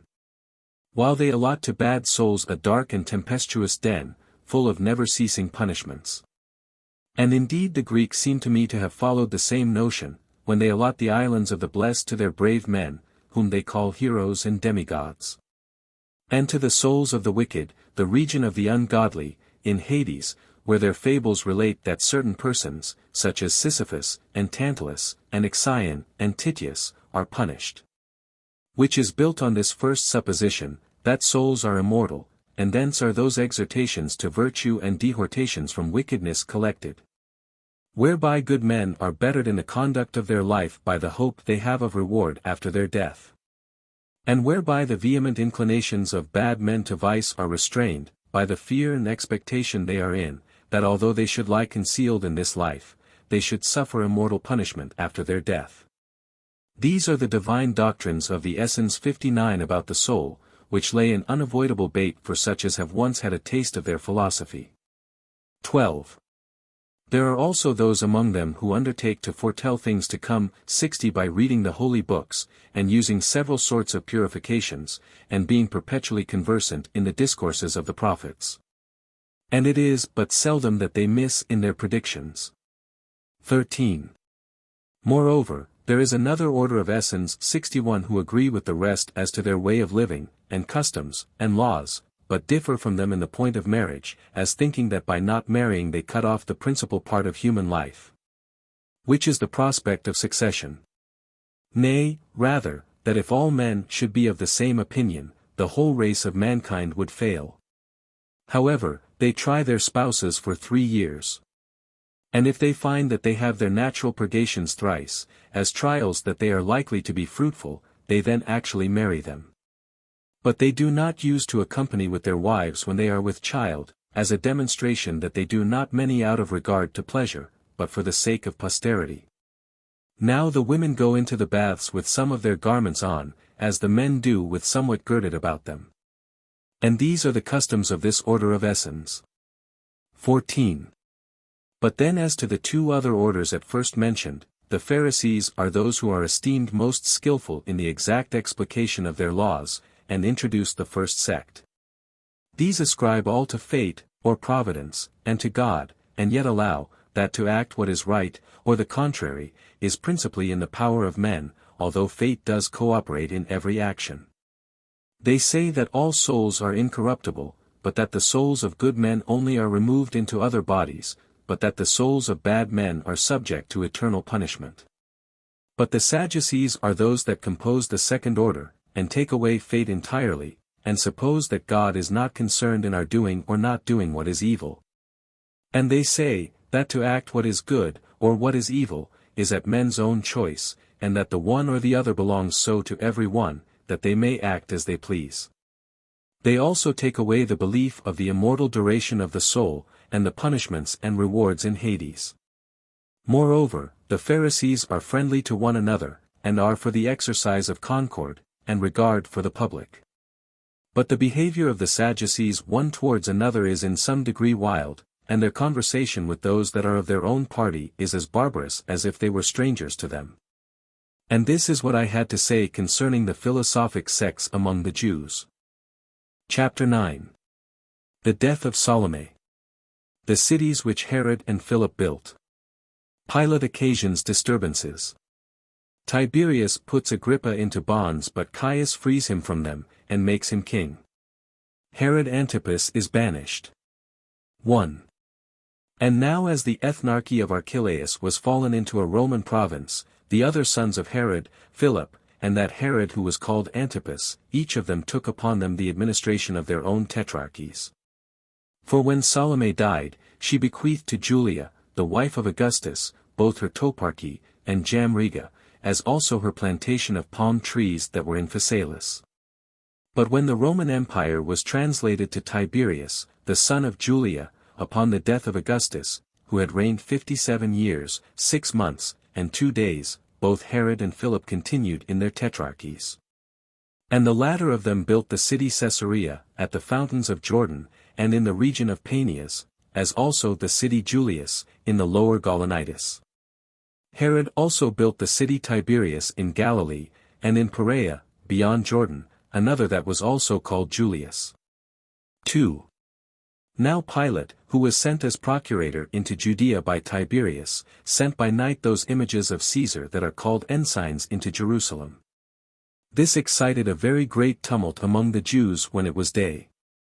For those that were near them were astonished at the sight of them, as indications that their laws were trodden under foot, for those laws do not permit any sort of image to be brought into the city. Nay, besides the indignation which the citizens had themselves at this procedure, a vast number of people came running out of the country. These came zealously to Pilate to Caesarea, and besought him to carry those ensigns out of Jerusalem, and to preserve them their ancient laws inviolable. But upon Pilate's denial of their request, they fell 62 down prostrate upon the ground, and continued immovable in that posture for 5 days and as many nights. 3. On the next day Pilate sat upon his tribunal, in the open marketplace, and called to him the multitude, as desirous to give them an answer. And then gave a signal to the soldiers, that they should all by agreement at once encompass the Jews with their weapons, so the band of soldiers stood round about the Jews in 3 ranks. The Jews were under the utmost consternation at that unexpected sight. Pilate also said to them that they should be cut in pieces, unless they would admit of Caesar's images, and gave intimation to the soldiers to draw their naked swords. Hereupon the Jews, as it were at one signal, fell down in vast numbers together, and exposed their necks bare, and cried out that they were sooner ready to be slain, than that their law should be transgressed. Hereupon Pilate was greatly surprised at their prodigious superstition, and gave order that the ensigns should be presently carried out of Jerusalem. 4.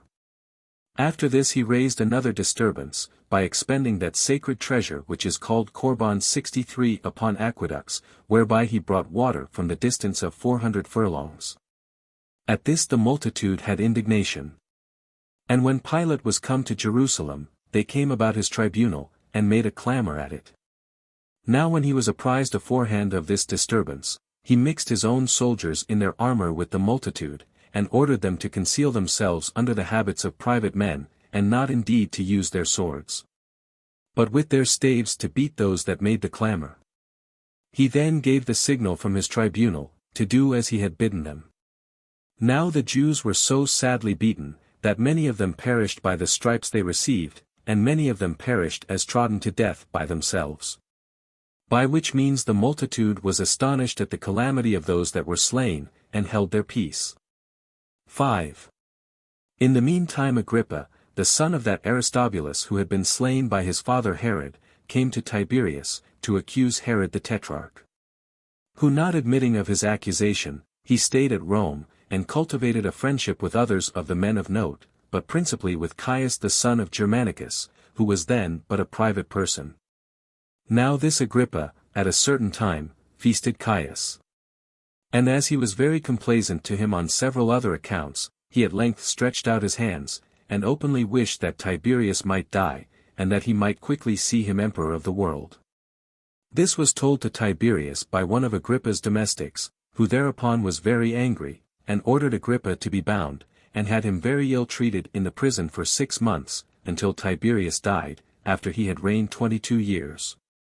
6 months, and 3 days. 6. But when Caius was made Caesar, he released Agrippa from his bonds, and made him king of Philip's tetrarchy, who was now dead.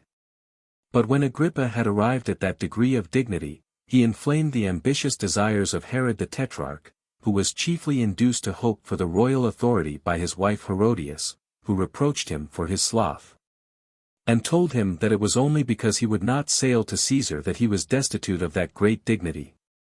For since Caesar had made Agrippa a king, from a private person, much more would he advance him from a tetrarch to that dignity. These arguments prevailed with Herod, so that he came to Caius, by whom he was punished for his ambition, by being banished into Spain, for Agrippa followed him, in order to accuse him, to whom also Caius gave his tetrarchy, by way of addition. So Herod died in Spain, whither his wife had followed him. Chapter 10. Caius commands that his statue should be set up in the temple itself, and what Petronius did thereupon. 1. Now Caius Caesar did so grossly abuse the fortune he had arrived at, as to take himself to be a god, and to desire to be so called also, and to cut off those of the greatest nobility out of his country. He also extended his impiety as far as the Jews. Accordingly, he sent Petronius with an army to Jerusalem, to place his statues in the temple 64 and commanded him that, in case the Jews would not admit of them, he should slay those that opposed it, and carry all the rest of the nation into captivity, but God concerned himself with these his commands. However, Petronius marched out of Antioch into Judea, with 3 legions, and many Syrian auxiliaries. Now as to the Jews, some of them could not believe the stories that spake of a war. But those that did believe them were in the utmost distress how to defend themselves, and the terror diffused itself presently through them all, for the army was already come to Ptolemy. 2. This Ptolemy is a maritime city of Galilee, built in the great plain. It is encompassed with mountains, that on the east side, 60 furlongs off, belongs to Galilee. But that on the south belongs to Carmel, which is distant from it 120 furlongs. And that on the north is the highest of them all, and is called by the people of the country, the ladder of the Tyrians, which is at the distance of 100 furlongs. The very small river Bela 65 runs by it, at the distance of 2 furlongs. Near which there is Menman's monument 66 and hath near it a place no larger than 100 cubits, which deserves admiration, for the place is round and hollow, and affords such sand as glass is made of. Which place, when it hath been emptied by the many ships there loaded, it is filled again by the winds, which bring into it, as it were on purpose, that sand which lay remote, and was no more than bare common sand. While this mine presently turns it into glassy sand. And what is to me still more wonderful, that glassy sand which is superfluous, and is once removed out of the place, becomes bare common sand again. And this is the nature of the place we are speaking of. 3. But now the Jews got together in great numbers with their wives and children into that plain that was by Ptolemy, and made supplication to Petronius, first for their laws, and, in the next place, for themselves. So he was prevailed upon by the multitude of the supplicants, and by their supplications, and left his army and the statues at Ptolemy, and then went forward into Galilee, and called together the multitude and all the men of note to Tiberias. And showed them the power of the Romans, and the threatenings of Caesar.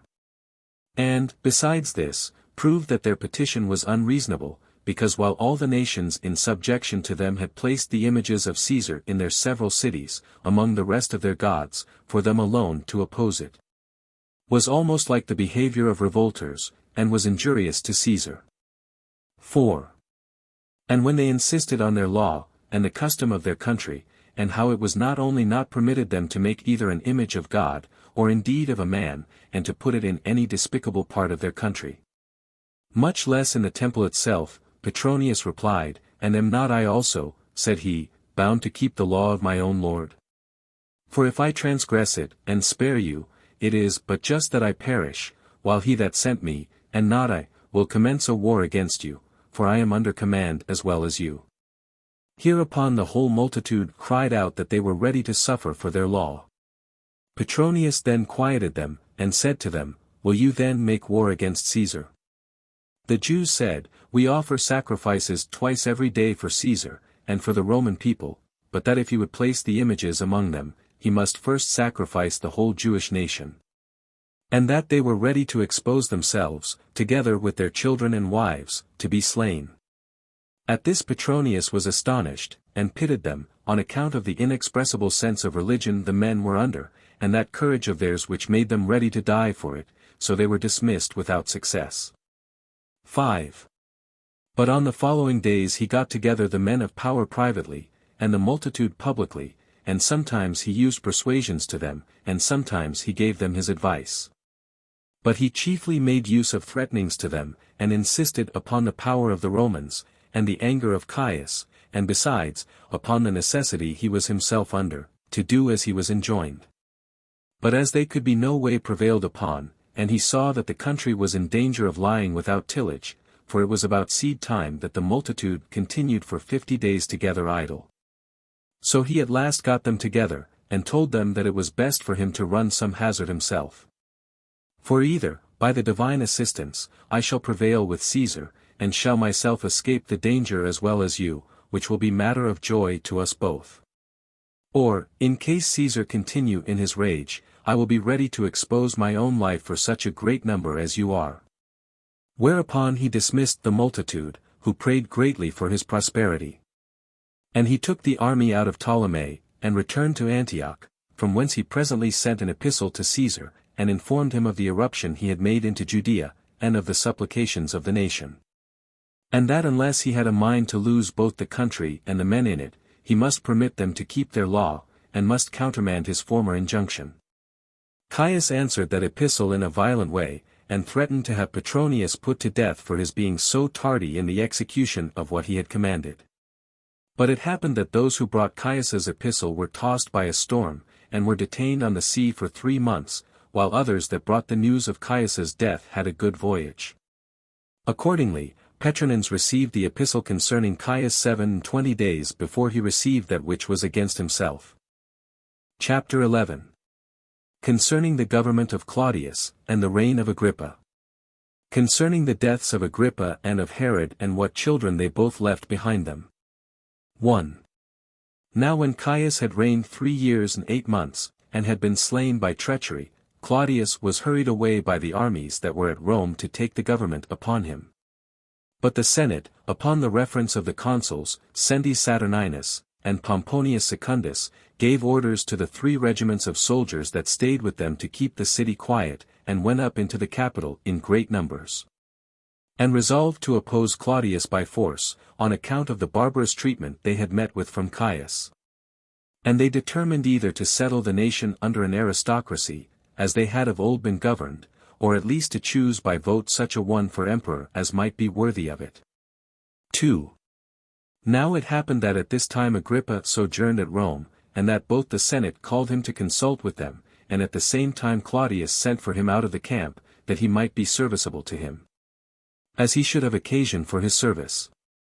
So he, perceiving that Claudius was in effect made Caesar already, went to him, who sent him as an ambassador to the Senate, to let them know what his intentions were, that, in the first place, it was without his seeking that he was hurried away by the soldiers. Moreover, that he thought it was not just to desert those soldiers in such their zeal for him, and that if he should do so, his own fortune would be in uncertainty, for that it was a dangerous case to have been once called to the empire. He added further, that he would administer the government as a good prince, and not like a tyrant. For that he would be satisfied with the honor of being called emperor, but would, in every one of his actions, permit them all to give him their advice. For that although he had not been by nature for moderation, yet would the death of Caius afford him a sufficient demonstration how soberly he ought to act in that station. 3. This message was delivered by Agrippa. To which the Senate replied, that since they had an army, and the wisest counsels on their side, they would not endure a voluntary slavery. And when Claudius heard what answer the Senate had made, he sent Agrippa to them again, with the following message, that he could not bear the thoughts of betraying them that had given their oaths to be true to him. And that he saw he must fight, though unwillingly, against such as he had no mind to fight. That, however, if it must come to that, it was proper to choose a place without the city for the war, because it was not agreeable to piety to pollute the temples of their own city with the blood of their own countrymen. And this only on occasion of their imprudent conduct. And when Agrippa had heard this message, he delivered it to the senators. 4. In the meantime, one of the soldiers belonging to the Senate drew his sword, and cried out, O my fellow soldiers, what is the meaning of this choice of ours, to kill our brethren, and to use violence to our kindred that are with Claudius? While we may have him for our emperor whom no one can blame, and who hath so many just reasons, to lay claim to the government, and this with regard to those against whom we are going to fight. When he had said this, he marched through the whole Senate, and carried all the soldiers along with him. Upon which all the patricians were immediately in a great fright at their being thus deserted. But still, because there appeared no other way whither they could turn themselves for deliverance, they made haste the same way with the soldiers, and went to Claudius. But those that had the greatest luck in flattering the good fortune of Claudius betimes met them before the walls with their naked swords, and there was reason to fear that those that came first might have been in danger. Before Claudius could know what violence the soldiers were going to offer them, had not Agrippa ran before, and told him what a dangerous thing they were going about, and that unless he restrained the violence of these men, who were in a fit of madness against the patricians, he would lose those on whose account it was most desirable to rule, and would be emperor over a desert. 5. When Claudius heard this, he restrained the violence of the soldiery, and received the Senate into the camp, and treated them after an obliging manner, and went out with them presently to offer their thank offerings to God, which were proper upon his first coming to the empire. Moreover, He bestowed on Agrippa his whole paternal kingdom immediately, and added to it, besides those countries that had been given by Augustus to Herod, Trachonitis and Auranitis, and still besides these, that kingdom which was called the kingdom of Lysanias. This gift he declared to the people by a decree, but ordered the magistrates to have the donation engraved on tables of brass, and to be set up in the Capitol. He bestowed on his brother Herod, who was also his son-in-law, by marrying his daughter, Bernice, the kingdom of Chalcis. 6. So now riches flowed into Agrippa by his enjoyment of so large a dominion. Nor did he abuse the money he had on small matters, but he began to encompass Jerusalem with such a wall, which, had it been brought to perfection, had made it impracticable for the Romans to take it by siege. But his death, which happened at Caesarea, before he had raised the walls to their due height, prevented him. He had then reigned 3 years, as he had governed his tetrarchies 3 other years. He left behind him 3 daughters, born to him by Cypros, Bernice, Miriam, and Drusilla, and a son born of the same mother, whose name was Agrippa. He was left a very young child, so that Claudius made the country a Roman province, and sent Cuspius Fadus to be its procurator, and after him Tiberius Alexander, who, making no alterations of the ancient laws, kept the nation in tranquility. Now after this, Herod the king of Chalcis died, and left behind him 2 sons, born to him of his brother's daughter Bernice. Their names were Bernijanus and Hyrcanus. He also left behind him Aristobulus, whom he had by his former wife Miriam. There was besides another brother of his that died a private person, his name was also Aristobulus, who left behind him a daughter, whose name was Jotapata, and these, as I have formerly said, were the children of Aristobulus the son of Herod. Which Aristobulus and Alexander were born to Herod by Miriam, and were slain by him. But as for Alexander's posterity, they reigned in Armenia. Chapter 12. Many tumults under Cumanus, which were composed by Quadratus. Felix is procurator of Judea. Agrippa is advanced from Chalcis to a greater kingdom. One now after the death of Herod, king of Chalcis, Claudius set Agrippa, the son of Agrippa, over his uncle's kingdom, while Cumanus took upon him the office of procurator of the rest, which was a Roman province, and therein he succeeded Alexander. Under which Cumanus began the troubles, and the Jews' ruin came on.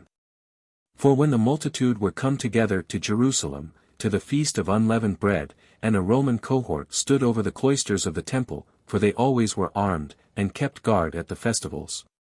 To prevent any innovation which the multitude thus gathered together might make, one of the soldiers pulled back his garment, and cowering down after an indecent manner, turned his breech to the Jews, and spake such words as you might expect upon such a posture. At this the whole multitude had indignation, and made a clamor to Cumanus, that he would punish the soldier. While the rasher part of the youth, and such as were naturally the most tumultuous, fell to fighting, and caught up stones, and threw them at the soldiers. Upon which Cumanus was afraid lest all the people should make an assault upon him, and sent to call for more armed men, who, when they came in great numbers into the cloisters, the Jews were in a very great consternation. And being beaten out of the temple, they ran into the city. And the violence with which they crowded to get out was so great, that they trod upon each other, and squeezed one another, till 10,000 of them were killed, insomuch that this feast became the cause of mourning to the whole nation. And every family lamented their own relations. 2. Now there followed after this another calamity, which arose from a tumult made by robbers, for at the public road at Bethboron, one Stephen, a servant of Caesar, carried some furniture, which the robbers fell upon and seized. Upon this Cumanus sent men to go round about to the neighboring villages, and to bring their inhabitants to him bound, as laying it to their charge that they had not pursued after the thieves, and caught them. Now here it was that a certain soldier, finding the sacred book of the law, tore it to pieces, and threw it into the fire. 67 Hereupon the Jews were in great disorder, as if their whole country were in a flame, and assembled themselves so many of them by their zeal for their religion, as by an engine, and ran together with united clamor to Caesarea, to Cumanus, and made supplication to him that he would not overlook this man, who had offered such an affront to God, and to his law, but punish him for what he had done. Accordingly, he, perceiving that the multitude would not be quiet unless they had a comfortable answer from him, gave order that the soldiers should be brought, and drawn through those that required to have him punished, to execution. Which being done, the Jews went their ways. 3. After this there happened a fight between the Galileans and the Samaritans. It happened at a village called Gammon, which is situate in the great plain of Samaria. Where, as a great number of Jews were going up to Jerusalem to the feast of tabernacles, a certain Galilean was slain, and besides, a vast number of people ran together out of Galilee, in order to fight with the Samaritans. But the principal men among them came to Cumanus, and besought him that, before the evil became incurable, he would come into Galilee, and bring the authors of this murder to punishment. For that there was no other way to make the multitude separate without coming to blows. However, Cumanus postponed their supplications to the other affairs he was then about, and sent the petitioners away without success. 4. But when the affair of this murder came to be told at Jerusalem, it put the multitude into disorder, and they left the feast, and without any generals to conduct them, they marched with great violence to Samaria. Nor would they be ruled by any of the magistrates that were set over them, but they were managed by one Eleazar, the son of Dineus, and by Alexander, in these their thievish and seditious attempts. These men fell upon those that were in the neighborhood of the Acrabatine toparchy, and slew them, without sparing any age, and set the villages on fire. 5. But Cumanus took one troop of horsemen, called the troop of Sebaste, out of Caesarea, and came to the assistance of those that were spoiled. He also seized upon a great number of those that followed Eleazar, and slew more of them. And as for the rest of the multitude of those that went so zealously to fight with the Samaritans, the rulers of Jerusalem ran out clothed with sackcloth, and having ashes on their head, and begged of them to go their ways, lest by their attempt to revenge themselves upon the Samaritans they should provoke the Romans to come against Jerusalem, to have compassion upon their country and temple, their children and their wives, and not bring the utmost dangers of destruction upon them, in order to avenge themselves upon one Galilean only. The Jews complied with these persuasions of theirs, and dispersed themselves, but still there were a great number who betook themselves to robbing, in hopes of impunity. And rapines and insurrections of the bolder sort happened over the whole country.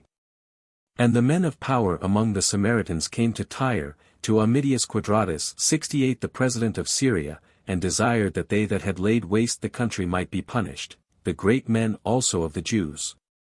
And Jonathan the son of Ananus the high priest, came thither, and said that the Samaritans were the beginners of the disturbance, on account of that murder they had committed. And that Cumanus had given occasion to what had happened, by his unwillingness to punish the original authors of that murder. 6. But Quadratus put both parties off for that time, and told them, that when he should come to those places, he would make a diligent inquiry after every circumstance.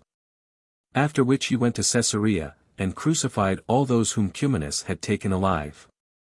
And when from thence he was come to the city Lydda, he heard the affair of the Samaritans, and sent for 18 of the Jews, whom he had learned to have been concerned in that fight, and beheaded them. But he sent 2 others of those that were of the greatest power among them, and both Jonathan and Ananias, the high priests, as also Artanus the son of this Ananias, and certain others that were eminent among the Jews, to Caesar. As he did in like manner by the most illustrious of the Samaritans. He also ordered that Cumanus, the procurator, and Celer the tribune should sail to Rome, in order to give an account of what had been done to Caesar. When he had finished these matters, he went up from Lydda to Jerusalem, and finding the multitude celebrating their feast of unleavened bread without any tumult, he returned to Antioch. 7. Now when Caesar at Rome had heard what Cumanus and the Samaritans had to say, where it was done in the hearing of Agrippa, who zealously espoused the cause of the Jews, as in like manner many of the great men stood by Cumanus, he condemned the Samaritans, and commanded that 3 of the most powerful men among them should be put to death. He banished Cumanus, and sent Celer bound to Jerusalem, to be delivered over to the Jews to be tormented, that he should be drawn round the city, and then beheaded. 8. After this Caesar sent Felix 69 the brother of Pallas, to be procurator of Galilee, and Samaria, and Perea, and removed Agrippa from Chalcis unto a greater kingdom. For he gave him the tetrarchy which had belonged to Philip, which contained Botany, Trachonitis, and Gaulonitis. He added to it the kingdom of Lysanias, and that province, Abilene, which Varus had governed. But Claudius himself, when he had administered the government 13 years, 8 months, and 20 days, died, and left Nero to be his successor in the empire, whom he had adopted by his wife Agrippina's delusions, in order to be his successor. Although he had a son of his own, whose name was Britannicus, by Messalina his former wife, and a daughter whose name was Octavia, whom he had married to Nero. He had also another daughter by Paetina, whose name was Antonia. Chapter 13. Nero adds 4 cities to Agrippa's kingdom, but the other parts of Judea were under Felix. The disturbances which were raised by the Sicarii the magicians and an Egyptian false prophet. The Jews and Syrians have a contest at Caesarea. 1. Now as to the many things in which Nero acted like a madman, out of the extravagant degree of the felicity and riches which he enjoyed, and by that means used his good fortune to the injury of others. And after what manner he slew his brother, and wife, and mother, from whom his barbarity spread itself to others that were most nearly related to him. And how, at last, he was so distracted that he became an actor in the scenes, and upon the theatre. I omit to say any more about them, because there are writers enough upon those subjects everywhere. But I shall turn myself to those actions of his time in which the Jews were concerned. 2. Nero therefore bestowed the kingdom of the Lesser Armenia upon Aristobulus, Herod's son, 70, and he added to Agrippa's kingdom 4 cities, with the toparchies to them belonging. I mean Abila, and that Julius which is in Perea, Tarichea also, and Tiberias of Galilee, but over the rest of Judea he made Felix procurator. This Felix took Eleazar the arch-robber, and many that were with him, alive, when they had ravaged the country for 20 years together, and sent them to Rome. But as to the number of the robbers whom he caused to be crucified, and of those who were caught among them, and whom he brought to punishment, they were a multitude not to be enumerated. 3. When the country was purged of these, there sprang up another sort of robbers in Jerusalem, which were called Sicarii, who slew men in the daytime, and in the midst of the city.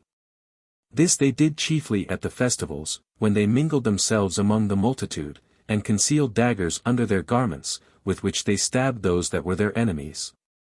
And when any fell down dead, the murderers became a part of those that had indignation against them, by which means they appeared persons of such reputation, that they could by no means be discovered. The first man who was slain by them was Jonathan the high priest, after whose death many were slain every day, while the fear men were in of being so served was more afflicting than the calamity itself. And while every body expected death every hour, as men do in war, so men were obliged to look before them, and to take notice of their enemies at a great distance, nor, if their friends were coming to them, durst they trust them any longer. But, in the midst of their suspicions and guarding of themselves, they were slain. Such was the celerity of the plotters against them, and so cunning was their contrivance. 4. There was also another body of wicked men gotten together, not so impure in their actions, but more wicked in their intentions, which laid waste the happy state of the city no less than did these murderers. These were such men as deceived and deluded the people under pretense of divine inspiration, but were for procuring innovations and changes of the government. And these prevailed with the multitude to act like madmen, and went before them into the wilderness, as pretending that God would there show them the signals of liberty. But Felix thought this procedure was to be the beginning of a revolt. So he sent some horsemen and footmen both armed, who destroyed a great number of them. 5. But there was an Egyptian false prophet that did the Jews more mischief than the former. For he was a cheat, and pretended to be a prophet also, and got together 30,000 men that were deluded by him. These he led round about from the wilderness to the mount which was called the Mount of Olives, and was ready to break into Jerusalem by force from that place. And if he could but once conquer the Roman garrison and the people, he intended to domineer over them by the assistance of those guards of his that were to break into the city with him. But Felix prevented his attempt, and met him with his Roman soldiers, while all the people assisted him in his attack upon them, insomuch that when it came to a battle, the Egyptian ran away, with a few others. While the greatest part of those that were with him were either destroyed or taken alive. But the rest of the multitude were dispersed every one to their own homes, and there concealed themselves. 6. Now when these were quieted, it happened, as it does in a diseased body, that another part was subject to an inflammation. For a company of deceivers and robbers got together, and persuaded the Jews to revolt, and exhorted them to assert their liberty, inflicting death on those that continued in obedience to the Roman government, and saying that such as willingly chose slavery ought to be forced from such their desired inclinations. For they parted themselves into different bodies, and lay in wait up and down the country, and plundered the houses of the great men, and slew the men themselves, and set the villages on fire. And this till all Judea was filled with the effects of their madness. And thus the flame was every day more and more blown up, till it came to a direct war. 7. There was also another disturbance at Caesarea, those Jews who were mixed with the Syrians that lived there rising a tumult against them. The Jews pretended that the city was theirs, and said that he who built it was a Jew, meaning King Herod. The Syrians confessed also that its builder was a Jew, but they still said, however, that the city was a Grecian city, for that he who set up statues and temples in it could not design it for Jews. On which account both parties had a contest with one another, and this contest increased so much, that it came at last to arms, and the bolder sort of them marched out to fight. For the elders of the Jews were not able to put a stop to their own people that were disposed to be tumultuous, and the Greeks thought it a shame for them to be overcome by the Jews. Now these Jews exceeded the others in riches and strength of body. But the Grecian part had the advantage of assistance from the soldiery, for the greatest part of the Roman garrison was raised out of Syria, and being thus related to the Syrian part, they were ready to assist it. However, the governors of the city were concerned to keep all quiet, and whenever they caught those that were most for fighting on either side, they punished them with stripes and bands. Yet did not the sufferings of those that were caught affright the remainder, or make them desist, but they were still more and more exasperated, and deeper engaged in the sedition. And as Felix came once into the marketplace, and commanded the Jews, when they had beaten the Syrians, to go their ways, and threatened them if they would not, and they would not obey him, he sent his soldiers out upon them. And slew a great many of them, upon which it fell out that what they had was plundered. And as the sedition still continued, he chose out the most eminent men on both sides as ambassadors to Nero, to argue about their several privileges. Chapter 14. Festus succeeds Felix, who is succeeded by Albinus as he is by Florus, who by the barbarity of his government forces the Jews into the war. 1. Now it was that Festus succeeded Felix as procurator, and made it his business to correct those that made disturbances in the country. So he caught the greatest part of the robbers, and destroyed a great many of them. But then Albinus, who succeeded Festus, did not execute his office as the other had done, nor was there any sort of wickedness that could be named, but he had a hand in it. Accordingly, he did not only, in his political capacity, steal and plunder every one's substance, nor did he only burden the whole nation with taxes, but he permitted the relations of such as were in prison for robbery, and had been laid there, either by the senate of every city, or by the former procurators, to redeem them for money. And no body remained in the prisons as a malefactor but he who gave him nothing. At this time it was that the enterprises of the seditious at Jerusalem were very formidable. The principal men among them purchasing leave of Albinus to go on with their seditious practices, while that part of the people who delighted in disturbances joined themselves to such as had fellowship with Albinus. And every one of these wicked wretches were encompassed with his own band of robbers, while he himself, like an arch-robber, or a tyrant, made a figure among his company, and abused his authority over those about him, in order to plunder those that lived quietly. The effect of which was this, that those who lost their goods were forced to hold their peace, when they had reason to show great indignation at what they had suffered. But those who had escaped were forced to flatter him that deserved to be punished, out of the fear they were in of suffering equally with the others. Upon the whole, nobody durst speak their minds, but tyranny was generally tolerated. And at this time were those seeds sown which brought the city to destruction. 2. And although such was the character of Albinus, yet did Gessius Florus 71 who succeeded him, demonstrate him to have been a most excellent person, upon the comparison. For the former did the greatest part of his rogueries in private, and with a sort of dissimulation, but Gessius did his unjust actions to the harm of the nation after a pompous manner. And as though he had been sent as an executioner to punish condemned malefactors, he omitted no sort of rapine, or of vexation, where the case was really pitiable, he was most barbarous, and in things of the greatest turpitude he was most impudent. Nor could any one outdo him in disguising the truth, nor could any one contrive more subtle ways of deceit than he did. He indeed thought it but a petty offense to get money out of single persons. So he spoiled whole cities, and ruined entire bodies of men at once, and did almost publicly proclaim it all the country over, that they had liberty given them to turn robbers, upon this condition, that he might go shares with them in the spoils they got. Accordingly, this his greediness of gain was the occasion that entire toparchies were brought to desolation, and a great many of the people left their own country, and fled into foreign provinces. 3. And truly, while Cestius Gallus was president of the province of Syria, nobody durst do so much as send an embassage to him against Florus. But when he was come to Jerusalem, upon the approach of the feast of unleavened bread, the people came about him not fewer in number than 3,072,000. These besought him to commiserate the calamities of their nation, and cried out upon Florus as the bane of their country. But as he was present, and stood by Cestius, he laughed at their words. However, Cestius, when he had quieted the multitude, and had assured them that he would take care that Florus should hereafter treat them in a more gentle manner, returned to Antioch. Florus also conducted him as far as Caesarea, and deluded him, though he had at that very time the purpose of showing his anger at the nation, and procuring a war upon them.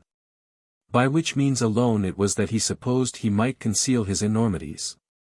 For he expected that if the peace continued, he should have the Jews for his accusers before Caesar, but that if he could procure them to make a revolt, he should divert their laying lesser crimes to his charge, by a misery that was so much greater. He therefore did every day augment their calamities, in order to induce them to a rebellion. 4. Now at this time it happened that the Grecians at Caesarea had been too hard for the Jews, and had obtained of Nero the government of the city, and had brought the judicial determination. At the same time began the war. In the 12th year of the reign of Nero, and the 17th of the reign of Agrippa, in the month of Artemisius, Jair. Now the occasion of this war was by no means proportionable to those heavy calamities which it brought upon us. For the Jews that dwelt at Caesarea had a synagogue near the place, whose owner was a certain Caesarean Greek. The Jews had endeavored frequently to have purchased the possession of the place, and had offered many times its value for its price. But as the owner overlooked their offers, so did he raise other buildings upon the place, in way of affront to them, and made working shops of them, and left them but a narrow passage, and such as was very troublesome for them to go along to their synagogue. Whereupon the warmer part of the Jewish youth went hastily to the workmen, and forbade them to build there. But as Florus would not permit them to use force, the great men of the Jews, with John the publican, being in the utmost distress what to do, persuaded Florus, with the offer of 8 talents, to hinder the work. He then, being intent upon nothing but getting money, promised he would do for them all they desired of him, and then went away from Caesarea to Sebaste, and left the sedition to take its full course, as if he had sold a license to the Jews to fight it out. 5. Now on the next day, which was the 7th day of the week, when the Jews were crowding apace to their synagogue, a certain man of Caesarea, of a seditious temper, got an earthen vessel, and set it with the bottom upward at the entrance of that synagogue, and sacrificed birds. This thing provoked the Jews to an incurable degree, because their laws were affronted, and the place was polluted. Whereupon the sober and moderate part of the Jews thought it proper to have recourse to their governors again, while the seditious part, and such as were in the fervor of their youth, were vehemently inflamed to fight. The seditions also among the Gentiles of Caesarea stood ready for the same purpose, for they had, by agreement, sent the man to sacrifice beforehand, as ready to support him so that it soon came to blows. Hereupon Jucundus, the master of the horse, who was ordered to prevent the fight, came thither, and took away the earthen vessel, and endeavored to put a stop to the sedition. But when 73 he was overcome by the violence of the people of Caesarea, the Jews caught up their books of the law, and retired to Narbata, which was a place to them belonging, distant from Caesarea 60 furlongs. But John, and 12 of the principal men with him, went to Florus, to Sebaste, and made a lamentable complaint of their case, and besought him to help them, and with all possible decency, put him in mind of the 8 talents they had given him. But he had the men seized upon, and put in prison, and accused them for carrying the books of the law out of Caesarea. 6. Moreover, as to the citizens of Jerusalem, although they took this matter very ill, yet did they restrain their passion. But Florus acted herein as if he had been hired, and blew up the war into a flame, and sent some to take 17 talents out of the sacred treasure, and pretended that Caesar wanted them. At this the people were in confusion immediately, and ran together to the temple, with prodigious clamors, and called upon Caesar by name, and besought him to free them from the tyranny of Florus. Some also of the seditious cried out upon Florus, and cast the greatest reproaches upon him, and carried a basket about, and begged some spills of money for him, as for one that was destitute of possessions, and in a miserable condition. Yet was not he made ashamed hereby of his love of money, but was more enraged, and provoked to get still more.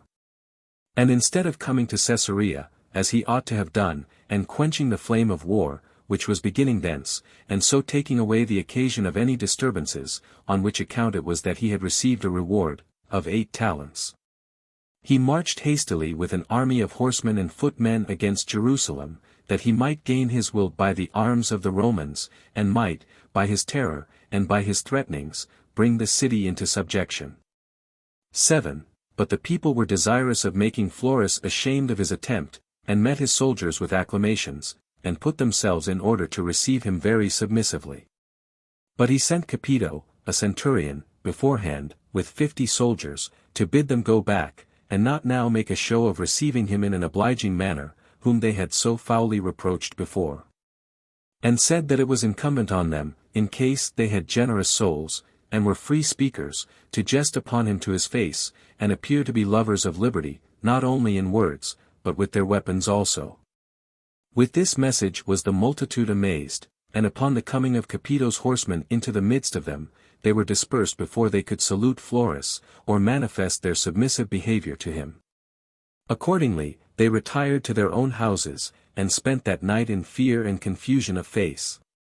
8. Now at this time Florus took up his quarters at the palace. And on the next day he had his tribunal set before it, and sat upon it, when the high priests, and the men of power, and those of the greatest eminence in the city, came all before that tribunal. Upon which Florus commanded them to deliver up to him those that had reproached him, and told them that they should themselves partake of the vengeance to them belonging, if they did not produce the criminals. But these demonstrated that the people were peaceably disposed, and they begged forgiveness for those that had spoken amiss. For that it was no wonder at all that in so great a multitude there should be some more daring than they ought to be, and, by reason of their younger age, foolish also. And that it was impossible to distinguish those that offended from the rest, while every one was sorry for what he had done, and denied it out of fear of what would follow, that he ought, however, to provide for the peace of the nation. And to take such counsels as might preserve the city for the Romans, and rather for the sake of a great number of innocent people to forgive a few that were guilty, than for the sake of a few of the wicked to put so large and good a body of men into disorder. 9. Florus was more provoked at this, and called out aloud to the soldiers to plunder that which was called the upper marketplace, and to slay such as they met with. So the soldiers, taking this exhortation of their commander in a sense agreeable to their desire of gain, did not only plunder the place they were sent to, but forcing themselves into every house, they slew its inhabitants. So the citizens fled along the narrow lanes, and the soldiers slew those that they caught, and no method of plunder was omitted. They also caught many of the quiet people, and brought them before Florus, whom he first chastised with stripes, and then crucified. Accordingly, the whole number of those that were destroyed that day, with their wives and children, for they did not spare even the infants themselves, was about 3,600.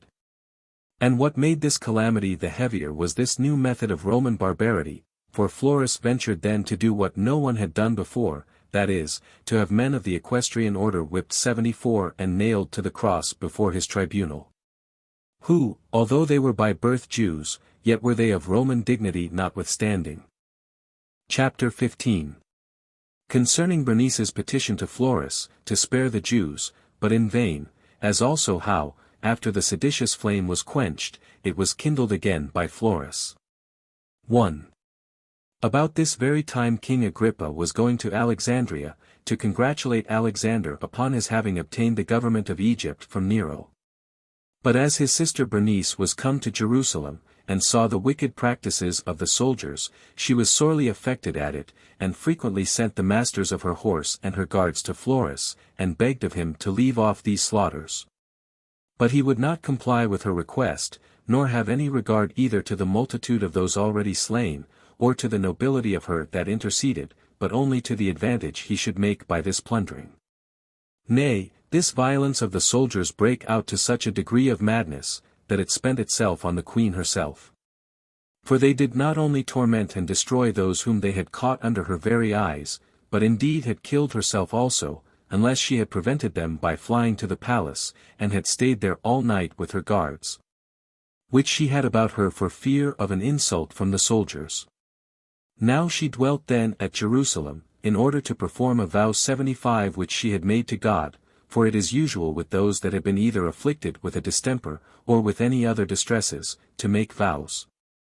And for 30 days before they are to offer their sacrifices, to abstain from wine, and to shave the hair of their head. Which things Bernice was now performing, and stood barefoot before Florus's tribunal, and besought him, to spare the Jews. Yet could she neither have any reverence paid to her, nor could she escape without some danger of being slain herself. 2. This happened upon the 16th day of the month Artemisius, Jair.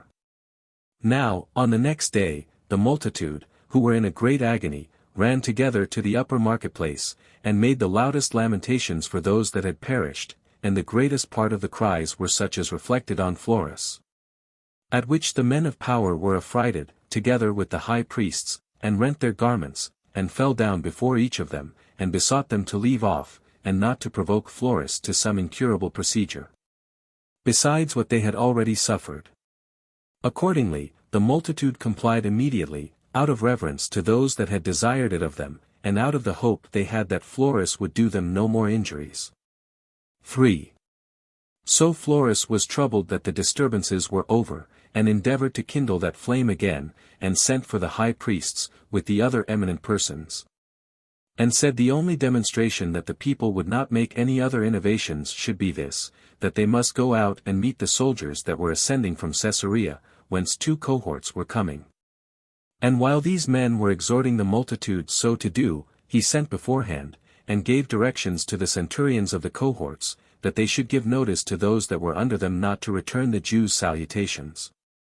And that if they made any reply to his disadvantage, they should make use of their weapons. Now the high priests assembled the multitude in the temple, and desired them to go and meet the Romans, and to salute the cohorts very civilly, before their miserable case should become incurable. Now the seditious part would not comply with these persuasions, but the consideration of those that had been destroyed made them incline to those that were the boldest for action. 4. At this time it was that every priest, and every servant of God, brought out the holy vessels, and the ornamental garments wherein they used to minister in sacred things. The harpers also, and the singers of hymns, came out with their instruments of music, and fell down before the multitude, and begged of them that they would preserve those holy ornaments to them, and not provoke the Romans to carry off those sacred treasures. You might also see then the high priests themselves, with dust sprinkled in great plenty upon their heads, with bosoms deprived of any covering but what was rent. These besought every one of the eminent men by name, and the multitude in common, that they would not for a small offense betray their country to those that were desirous to have it laid waste. Saying, what benefit will it bring to the soldiers to have a salutation from the Jews? Or what amendment of your affairs will it bring you, if you do not now go out to meet them? And that if they saluted them civilly, all handle would be cut off from Florus to begin a war, that they should thereby gain their country, and freedom from all further sufferings. And that, besides, it would be a sign of great want of command of themselves, if they should yield to a few seditious persons, while it was fitter for them who were so great a people to force the others to act soberly. 5. By these persuasions, which they used to the multitude and to the seditious, they restrained some by threatenings, and others by the reverence that was paid them. After this they led them out, and they met the soldiers quietly, and after a composed manner, and when they were come up with them, they saluted them. But when they made no answer, the seditious exclaimed against Florus, which was the signal given for falling upon them. The soldiers therefore encompassed them presently, and struck them with their clubs. And as they fled away, the horsemen trampled them down, so that a great many fell down dead by the strokes of the Romans, and more by their own violence in crushing one another. Now there was a terrible crowding about the gates, and while every body was making haste to get before another, the flight of them all was retarded, and a terrible destruction there was among those that fell down, for they were suffocated, and broken to pieces by the multitude of those that were uppermost. Nor could any of them be distinguished by his relations in order to the care of his funeral. The soldiers also who beat them, fell upon those whom they overtook, without showing them any mercy, and thrust the multitude through the place called Bezetha 76 as they forced their way, in order to get in and seize upon the temple and the tower Antonia. Florus also being desirous to get those places into his possession, brought such as were with him out of the king's palace, and would have compelled them to get as far as the citadel, Antonia. But his attempt failed, for the people immediately turned back upon him, and stopped the violence of his attempt. And as they stood upon the tops of their houses, they threw their darts at the Romans, who, as they were sorely galled thereby, because those weapons came from above, and they were not able to make a passage through the multitude, which stopped up the narrow passages, they retired to the camp which was at the palace. 6. But for the seditious, they were afraid lest Florus should come again, and get possession of the temple, through Antonia, so they got immediately upon those cloisters of the temple that joined to Antonia, and cut them down. This cooled the avarice of Florus, for whereas he was eager to obtain the treasures of God, in the temple, and on that account was desirous of getting into Antonia, as soon as the cloisters were broken down, he left off his attempt. He then sent for the high priests and the Sanhedrim, and told them that he was indeed himself going out of the city, but that he would leave them as large a garrison as they should desire. Hereupon they promised that they would make no innovations, in case he would leave them one band, but not that which had fought with the Jews, because the multitude bore ill will against that band on account of what they had suffered from it. So he changed the band as they desired, and, with the rest of his forces, returned to Caesarea. Chapter 16. Cestius sends Neopolitanus the tribune to see in what condition the affairs of the Jews were. Agrippa makes a speech to the people of the Jews that he may divert them from their intentions of making war with the Romans. 1. However, Florus contrived another way to oblige the Jews to begin the war, and sent to Cestius, and accused the Jews falsely of revolting from the Roman government, and imputed the beginning of the former fight to them, and pretended they had been the authors of that disturbance, wherein they were only the sufferers. Yet were not the governors of Jerusalem silent upon this occasion, but did themselves write to Cestius, as did Bernice also, about the illegal practices of which Florus had been guilty against the city. Who, upon reading both accounts, consulted with his captains, what he should do. Now some of them thought it best for Cestius to go up with his army, either to punish the revolt, if it was real, or to settle the Roman affairs on a surer foundation, if the Jews continued quiet under them. But he thought it best himself to send one of his intimate friends beforehand, to see the state of affairs, and to give him a faithful account of the intentions of the Jews. Accordingly, he sent one of his tribunes, whose name was Neopolitanus, who met with King Agrippa as he was returning from Alexandria, at Jamnia, and told him who it was that sent him, and on what errands he was sent. 2. And here it was that the high priests, and men of power among the Jews, as well as the Sanhedrim, came to congratulate the king, upon his safe return. And after they had paid him their respects, they lamented their own calamities, and related to him what barbarous treatment they had met with from Florus. At which barbarity Agrippa had great indignation, but transferred, after a subtle manner, his anger towards those Jews whom he really pitied, that he might beat down their high thoughts of themselves. And would have them believe that they had not been so unjustly treated, in order to dissuade them from avenging themselves. So these great men, as of better understanding than the rest, and desirous of peace, because of the possessions they had, understood that this rebuke which the king gave them was intended for their good. But as to the people, they came 60 furlongs out of Jerusalem, and congratulated both Agrippa and Neopolitanus, but the wives of those that had been slain came running first of all and lamenting.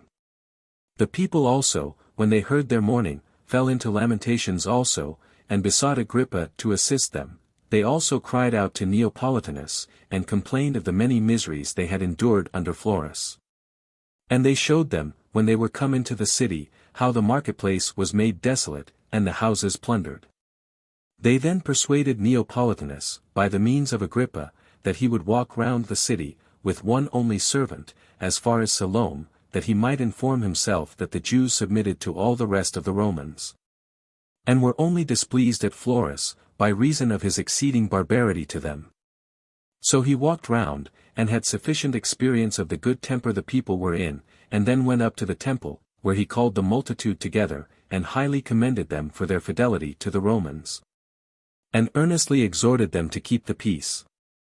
And having performed such parts of divine worship at the temple as he was allowed to do, he returned to Cestius. 3. But as for the multitude of the Jews, they addressed themselves to the king, and to the high priests, and desired they might have leave to send ambassadors to Nero against Florus, and not by their silence afford a suspicion that they had been the occasions of such great slaughters as had been made, and were disposed to revolt, alleging that they should seem to have been the first beginners of the war, if they did not prevent the report by showing who it was that began it. And it appeared openly that they would not be quiet, if any body should hinder them from sending such an embassage.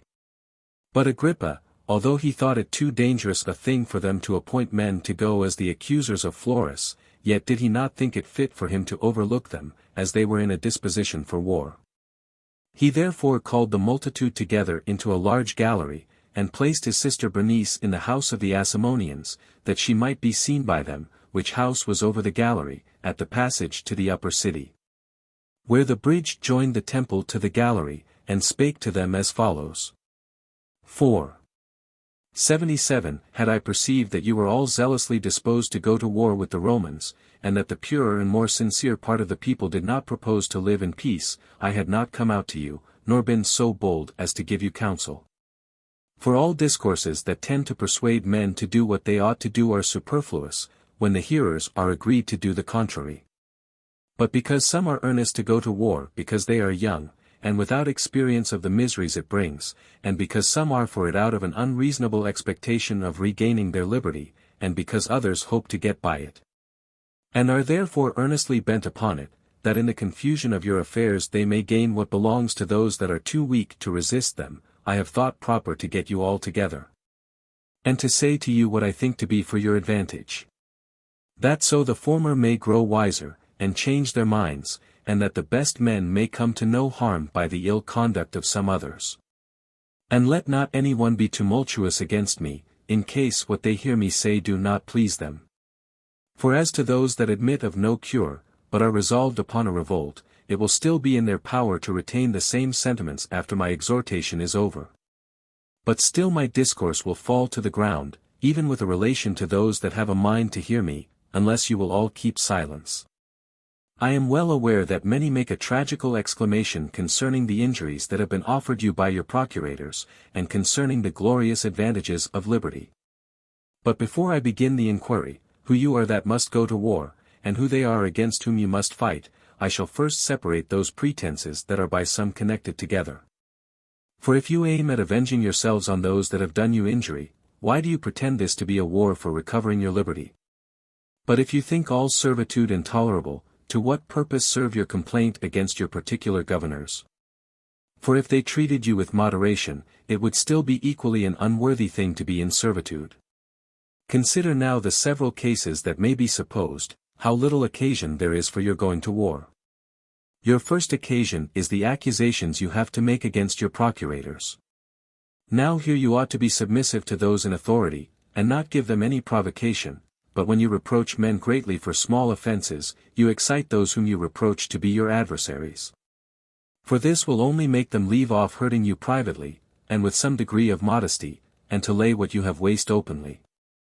Now nothing so much damps the force of strokes as bearing them with patience. And the quietness of those who are injured diverts the injurious persons from afflicting. But let us take it for granted that the Roman ministers are injurious to you, and are incurably severe, yet are they not all the Romans who thus injure you? Nor hath Caesar, against whom you are going to make war, injured you. It is not by their command that any wicked governor is sent to you, for they who are in the west cannot see those that are in the east. Nor indeed is it easy for them there even to hear what is done in these parts. Now it is absurd to make war with a great many for the sake of one, to do so with such mighty people for a small cause. And this when these people are not able to know of what you complain, nay, such crimes as we complain of may soon be corrected, for the same procurator will not continue forever. And probable it is that the successors will come with more moderate inclinations. But as for war, if it be once begun, it is not easily laid down again, nor borne without calamities coming therewith. However, as to the desire of recovering your liberty, it is unseasonable to indulge it so late, whereas you ought to have labored earnestly in old time that you might never have lost it. For the first experience of slavery was hard to be endured, and the struggle that you might never have been subject to it would have been just. But that slave who hath been once brought into subjection, and then runs away, is rather a refractory slave than a lover of liberty. For it was then the proper time for doing all that was possible, that you might never have admitted the Romans into your city, when Pompey came first into the country. But so it was, that our ancestors and their kings, who were in much better circumstances than we are, both as to money, and strong bodies, and valiant souls, did not bear the onset of a small body of the Roman army. And yet you, who have now accustomed yourselves to obedience from one generation to another, and who are so much inferior to those who first submitted, in your circumstances will venture to oppose the entire empire of the Romans. While those Athenians, who, in order to preserve the liberty of Greece, did once set fire to their own city. Who pursued Xerxes, that proud prince, when he sailed upon the land, and walked upon the sea, and could not be contained by the seas, but conducted such an army as was too broad for Europe. And made him run away like a fugitive in a single ship, and break so great a part of Asia at the lesser Salamis, are yet at this time servants to the Romans. And those injunctions which are sent from Italy become laws to the principal governing city of Greece. Those Lacedaemonians also who got the great victories at Thermopylae and Plataea, and had Agesilaus for their king, and searched every corner of Asia, are contented to admit the same lords. Those Macedonians also, who still fancy what great men their Philip and Alexander were, and see that the latter had promised them the empire over the world, these bear so great a change, and pay their obedience to those whom fortune hath advanced in their stead. Moreover, 10,000 ether nations there are who had greater reason than we to claim their entire liberty, and yet do submit. You are the only people who think it a disgrace to be servants to those to whom all the world hath submitted. What sort of an army do you rely on? What are the arms you depend on? Where is your fleet, that may seize upon the Roman seas? And where are those treasures which may be sufficient for your undertakings? Do you suppose, I pray you, that you are to make war with the Egyptians, and with the Arabians? Will you not carefully reflect upon the Roman Empire? Will you not estimate your own weakness? Hath not your army been often beaten even by your neighboring nations, while the power of the Romans is invincible in all parts of the habitable earth? Nay, rather they seek for somewhat still beyond that. For all Euphrates is not a sufficient boundary for them on the east side, nor the Danube on the north, and for their southern limit, Libya hath been searched over by them, as far as countries uninhabited, as is Cadiz their limit on the west. Nay, indeed, they have sought for another habitable earth beyond the ocean, and have carried their arms as far as such British islands as were never known before. What therefore do you pretend to? Are you richer than the Gauls, stronger than the Germans, wiser than the Greeks, more numerous than all men upon the habitable earth? What confidence is it that elevates you to oppose the Romans? Perhaps it will be said, it is hard to endure slavery. Yes, but how much harder is this to the Greeks, who were esteemed the noblest of all people under the sun? These, though they inhabit in a large country, are in subjection to 6 bundles of Roman rods. It is the same case with the Macedonians, who have juster reason to claim their liberty than you have. What is the case of 500 cities of Asia? Do they not submit to a single governor, and to the consular bundle of rods? What need I speak of the Henlochi, and Colchi, and the nation of Tauri, those that inhabit the Bosphorus, and the nations about Pontus, and Meotis, who formerly knew not so much as a lord of their own, but are now subject to 3,000 armed men? And where 40 long ships keep the sea in peace, which before was not navigable, and very tempestuous? How strong a plea may Bithynia, and Cappadocia, and the people of Pamphylia, the Lycians, and Cilicians, put in for liberty. But they are made tributary without an army. What are the circumstances of the Thracians, whose country extends in breadth 5 days' journey, and in length 7, and is of a much more harsh constitution, and much more defensible, than yours? And by the rigor of its cold sufficient to keep off armies from attacking them? Do not they submit to 2,000 men of the Roman garrisons? Are not the Ilerlands, who inhabit the country adjoining, as far as Dalmatia and the Danube, governed by barely 2 legions? By which also they put a stop to the incursions of the Daeans. And for the Dalmatians, who have made such frequent insurrections in order to regain their liberty, and who could never before be so thoroughly subdued, but that they always gathered their forces together again, revolted. Yet are they now very quiet under 1 Roman legion.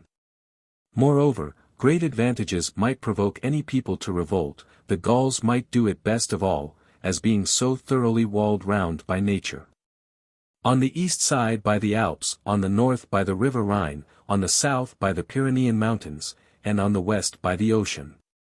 Now although these Gauls have such obstacles before them to prevent any attack upon them, and have no fewer than 305 nations among them, nay have, as one may say, the fountains of domestic happiness within themselves, and send out plentiful streams of happiness over almost the whole world, these bear to be tributary to the Romans, and derive their prosperous condition from them. And they undergo this, not because they are of effeminate minds, or because they are of an ignoble stock, as having borne a war of 80 years in order to preserve their liberty, but by reason of the great regard they have to the power of the Romans, and their good fortune, which is of greater efficacy than their arms. These Gauls, therefore, are kept in servitude by 1,200 soldiers, which are hardly so many as are their cities. Nor hath the gold dug out of the mines of Spain been sufficient for the support of a war to preserve their liberty, nor could their vast distance from the Romans by land and by sea do it. Nor could the martial tribes of the Lusitanians and Spaniards escape, no more could the ocean, with its tide, which yet was terrible to the ancient inhabitants. Nay, the Romans have extended their arms beyond the Pillars of Hercules, and have walked among the clouds, upon the Pyrenean mountains, and have subdued these nations. And 1 legion is a sufficient guard for these people, although they were so hard to be conquered, and at a distance so remote from Rome. Who is there among you that hath not heard of the great number of the Germans? You have, to be sure, yourselves seen them to be strong and tall, and that frequently, since the Romans have them among their captives everywhere.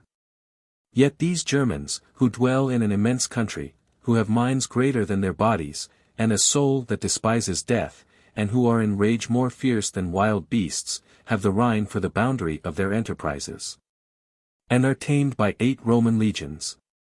Such of them as were taken captive became their servants, and the rest of the entire nation were obliged to save themselves by flight. Do you also, who depend on the walls of Jerusalem, consider what a wall the Britons had? For the Romans sailed away to them, and subdued them while they were encompassed by the ocean, and inhabited an island that is not less than the continent of this habitable earth. And 4 legions are a sufficient guard to so large an island, and why should I speak much more about this matter, while the Parthians, that most warlike body of men, and lords of so many nations, and encompassed with such mighty forces, sent hostages to the Romans. Whereby you may see, if you please, even in Italy, the noblest nation of the East, under the notion of peace, submitting to serve them. Now when almost all people under the sun submit to the Roman arms, will you be the only people that make war against them? And this without regarding the fate of the Carthaginians, who, in the midst of their brags of the great Hannibal, and the nobility of their Phoenician original, fell by the hand of Scipio. Nor indeed have the Cyrenians, derived from the Lacedaemonians, nor the Marmaridite, a nation extended as far as the regions uninhabitable for want of water, nor have the Syrtes, a place terrible to such as barely hear it described. The Nasamons and Moors, and the immense multitude of the Numidians, been able to put a stop to the Roman valor. And as for the third part of the habitable earth, Africa, whose nations are so many that it is not easy to number them, and which is bounded by the Atlantic Sea and the Pillars of Hercules, and feeds an innumerable multitude of Ethiopians. As far as the Red Sea, these have the Romans subdued entirely. And besides the annual fruits of the earth, which maintain the multitude of the Romans for 8 months in the year, this, over and above, pays all sorts of tribute, and affords revenues suitable to the necessities of the government. Nor do they, like you, esteem such injunctions a disgrace to them, although they have but one Roman legion that abides among them. And indeed what occasion is there for showing you the power of the Romans over remote countries, when it is so easy to learn it from Egypt, in your neighborhood? This country is extended as far as the Ethiopians, and Arabia the Happy, and borders upon India. It hath 7,500,000 men, besides the inhabitants of Alexandria, as may be learned from the revenue of the poll tax. Yet it is not ashamed to submit to the Roman government, although it hath Alexandria as a grand temptation to a revolt, by reason it is so full of people and of riches, and is besides exceeding large, its length being 30 furlongs. And its breadth no less than 10. And it pays more tribute to the Romans in 1 month than you do in a year. Nay, besides what it pays in money, it sends corn to Rome that supports it for 4 months, in the year. It is also walled round on all sides, either by almost impassable deserts, or seas that have no havens, or by rivers, or by lakes. Yet have none of these things been found too strong for the Roman good fortune. However, 2 legions that lie in that city are a bridle both for the remoter parts of Egypt, and for the parts inhabited by the more noble Macedonians. Where then are those people whom you are to have for your auxiliaries? Must they come from the parts of the world that are uninhabited? For all that are in the habitable earth are, under the Romans. Unless any of you extend his hopes as far as beyond the Euphrates, and suppose that those of your own nation that dwell in Adiabene will come to your assistance. But certainly these will not embarrass themselves with an unjustifiable war, nor, if they should follow such ill advice, will the Parthians permit them so to do. For it is their concern to maintain the truce that is between them and the Romans, and they will be supposed to break the covenants between them, if any under their government march against the Romans. What remains, therefore, is this, that you have recourse to divine assistance, but this is already on the side of the Romans, for it is impossible that so vast an empire should be settled without God's providence. Reflect upon it, how impossible it is for your zealous observations of your religious customs to be here preserved, which are hard to be observed even when you fight with those whom you are able to conquer. And how can you then most of all hope for God's assistance, when, by being forced to transgress his law, you will make him turn his face from you? And if you do observe the custom of the Sabbath days, and will not be revealed on to do anything thereon, you will easily be taken, as were your forefathers by Pompey, who was the busiest in his siege on those days on which the besieged rested. But if in time of war you transgress the law of your country, I cannot tell on whose account you will afterward go to war, for your concern is but one, that you do nothing against any of your forefathers. And how will you call upon God to assist you, when you are voluntarily transgressing against his religion? Now all men that go to war do it either as depending on divine or on human assistance. But since your going to war will cut off both those assistances, those that are for going to war choose evident destruction. What hinders you from slaying your children and wives with your own hands, and burning this most excellent native city of yours. For by this mad prank you will, however, escape the reproach of being beaten. But it were best, O my friends, it were best, while the vessel is still in the haven, to foresee the impending storm, and not to set sail out of the port into the middle of the hurricanes. For we justly pity those who fall into great misfortunes without foreseeing them, but for him who rushes into manifest ruin, he gains reproaches, instead of commiseration. But certainly no one can imagine that you can enter into a war as by agreement, or that when the Romans have got you under their power, they will use you with moderation, or will not rather, for an example to other nations, burn your holy city, and utterly destroy your whole nation. For those of you who shall survive the war will not be able to find a place whither to flee, since all men have the Romans for their lords already, or are afraid they shall have hereafter. Nay, indeed, the danger concerns not those Jews that dwell here only, but those of them which dwell in other cities also. For there is no people upon the habitable earth which have not some portion of you among them, whom your enemies will slay, in case you go to war, and on that account also. And so every city which hath Jews in it will be filled with slaughter for the sake of a few men, and they who slay them will be pardoned. But if that slaughter be not made by them, consider how wicked a thing it is to take arms against those that are so kind to you. Have pity, therefore, if not on your children and wives, yet upon this your metropolis, and its sacred walls. Spare the temple, and preserve the holy house, with its holy furniture, for yourselves, for if the Romans get you under their power, they will no longer abstain from them, when their former abstinence shall have been so ungratefully requited. I call to witness your sanctuary, and the holy angels of God, and this country common to us all, that I have not kept back anything that is for your preservation. And if you will follow that advice which you ought to do, you will have that peace which will be common to you and to me, but if you indulge four passions, you will run those hazards which I shall be free from. 5. When Agrippa had spoken thus, both he and his sister wept, and by their tears repressed a great deal of the violence of the people. But still they cried out, that they would not fight against the Romans, but against Florus, on account of what they had suffered by his means. To which Agrippa replied, that what they had already done was like such as make war against the Romans. For you have not paid the tribute which is due to Caesar 78, and you have cut off the cloisters, of the temple, from joining to the tower Antonia. You will therefore prevent any occasion of revolt if you will but join these together again, and if you will but pay your tribute, for the citadel does not now belong to Florus, nor are you to pay the tribute money to Florus. Chapter 17. How the War of the Jews with the Romans began, and concerning Manahem. 1. This advice the people hearkened to, and went up into the temple with the king and Bernice, and began to rebuild the cloisters. The rulers also and senators divided themselves into the villages, and collected the tributes, and soon got together 40 talents, which was the sum that was deficient. And thus did Agrippa then put a stop to that war which was threatened. Moreover, he attempted to persuade the multitude to obey Florus, until Caesar should send one to succeed him, but they were hereby more provoked, and cast reproaches upon the king, and got him excluded out of the city. Nay, some of the seditious had the impudence to throw stones at him. So when the king saw that the violence of those that were for innovations was not to be restrained, and being very angry at the contumelies he had received, he sent their rulers, together with their men of power, to Florus, to Caesarea, that he might appoint whom he thought fit to collect the tribute in the country, while he retired into his own kingdom.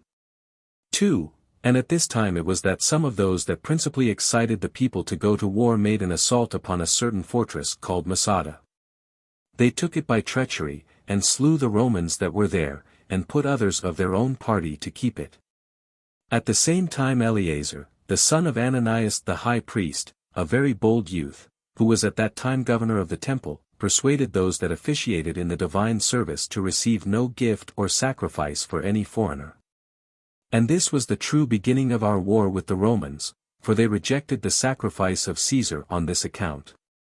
And when many of the high priests and principal men besought them not to omit the sacrifice, which it was customary for them to offer for their princes, they would not be prevailed upon. These relied much upon their multitude, for the most flourishing part of the innovators assisted them, but they had the chief regard to Eleazar, the governor of the temple. 3. Hereupon the men of power got together, and conferred with the high priests, as did also the principal of the Pharisees, and thinking all was at stake, and that their calamities were becoming incurable, took counsel what was to be done. Accordingly, they determined to try what they could do with the seditious by words, and assembled the people before the brazen gate, which was that gate of the inner temple, court of the priests, which looked toward the sun rising. And, in the first place, they showed the great indignation they had at this attempt for a revolt, and for their bringing so great a war upon their country. After which they confuted their pretense as unjustifiable, and told them that their forefathers had adorned their temple in great part with donations bestowed on them by foreigners, and had always received what had been presented to them from foreign nations.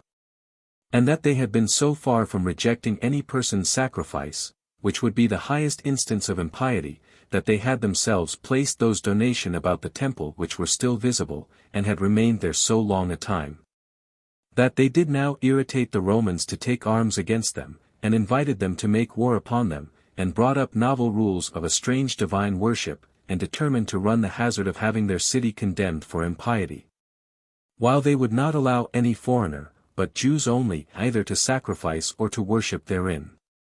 And if such a law should be introduced in the case of a single private person only, he would have indignation at it, as an instance of inhumanity determined against him. While they have no regard to the Romans or to Caesar, and forbid even their oblations to be received also, that however they cannot but fear, lest, by thus rejecting their sacrifices, they shall not be allowed to offer their own. And that this city will lose its principality, unless they grow wiser quickly, and restore the sacrifices as formerly. And indeed amend the injury, they have offered foreigners, before the report of it comes to the ears of those that have been injured. 4. And as they said these things, they produced those priests that were skillful in the customs of their country, who made the report that all their forefathers had received the sacrifices from foreign nations. But still not one of the innovators would hearken to what was said, nay, those that ministered about the temple would not attend their divine service, but were preparing matters for beginning the war. So the men of power, perceiving that the sedition was too hard for them to subdue, and that the danger which would arise from the Romans would come upon them first of all, endeavored to save themselves, and sent ambassadors, some to Florus, the chief of which was Simon the son of Ananias, and others to Agrippa, among whom the most eminent were Saul, and Antipas, and Costobarus, who were of the king's kindred. And they desired of them both that they would come with an army to the city, and cut off the seditious before it should be too hard to be subdued. Now this terrible message was good news to Florus. And because his design was to have a war kindled, he gave the ambassadors no answer at all. But Agrippa was equally solicitous for those that were revolting, and for those against whom the war was to be made, and was desirous to preserve the Jews for the Romans, and the temple and metropolis for the Jews. He was also sensible that it was not for his own advantage that the disturbances should proceed. So he sent 3,000 horsemen to the assistance of the people out of Auranitis, and Battania, and Trachonitis, and these under Darius, the master of his horse, and Philip the son of Jacimus, the general of his army. 5. Upon this the men of power, with the high priests, as also all the part of the multitude that were desirous of peace, took courage, and seized upon the upper city, Mount Shaun, for the seditious part had the lower city and the temple in their power. So they made use of stones and slings perpetually against one another, and threw darts continually on both sides. And sometimes it happened that they made incursions by troops, and fought it out hand to hand, while the seditious were superior in boldness, but the king's soldiers in skill. These last strove chiefly to gain the temple, and to drive those out of it who profaned it, as did the seditious, with Eleazar, besides what they had already labored to gain the upper city. Thus were there perpetual slaughters on both sides for 7 days' time, but neither side would yield up the parts they had seized on. 6. Now the next day was the festival of Xylophori, upon which the custom was for every one to bring wood for the altar, that there might never be a want of fuel for that fire which was unquenchable and always burning. Upon that day they excluded the opposite party from the observation of this part of religion. And when they had joined to themselves many of the Sicarii, who crowded in among the weaker people, that was the name for such robbers as had under their bosoms swords called Sicarii, they grew bolder, and carried their undertaking further. Insomuch that the king's soldiers were overpowered by their multitude and boldness, and so they gave way, and were driven out of the upper city by force. The others then set fire to the house of Ananias the high priest, and to the palaces of Agrippa and Bernice. After which they carried the fire to the place where the archives were reposite, and made haste to burn the contracts belonging to their creditors, and thereby to dissolve their obligations for paying their debts. And this was done in order to gain the multitude of those who had been debtors, and that they might persuade the poorer sort to join in their insurrection with safety against the more wealthy. So the keepers of the records fled away, and the rest set fire to them. And when they had thus burnt down the nerves of the city, they fell upon their enemies. At which time some of the men of power, and of the high priests, went into the vaults underground, and concealed themselves, while others fled with the king's soldiers to the upper palace, and shut the gates immediately. Among whom were Ananias the high priest, and the ambassadors that had been sent to Agrippa. And now the seditious were contented with the victory they had gotten, and the buildings they had burnt down, and proceeded no further. 7. But on the next day, which was the 15th of the month Laus, they made an assault upon Antonia, and besieged the garrison which was in it 2 days, and then took the garrison, and slew them, and set the citadel on fire. After which they marched to the palace, whither the king's soldiers were fled, and parted themselves into 4 bodies, and made an attack upon the walls. As for those that were within it, no one had the courage to sally out, because those that assaulted them were so numerous. But they distributed themselves into the breastworks and turrets, and shot at the besiegers, whereby many of the robbers fell under the walls. Nor did they cease to fight one with another either by night or by day, while the seditious supposed that those within would grow weary for want of food, and those without supposed the others would do the like by the tediousness of the siege. 8. In the meantime, one Manahem, the son of Judas, that was called the Galilean, who was a very cunning sophister, and had formerly reproached the Jews under Cyrenius, that after God they were subject to the Romans, took some of the men of note with him, and retired to Masada, where he broke open King Herod's armory, and gave arms not only to his own people, but to other robbers also. These he made use of for a guard, and returned in the state of a king to Jerusalem. He became the leader of the sedition, and gave orders for continuing the siege. But they wanted proper instruments, and it was not practicable to undermine the wall, because the darts came down upon them from above. But still they dug a mine from a great distance under one of the towers, and made it totter. And having done that, they set on fire what was combustible, and left it, and when the foundations were burnt below, the tower fell down suddenly. Yet did they then meet with another wall that had been built within, for the besieged were sensible beforehand of what they were doing, and probably the tower shook as it was undermining, so they provided themselves of another fortification. Which when the besiegers unexpectedly saw, while they thought they had already gained the place, they were under some consternation. However, those that were within sent to Manahem, and to the other leaders of the sedition, and desired they might go out upon a capitulation. This was granted to the king's soldiers and their own countrymen only, who went out accordingly. But the Romans that were left alone were greatly dejected, for they were not able to force their way through such a multitude, and to desire them to give them their right hand for their security, they thought it would be a reproach to them. And besides, if they should give it them, they durst not depend upon it, so they deserted their camp, as easily taken, and ran away to the royal towers, that called Hippicus, that called Phaselis, and that called Mariam.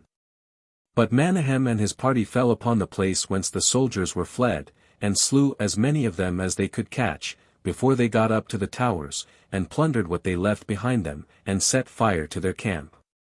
This was executed on the 6th day of the month Gorpius, Elul. 9.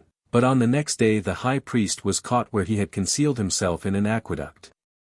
He was slain, together with Hezekiah his brother, by the robbers. Hereupon the seditious besieged the towers, and kept them guarded, lest any one of the soldiers should escape. Now the overthrow of the places of strength, and the death of the high priest Ananias, so puffed up Manahem, that he became barbarously cruel. And as he thought he had no antagonist to dispute the management of affairs with him, he was no better than an insupportable tyrant. But Eleazar and his party, when words had passed between them, how it was not proper when they revolted from the Romans, out of the desire of liberty, to betray that liberty to any of their own people, and to bear a lord, who, though he should be guilty of no violence, was yet meaner than themselves. As also, that in case they were obliged to set some one over their public affairs, it was fitter they should give that privilege to any one rather than to him, they made an assault upon him in the temple. For he went up thither to worship in a pompous manner, and adorned with royal garments, and had his followers with him in their armor. But Eleazar and his party fell violently upon him, as did also the rest of the people. And taking up stones to attack him withal, they threw them at the sophister, and thought, that if he were once ruined, the entire sedition would fall to the ground. Now Menahem and his party made resistance for a while. But when they perceived that the whole multitude were falling upon them, they fled which way every one was able, those that were caught were slain, and those that hid themselves were searched for. A few there were of them who privately escaped to Masada, among whom was Eleazar, the son of Jairus, who was of kin to Menahem, and acted the part of a tyrant at Masada afterward. As for Menahem himself, he ran away to the place called Ophla, and there lay skulking in private, but they took him alive, and drew him out before them all.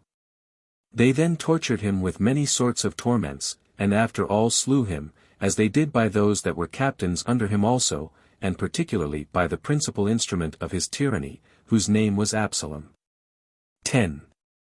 And, as I said, so far truly the people assisted them, while they hoped this might afford some amendment to the seditious practices. But the others were not in haste to put an end to the war, but hoped to prosecute it with less danger, now they had slain Menahem. It is true, that when the people earnestly desired that they would leave off besieging the soldiers, they were the more earnest in pressing it forward, and this till Metilius, who was the Roman general, sent to Eleazar, and desired that they would give them security to spare their lives only, but agreed to deliver up their arms, and what else they had with them.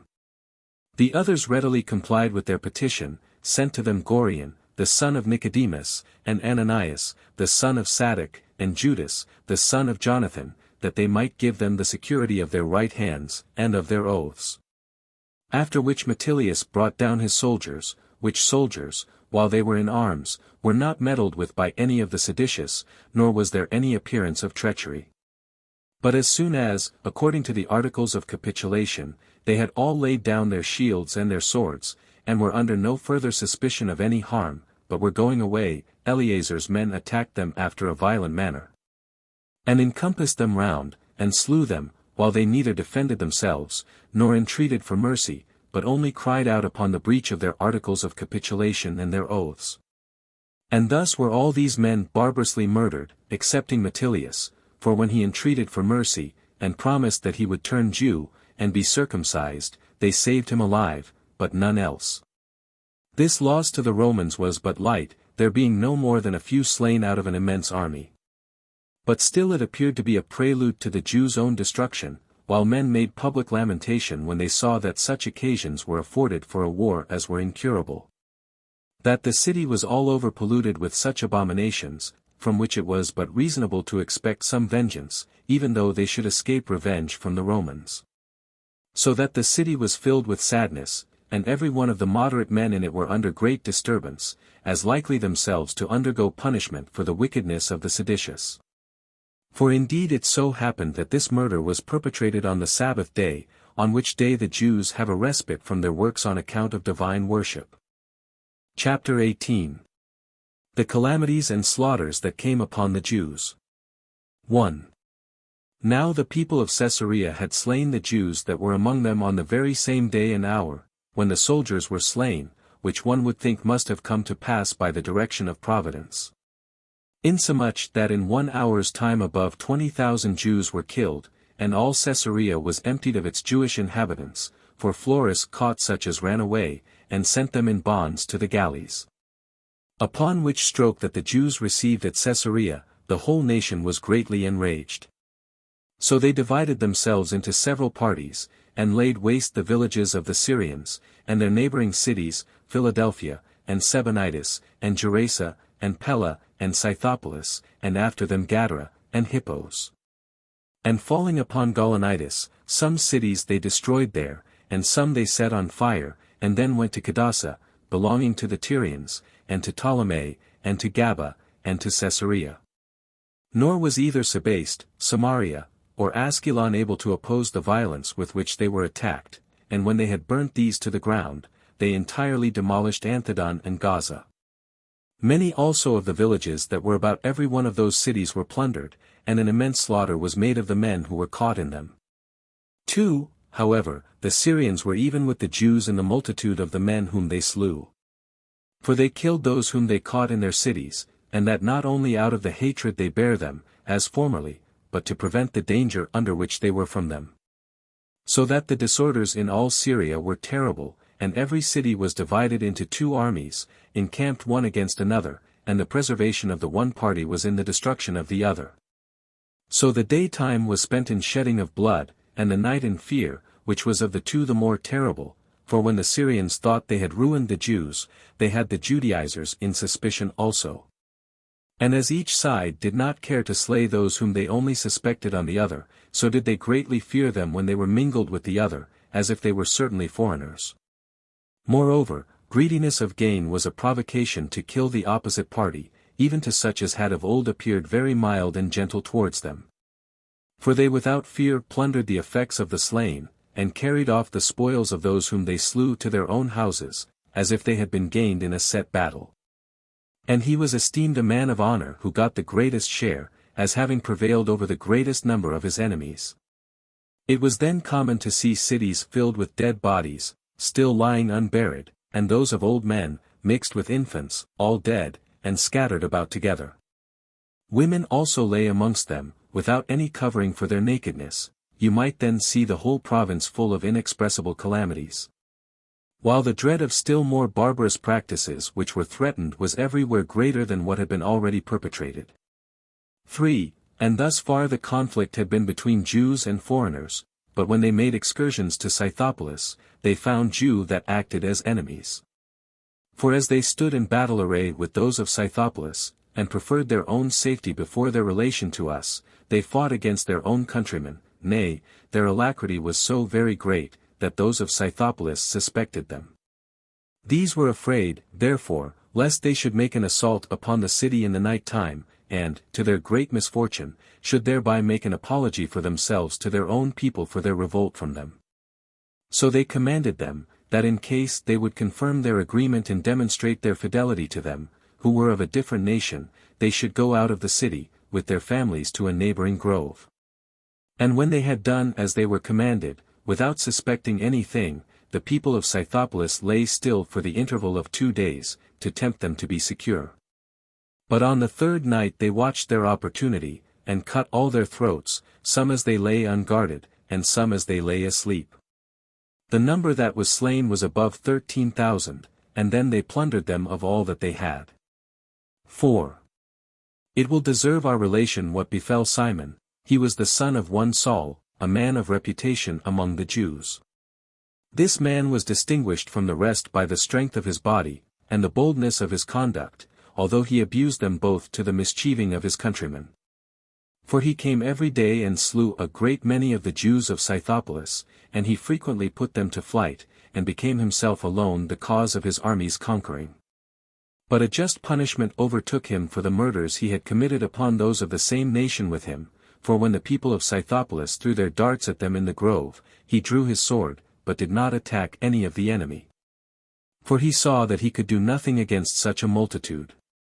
But he cried out after a very moving manner, and said, O you people of Scythopolis, I deservedly suffer for what I have done with relation to you, when I gave you such security of my fidelity to you, by slaying so many of those that were related to me. Wherefore we very justly experienced the perfidiousness of foreigners, while we acted after a most wicked manner against our own nation. I will therefore die, polluted wretch as I am, by mine own hands. For it is not fit I should die by the hand of our enemies. And let the same action be to me both a punishment for my great crimes, and a testimony of my courage to my commendation, that so no one of our enemies may have it to brag of, that he it was that slew me, and no one may insult upon me as I fall. Now when he had said this, he looked round about him upon his family with eyes of commiseration and of rage. That family consisted of a wife and children, and his aged parents. So, in the first place, he caught his father by his grey hairs, and ran his sword through him, and after him he did the same to his mother, who willingly received it. And after them he did the like to his wife and children, every one almost offering themselves to his sword, as desirous to prevent being slain by their enemies. So when he had gone over all his family, he stood upon their bodies to be seen by all, and stretching out his right hand, that his action might be observed by all, he sheathed his entire sword into his own bowels. This young man was to be pitied, on account of the strength of his body and the courage of his soul, but since he had assured foreigners of his fidelity, against his own countrymen, he suffered deservedly. 5. Besides this murder at Scythopolis, the other cities rose up against the Jews that were among them. Those of Ascalon slew 2,500, and those of Ptolemy 2,000, and put not a few into bonds.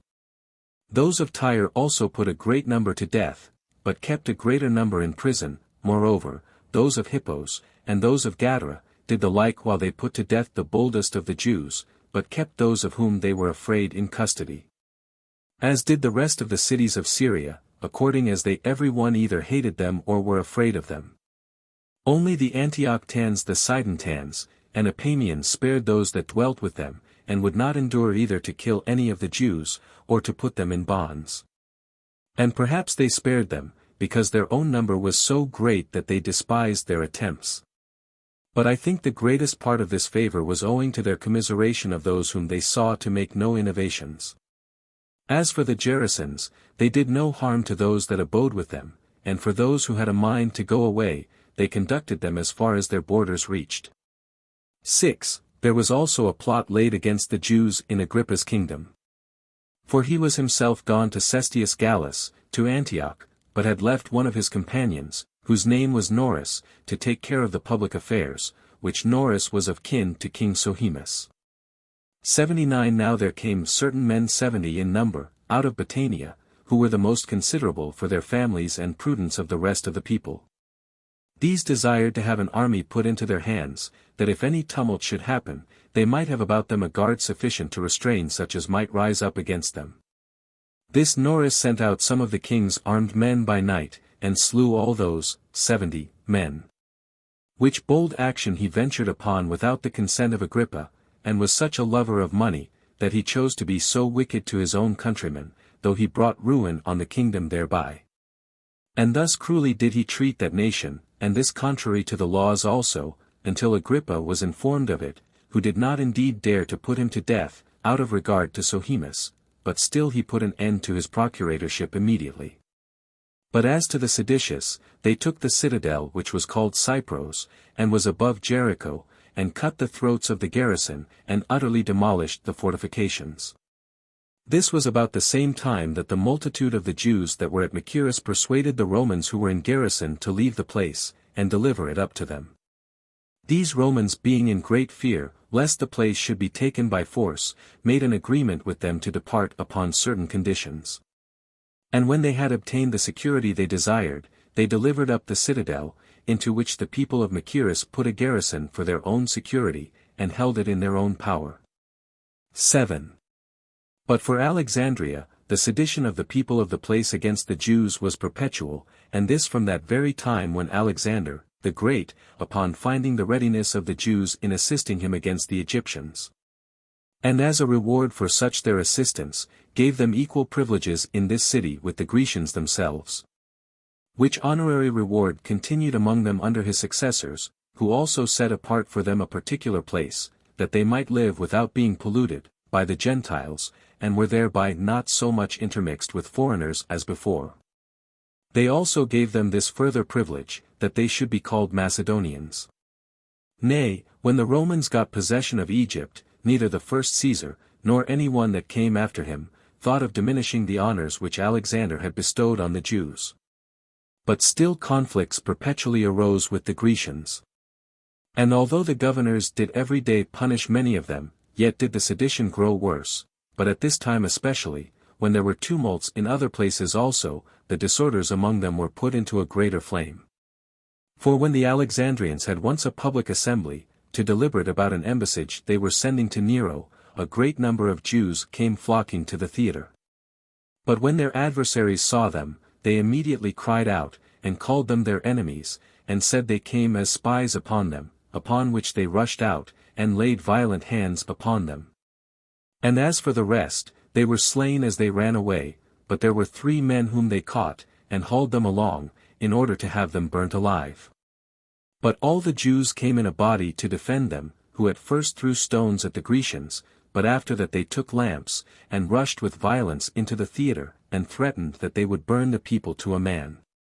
And this they had soon done, unless Tiberius Alexander, the governor of the city, had restrained their passions. However, this man did not begin to teach them wisdom by arms, but sent among them privately some of the principal men, and thereby entreated them to be quiet, and not provoke the Roman army against them. But the seditious made a jest of the entreaties of Tiberius, and reproached him for so doing. 8. Now when he perceived that those who were for innovations would not be pacified till some great calamity should overtake them, he sent out upon them those 2 Roman legions that were in the city, and together with them 5,000 other soldiers, who, by chance, were come together out of Libya, to the ruin of the Jews. They were also permitted not only to kill them, but to plunder them of what they had, and to set fire to their houses. These soldiers rushed violently into that part of the city that was called Delta, where the Jewish people lived together, and did as they were bidden, though not without bloodshed on their own side also. For the Jews got together, and set those that were the best armed among them in the forefront, and made a resistance for a great while, but when once they gave back, they were destroyed unmercifully. And this their destruction was complete, some being caught in the open field, and others forced into their houses, which houses were first plundered of what was in them, and then set on fire by the Romans. Wherein no mercy was shown to the infants, and no regard had to the aged, but they went on in the slaughter of persons of every age, till all the place was overflowed with blood, and 50,000 of them lay dead upon heaps. Nor had the remainder been preserved, had they not betaken themselves to supplication. So Alexander commiserated their condition, and gave orders to the Romans to retire. Accordingly, these being accustomed to obey orders, left off killing at the first intimation. But the populace of Alexandria bare so very great hatred to the Jews, that it was difficult to recall them, and it was a hard thing to make them leave their dead bodies. 9. And this was the miserable calamity which at this time befell the Jews at Alexandria. Hereupon Cestius thought fit no longer to lie still, while the Jews were everywhere up in arms. So he took out of Antioch the 12th legion entire, and out of each of the rest he selected 2,000, with 6 cohorts of footmen, and 4 troops of horsemen, besides those auxiliaries which were sent by the kings. Of which Antiochus sent 2,000 horsemen, and 3,000 footmen, with as many archers, and Agrippa sent the same number of footmen, and 1,000 horsemen. So Hemus also followed with 4,000, a third part whereof were horsemen, but most part were archers, and thus did he march to Ptolemy. There were also great numbers of auxiliaries gathered together from the free cities, who indeed had not the same skill in martial affairs, but made up in their alacrity and in their hatred to the Jews what they wanted in skill. There came also along with Cestius Agrippa himself, both as a guide in his march over the country, and a director what was fit to be done. So Cestius took part of his forces, and marched hastily to Zabulon, a strong city of Galilee, which was called the City of Men, and divides the country of Ptolemy from our nation. This he found deserted by its men, the multitude having fled to the mountains, but full of all sorts of good things. Those he gave leave to the soldiers to plunder, and set fire to the city, although it was of admirable beauty, and had its houses built like those in Tyre, and Sidon, and Berytus. After this he overran all the country, and seized upon whatsoever came in his way, and set fire to the villages that were round about them, and then returned to Ptolemy. But when the Syrians, and especially those of Berytus, were busy in plundering, the Jews pulled up their courage again, for they knew that Cestius was retired, and fell upon those that were left behind unexpectedly, and destroyed about 2,000 of them. 10. And now Cestius himself marched from Ptolemy, and came to Caesarea, but he sent part of his army before him to Joppa, and gave order, that if they could take that city, by surprise, they should keep it. But that in case the citizens should perceive they were coming to attack them, that they then should stay for him, and for the rest of the army. So some of them made a brisk march by the seaside, and some by land, and so coming upon them on both sides, they took the city with ease. And as the inhabitants had made no provision beforehand for a flight, nor had gotten anything ready for fighting, the soldiers fell upon them, and slew them all, with their families, and then plundered and burnt the city. The number of the slain was 8,400. In like manner, Cestius sent also a considerable body of horsemen to the toparchy of Narbatene, that adjoined to Caesarea, who destroyed the country, and slew a great multitude of its people. They also plundered what they had, and burnt their villages. 11. But Cestius sent Gallus, the commander of the 12th legion, into Galilee, and delivered to him as many of his forces as he supposed sufficient to subdue that nation. He was received by the strongest city of Galilee, which was Sepphoris, with acclamations of joy, which wise conduct of that city occasioned the rest of the cities to be in quiet. While the seditious part and the robbers ran away to that mountain which lies in the very middle of Galilee, and is situated over against Sepphoris, it is called Asammon. So Gallus brought his forces against them. But while those men were in the superior parts above the Romans, they easily threw their darts upon the Romans, as they made their approaches, and slew about 200 of them. But when the Romans had gone round the mountains, and were gotten into the parts above their enemies, the others were soon beaten, nor could they who had only light armor on sustain the force of them that fought them armed all over. Nor when they were beaten could they escape the enemy's horsemen, insomuch that only some few concealed themselves in certain places hard to be come at, among the mountains, while the rest, above 2,000 in number, were slain. Chapter 19. What Cestius did against the Jews, and how, upon his besieging Jerusalem, he retreated from the city without any just occasion in the world. As also what severe calamities he underwent from the Jews in his retreat. 1. And now Gallus, seeing nothing more that looked towards an innovation in Galilee, returned with his army to Caesarea, but Cestius removed with his whole army, and marched to Antipatris. And when he was informed that there was a great body of Jewish forces gotten together in a certain tower called Aphek, he sent a party before to fight them. But this party dispersed the Jews by affrighting them before it came to a battle, so they came, and finding their camp deserted, they burnt it, as well as the villages that lay about it. But when Cestius had marched from Antipatris to Lydda, he found the city empty of its men, for the whole multitude 81 were gone up to Jerusalem to the Feast of Tabernacles. Yet did he destroy 50 of those that showed themselves, and burnt the city, and so marched forwards, and ascending by Bet-boron, he pitched his camp at a certain place called Gabeo, 50 furlongs distant from Jerusalem. 2. But as for the Jews, when they saw the war approaching to their metropolis, they left the feast, and betook themselves to their arms. And taking courage greatly from their multitude, went in a sudden and disorderly manner to the fight, with a great noise, and without any consideration had of the rest of the 7th day. Although the Sabbath 82 was the day to which they had the greatest regard. But that rage which made them forget the religious observation of the Sabbath, made them too hard for their enemies in the fight, with such violence therefore did they fall upon the Romans, as to break into their ranks. And to march through the midst of them, making a great slaughter as they went, insomuch that unless the horsemen, and such part of the footmen as were not yet tired in the action, had wheeled round, and succored that part of the army which was not yet broken, Cestius, with his whole army, had been in danger. However, 515 of the Romans were slain, of which number 400 were footmen, and the rest horsemen. While the Jews lost only 22, of whom the most valiant were the kinsmen of Monobazus, king of Adiabene, and their names were Monobazus and Canidius. And next to them were Niger of Perea, and Silas of Babylon, who had deserted from King Agrippa to the Jews, for he had formerly served in his army. When the front of the Jewish army had been cut off, the Jews retired into the city. But still Simon, the son of Giora, fell upon the backs of the Romans, as they were ascending up Betharon, and put the hindmost of the army into disorder, and carried off many of the beasts that carried the weapons of war, and led Shem into the city. But as Cestius tarried there 3 days, the Jews seized upon the elevated parts of the city, and set watches at the entrances into the city, and appeared openly resolved not to rest when once the Romans should begin to march. 3.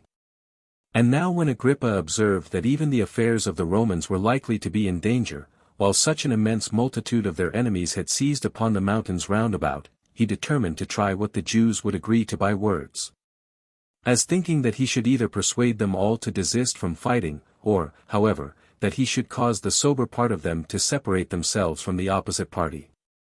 So he sent Borsius and Phoebus, the persons of his party that were the best known to them, and promised them that Cestius should give them his right hand, to secure them of the Romans' entire forgiveness of what they had done amiss, if they would throw away their arms, and come over to them. But the seditious, fearing lest the whole multitude, in hopes of security to themselves, should go over to Agrippa, resolved immediately to fall upon and kill the ambassadors. Accordingly they slew Phoebus before he said a word, but Borsius was only wounded, and so prevented his fate by flying away. And when the people were very angry at this, they had the seditious beaten with stones and clubs, and drove them before them into the city. 4. But now Cestius, observing that the disturbances that were begun among the Jews afforded him a proper opportunity to attack them, took his whole army along with him, and put the Jews to flight, and pursued them to Jerusalem. He then pitched his camp upon the elevation called Scopus, or watchtower, which was distant 7 furlongs from the city, yet did not he assault them in 3 days' time, out of expectation that those within might perhaps yield a little. And in the meantime he sent out a great many of his soldiers into neighboring villages, to seize upon their corn. And on the 4th day, which was the 30th of the month Hyperberetus, Tisri, when he had put his army in array, he brought it into the city. Now for the people, they were kept under by the seditious.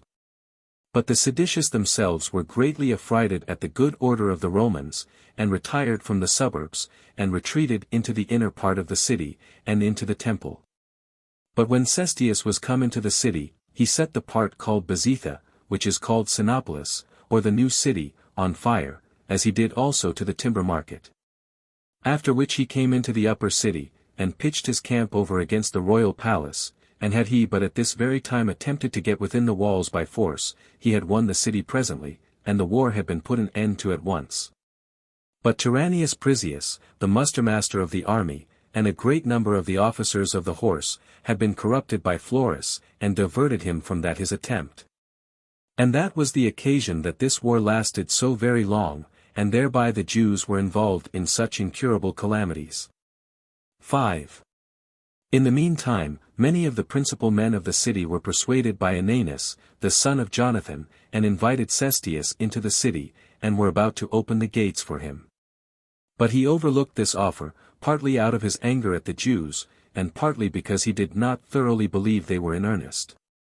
Whence it was that he delayed the matter so long, that the seditious perceived the treachery, and threw Ananus and those of his party down from the wall, and, pelting them with stones, drove them into their houses. But they stood themselves at proper distances in the towers, and threw their darts at those that were getting over the wall. Thus did the Romans make their attack against the wall for 5 days, but to no purpose. But on the next day Cestius took a great many of his choicest men, and with them the archers, and attempted to break into the temple at the northern quarter of it. But the Jews beat them off from the cloisters, and repulsed them several times when they were gotten near to the wall, till at length the multitude of the darts cut them off, and made them retire. But the first rank of the Romans rested their shields upon the wall, and so did those that were behind them, and the like did those that were still more backward, and guarded themselves with what they call testudo, the back of a tortoise. Upon which the darts that were thrown fell, and slided off without doing them any harm. So the soldiers undermined the wall, without being themselves hurt, and got all things ready for setting fire to the gate of the temple. 6. And now it was that a horrible fear seized upon the seditious, insomuch that many of them ran out of the city, as though it were to be taken immediately. But the people upon this took courage, and where the wicked part of the city gave ground, thither did they come, in order to set open the gates, and to admit Cestius 83 as their benefactor, who, had he but continued the siege a little longer, had certainly taken the city. But it was, I suppose, owing to the aversion God had already at the city and the sanctuary, that he was hindered from putting an end to the war that very day. 7. It then happened that Cestius was not conscious either how the besieged despaired of success, nor how courageous the people were for him. And so he recalled his soldiers from the place, and by despairing of any expectation of taking it, without having received any disgrace, he retired from the city, without any reason in the world. But when the robbers perceived this unexpected retreat of his, they resumed their courage, and ran after the hinder parts of his army, and destroyed a considerable number of both their horsemen and footmen. And now Cestius lay all night at the camp which was at Scopus, and as he went off farther next day, he thereby invited the enemy to follow him, who still fell upon the hindmost, and destroyed them. They also fell upon the flank on each side of the army, and threw darts upon them obliquely, nor durst those that were hindmost turn back upon those who wounded them behind, as imagining that the multitude of those that pursued them was immense.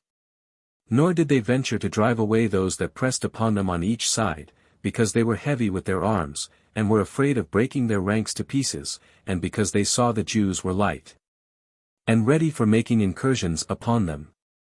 And this was the reason why the Romans suffered greatly, without being able to revenge themselves upon their enemies. So they were galled all the way, and their ranks were put into disorder, and those that were thus put out of their ranks were slain. Among whom were Priscus, the commander of the 6th legion, and Longinus, the tribune, and Aemilius Secundus, the commander of a troop of horsemen. So it was not without difficulty that they got to Gabeo, their former camp, and that not without the loss of a great part of their baggage. There it was that Cestius stayed 2 days, and was in great distress to know what he should do in these circumstances. But when on the 3rd day he saw a still much greater number of enemies, and all the parts round about him full of Jews, he understood that his delay was to his own detriment, and that if he stayed any longer there, he should have still more enemies upon him. 8. That therefore he might fly the faster, he gave orders to cast away what might hinder his army's march. So they killed the mules and other creatures, excepting those that carried their darts and machines, which they retained for their own use, and this principally because they were afraid lest the Jews should seize upon them. He then made his army march on as far as Betharon. Now the Jews did not so much press upon them when they were in large open places.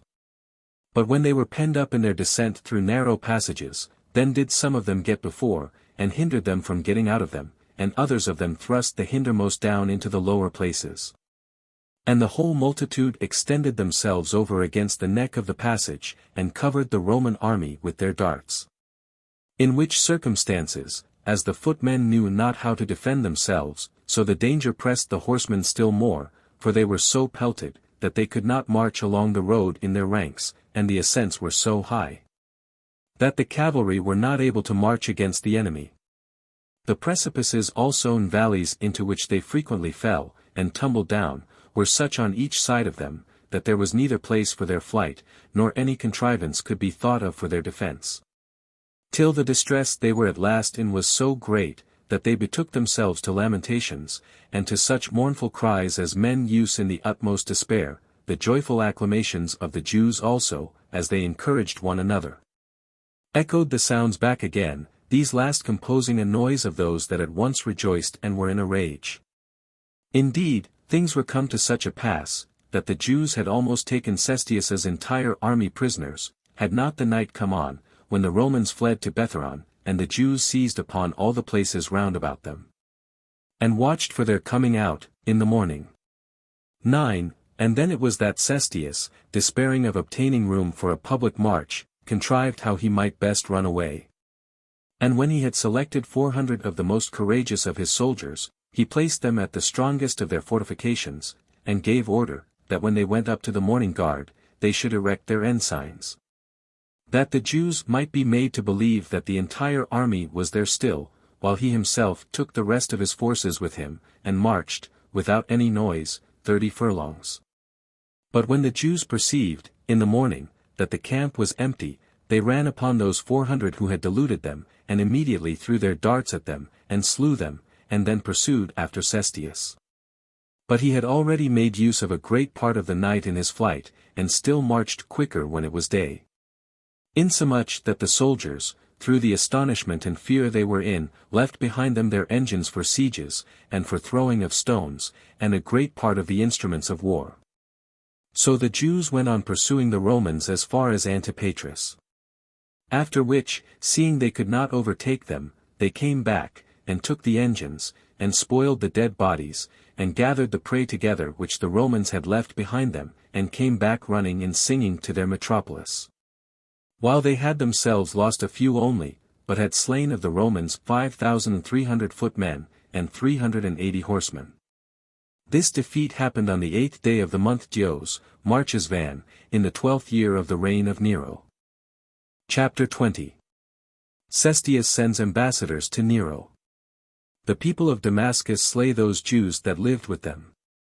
The people of Jerusalem after they had left off, pursuing Cestius, return to the city and get things ready for its defense and make a great many generals for their armies, and particularly Josephus the writer of these books. Some account of his administration. 1. After this calamity had befallen Cestius, many of the most eminent of the Jews swam away from the city, as from a ship when it was going to sink.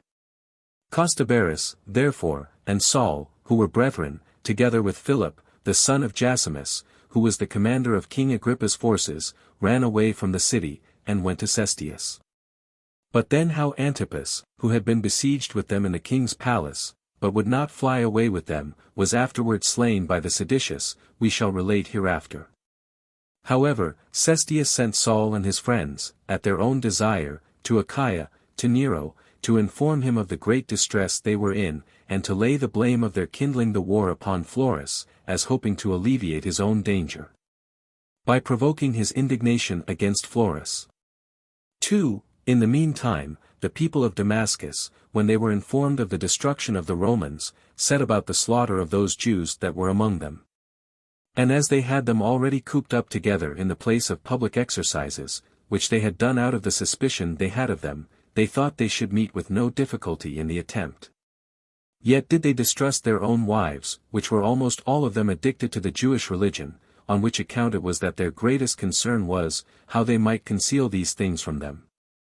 So they came upon the Jews, and cut their throats, as being in a narrow place, in number 10,000, and all of them unarmed, and this in 1 hour's time, without any body to disturb them. 3. But as to those who had pursued after Cestius, when they were returned back to Jerusalem, they overbore some of those that favored the Romans by violence, and some them persuaded, by entreaties, to join with them. And got together in great numbers in the temple, and appointed a great many generals for the war. Joseph also, the son of Gorion 84 and Ananus the high priest, were chosen as governors of all affairs within the city, and with a particular charge to repair the walls of the city. For they did not ordain Eleazar the son of Simon to that office, although he had gotten into his possession the prey they had taken from the Romans, and the money they had taken from Cestius, together with a great part of the public treasures. Because they saw he was of a tyrannical temper, and that his followers were, in their behavior, like guards about him. However, the want they were in of Eleazar's money, and the subtle tricks used by him, brought all so about, that the people were circumvented, and submitted themselves to his authority in all public affairs. 4. They also chose other generals for Idumea, Jesus, the son of Saphias, one of the high priests, and Eleazar, the son of Ananias, the high priest. They also enjoined Niger, the then governor of Idumea 85, who was of a family that belonged to Perea, beyond Jordan, and was thence called the Parate, that he should be obedient to those forenamed commanders. Nor did they neglect the care of other parts of the country, but Joseph the son of Simon was sent as general to Jericho, as was Manasseh to Perea, and John, the Escu, to the toparchy of Thamna. Lydda was also added to his portion, and Joppa, and Emmaus. But John, the son of Matthias, was made governor of the toparchies of Gophnitica and Acrabatine, as was Josephus, the son of Matthias, of both the Galilees.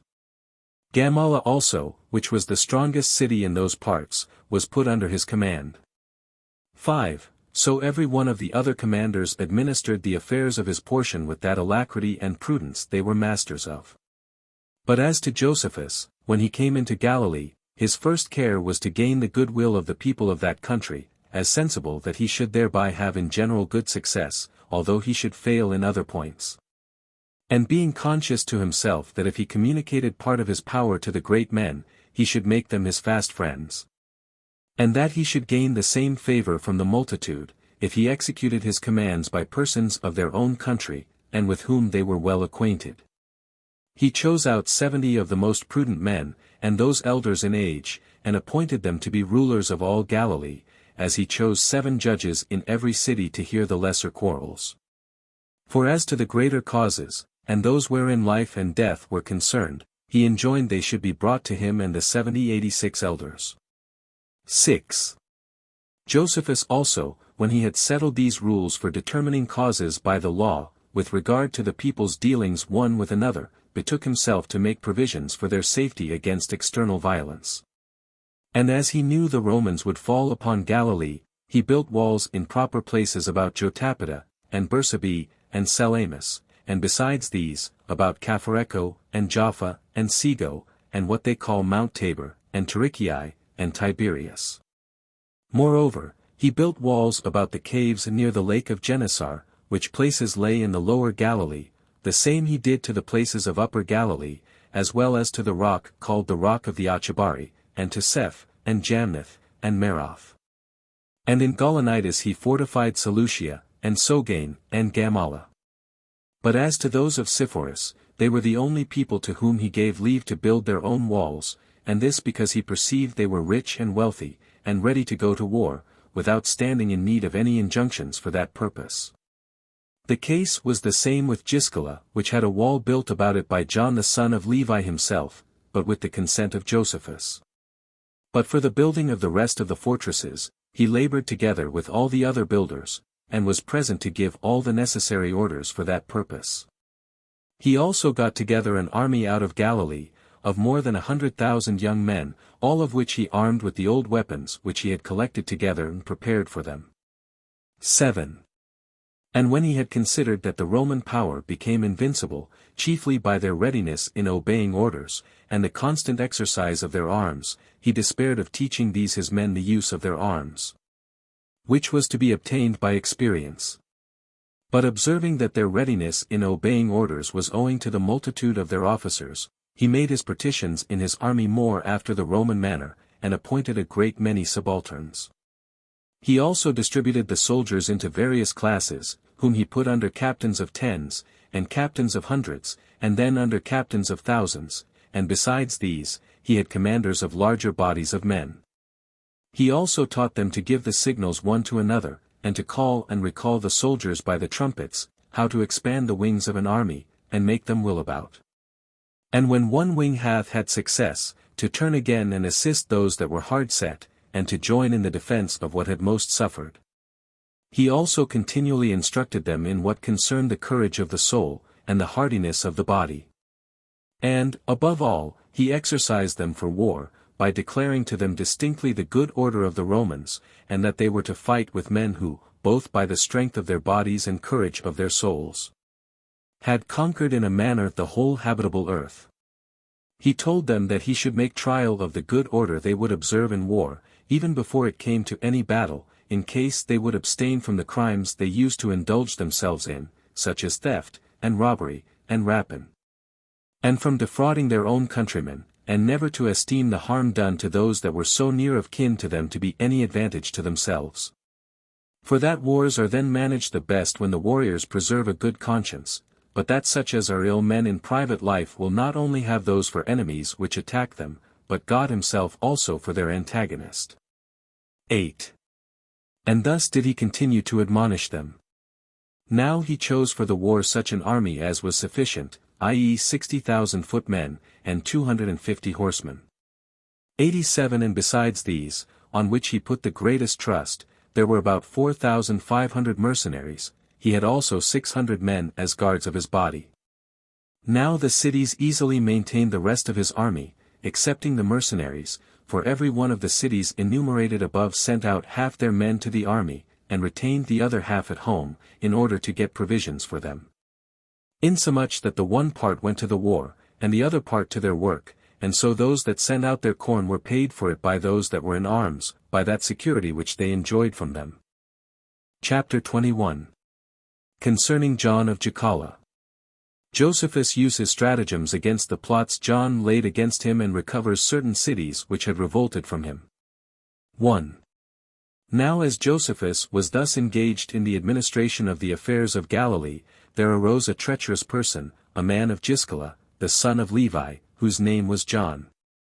His character was that of a very cunning and very knavish person, beyond the ordinary rate of the other men of eminence there, and for wicked practices he had not his fellow anywhere.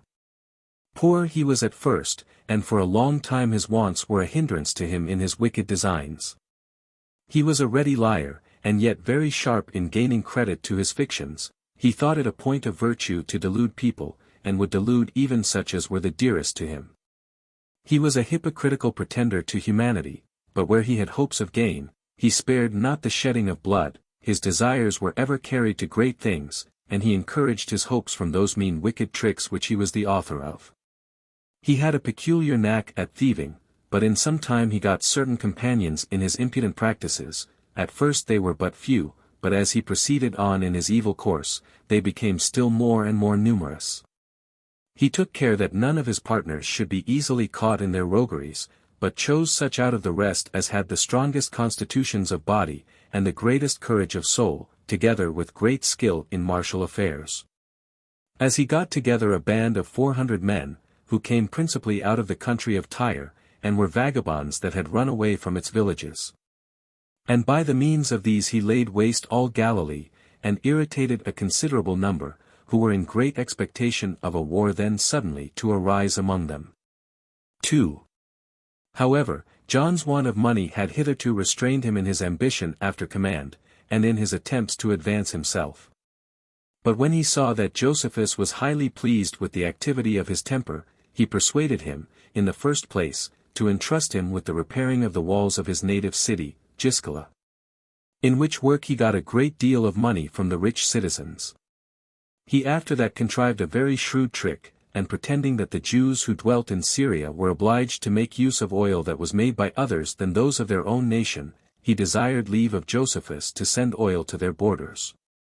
So he bought 4 amphorae with such Tyrian money as was of the value of 4 Attic drachmae, and sold every half amphora at the same price. And as Galilee was very fruitful in oil, and was peculiarly so at that time, by sending away great quantities, and having the sole privilege so to do, he gathered an immense sum of money together. Which money he immediately used to the disadvantage of him who gave him that privilege. And, as he supposed, that if he could once overthrow Josephus, he should himself obtain the government of Galilee.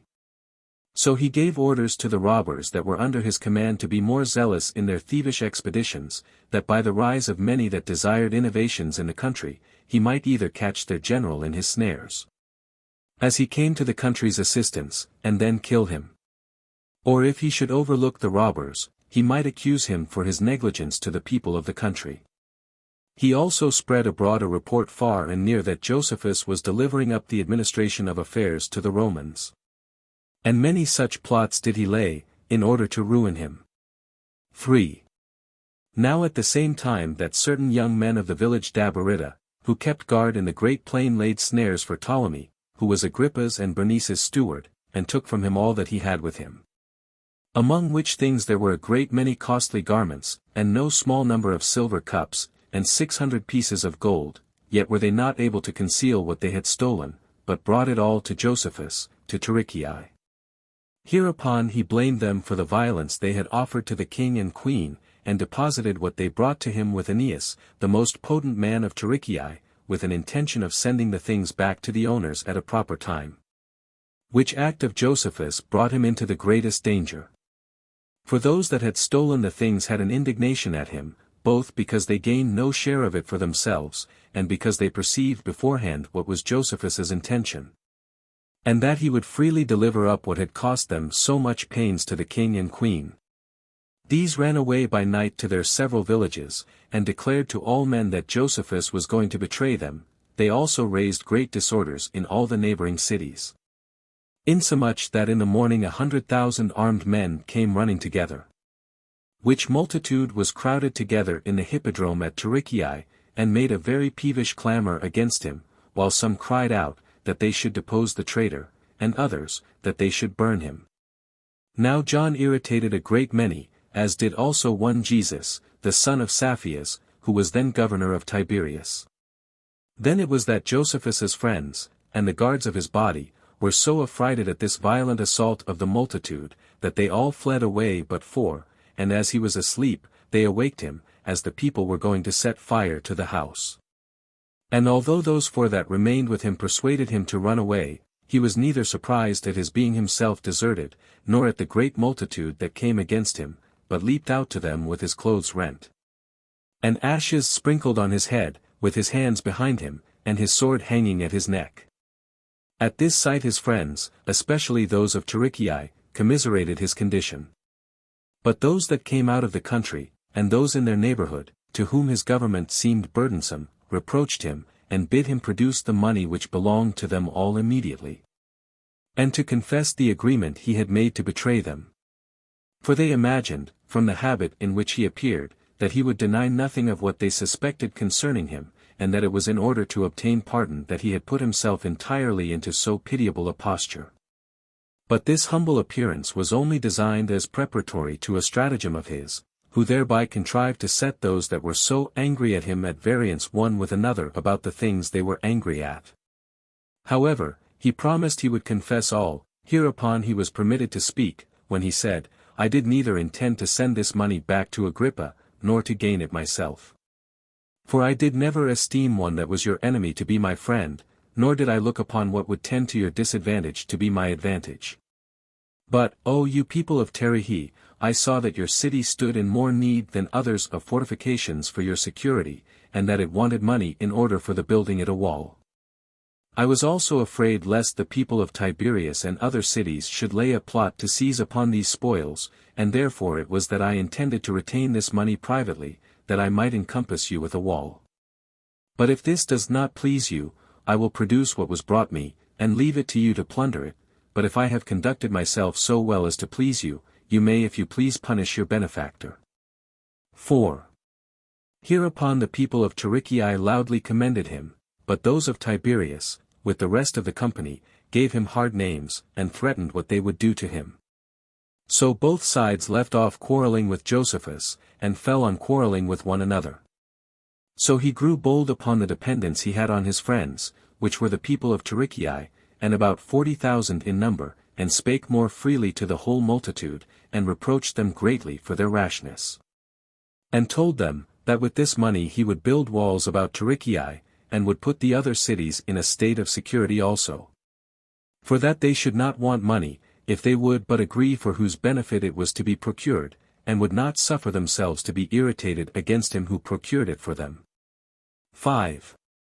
Hereupon the rest of the multitude that had been deluded retired, but yet so that they went away angry, and 2,000 of them made an assault upon him in their armor. And as he was already gone to his own house, they stood without and threatened him. On which occasion Josephus again used a second stratagem to escape them. For he got upon the top of his house, and with his right hand desired them to be silent, and said to them, I cannot tell what you would have, nor can hear what you say, for the confused noise you make.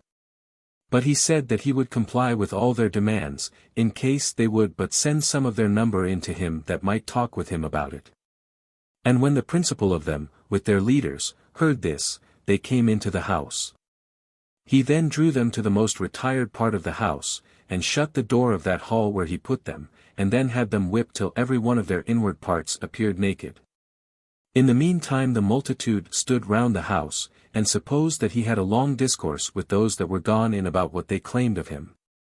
He had then the doors set open immediately, and sent the men out all bloody, which so terribly affrighted those that had before threatened him, that they threw away their arms and ran away. 6. But as for John, his envy grew greater, upon this escape of Josephus, and he framed a new plot against him. He pretended to be sick, and by a letter desired that Josephus would give him leave to use the hot baths that were at Tiberias, for the recovery of his health. Hereupon Josephus, who hitherto suspected nothing of John's plots against him, wrote to the governors of the city, that they would provide a lodging and necessaries for John. Which favors, when he had made use of, in 2 days' time he did what he came about, some he corrupted with delusive frauds, and others with money, and so persuaded them to revolt from Josephus. This Silas, who was appointed guardian of the city by Josephus, wrote to him immediately, and informed him of the plot against him. Which epistle when Josephus had received, he marched with great diligence all night, and came early in the morning to Tiberias, at which time the rest of the multitude met him. But John, who suspected that his coming was not for his advantage, sent however one of his friends, and pretended that he was sick, and that being confined to his bed, he could not come to pay him his respects. But as soon as Josephus had got the people of Tiberias together in the stadium, and tried to discourse with them about the letters that he had received, John privately sent some armed men, and gave them orders to slay him. But when the people saw that the armed men were about to draw their swords, they cried out. At which cry Josephus turned himself about, and when he saw that the swords were just at his throat, he marched away in great haste to the seashore, and left off that speech which he was going to make to the people. Upon an elevation of 6 cubits high. He then seized on a ship which lay in the haven, and leaped into it, with 2 of his guards, and fled away into the midst of the lake. 7. But now the soldiers he had with him took up their arms immediately, and marched against the plotters. But Josephus was afraid lest a civil war should be raised by the envy of a few men, and bring the city to ruin, so he sent some of his party to tell them, that they should do no more than provide for their own safety. That they should not kill any body, nor accuse any for the occasion they had afforded, of disorder. Accordingly, these men obeyed his orders, and were quiet. But the people of the neighboring country, when they were informed of this plot, and of the plotter, they got together in great multitudes to oppose John. But he prevented their attempt, and fled away to Giscala, his native city, while the Galileans came running out of their several cities to Josephus. And as they were now become many 10,000s of armed men, they cried out, that they were come against John the common plotter against their interest, and would at the same time burn him, and that city which had received him. Hereupon Josephus told them that he took their goodwill to him kindly, but still he restrained their fury, and intended to subdue his enemies by prudent conduct, rather than by slaying them. So he accepted those of every city which had joined in this revolt with John, by name, who had readily been shown him by these that came from every city, and caused public proclamation to be made. That he would seize upon the effects of those that did not forsake John within 5 days' time, and would burn both their houses and their families with fire. Whereupon 3,000 of John's party left him immediately, who came to Josephus, and threw their arms down at his feet. John then betook himself, together with his 2,000 Syrian runagates, from open attempts, to more secret ways of treachery. Accordingly, he privately sent messengers to Jerusalem, to accuse Josephus, as having too great power, and to let them know that he would soon come as a tyrant to their metropolis, unless they prevented him. This accusation the people were aware of beforehand, but had no regard to it. However, some of the grandees, out of envy, and some of the rulers also, sent money to John privately, that he might be able to get together mercenary soldiers, in order to fight Josephus. They also made a decree of themselves, and this for recalling him from his government, yet did they not think that decree sufficient, so they sent withal 2,500 armed men, and 4 persons of the highest rank amongst them. Joseph the son of Nomachus, and Ananias the son of Sadok, as also Simon and Judas the sons of Jonathan, all very able men in speaking, that these persons might withdraw the goodwill of the people from Josephus. These had it in charge, that if he would voluntarily come away, they should permit him to come and give an account of his conduct, but if he obstinately insisted upon continuing in his government, they should treat him as an enemy. Now Josephus's friends had sent him word that an army was coming against him, but they gave him no notice beforehand what the reason of their coming was, that being only known among some secret councils of his enemies. And by this means it was that 4 cities revolted from him immediately, Sepphoris, and Gamala, and Giscala, and Tiberias. Yet did he recover these cities without war.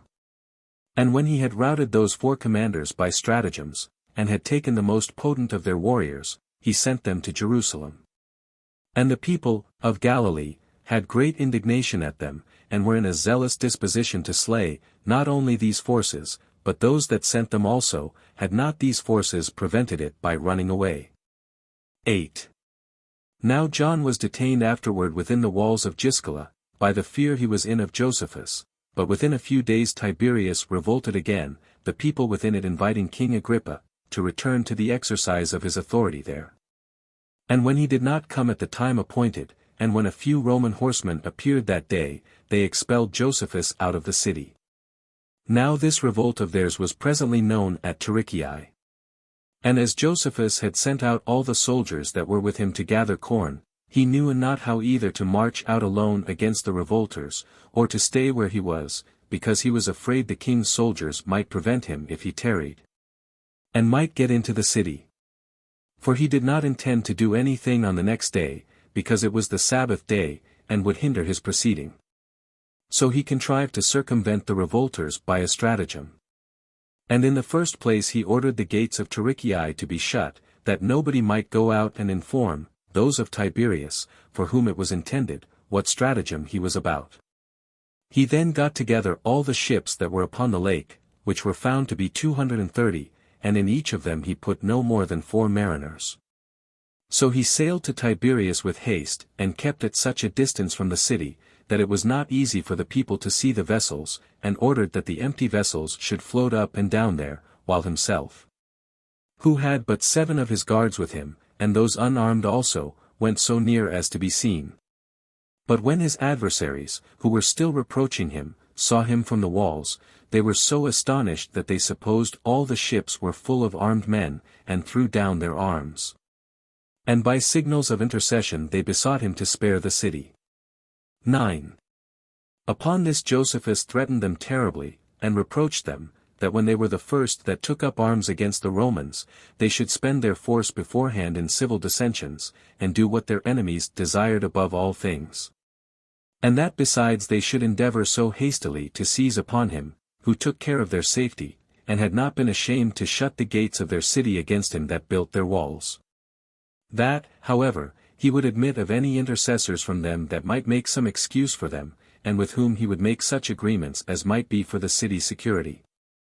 Hereupon 10 of the most potent men of Tiberias came down to him presently, and when he had taken them into one of his vessels, he ordered them to be carried a great way off from the city. He then commanded that 50 others of their senate, such as were men of the greatest eminence, should come to him, that they also might give him some security on their behalf. After which, under one new pretense or another, he called forth others, one after another, to make the leagues between them.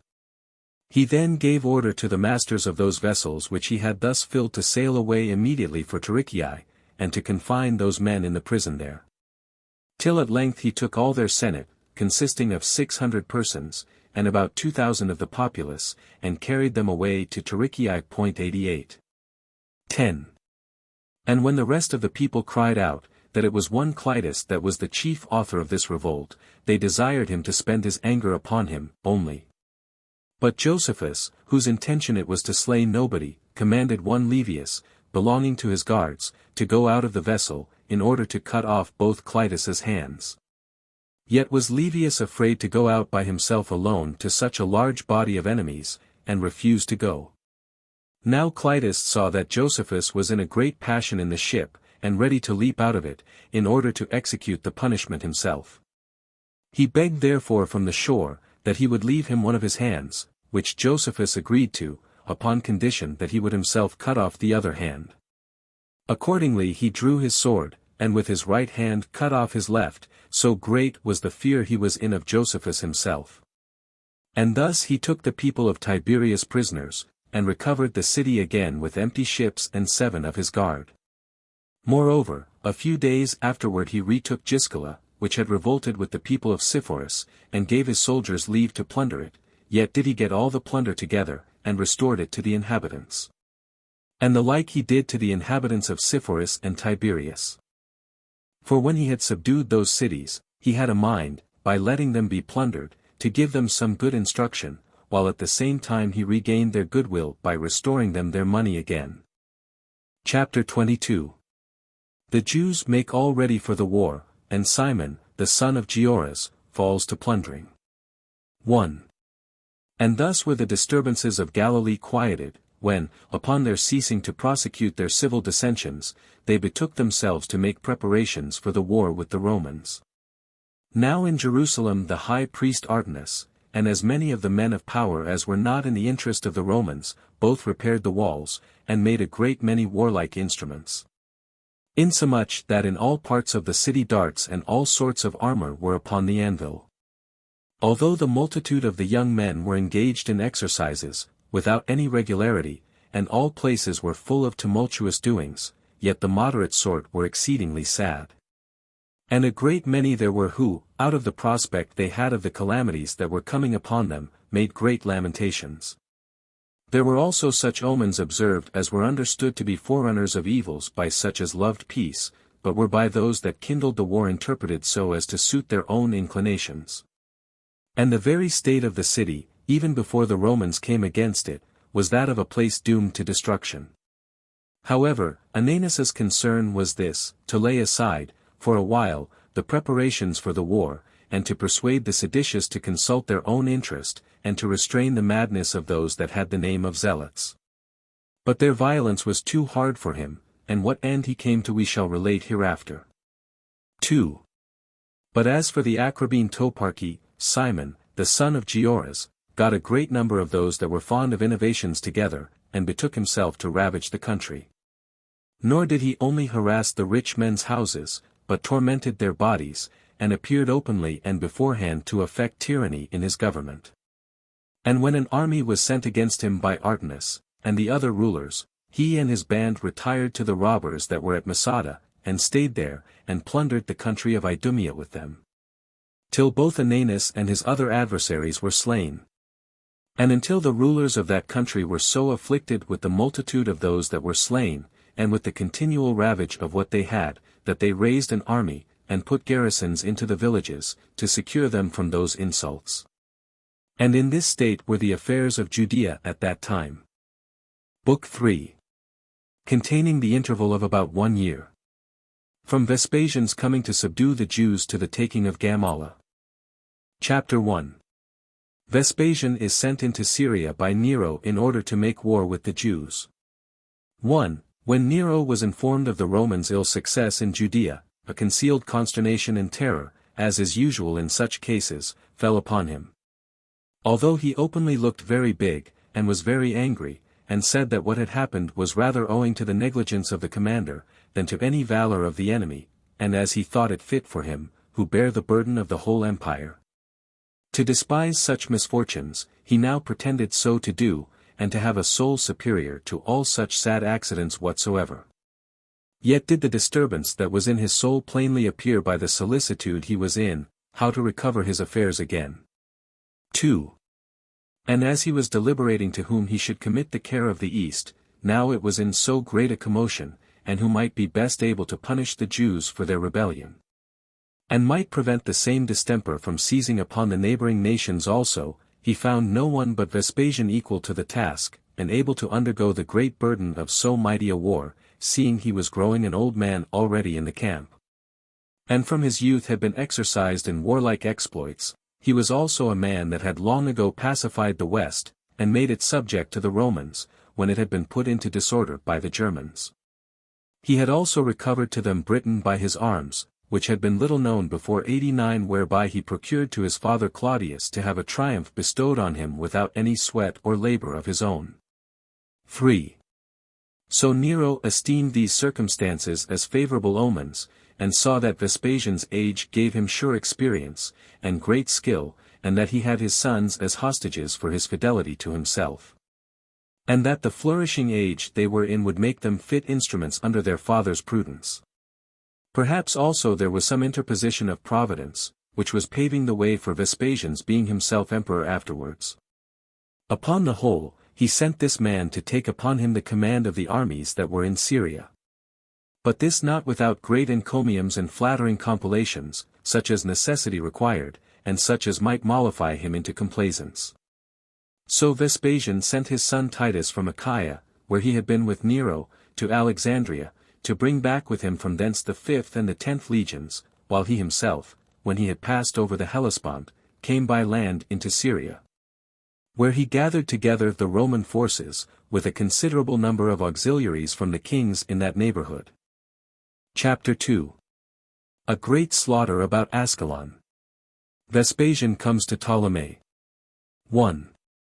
Now the Jews, after they had beaten Cestius, were so much elevated with their unexpected success, that they could not govern their zeal, but, like people blown up into a flame by their good fortune, carried the war to remoter places. Accordingly, they presently got together a great multitude of all their most hardy soldiers, and marched away for Ascalon. This is an ancient city that is distant from Jerusalem 520 furlongs, and was always an enemy to the Jews. On which account they determined to make their first effort against it, and to make their approaches to it as near as possible. This excursion was led on by 3 men, who were the chief of them all, both for strength and sagacity. Niger, called the Persite, Silas of Babylon, and besides them John the Essene.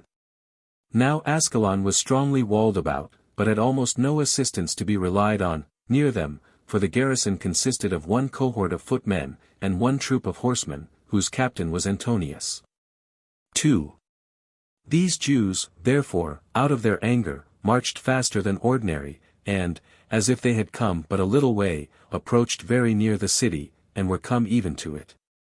But Antonius, who was not unapprised of the attack they were going to make upon the city, drew out his horsemen beforehand, and being neither daunted at the multitude, nor at the courage of the enemy, received their first attacks with great bravery.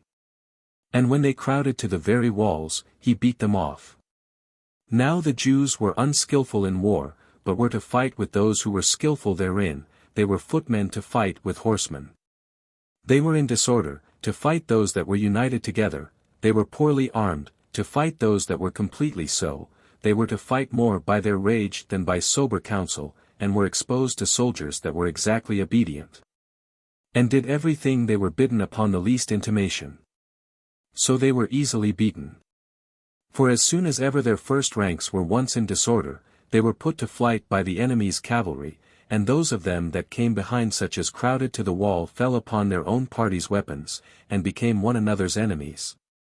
And this so long till they were all forced to give way to the attacks of the horsemen, and were dispersed all the plain over, which plain was wide, and all fit for the horsemen. Which circumstance was very commodious for the Romans, and occasioned the slaughter of the greatest number of the Jews, for such as ran away, they could overrun them, and make them turn back. And when they had brought them back after their flight, and driven them together, they ran them through, and slew a vast number of them, insomuch that others encompassed others of them, and drove them before them whithersoever they turned themselves, and slew them easily with their arrows. And the great number there were of the Jews seemed a solitude to themselves, by reason of the distress they were in, while the Romans had such good success with their small number, that they seemed to themselves to be the greater multitude. And as the former strove zealously under their misfortunes, out of the shame of a sudden flight, and hopes of the change in their success, so did the latter feel no weariness by reason of their good fortune. Insomuch that the fight lasted till the evening, till 10,000 men of the Jews' side lay dead, with 2 of their generals, John and Silas, and the greater part of the remainder were wounded, with Niger, their remaining general, who fled away together to a small city of Idumea, called Salis. Some few also of the Romans were wounded in this battle. 3. Yet were not the spirits of the Jews broken by so great a calamity, but the losses they had sustained rather quickened their resolution for other attempts. For, overlooking the dead bodies which lay under their feet, they were enticed by their former glorious actions to venture on a second destruction. So when they had lain still so little a while that their wounds were not yet thoroughly cured, they got together all their forces, and came with greater fury, and in much greater numbers, to Ascalon. But their former ill fortune followed them, as the consequence of their unskillfulness, and other deficiencies in war. For Antonius laid ambushes for them in the passages they were to go through, where they fell into snares unexpectedly, and where they were encompassed about with horsemen, before they could form themselves into a regular body for fighting. And were above 8,000 of them slain. So all the rest of them ran away, and with them Niger, who still did a great many bold exploits in his flight. However, they were driven along together by the enemy, who pressed hard upon them, into a certain strong tower belonging to a village called Bezida. However, Antonius and his party, that they might neither spend any considerable time about this tower, which was hard to be taken, nor suffer their commander, and the most courageous man of them all, to escape from them, they set the wall on fire. And as the tower was burning, the Romans went away rejoicing, as taking it for granted that Niger was destroyed, but he leaped out of the tower into a subterraneous cave, in the innermost part of it, and was preserved.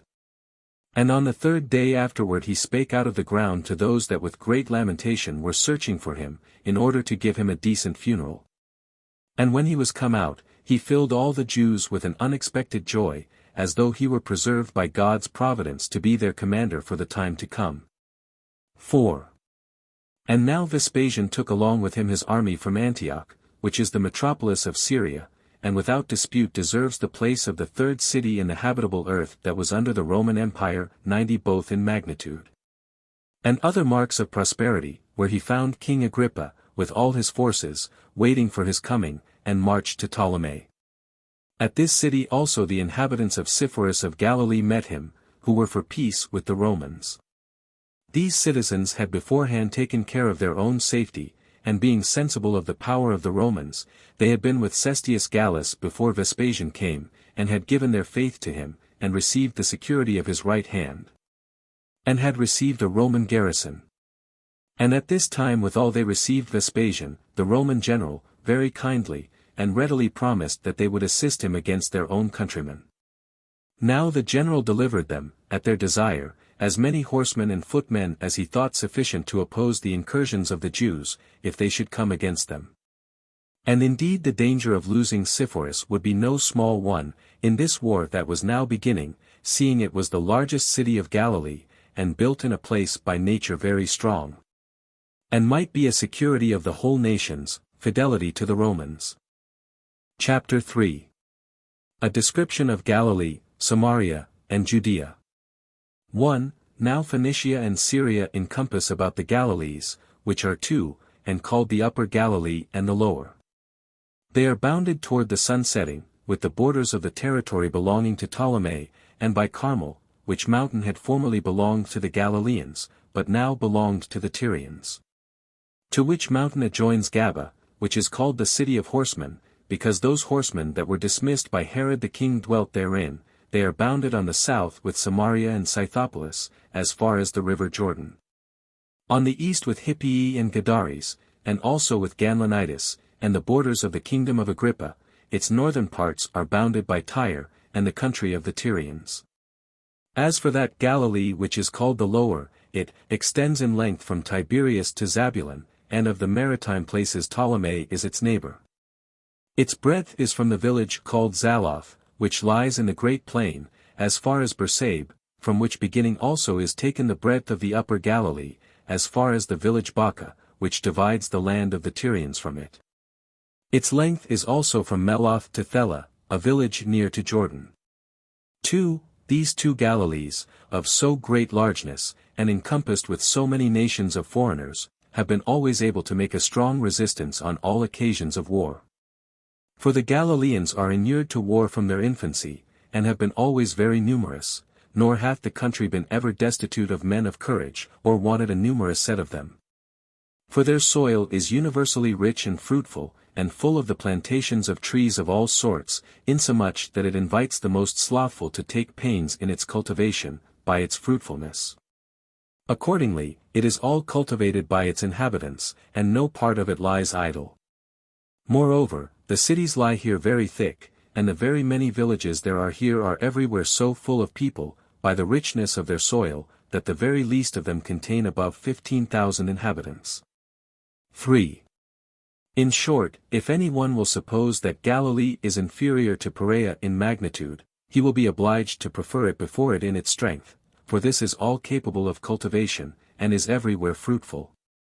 But for Perea, which is indeed much larger in extent, the greater part of it is desert and rough, and much less disposed for the production of the milder kinds of fruits. Yet hath it a moist soil, in other parts, and produces all kinds of fruits, and its plains are planted with trees of all sorts, while yet the olive tree, the vine, and the palm tree are chiefly cultivated there. It is also sufficiently watered with torrents, which issue out of the mountains, and with springs that never fail to run, even when the torrents fail them, as they do in the dog days. Now the length of Perea is from Machaerus to Pella, and its breadth from Philadelphia to Jordan. Its northern parts are bounded by Pella, as we have already said, as well as its western with Jordan. The land of Moab is its southern border, and its eastern limits reach to Arabia, and Silbanitis, and besides to Philadelphine and Gerasa. 4. Now as to the country of Samaria, it lies between Judea and Galilee. It begins at a village that is in the great plain called Ginia, and ends at the Acrabbene toparchy, and is entirely of the same nature with Judea. For both countries are made up of hills and valleys, and are moist enough for agriculture, and are very fruitful. They have abundance of trees, and are full of autumnal fruit, both that which grows wild, and that which is the effect of cultivation. They are not naturally watered by many rivers, but derive their chief moisture from rain water, of which they have no want. And for those rivers which they have, all their waters are exceeding sweet, by reason also of the excellent grass they have. Their cattle yield more milk than do those in other places. And, what is the greatest sign of excellency and of abundance, they each of them are very full of people. 5. In the limits of Samaria and Judea lies the village Anuath, which is also named Borsios. This is the northern boundary of Judea. The southern parts of Judea, if they be measured lengthways, are bounded by a village adjoining to the confines of Arabia. The Jews that dwell there call it Jordan. However, its breadth is extended from the river Jordan to Joppa. The city Jerusalem is situated in the very middle, on which account some have, with sagacity enough, called that city the navel of the country. Nor indeed is Judea destitute of such delights as come from the sea, since its maritime places extend as far as Ptolemy. It was parted into 11 portions, of which the royal city Jerusalem was the supreme, and presided over all the neighboring country, as the head does over the body. As to the other cities that were inferior to it, they presided over their several toparchies. Gophna was the second of those cities, and next to that Acrabata, after them Thamna, and Lydda, and Emmaus, and Pella, and Idumea, and Engadi, and Herodium, and Jericho. And after them came Jamnia and Joppa, as presiding over the neighboring people, and besides these there was the region of Gamala, and Gaulonitis, and Battania, and Trachonitis, which are also parts of the kingdom of Agrippa. This, last, country begins at Mount Libanus, and the fountains of Jordan, and reaches breadthways to the lake of Tiberias, and in length is extended from a village called Arpha, as far as Julius. Its inhabitants are a mixture of Jews and Syrians. And thus have I, with all possible brevity, described the country of Judea, and those that lie round about it. Chapter 4. Josephus makes an attempt upon Sepphoris but is repelled. Titus comes with a great army to Ptolemy. 1.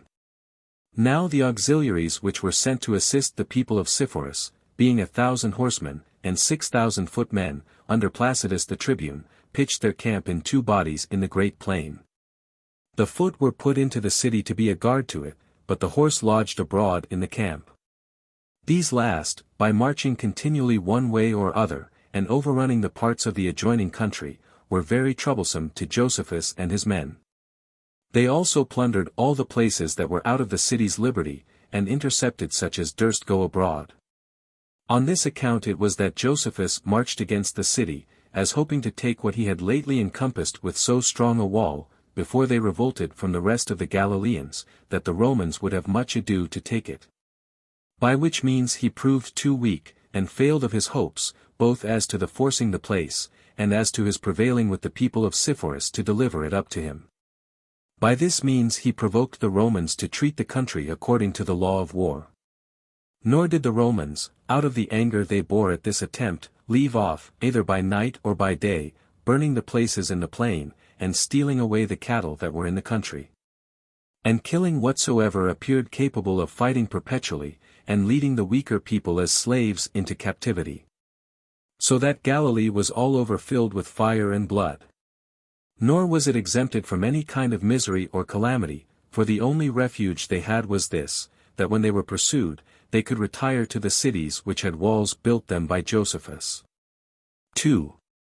But as to Titus, he sailed over from Achaia to Alexandria, and that sooner than the winter season did usually permit. So he took with him those forces he was sent for, and marching with great expedition, he came suddenly to Ptolemy, and there finding his father, together with the 2 legions, the 5th and the 10th, which were the most eminent legions of all, he joined them to that 15th legion which was with his father. 18 cohorts followed these legions. There came also 5 cohorts from Caesarea, with 1 troop of horsemen, and 5 other troops of horsemen from Syria. Now these 10 cohorts had severally 1,000 footmen, but the other 13 cohorts had no more than 600 footmen apiece, with 120 horsemen. There were also a considerable number of auxiliaries got together, that came from the kings Antiochus, and Agrippa, and Sohemus, each of them contributing 1,000 footmen that were archers, and 1,000 horsemen.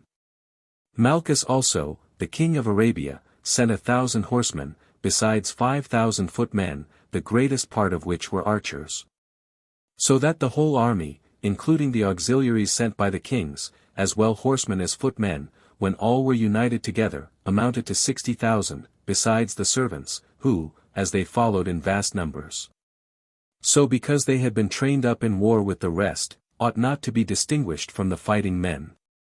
For as they were in their master's service in times of peace, so did they undergo the like dangers with them in times of war, insomuch that they were inferior to none either in skill or in strength, only they were subject to their masters. Chapter 5. A description of the Roman armies and Roman camps and of other particulars for which the Romans are commended. 1. Now here one cannot but admire at the precaution of the Romans, in providing themselves of such household servants, as might not only serve at other times for the common offices of life, but might also be of advantage to them in their wars. And, indeed, if any one does but attend to the other parts of their military discipline, he will be forced to confess that their obtaining so large a dominion hath been the acquisition of their valor, and not the bare gift of fortune. For they do not begin to use their weapons first in time of war, nor do they then put their hands first into motion, while they avoided so to do in times of peace. But, as if their weapons did always cling to them, they have never any truce from warlike exercises, nor do they stay till times of war admonish them to use them. For their military exercises differ not at all from the real use of their arms, but every soldier is every day exercised, and that with great diligence, as if it were in time of war. Which is the reason why they bear the fatigue of battles so easily. For neither can any disorder remove them from their usual regularity, nor can fear affright them out of it, nor can labor tire them, which firmness of conduct makes them always to overcome those that have not the same firmness. Nor would he be mistaken that should call those their exercises unbloody battles, and their battles bloody exercises. Nor can their enemies easily surprise them with the suddenness of their incursions. For as soon as they have marched into an enemy's land, they do not begin to fight till they have walled their camp about, nor is the fence they raise rashly made, or uneven. Nor do they all abide in it, nor do those that are in it take their places at random. But if it happens that the ground is uneven, it is first leveled, their camp is also foursquare by measure, and carpenters are ready, in great numbers, with their tools, to erect their buildings for them. 91. 2. As for what is within the camp, it is set apart for tents, but the outward circumference hath the resemblance to a wall, and is adorned with towers at equal distances, where between the towers stand the engines for throwing arrows and darts, and for slinging stones, and where they lay all other engines that can annoy the enemy, all ready for their several operations. They also erect 4 gates, one at every side of the circumference, and those large enough for the entrance of the beasts, and wide enough for making excursions, if occasion should require. They divide the camp within into streets, very conveniently, and place the tents of the commanders in the middle. But in the very midst of all is the general's own tent, in the nature of a temple, insomuch that it appears to be a city built on the sudden, with its marketplace, and place for handicraft trades. And with seats for the officers superior and inferior, where, if any differences arise, their causes are heard and determined. The camp, and all that is in it, is encompassed with a wall round about, and that sooner than one would imagine, and this by the multitude and the skill of the laborers. And, if occasion require, a trench is drawn round the whole, whose depth is 4 cubits, and its breadth equal. 3. When they have thus secured themselves, they live together by companies, with quietness and decency, as are all their other affairs managed with good order and security. Each company hath also their wood, and their corn, and their water brought them, when they stand in need of them, for they neither sup nor dine as they please themselves singly, but all together. Their times also for sleeping, and watching, and rising are notified beforehand by the sound of trumpets, nor is anything done without such a signal. And in the morning the soldiery go every one to their centurions, and these centurions to their tribunes, to salute them. With whom all the superior officers go to the general of the whole army, who then gives them of course the watchword and other orders, to be by them carried to all that are under their command. Which is also observed when they go to fight, and thereby they turn themselves about on the sudden, when there is occasion for making sallies, as they come back when they are recalled in crowds also. 4. Now when they are to go out of their camp, the trumpet gives a sound, at which time nobody lies still, but at the first intimation they take down their tents, and all is made ready for their going out. Then do the trumpets sound again, to order them to get ready for the march, then do they lay their baggage suddenly upon their mules, and other beasts of burden, and stand, as at the place of starting, ready to march. When also they set fire to their camp, and this they do because it will be easy for them to erect another camp, and that it may not ever be of use to their enemies. Then do the trumpets give a sound the third time, that they are to go out, in order to excite those that on any account are a little tardy, that so no one may be out of his rank when the army marches. Then does the crier stand at the general's right hand, and asks them thrice, in their own tongue, whether they be now ready to go out to war or not. To which they reply as often, with a loud and cheerful voice, saying, We are ready. And this they do almost before the question is asked them. They do this as filled with a kind of martial fury, and at the same time that they so cry out, they lift up their right hands also. 5.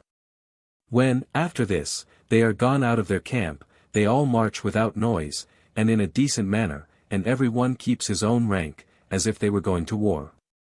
The footmen are armed with breastplates and headpieces, and have swords on each side, but the sword which is upon their left side is much longer than the other, for that on the right side is not longer than a span. Those footmen also that are chosen out from the rest to be about the general himself have a lance and a buckler, but the rest of the foot soldiers have a spear and a long buckler, besides a saw and a basket, a pickaxe and an axe. A thong of leather and a hook, with provisions for 3 days, so that a footman hath no great need of a mule to carry his burdens. The horsemen have a long sword on their right sides, axed a long pole in their hand. A shield also lies by them obliquely on one side of their horses, with 3 or more darts that are borne in their quiver, having broad points, and not smaller than spears. They have also headpieces and breastplates, in like manner as have all the footmen. And for those that are chosen to be about the general, their armor no way differs from that of the horsemen belonging to other troops. And he always leads the legions forth to whom the lot assigns that employment. 6. This is the manner of the marching and resting of the Romans, as also these are the several sorts of weapons they use. But when they are to fight, they leave nothing without forecast, nor to be done offhand, but counsel is ever first taken before any work is begun, and what hath been there resolved upon is put in execution presently. For which reason they seldom commit any errors, and if they have been mistaken at any time, they easily correct those mistakes. They also esteem any errors they commit upon taking counsel beforehand to be better than such rash success as is owing to fortune only. Because such a fortuitous advantage tempts them to be inconsiderate, while consultation, though it may sometimes fail of success, hath this good in it, that it makes men more careful hereafter. But for the advantages that arise from chance, they are not owing to him that gains them. And as to what melancholy accidents happen unexpectedly, there is this comfort in them, that they had however taken the best consultations they could to prevent them. 7. Now they so manage their preparatory exercises of their weapons, that not the bodies of the soldiers only, but their souls may also become stronger. They are moreover hardened for war by fear. For their laws inflict capital punishments, not only for soldiers running away from the ranks, but for slothfulness and inactivity, though it be but in a lesser degree. As are their generals more severe than their laws, for they prevent any imputation of cruelty toward those under condemnation, by the great rewards they bestow on the valiant soldiers. And the readiness of obeying their commanders is so great, that it is very ornamental in peace. But when they come to a battle, the whole army is but one body, so well coupled together are their ranks, so sudden are their turnings about, so sharp their hearing as to what orders are given them, so quick their sight of the ensigns. And so nimble are their hands when they set to work. Whereby it comes to pass that what they do is done quickly, and what they suffer they bear with the greatest patience. Nor can we find any examples where they have been conquered in battle, when they came to a close fight, either by the multitude of the enemies, or by their stratagems, or by the difficulties in the places they were in. No, nor by fortune neither, for their victories have been surer to them than fortune could have granted them. In a case, therefore, where counsel still goes before action, and where, after taking the best advice, that advice is followed by so active an army, what wonder is it that Euphrates on the east, the ocean on the west, the most fertile regions of Libya on the south, and the Danube and the Rhine on the north, are the limits of this empire? One might well say that the Roman possessions are not inferior to the Romans themselves. 8. This account I have given the reader, not so much with the intention of commending the Romans, as of comforting those that have been conquered by them, and for the deterring others from attempting innovations under their government. This discourse of the Roman military conduct may also perhaps be of use to such of the curious as are ignorant of it, and yet have a mind to know it. I return now from this digression. Chapter 6. Placidus attempts to take Jotapata and is beaten off. Vespasian marches into Galilee. 1. And now Vespasian, with his son Titus, had tarried some time at Ptolemais, and had put his army in order.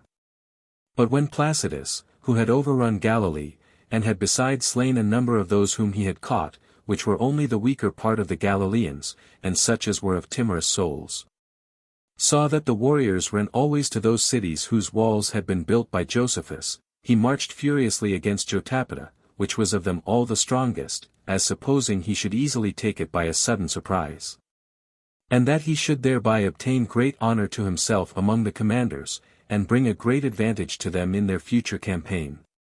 Because if this strongest place of them all were once taken, the rest would be so affrighted as to surrender themselves. But he was mightily mistaken in his undertaking. For the men of Jotapata were apprised of his coming to attack them, and came out of the city, and expected him there. So they fought the Romans briskly when they least expected it, being both many in number, and prepared for fighting, and of great alacrity, as esteeming their country, their wives, and their children to be in danger. And easily put the Romans to flight, and wounded many of them, and slew 7 of them. 92 because their retreat was not made in a disorderly manner, because the strokes only touched the surface of their bodies, which were covered with their armor in all parts. And because the Jews did rather throw their weapons upon them from a great distance, than venture to come hand to hand with them, and had only light armor on, while the others were completely armed. However, 3 men of the Jews' side were slain, and a few wounded, so Placidus, finding himself unable to assault the city, ran away. 2. But as Vespasian had a great mind to fall upon Galilee, he marched out of Ptolemais, having put his army into that order wherein the Romans used to march. He ordered those auxiliaries which were lightly armed, and the archers, to march first, that they might prevent any sudden insults from the enemy, and might search out the woods that looked suspiciously, and were capable of ambuscades. Next to these followed that part of the Romans which was completely armed, both footmen and horsemen. Next to these followed 10 out of every 100, carrying along with them their arms, and what was necessary to measure out a camp withal. And after them, such as were to make the road even and straight, and if it were anywhere rough and hard to be passed over, to plane it, and to cut down the woods that hindered their march, that the army might not be in distress, or tired with their march. Behind these he set such carriages of the army as belonged both to himself and to the other commanders, with a considerable number of their horsemen for their security. After these he marched himself, having with him a select body of footmen, and horsemen, and pikemen. After these came the peculiar cavalry of his own legion, for there were 120 horsemen that peculiarly belonged to every legion. Next to these came the mules that carried the engines for sieges, and the other warlike machines of that nature. After these came the commanders of the cohorts and tribunes, having about them soldiers chosen out of the rest. Then came the ensigns encompassing the eagle, which is at the head of every Roman legion, the king, and the strongest of all birds, which seems to them a signal of dominion, and an omen that they shall conquer all against whom they march. These sacred ensigns are followed by the trumpeters. Then came the main army in their squadrons and battalions, with 6 men in depth, which were followed at last by a centurion, who, according to custom, observed the rest. As for the servants of every legion, they all followed the footmen, and led the baggage of the soldiers, which was borne by the mules and other beasts of burden. But behind all the legions came the whole multitude of the mercenaries. And those that brought up the rear came last of all for the security of the whole army, being both footmen, and those in their armor also, with a great number of horsemen. 3. And thus did Vespasian march with his army, and came to the bounds of Galilee, where he pitched his camp and restrained his soldiers, who were eager for war.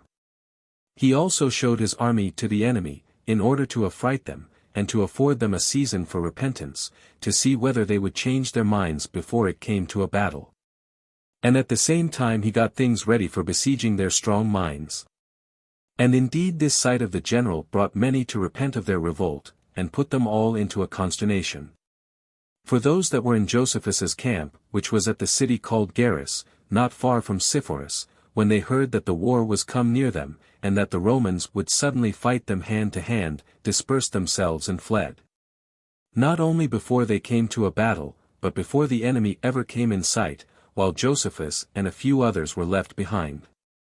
And as he saw that he had not an army sufficient to engage the enemy, that the spirits of the Jews were sunk, and that the greater part would willingly come to terms, if they might be credited, he already despaired of the success of the whole war, and determined to get as far as he possibly could out of danger. So he took those that stayed along with him, and fled to Tiberias. Chapter 7. Vespasian, when he had taken the city Gadea, marches to Jotapata. After a long siege the city is betrayed by a deserter, and taken by Vespasian. 1. So Vespasian marched to the city Gadara, and took it upon the first onset, because he found it destitute of any considerable number of men grown up and fit for war. He came then into it, and slew all the youth, the Romans having no mercy on any age whatsoever, and this was done out of the hatred they bore the nation, and because of the iniquity they had been guilty of in the affair of Cestius. He also set fire not only to the city itself, but to all the villas and small cities that were round about it. Some of them were quite destitute of inhabitants, and out of some of them he carried the inhabitants as slaves into captivity. 2. As to Josephus, his retiring to that city which he chose as the most fit for his security, put it into great fear, for the people of Tiberias did not imagine that he would have run away, unless he had entirely despaired of the success of the war. And indeed, as to that point, they were not mistaken about his opinion, for he saw whither the affairs of the Jews would tend at last, and was sensible that they had but one way of escaping, and that was by repentance. However, although he expected that the Romans would forgive him, yet did he choose to die many times over, rather than to betray his country, and to dishonor that supreme command of the army which had been entrusted with him. or to live happily under those against whom he was sent to fight. He determined, therefore, to give an exact account of affairs to the principal men at Jerusalem by a letter, that he might not, by too much aggrandizing the power of the enemy, make them too timorous. Nor, by relating that their power beneath the truth, might encourage them to stand out when they were perhaps disposed to repentance. He also sent them word, that if they thought of coming to terms, they must suddenly write him an answer. Or if they resolved upon war, they must send him an army sufficient to fight the Romans. Accordingly, he wrote these things, and sent messengers immediately to carry his letter to Jerusalem. 3. Now Vespasian was very desirous of demolishing Jotapata, for he had gotten intelligence that the greatest part of the enemy had retired thither, and that it was, on other accounts, a place of great security to them. Accordingly, he sent both footmen and horsemen to level the road, which was mountainous and rocky, not without difficulty to be travelled over by footmen, but absolutely impracticable for horsemen. Now these workmen accomplished what they were about in 4 days' time, and opened a broad way for the army. On the 5th day, which was the 21st of the month Artemisius, Jair, Josephus prevented him, and came from Tiberias, and went into Jotapata, and raised the drooping spirits of the Jews. And a certain deserter told this good news to Vespasian, that Josephus had removed himself thither, which made him make haste to the city, as supposing that with taking that he should take all Judea. In case he could but withal get Josephus under his power. So he took this news to be of the vastest advantage to him, and believed it to be brought about by the providence of God, that he who appeared to be the most prudent man of all their enemies, had, of his own accord, shut himself up in a place of sure custody. Accordingly, he sent Placidus with 1,000 horsemen, and Ebutius a decurion, a person that was of eminency both in counsel and in action, to encompass the city round, that Josephus might not escape away privately. 4. Vespasian also, the very next day, took his whole army and followed them, and by marching till late in the evening, arrived then at Jotapata. And bringing his army to the northern side of the city, he pitched his camp on a certain small hill which was 7 furlongs from the city, and still greatly endeavored to be well seen by the enemy, to put them into a consternation. Which was indeed so terrible to the Jews immediately, that no one of them durst go out beyond the wall.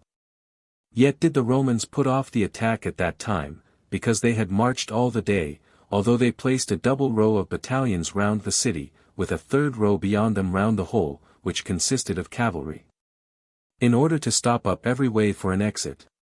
Which thing making the Jews despair of escaping, excited them to act more boldly, for nothing makes men fight so desperately in war as necessity. 5. Now when the next day an assault was made by the Romans, the Jews at first stayed out of the walls and opposed them, and met them, as having formed themselves a camp before the city walls. But when Vespasian had set against them the archers and slingers, and the whole multitude that could throw to a great distance, he permitted them to go to work, while he himself, with the footmen, got upon an acclivity, whence the city might easily be taken. Josephus was then in fear for the city, and leaped out, and all the Jewish multitude with him. These fell together upon the Romans in great numbers, and drove them away from the wall, and performed a great many glorious and bold actions. Yet did they suffer as much as they made the enemy suffer, for as despair of deliverance encouraged the Jews, so did a sense of shame equally encourage the Romans. These last had skill as well as strength. The other had only courage, which armed them, and made them fight furiously. And when the fight had lasted all day, it was put an end to by the coming on of the night. They had wounded a great many of the Romans, and killed of them 13 men. Of the Jews' side 17 were slain, and 600 wounded. 6. On the next day the Jews made another attack upon the Romans, and went out of the walls and fought a much more desperate battle with them than before. For they were now become more courageous than formerly, and that on account of the unexpected good opposition they had made the day before, as they found the Romans also to fight more desperately. For a sense of shame inflamed these into a passion, as esteeming their failure of a sudden victory to be a kind of defeat. Thus did the Romans try to make an impression upon the Jews till the 5th day continually, while the people of Jotapata made sallies out, and fought at the walls most desperately. Nor were the Jews affrighted at the strength of the enemy, nor were the Romans discouraged at the difficulties they met with in taking the city. 7. Now Jotapata is almost all of it built on a precipice, having on all the other sides of it every way valleys immensely deep and steep, insomuch that those who would look down would have their sight fail them before it reaches to the bottom. It is only to be come at on the north side, where the utmost part of the city is built on the mountain, as it ends obliquely at a plain. This mountain Josephus had encompassed with a wall when he fortified the city, that its top might not be capable of being seized upon by the enemies. The city is covered all round with other mountains, and can no way be seen till a man comes just upon it. And this was the strong situation of Jotapata. 8. Vespasian, therefore, in order to try how he might overcome the natural strength of the place, as well as the bold defense of the Jews, made a resolution to prosecute the siege with vigor. To that end he called the commanders that were under him to a council of war, and consulted with them which way the assault might be managed to the best advantage. And when the resolution was there taken to raise a bank against that part of the wall which was practicable, he sent his whole army abroad to get the materials together. So when they had cut down all the trees on the mountains that adjoined to the city, and had gotten together a vast heap of stones, besides the wood they had cut down, some of them brought hurdles, in order to avoid the effects of the darts that were shot from above them. These hurdles they spread over their banks, under cover whereof they formed their bank, and so were little or nothing hurt by the darts that were thrown upon them from the wall, while others pulled the neighboring hillocks to pieces, and perpetually brought earth to them. So that while they were busy 3 sorts of ways, nobody was idle.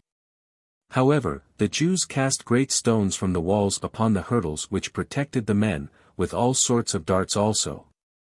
And the noise of what could not reach them was yet so terrible, that it was some impediment to the workmen. 9. Vespasian then set the engines for throwing stones and darts round about the city. The number of the engines was in all 160, and bid them fall to work, and dislodge those that were upon the wall. At the same time such engines as were intended for that purpose threw at once lances upon them with a great noise, and stones of the weight of a talent were thrown by the engines that were prepared for that purpose, together with fire. And a vast multitude of arrows, which made the wall so dangerous, that the Jews durst not only not come upon it, but durst not come to those parts within the walls which were reached by the engines. For the multitude of the Arabian archers, as well also as all those that threw darts and slung stones, fell to work at the same time with the engines. Yet did not the others lie still, when they could not throw at the Romans from a higher place. For they then made sallies out of the city, like private robbers, by parties, and pulled away the hurdles that covered the workmen, and killed them when they were thus naked. And when those workmen gave way, these cast away the earth that composed the bank, and burnt the wooden parts of it, together with the hurdles. Till at length Vespasian perceived that the intervals there were between the works were of disadvantage to him. For those spaces of ground afforded the Jews a place for assaulting the Romans. So he united the hurdles, and at the same time joined one part of the army to the other, which prevented the private excursions of the Jews. 10. And when the bank was now raised, and brought nearer than ever to the battlements that belonged to the walls, Josephus thought it would be entirely wrong in him if he could make no contrivances in opposition to theirs. And that might be for the city's preservation. So he got together his workmen, and ordered them to build the wall higher. And while they said that this was impossible to be done while so many darts were thrown at them, he invented this sort of cover for them. He bid them fix piles, and expand before them the raw hides of oxen newly killed, that these hides by yielding and hollowing themselves when the stones were thrown at them might receive them, for that the other darts would slide off them, and the fire that was thrown would be quenched by the moisture that was in them. And these he set before the workmen, and under them these workmen went on with their works in safety, and raised the wall higher, and that both by day and by night, till it was 20 cubits high. He also built a good number of towers upon the wall, and fitted it to strong battlements. This greatly discouraged the Romans, who in their own opinions were already gotten within the walls, while they were now at once astonished at Josephus's contrivance, and at the fortitude of the citizens that were in the city. 11. And now Vespasian was plainly irritated at the great subtlety of this stratagem, and at the boldness of the citizens of Jotapata. For taking heart again upon the building of this wall, they made fresh sallies upon the Romans, and had every day conflicts with them by parties, together with all such contrivances, as robbers make use of. And with the plundering of all that came to hand, as also with the setting fire to all the other works. And this till Vespasian made his army leave off fighting them, and resolved to lie round the city, and to starve them into a surrender, as supposing that either they would be forced to petition him for mercy by want of provisions. Or if they should have the courage to hold out till the last, they should perish by famine, and he concluded he should conquer them the more easily in fighting, if he gave them an interval, and then fell upon them when they were weakened by famine. But still he gave orders that they should guard against their coming out of the city. 12. Now the besieged had plenty of corn within the city, and indeed of all necessaries, but they wanted water, because there was no fountain in the city, the people being there usually satisfied with rain water. Yet is it a rare thing in that country to have rain in summer, and at this season, during the siege, they were in great distress for some contrivance to satisfy their thirst. And they were very sad at this time particularly, as if they were already in want of water entirely, for Josephus seeing that the city abounded with other necessaries, and that the men were of good courage. And being desirous to protract the siege to the Romans longer than they expected, ordered their drink to be given them by measure. But this scanty distribution of water by measure was deemed by them as a thing more hard upon them than the want of it, and their not being able to drink as much as they would made them more desirous of drinking than they otherwise had been. Nay, they were as much disheartened hereby as if they were come to the last degree of thirst. Nor were the Romans unacquainted with the state they were in, for when they stood over against them, beyond the wall, they could see them running together, and taking their water by measure. Which made them throw their javelins thither, the place being within their reach, and kill a great many of them. 13. Hereupon Vespasian hoped that their receptacles of water would in no long time be emptied, and that they would be forced to deliver up the city to him. But Josephus being minded to break such his hope, gave command that they should wet a great many of their clothes, and hang them out about the battlements, till the entire wall was of a sudden all wet with the running down of the water. At this sight the Romans were discouraged, and under consternation, when they saw them able to throw away in sport so much water, when they supposed them not to have enough to drink themselves. This made the Roman general despair of taking the city by their want of necessaries, and to betake himself again to arms, and to try to force them to surrender, which was what the Jews greatly desired. For as they despaired of either themselves or their city being able to escape, they preferred a death in battle before one by hunger and thirst. 14. However, Josephus contrived another stratagem besides the foregoing, to get plenty of what they wanted. There was a certain rough and uneven place that could hardly be ascended, and on that account was not guarded by the soldiers. So Josephus sent out certain persons along the western parts of the valley, and by them sent letters to whom he pleased of the Jews that were out of the city, and procured from them what necessaries soever they wanted in the city in abundance. He enjoined them also to creep generally along by the watch as they came into the city, and to cover their backs with such sheepskins as had their wool upon them, that if any one should spy them out in the night time, they might be believed to be dogs. This was done till the watch perceived their contrivance, and encompassed that rough place about themselves. 15. And now it was that Josephus perceived that the city could not hold out long, and that his own life would be in doubt if he continued in it, so he consulted how he and the most potent men of the city might fly out of it. When the multitude understood this, they came all round about him, and begged of him not to overlook them while they entirely depended on him, and him alone. For that there was still hope of the city's deliverance, if he would stay with them, because every body would undertake any pains with great cheerfulness on his account, and in that case there would be some comfort for them also. Though they should be taken, that it became him neither to fly from his enemies, nor to desert his friends, nor to leap out of that city, as out of a ship that was sinking in a storm, into which he came when it was quiet and in a calm.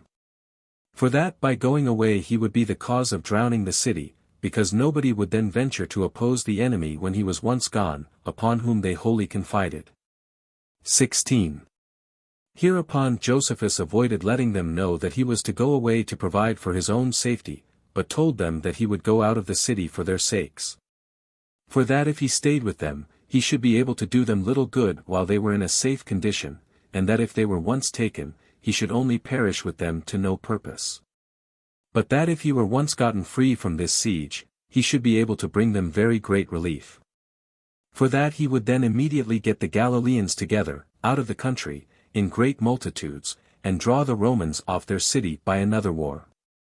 That he did not see what advantage he could bring to them now, by staying among them, but only provoke the Romans to besiege them more closely, as esteeming it a most valuable thing to take him. But that if they were once informed that he was fled out of the city, they would greatly remit of their eagerness against it. Yet did not this plea move the people, but inflamed them the more to hang about him. Accordingly, both the children and the old men, and the women with their infants, came mourning to him, and fell down before him, and all of them caught hold of his feet, and held him fast, and besought him, with great lamentations, that he would take his share with them in their fortune.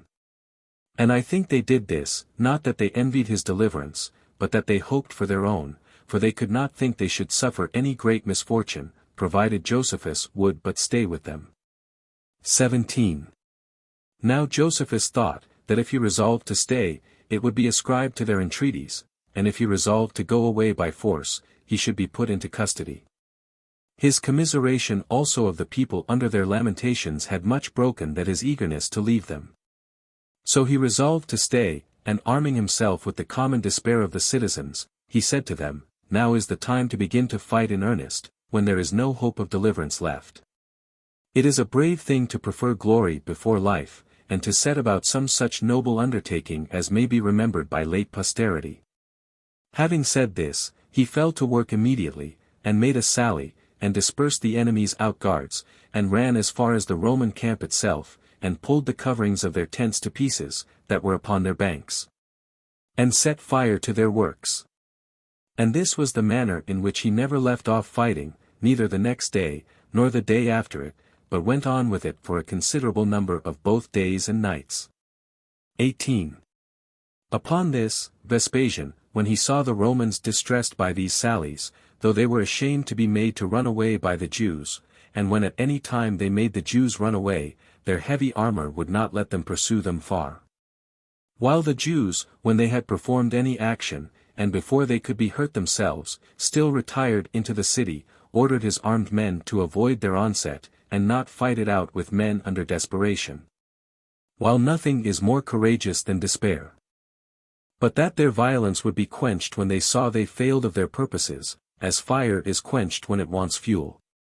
And that it was proper for the Romans to gain their victories as cheap as they could, since they are not forced to fight, but only to enlarge their own dominions.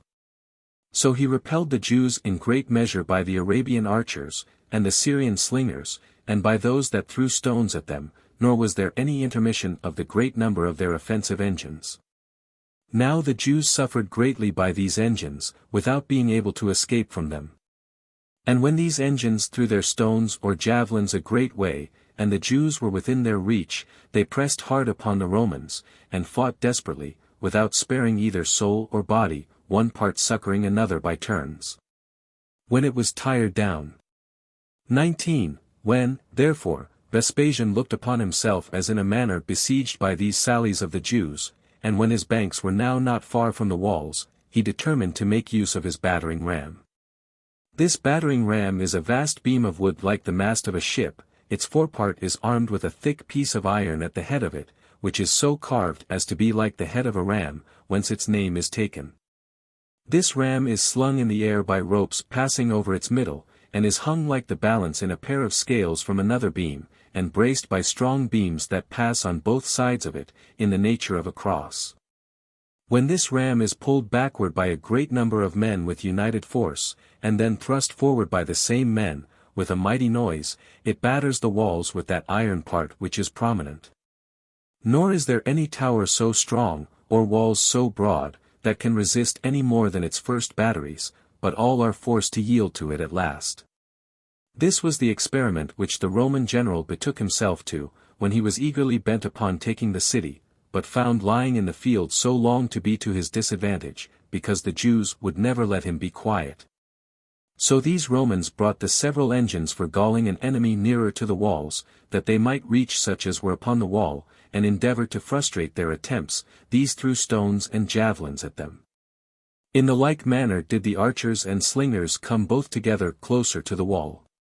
This brought matters to such a pass that none of the Jews durst mount the walls, and then it was that the other Romans brought the battering ram that was cased with hurdles all over, and in the tipper part was secured by skins that covered it. And this both for the security of themselves and of the engine. Now, at the very first stroke of this engine, the wall was shaken, and a terrible clamor was raised by the people within the city, as if they were already taken. 20. And now, when Josephus saw this ram still battering the same place, and that the wall would quickly be thrown down by it, he resolved to elude for a while the force of the engine. With this design he gave orders to fill sacks with chaff, and to hang them down before that place where they saw the ram always battering, that the stroke might be turned aside. Or that the place might feel less of the strokes by the yielding nature of the chaff. This contrivance very much delayed the attempts of the Romans, because, let them remove their engine to what part they pleased, those that were above it removed their sacks, and placed them over against the strokes it made. Insomuch that the wall was no way hurt, and this by diversion of the strokes, till the Romans made an opposite contrivance of long poles, and by tying hooks at their ends, cut off the sacks. Now when the battering ram thus recovered its force, and the wall having been but newly built, was giving way, Josephus and those about him had afterward immediate recourse to fire, to defend themselves withal. Whereupon they took what materials soever they had that were but dry, and made a sally 3 ways, and set fire to the machines, and the hurdles, and the banks of the Romans themselves. Nor did the Romans well know how to come to their assistance, being at once under a consternation at the Jews' boldness, and being prevented by the flames from coming to their assistance. For the materials being dry with the bitumen and pitch that were among them, as was brimstone also, the fire caught hold of everything immediately, and what cost the Romans a great deal of pains was in 1 hour consumed. 21. And here a certain Jew appeared worthy of our relation and commendation. He was the son of Samias, and was called Eleazar, and was born at Sob, in Galilee. This man took up a stone of a vast bigness, and threw it down from the wall upon the ram, and this with so great a force, that it broke off the head of the engine.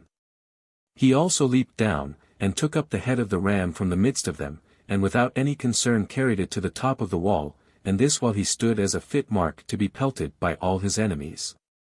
Accordingly, he received the strokes upon his naked body, and was wounded with 5 darts, nor did he mind any of them while he went up to the top of the wall, where he stood in the sight of them all, as an instance of the greatest boldness. After which he drew himself on a heap with his wounds upon him, and fell down together with the head of the ram. Next to him, 2 brothers showed their courage. Their names were Nitur and Philip, both of them of the village Ruma, and both of them Galileans also. These men leaped upon the soldiers of the 10th legion, and fell upon the Romans with such a noise and force as to disorder their ranks, and to put to flight all upon whomsoever they made their assaults. 22. After these men's performances, Josephus, and the rest of the multitude with him, took a great deal of fire, and burnt both the machines and their coverings, with the works belonging to the 5th and to the 10th legion, which they put to flight. When others followed them immediately, and buried those instruments and all their materials underground. However, about the evening, the Romans erected the battering ram again, against that part of the wall which had suffered before. Where a certain Jew that defended the city from the Romans hit Vespasian with a dart in his foot, and wounded him a little, the distance being so great, that no mighty impression could be made by the dart thrown so far off. However, this caused the greatest disorder among the Romans. For when those who stood near him saw his blood, they were disturbed at it, and a report went abroad, through the whole army, that the general was wounded, while the greatest part left the siege. And came running together with surprise and fear to the general.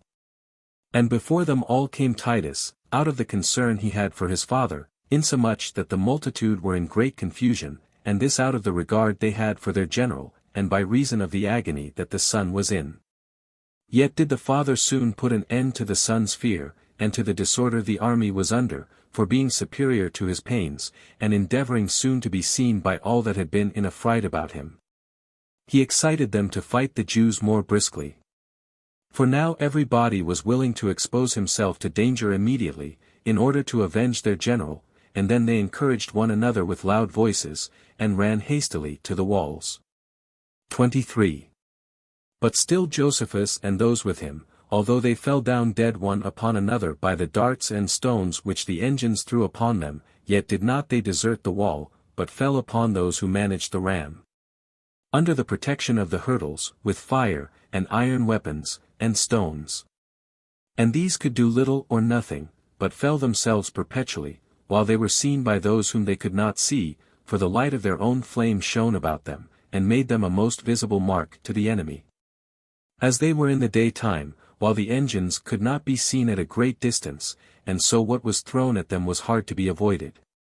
For the force with which these engines threw stones and darts made them hurt several at a time, and the violent noise of the stones that were cast by the engines was so great, that they carried away the pinnacles of the wall, and broke off the corners of the towers. For no body of men could be so strong as not to be overthrown to the last rank by the largeness of the stones.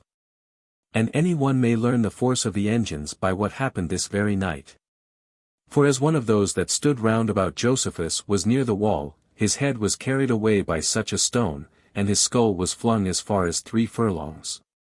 In the daytime also, a woman with child had her belly so violently struck, as she was just come out of her house, that the infant was carried to the distance of 1/2 furlong, so great was the force of that engine.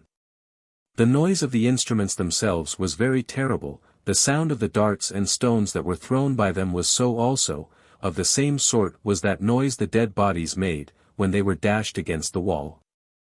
And indeed dreadful was the clamor which these things raised in the women within the city, which was echoed back at the same time by the cries of such as were slain. While the whole space of ground whereon they fought ran with blood, and the wall might have been ascended over by the bodies of the dead carcasses, the mountains also contributed to increase the noise by their echoes.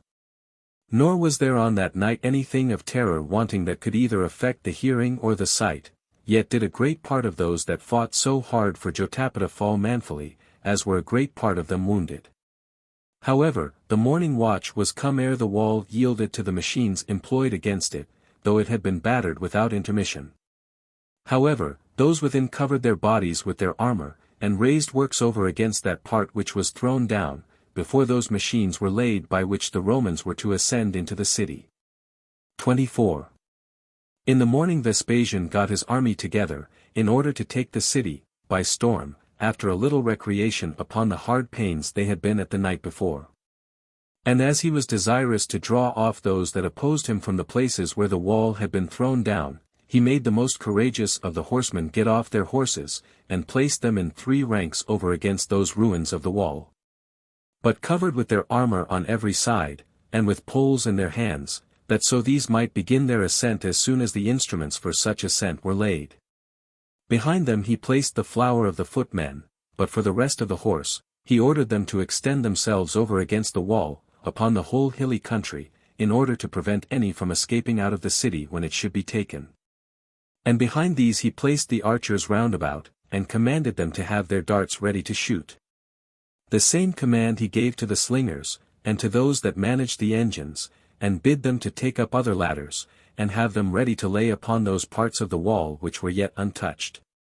That the besieged might be engaged in trying to hinder their ascent by them, and leave the guard of the parts that were thrown down, while the rest of them should be overborne by the darts cast at them, and might afford his men an entrance into the city. 25. But Josephus, understanding the meaning of Vespasian's contrivance, set the old men, together with those that were tired out, at the sound parts of the wall, as expecting no harm from those quarters. But set the strongest of his men at the place where the wall was broken down, and before them all 6 men by themselves, among whom he took his share of the first and greatest danger. He also gave orders, that when the legions made a shout, they should stop their ears, that they might not be affrighted at it, and that, to avoid the multitude of the enemy's darts, they should bend down on their knees, and cover themselves with their shields, and that they should retreat a little backward for a while, till the archers should have emptied their quivers. But that when the Romans should lay their instruments for ascending the walls, they should leap out on the sudden, and with their own instruments should meet the enemy, and that every one should strive to do his best, in order not to defend his own city, as if it were possible to be preserved, but in order to revenge it, when it was already destroyed. And that they should set before their eyes how their old men were to be slain, and their children and wives were to be killed immediately by the enemy. And that they would beforehand spend all their fury, on account of the calamities just coming upon them, and pour it out on the actors. 26. And thus did Josephus dispose of both his bodies of men. But then for the useless part of the citizens, the women and children, when they saw their city encompassed by a threefold army, for none of the usual guards that had been fighting before were removed, when they also saw not only the walls thrown down, but their enemies with swords in their hands, as also the hilly country above them shining with their weapons, and the darts in the hands of the Arabian archers, they made a final and lamentable outcry of the destruction, as if the misery were not only threatened, but actually come upon them already. But Josephus ordered the women to be shut up in their houses, lest they should render the warlike actions of the men too effeminate, by making them commiserate their condition, and commanded them to hold their peace, and threatened them if they did not, while he came himself before the breach, where his allotment was. For all those who brought ladders to the other places, he took no notice of them, but earnestly waited for the shower of arrows that was coming. 27. And now the trumpeters of the several Roman legions sounded together, and the army made a terrible shout, and the darts, as by order, flew so fast, that they intercepted the light. However, Josephus's men remembered the charges he had given them, they stopped their ears at the sounds, and covered their bodies against the darts. And as to the engines that were set ready to go to work, the Jews ran out upon them, before those that should have used them were gotten upon them. And now, on the ascending of the soldiers, there was a great conflict, and many actions of the hands and of the soul were exhibited. While the Jews did earnestly endeavor, in the extreme danger they were in, not to show less courage than those who, without being in danger, fought so stoutly against them. Nor did they leave struggling with the Romans till they either fell down dead themselves, or killed their antagonists. But the Jews grew weary with defending themselves continually, and had not enough to come in their places, and succor them. While, on the side of the Romans, fresh men still succeeded those that were tired, and still new men soon got upon the machines for ascent, in the room of those that were thrust down. Those encouraging one another, and joining side to side with their shields, which were a protection to them, they became a body of men not to be broken. And as this band thrust away the Jews, as though they were themselves but one body, they began already to get upon the wall. 28. Then did Josephus take necessity for his counselor in this utmost distress, which necessity is very sagacious in invention when it is irritated by despair, and gave orders to pour scalding oil upon those whose shields protected them. Whereupon they soon got it ready, being many that brought it, and what they brought being a great quantity also, and poured it on all sides upon the Romans, and threw down upon them their vessels as they were still hissing from the heat of the fire. This so burnt the Romans, that it dispersed that united band, who now tumbled clown from the wall with horrid pains. For the oil did easily run down the whole body from head to foot, under their entire armor, and fed upon their flesh like flame itself, its fat and unctuous nature rendering it soon heated and slowly cooled. And as the men were cooped up in their headpieces and breastplates, they could no way get free from this burning oil, they could only leap and roll about in their pains, as they fell down from the bridges they had laid. And as they thus were beaten back and retired to their own party, who still pressed them forward, they were easily wounded by those that were behind them. 29. However, in this ill success of the Romans, their courage did not fail them, nor did the Jews want prudence to oppose them. For the Romans, although they saw their own men thrown down, and in a miserable condition, yet were they vehemently bent against those that poured the oil upon them. While every one reproached the man before him as a coward, and one that hindered him from exerting himself. And while the Jews made use of another stratagem to prevent their ascent, and poured boiling fenugreek upon the boards, in order to make them slip and fall down. By which means neither could those that were coming up, nor those that were going down, stand on their feet, but some of them fell backward upon the machines on which they ascended, and were trodden upon. Many of them fell down upon the bank they had raised, and when they were fallen upon it were slain by the Jews, for when the Romans could not keep their feet, the Jews being freed from fighting hand to hand, had leisure to throw their darts at them. So the general called off those soldiers in the evening that had suffered so sorely, of whom the number of the slain was not a few, while that of the wounded was still greater. But of the people of Jotapata no more than 6 men were killed, although more than 300 were carried off wounded. This fight happened on the 20th day of the month Decius, Sivan. 30. Hereupon Vespasian comforted his army on occasion of what happened, and as he found them angry indeed, but rather wanting somewhat to do than any further exhortations, he gave orders to raise the banks still higher, and to erect 3 towers, each 50 feet high, and that they should cover them with plates of iron on every side, that they might be both firm by their weight, and not easily liable to be set on fire. These towers he set upon the banks, and placed upon them such as could shoot darts and arrows, with the lighter engines for throwing stones and darts also. And besides these, he set upon them the stoutest men among the slingers, who not being to be seen by reason of the height they stood upon, and the battlements that protected them, might throw their weapons at those that were upon the wall, and were easily seen by them. Hereupon the Jews, not being easily able to escape those darts that were thrown down upon their heads, nor to avenge themselves on those whom they could not see, and perceiving that the height of the towers was so great, that a dart which they threw with their hand could hardly reach it, and that the iron plates about them made it very hard to come at them by fire, they ran away from the walls, and fled hastily out of the city, and fell upon those that shot at them. And thus did the people of Jotapata resist the Romans, while a great number of them were every day killed, without their being able to retort the evil upon their enemies, nor could they keep them out of the city without danger to themselves. 31. About this time it was that Vespasian sent out Trajan against a city called Jaffa, that lay near to Jotapata, and that desired innovations, and was puffed up with the unexpected length of the opposition of Jotapata. This Trajan was the commander of the 10th legion, and to him Vespasian committed 1,000 horsemen, and 2,000 footmen. When Trajan came to the city, he found it hard to be taken, for besides the natural strength of its situation, it was also secured by a double wall. But when he saw the people of this city coming out of it, and ready to fight him, he joined battle with them, and after a short resistance which they made, he pursued after them. And as they fled to their first wall, the Romans followed them so closely, that they fell in together with them, but when the Jews were endeavoring to get again within their second wall, their fellow citizens shut them out, as being afraid that the Romans would force themselves in with them. It was certainly God therefore who brought the Romans to punish the Galileans, and did then expose the people of the city every one of them manifestly to be destroyed by their bloody enemies.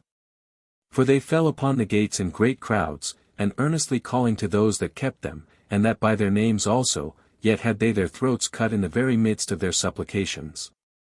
For the enemy shut the gates of the first wall, and their own citizens shut the gates of the second, so they were enclosed between 2 walls, and were slain in great numbers together. Many of them were run through by swords of their own men, and many by their own swords, besides an immense number that were slain by the Romans. Nor had they any courage to revenge themselves. For there was added to the consternation they were in from the enemy, their being betrayed by their own friends, which quite broke their spirits. And at last they died, cursing not the Romans, but their own citizens, till they were all destroyed, being in number 12,000. So Trajan gathered that the city was empty of people that could fight, and although there should a few of them be therein, he supposed that they would be too timorous to venture upon any opposition. So he reserved the taking of the city to the general. Accordingly, he sent messengers to Vespasian, and desired him to send his son Titus to finish the victory he had gained. Vespasian hereupon, imagining there might be some pains still necessary, sent his son with an army of 500 horsemen, and 1,000 footmen. So he came quickly to the city, and put his army in order, and set Trajan over the left wing, while he had the right himself, and led them to the siege, and when the soldiers brought ladders to be laid against the wall on every side, the Galileans opposed them from above for a while. But soon afterward they left the walls. Then did Titus's men leap into the city, and seized upon it presently, but when those that were in it were gotten together, there was a fierce battle between them. For the men of power fell upon the Romans in the narrow streets, and the women threw whatsoever came next to hand at them, and sustained a fight with them for 6 hours' time. But when the fighting men were spent, the rest of the multitude had their throats cut, partly in the open air, and partly in their own houses, both young and old together. So there were no males now remaining, besides infants, which, with the women, were carried as slaves into captivity. So that the number of the slain, both now in the city and at the former fight, was 15,000, and the captives were 2,130. This calamity befell the Galileans on the 25th day of the month Decius, Sivan. 32. Nor did the Samaritans escape their share of misfortunes at this time, for they assembled themselves together upon the mountain called Gerizim, which is with them a holy mountain, and there they remained. Which collection of theirs, as well as the courageous minds they showed, could not but threaten somewhat of war, nor were they rendered wiser by the miseries that had come upon their neighboring cities. They also, notwithstanding the great success the Romans had, marched on in an unreasonable manner, depending on their own weakness, and were disposed for any tumult upon its first appearance. Vespasian therefore thought it best to prevent their motions, and to cut off the foundation of their attempts. For although all Samaria had ever garrisons settled among them, yet did the number of those that were come to Mount Gerizim, and their conspiracy together, give ground for fear what they would be at. He therefore sent thither Cerealis, the commander of the 5th legion, with 600 horsemen, and 3,000 footmen, who did not think it safe to go up to the mountain, and give them battle. Because many of the enemy were on the higher part of the ground. So he encompassed all the lower part of the mountain with his army, and watched them all that day. Now it happened that the Samaritans, who were now destitute of water, were inflamed with a violent heat, for it was summer time, and the multitude had not provided themselves with necessaries. Insomuch that some of them died that very day with heat, while others of them preferred slavery before such a death as that was, and fled to the Romans. By whom Cerealis understood that those which still stayed there were very much broken by their misfortunes. So he went up to the mountain, and having placed his forces round about the enemy, he, in the first place, exhorted them to take the security of his right hand, and come to terms with him, and thereby save themselves. And assured them, that if they would lay down their arms, he would secure them from any harm, but when he could not prevail with them, he fell upon them and slew them all, being in number 11,600. This was done on the 27th day of the month Decius, Sivan. And these were the calamities that befell the Samaritans at this time. 33. But as the people of Jotapata still held out manfully, and bore up under their miseries beyond all that could be hoped for, on the 47th day of the siege, the banks cast up by the Romans were become higher than the wall. On which day a certain deserter went to Vespasian, and told him how few were left in the city, and how weak they were, and that they had been so worn out with perpetual watching, and as perpetual fighting, that they could not now oppose any force that came against them, and that they might be taken by stratagem, if any one would attack them. For that about the last watch of the night, when they thought they might have some rest from the hardships they were under, and when a morning sleep used to come upon them, as they were thoroughly weary, he said the watch used to fall asleep. Accordingly his advice was, that they should make their attack at that hour. But Vespasian had a suspicion about this deserter, as knowing how faithful the Jews were to one another, and how much they despised any punishments that could be inflicted on them. This last because one of the people of Jotapata had undergone all sorts of torments, and though they made him pass through a fiery trial of his enemies in his examination, yet would he inform them nothing of the affairs within the city. And as he was crucified, smiled at them. However, the probability there was in the relation itself did partly confirm the truth of what the deserter told them, and they thought he might probably speak truth. However, Vespasian thought they should be no great sufferers if the report was a sham, so he commanded them to keep the man in custody, and prepared the army for taking the city. 34. According to which resolution they marched without noise, at the hour that had been told them, to the wall. And it was Titus himself that first got upon it, with one of his tribunes, Domitius Sabinus, and had a few of the 15th legion along with him. So they cut the throats of the watch, and entered the city very quietly. After these came Cerealis the tribune, and Placidus, and led on those that were tinder them. Now when the citadel was taken, and the enemy were in the very midst of the city, and when it was already day, yet was not the taking of the city known by those that held it. For a great many of them were fast asleep, and a great mist, which then by chance fell upon the city, hindered those that got up from distinctly seeing the case they were in, till the whole Roman army was gotten in. And they were raised up only to find the miseries they were under. And as they were slaying, they perceived the city was taken. And for the Romans, they so well remembered what they had suffered during the siege, that they spared none, nor pitied any, but drove the people down the precipice from the citadel, and slew them as they drove them down. At which time the difficulties of the place hindered those that were still able to fight from defending themselves.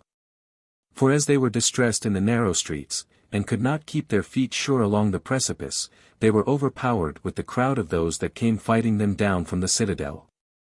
This provoked a great many, even of those chosen men that were about Josephus, to kill themselves with their own hands.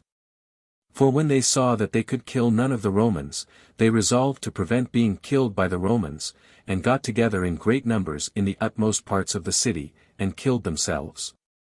35. However, such of the watch as at the first perceived they were taken, and ran away as fast as they could, went up into one of the towers on the north side of the city, and for a while defended themselves there.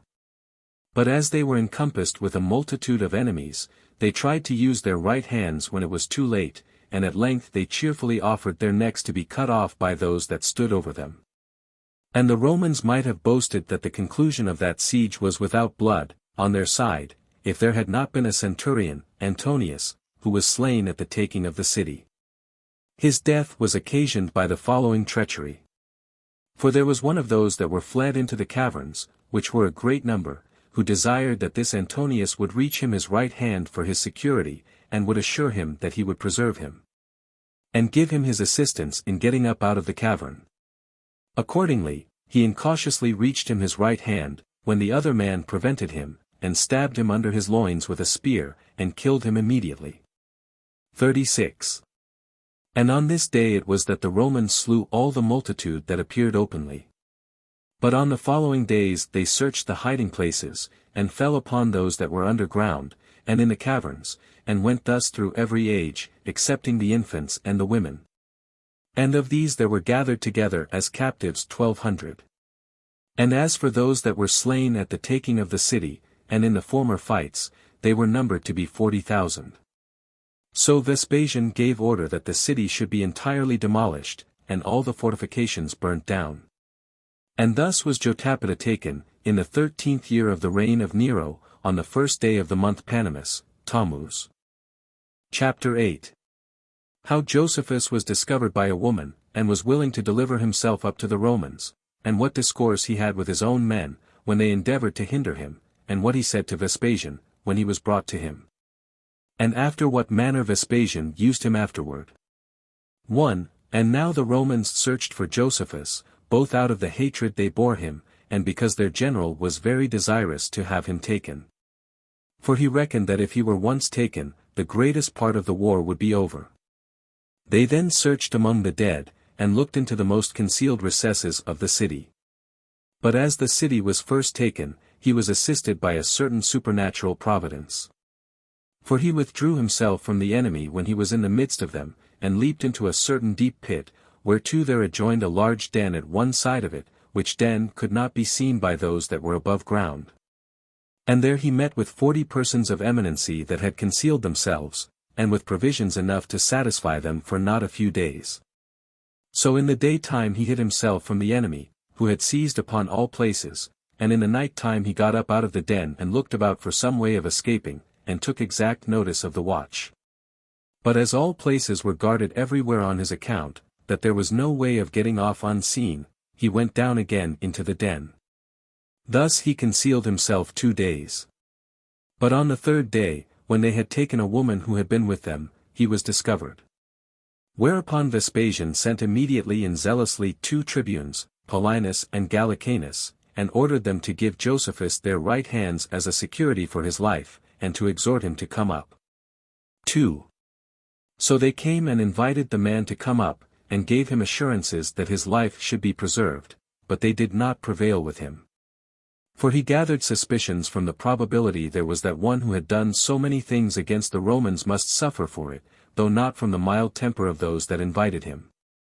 However, he was afraid that he was invited to come up in order to be punished, until Vespasian sent besides these a 3rd tribune, Nicanor, to him. He was one that was well known to Josephus, and had been his familiar acquaintance in old time. When he was come, he enlarged upon the natural mildness of the Romans towards those they have once conquered, and told him that he had behaved himself so valiantly, that the commanders rather admired than hated him. That the general was very desirous to have him brought to him, not in order to punish him, for that he could do though he should not come voluntarily, but that he was determined to preserve a man of his courage.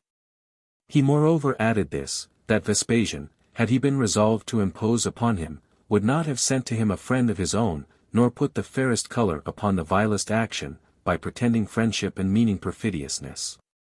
Nor would he have himself acquiesced, or come to him, had it been to deceive him. 3. Now as Josephus began to hesitate with himself about Nicanor's proposal, the soldiery were so angry, that they ran hastily to set fire to the den.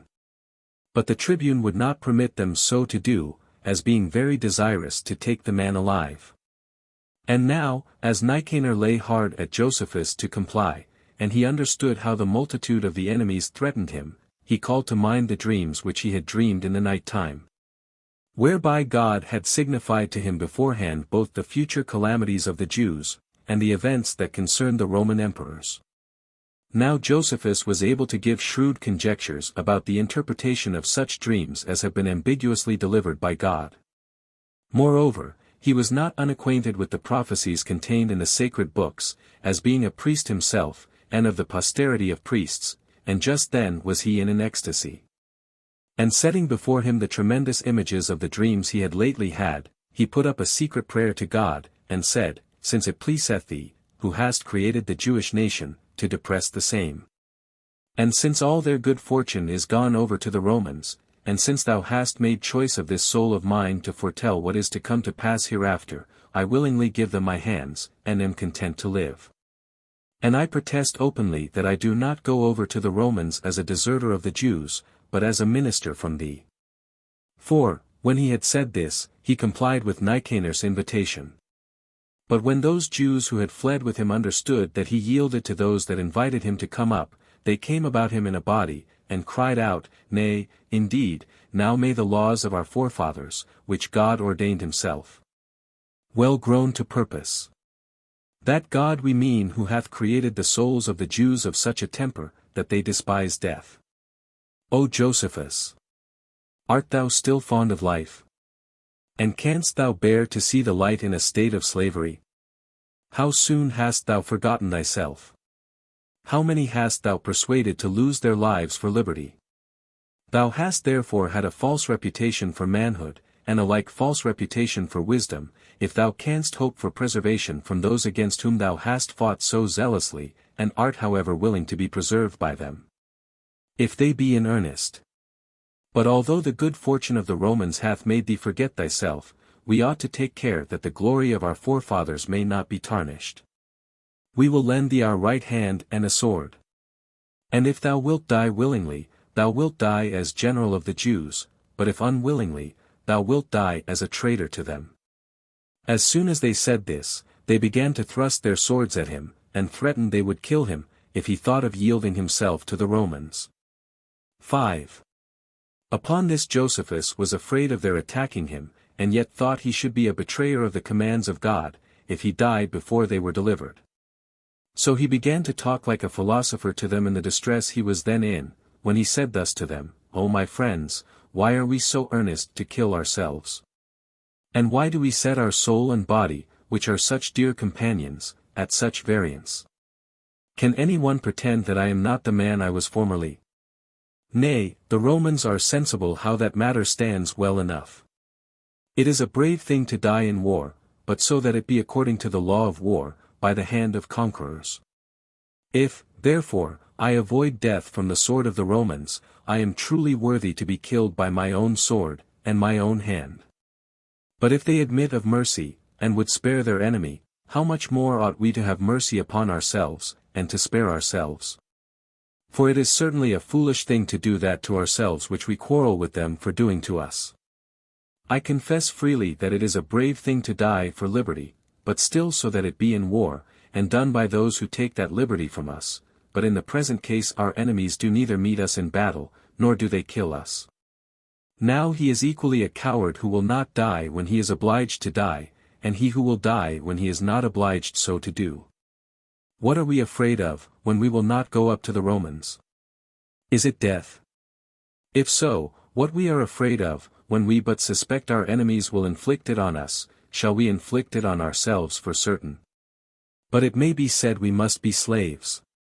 And are we then in a clear state of liberty at present? It may also be said that it is a manly act for one to kill himself. No, certainly, but a most unmanly one, as I should esteem that pilot to be an arrant coward, who, out of fear of a storm, should sink his ship of his own accord. Now self-murder is a crime most remote from the common nature of all animals, and an instance of impiety against God our Creator. Nor indeed is there any animal that dies by its own contrivance, or by its own means, for the desire of life is a law engraven in them all. On which account we deem those that openly take it away from us to be our enemies, and those that do it by treachery are punished for so doing. And do not you think that God is very angry when a man does injury to what he hath bestowed on him? For from him it is that we have received our being, and we ought to leave it to his disposal to take that being away from us. The bodies of all men are indeed mortal, and are created out of corruptible matter. But the soul is ever immortal, and is a portion of the divinity that inhabits our bodies. Besides, if any one destroys or abuses a depositum he hath received from a mere man, he is esteemed a wicked and perfidious person. But then if any one cast out of his body this divine depositum, can we imagine that he who is thereby affronted does not know of it? Moreover, our law justly ordains that slaves which run away from their master shall be punished, though the masters they run away from may have been wicked masters to them. And shall we endeavor to run away from God, who is the best of all masters, and not guilty of impiety?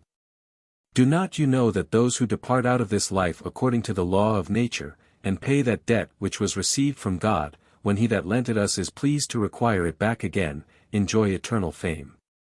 That their houses and their posterity are sure, that their souls are pure and obedient, and obtain a most holy place in heaven, from whence, in the revolutions of ages, they are again sent into pure bodies.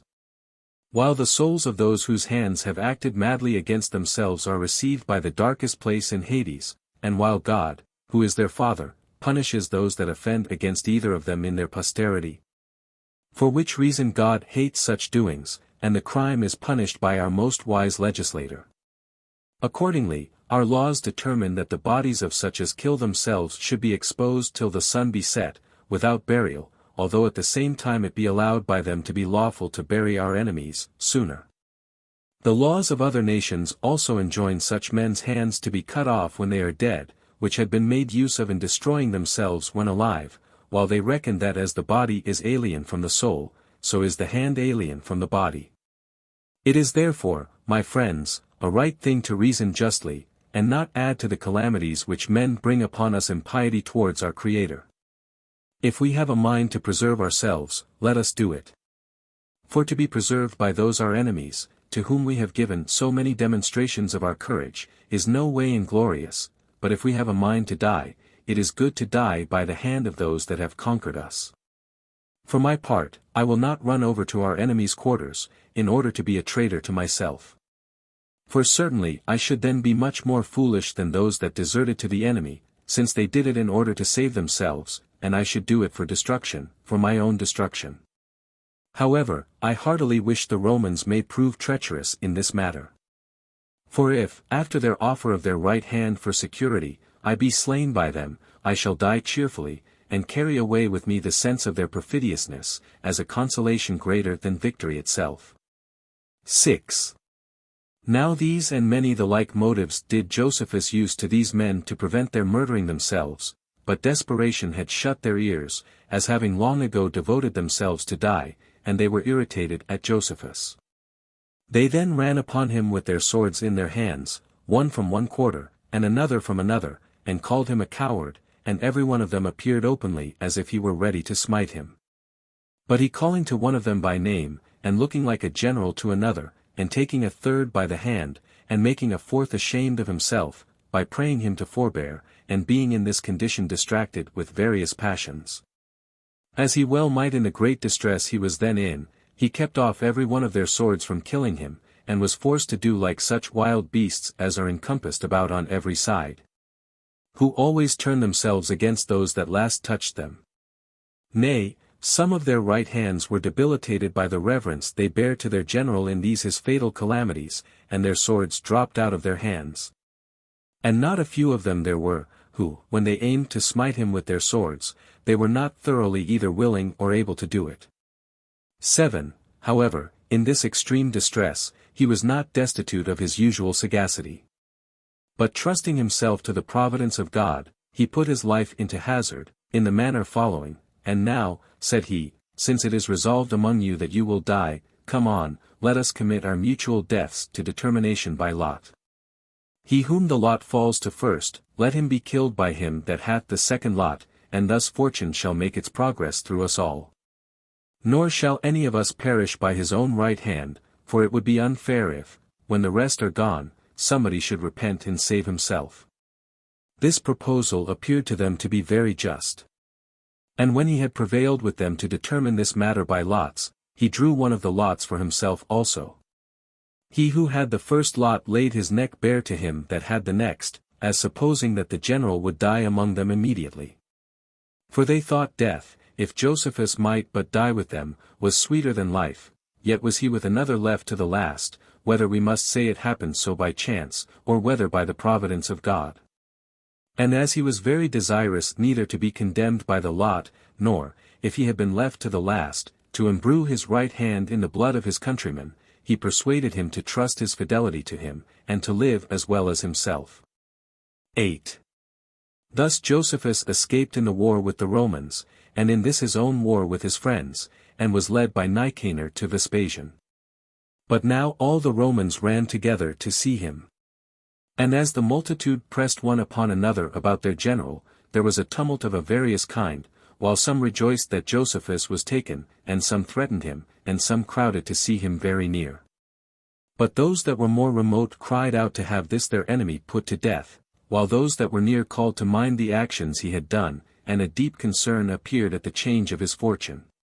Nor were there any of the Roman commanders, how much soever they had been enraged at him before, but relented when they came to the sight of him. Above all the rest, Titus's own valor, and Josephus's own patience under his afflictions, made him pity him, as did also the commiseration of his age, when he recalled to mind that but a little while ago he was fighting, but lay now in the hands of his enemies, which made him consider the power of fortune, and how quick is the turn of affairs in war, and how no state of men is sure. For which reason he then made a great many more to be of the same pitiful temper with himself, and induced them to commiserate Josephus. He was also of great weight in persuading his father to preserve him. However, Vespasian gave strict orders that he should be kept with great caution, as though he would in a very little time send him to Nero. 93. 9. When Josephus heard him give those orders, he said that he had somewhat in his mind that he would willingly say to himself alone. When therefore they were all ordered to withdraw, excepting Titus and 2 of their friends, he said, Thou, O Vespasian, thinkest no more than that thou hast taken Josephus himself captive, but I come to thee as a messenger of greater tidings. For had not I been sent by God to thee, I knew what was the law of the Jews in this case, and how it becomes generals to die. Dost thou send me to Nero? For why? Are Nero's successors till they come to thee still alive? Thou, O Vespasian, art Caesar and Emperor, thou, and this thy son. Bind me now still faster, and keep me for thyself, for thou, O Caesar, art not only lord over me, but over the land and the sea, and all mankind.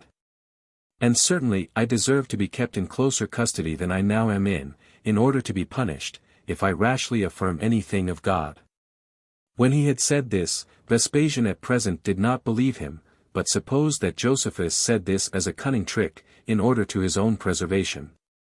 But in a little time he was convinced, and believed what he said to be true, God himself erecting his expectations, so as to think of obtaining the empire, and by other signs foreshowing his advancement. He also found Josephus to have spoken truth on other occasions. For one of those friends that were present at that secret conference said to Josephus, I cannot but wonder how thou couldst not foretell to the people of Jotapata that they should be taken. Nor couldst foretell this captivity which hath happened to thyself, unless what thou now sayest be a vain thing, in order to avoid the rage that is risen against thyself. To which Josephus replied, I did foretell to the people of Jotapata that they would be taken on the 47th day, and that I should be caught alive by the Romans. Now when Vespasian had inquired of the captives privately about these predictions, he found them to be true, and then he began to believe those that concerned himself. Yet did he not set Josephus at liberty from his hands, but bestowed on him suits of clothes, and other precious gifts. He treated him also in a very obliging manner, and continued so to do, Titus still joining his interest in the honors that were done him. Chapter 9. How Joppa was taken, and Tiberius delivered up. 1. Now Vespasian returned to Ptolemy on the 4th day of the month Panemus, Tamus, and from thence he came to Caesarea, which lay by the seaside. This was a very great city of Judea, and for the greatest part inhabited by Greeks. The citizens here received both the Roman army and its general, with all sorts of acclamations and rejoicings. And this partly out of the goodwill they bore to the Romans, but principally out of the hatred they bore to those that were conquered by them. On which account they came clamoring against Josephus in crowds, and desired he might be put to death. But Vespasian passed over this petition concerning him, as offered by the injudicious multitude, with a bare silence. 2 of the legions also he placed at Caesarea, that they might there take their winter quarters, as perceiving the city very fit for such a purpose. But he placed the 10th and the 5th at Scythopolis, that he might not distress Caesarea with the entire army. This place was warm even in winter, as it was suffocating hot in the summer time, by reason of its situation in a plain, and near to the Sea of Galilee. 2. In the meantime, there were gathered together as well such as had seditiously got out from among their enemies, as those that had escaped out of the demolished cities, which were in all a great number, and repaired Joppa, which had been left desolate by Cestius, that it might serve them for a place of refuge. And because the adjoining region had been laid waste in the war, and was not capable of supporting them, they determined to go off to sea. They also built themselves a great many piratical ships, and turned pirates upon the seas near to Syria, and Phoenicia, and Egypt, and made those seas unnavigable to all men. Now as soon as Vespasian knew of their conspiracy, he sent both footmen and horsemen to Joppa, which was unguarded in the night time. However, those that were in it perceived that they should be attacked, and were afraid of it. Yet did they not endeavor to keep the Romans out, but fled to their ships, and lay at sea all night, out of the reach of their darts. 3. Now Joppa is not naturally a haven, for it ends in a rough shore, where all the rest of it is straight, but the 2 ends bend towards each other, where there are deep precipices, and great stones that jut out into the sea. And where the chains wherewith Andromeda was bound have left their footsteps, which attest to the antiquity of that fable. But the north wind opposes and beats upon the shore, and dashes mighty waves against the rocks which receive them, and renders the haven more dangerous than the country they had deserted. Now as those people of Joppa were floating about in this sea, in the morning there fell a violent wind upon them. It is called by those that sail there, the black north wind, and there dashed their ships one against another, and dashed some of them against the rocks, and carried many of them by force, while they strove against the opposite waves, into the main sea. For the shore was so rocky, and had so many of the enemy upon it, that they were afraid to come to land, nay, the waves rose so very high, that they drowned them, nor was there any place whither they could fly, nor any way to save themselves. While they were thrust out of the sea, by the violence of the wind, if they stayed where they were, and out of the city by the violence of the Romans. And much lamentation there was when the ships were dashed against one another, and a terrible noise when they were broken to pieces. And some of the multitude that were in them were covered with waves, and so perished, and a great many were embarrassed with shipwrecks. But some of them thought that to die by their own swords was lighter than by the sea, and so they killed themselves before they were drowned. Although the greatest part of them were carried by the waves, and dashed to pieces against the abrupt parts of the rocks, insomuch that the sea was bloody a long way, and the maritime parts were full of dead bodies. For the Romans came upon those that were carried to the shore, and destroyed them, and the number of the bodies that were thus thrown out of the sea was 4,200. The Romans also took the city without opposition, and utterly demolished it. 4. And thus was Joppa taken twice by the Romans in a little time. But Vespasian, in order to prevent these pirates from coming thither any more, erected a camp there, where the citadel of Joppa had been, and left a body of horse in it, with a few footmen, that these last might stay there and guard the camp. And the horsemen might spoil the country that lay round it, and might destroy the neighboring villages and smaller cities. So these troops overran the country, as they were ordered to do, and every day cut to pieces and laid desolate the whole region. 5. But now, when the fate of Jotapata was related at Jerusalem, a great many at the first disbelieved it, on account of the vastness of the calamity, and because they had no eyewitness to attest the truth of what was related about it. For not one person was saved to be a messenger of that news, but a fame was spread abroad at random that the city was taken, as such fame usually spreads bad news about. However, the truth was known by degrees, from the places near Jotapata, and appeared to all to be too true. Yet were there fictitious stories added to what was really done. For it was reported that Josephus was slain at the taking of the city, which piece of news filled Jerusalem full of sorrow. In every house also, and among all to whom any of the slain were allied, there was a lamentation for them.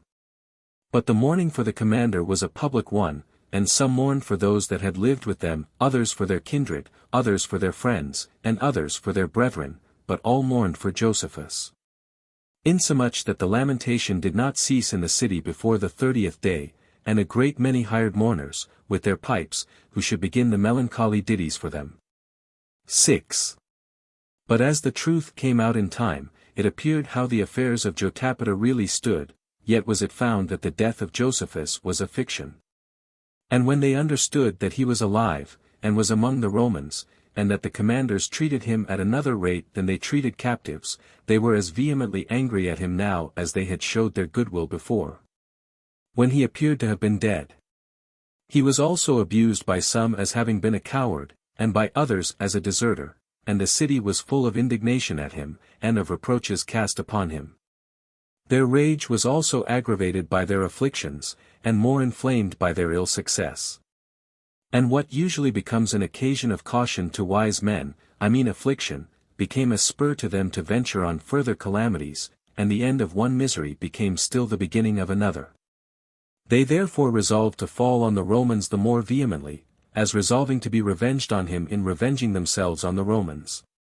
And this was the state of Jerusalem as to the troubles which now came upon it. 7.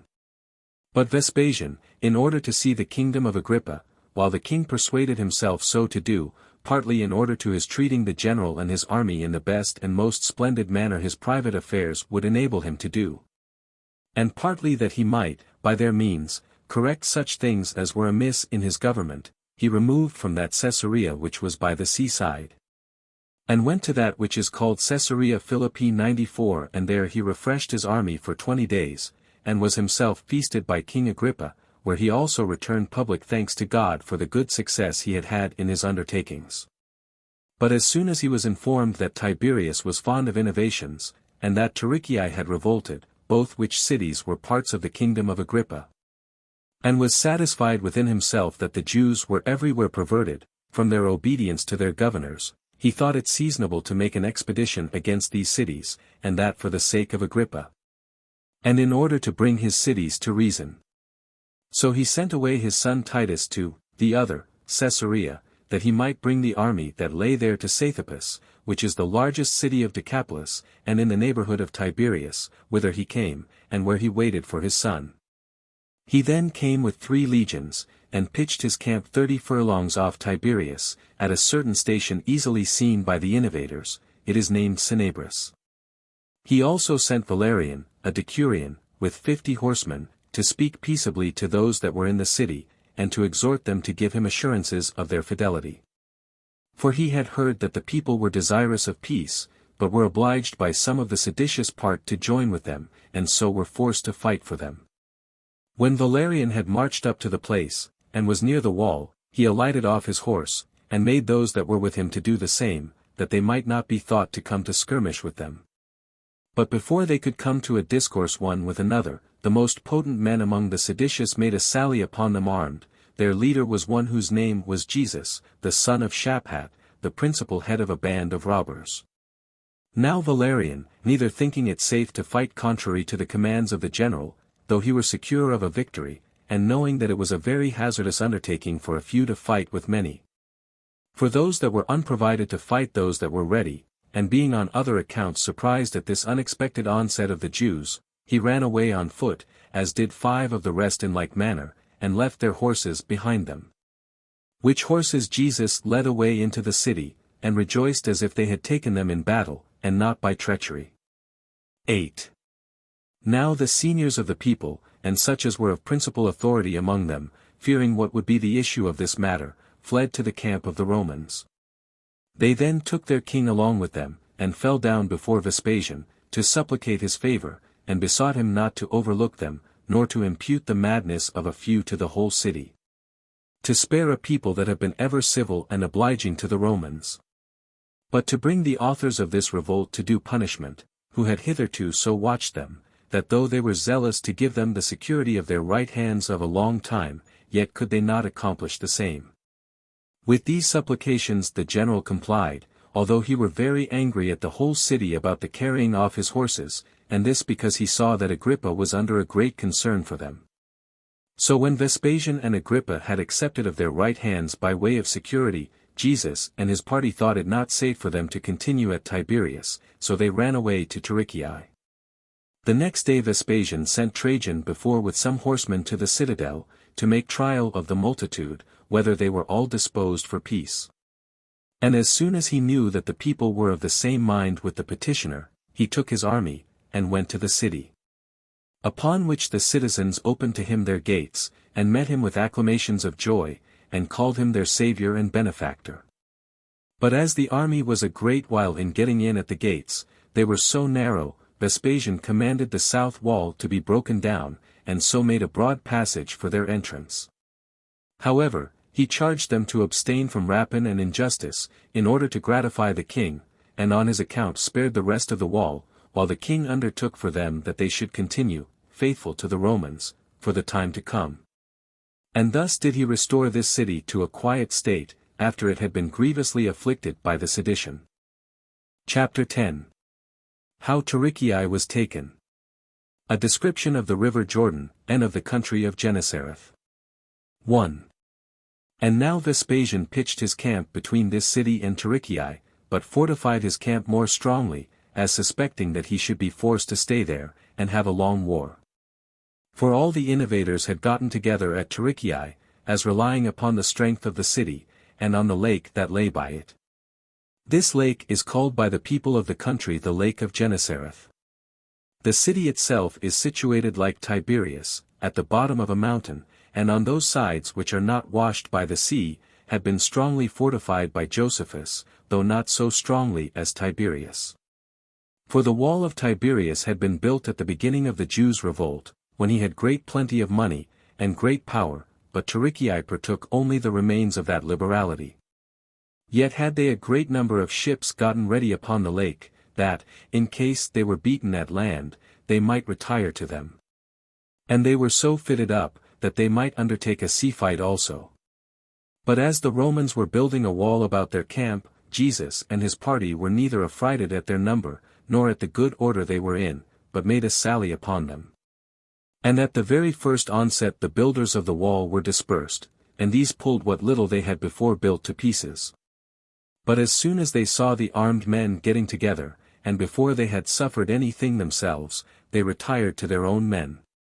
But then the Romans pursued them, and drove them into their ships, where they launched out as far as might give them the opportunity of reaching the Romans with what they threw at them, and then cast anchor, and brought their ships close, as in a line of battle, and thence fought the enemy from the sea, who were themselves at land. But Vespasian, hearing that a great multitude of them were gotten together in the plain that was before the city, he thereupon sent his son, with 600 chosen horsemen, to disperse them. 2. But when Titus perceived that the enemy was very numerous, he sent to his father, and informed him that he should want more forces. But as he saw a great many of the horsemen eager to fight, and that before any succors could come to them, and that yet some of them were privately under a sort of consternation at the multitude of the Jews, he stood in a place whence he might be heard, and said to them, My brave Romans, for it is right for me to put you in mind of what nation you are, in the beginning of my speech, that so you may not be ignorant who you are, and who they are against whom we are going to fight. For as to us, Romans, no part of the habitable earth hath been able to escape our hands hitherto, but as for the Jews, that I may speak of them too, though they have been already beaten, yet do they not give up the cause. And a sad thing it would be for us to grow wealthy under good success, when they bear up under their misfortunes. As to the alacrity which you show publicly, I see it, and rejoice at it.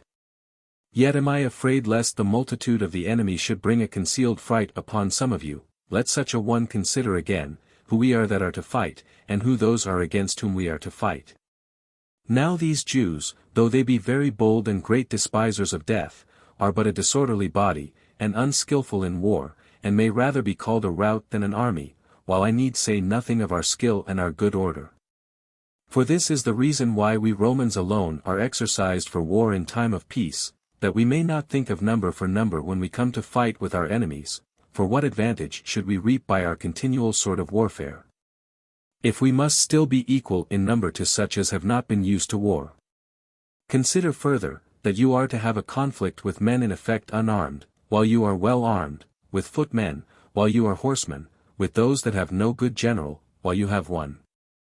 And as these advantages make you in effect manifold more than you are, so do their disadvantages mightily diminish their number. Now it is not the multitude of men, though they be soldiers, that manages wars with success, but it is their bravery that does it, though they be but a few. For a few are easily set in battle array, and can easily assist one another, while overnumerous armies are more hurt by themselves than by their enemies. It is boldness and rashness, the effects of madness, that conduct the Jews. Those passions indeed make a great figure when they succeed, but are quite extinguished upon the least ill success. But we are led on by courage, and obedience, and fortitude, which shows itself indeed in our good fortune, but still does not for ever desert us in our ill fortune. Nay, indeed, your fighting is to be on greater motives than those of the Jews. For although they run the hazard of war for liberty, and for their country, yet what can be a greater motive to us than glory? And that it may never be said, that after we have got dominion of the habitable earth, the Jews are able to confront us. We must also reflect upon this, that there is no fear of our suffering any incurable disaster in the present case, for those that are ready to assist us are many, and at hand also, yet it is in our power to seize upon this victory ourselves. And I think we ought to prevent the coming of those my Father is sending to us for our assistance, that our success may be peculiar to ourselves, and of greater reputation to us. And I cannot but think this an opportunity wherein my Father, and I, and you shall be all put to the trial, whether he be worthy of his former glorious performances, whether I be his son in reality, and whether you be really my soldiers. For it is usual for my Father to conquer, and for myself, I should not bear the thoughts of returning to him if I were once taken by the enemy. And how will you be able to avoid being ashamed, if you do not show equal courage with your commander, when he goes before you into danger? For you know very well that I shall go into the danger first, and make the first attack upon the enemy. Do not you therefore desert me, but persuade yourselves that God will be assisting to my onset. Know this also before we begin, that we shall now have better success than we should have, if we were to fight at a distance. 3. As Titus was saying this, an extraordinary fury fell upon the men.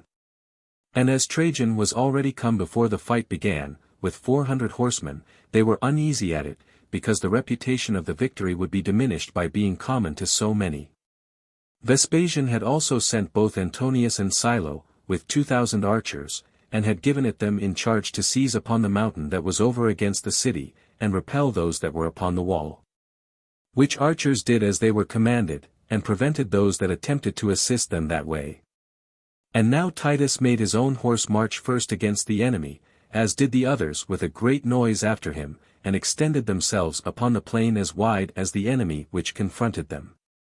By which means they appeared much more numerous than they really were. Now the Jews, although they were surprised at their onset, and at their good order, made resistance against their attacks for a little while. But when they were pricked with their long poles, and overborne by the violent noise of the horsemen, they came to be trampled under their feet. Many also of them were slain on every side, which made them disperse themselves, and run to the city, as fast as every one of them were able. So Titus pressed upon the hindmost, and slew them. And of the rest, some he fell upon as they stood on heaps, and some he prevented, and met them in the mouth, and run them through. Many also he leaped upon as they fell one upon another, and trod them down, and cut off all the retreat they had to the wall, and turned them back into the plain, till at last they forced a passage by their multitude, and got away. And ran into the city. 4. But now there fell out a terrible sedition among them within the city, for the inhabitants themselves, who had possessions there, and to whom the city belonged, were not disposed to fight from the very beginning. And now the less so, because they had been beaten, but the foreigners, which were very numerous, would force them to fight so much the more, insomuch that there was a clamor and a tumult among them, as all mutually angry one at another. And when Titus heard this tumult, for he was not far from the wall, he cried out, Fellow soldiers, now is the time, and why do we make any delay, when God is giving up the Jews to us? Take the victory which is given you, do not you hear what a noise they make? Those that have escaped our hands are in an uproar against one another. We have the city if we make haste. But besides haste, we must undergo some labor, and use some courage. For no great thing uses to be accomplished without danger, accordingly, we must not only prevent their uniting again, which necessity will soon compel them to do, but we must also prevent the coming of our own men to our assistance, that, as few as we are, we may conquer so great a multitude, and may ourselves alone take the city. 5. As soon as ever Titus had said this, he leaped upon his horse, and rode apace down to the lake, by which lake he marched, and entered into the city the first of them all, as did the others soon after him. Hereupon those that were upon the walls were seized with a terror at the boldness of the attempt, nor durst any one venture to fight with him, or to hinder him. So they left guarding the city, and some of those that were about Jesus fled over the country, while others of them ran down to the lake, and met the enemy in the teeth, and some were slain as they were getting up into the ships. But others of them as they attempted to overtake those that were already gone aboard. There was also a great slaughter made in the city, while those foreigners that had not fled away already made opposition. But the natural inhabitants were killed without fighting, for in hopes of Titus's giving them his right hand for their security, and out of a consciousness that they had not given any consent to the war, they avoided fighting. Till Titus had slain the authors of this revolt, and then put a stop to any further slaughters, out of commiseration of these inhabitants of the place. But for those that had fled to the lake, upon seeing the city taken, they sailed as far as they possibly could from the enemy. 6. Hereupon Titus sent one of his horsemen to his father, and let him know the good news of what he had done. At which, as was natural, he was very joyful, both on account of the courage and glorious actions of his son, for he thought that now the greatest part of the war was over. He then came thither himself, and set men to guard the city, and gave them command to take care that nobody got privately out of it, but to kill such as attempted so to do. And on the next day he went down to the lake, and commanded that vessels should be fitted up, in order to pursue those that had escaped in the ships. These vessels were quickly gotten ready accordingly, because there was great plenty of materials, and a great number of artificers also. 7. Now this lake of Gennesareth is so called from the country adjoining to it. Its breadth is 40 furlongs, and its length 140, its waters are sweet, and very agreeable for drinking, for they are finer than the thick waters of other fens. The lake is also pure, and on every side ends directly at the shores, and at the sand. It is also of a temperate nature when you draw it up, and of a more gentle nature than river or fountain water, and yet always cooler than one could expect in so diffuse a place as this is. Now when this water is kept in the open air, it is as cold as that snow which the country people are accustomed to make by night in summer. There are several kinds of fish in it, different both to the taste and the sight from those elsewhere. It is divided into 2 parts by the river Jordan. Now Panium is thought to be the fountain of Jordan, but in reality it is carried thither after an occult manner from the place called Phiala. This place lies as you go up to Trachonitis, and is 120 furlongs from Caesarea. And is not far out of the road on the right hand. And indeed it hath its name of Phiala, vial or bowl, very justly, from the roundness of its circumference, as being round like a wheel, its water continues always up to its edges, without either sinking or running over. And as this origin of Jordan was formerly not known, it was discovered so to be when Philip was tetrarch of Trachonitis. For he had chaff thrown into Phiala, and it was found at Panintu, where the ancients thought the fountainhead of the river was, whither it had been therefore carried, by the waters. As for Panium itself, its natural beauty had been improved by the royal liberality of Agrippa, and adorned at his expenses. Now Jordan's visible stream arises from this cavern, and divides the marshes and fens of the lake Semiconitis. When it hath run another 120 furlongs, it first passes by the city Julius, and then passes through the middle of the lake Gennesareth, after which it runs a long way over a desert, and then makes its exit into the lake Asphaltites. 8. The country also that lies over against this lake hath the same name of Gennesareth. Its nature is wonderful as well as its beauty. Its soil is so fruitful that all sorts of trees can grow upon it, and the inhabitants accordingly plant all sorts of trees there. For the temper of the air is so well mixed, that it agrees very well with those several sorts, particularly walnuts, which require the coldest air, flourish there in vast plenty. There are palm trees also, which grow best in hot air. Fig trees also and olives grow near them, which yet require an air that is more temperate. One may call this place the ambition of nature, where it forces those plants that are naturally enemies to one another to agree together. It is a happy contention of the seasons, as if every one of them laid claim to this country, for it not only nourishes different sorts of autumnal fruit beyond men's expectation, but preserves them a great while. It supplies men with the principal fruits, with grapes and figs continually, during 10 months of the year 95, and the rest of the fruits as they become ripe together through the whole year. For besides the good temperature of the air, it is also watered from a most fertile fountain. The people of the country call it Capharnaum. Some have thought it to be a vein of the Nile, because it produces the Coruscant fish as well as that lake does which is near to Alexandria. The length of this country extends itself along the banks of this lake that bears the same name for 30 furlongs, and is in breadth 20, and this is the nature of that place. 9. But now, when the vessels were gotten ready, Vespasian put upon shipboard as many of his forces as he thought sufficient to be too hard for those that were upon the lake, and set sail after them. Now these which were driven into the lake could neither fly to the land, where all was in their enemy's hand, and in war against them, nor could they fight upon the level by sea, for their ships were small and fitted only for piracy. They were too weak to fight with Vespasian's vessels, and the mariners that were in them were so few, that they were afraid to come near the Romans, who attacked them in great numbers. However, as they sailed round about the vessels, and sometimes as they came near them, they threw stones at the Romans when they were a good way off, or came closer and fought them, yet did they receive the greatest harm themselves in both cases. As for the stones they threw at the Romans, they only made a sound one after another, for they threw them against such as were in their armor, while the Roman darts could reach the Jews themselves.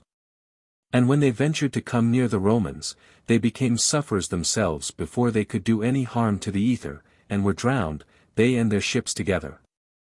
As for those that endeavored to come to an actual fight, the Romans ran many of them through with their long poles.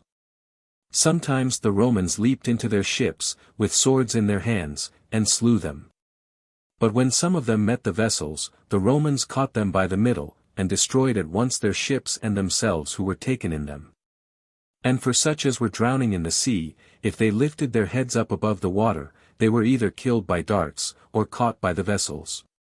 But if, in the desperate case they were in, they attempted to swim to their enemies, the Romans cut off either their heads or their hands.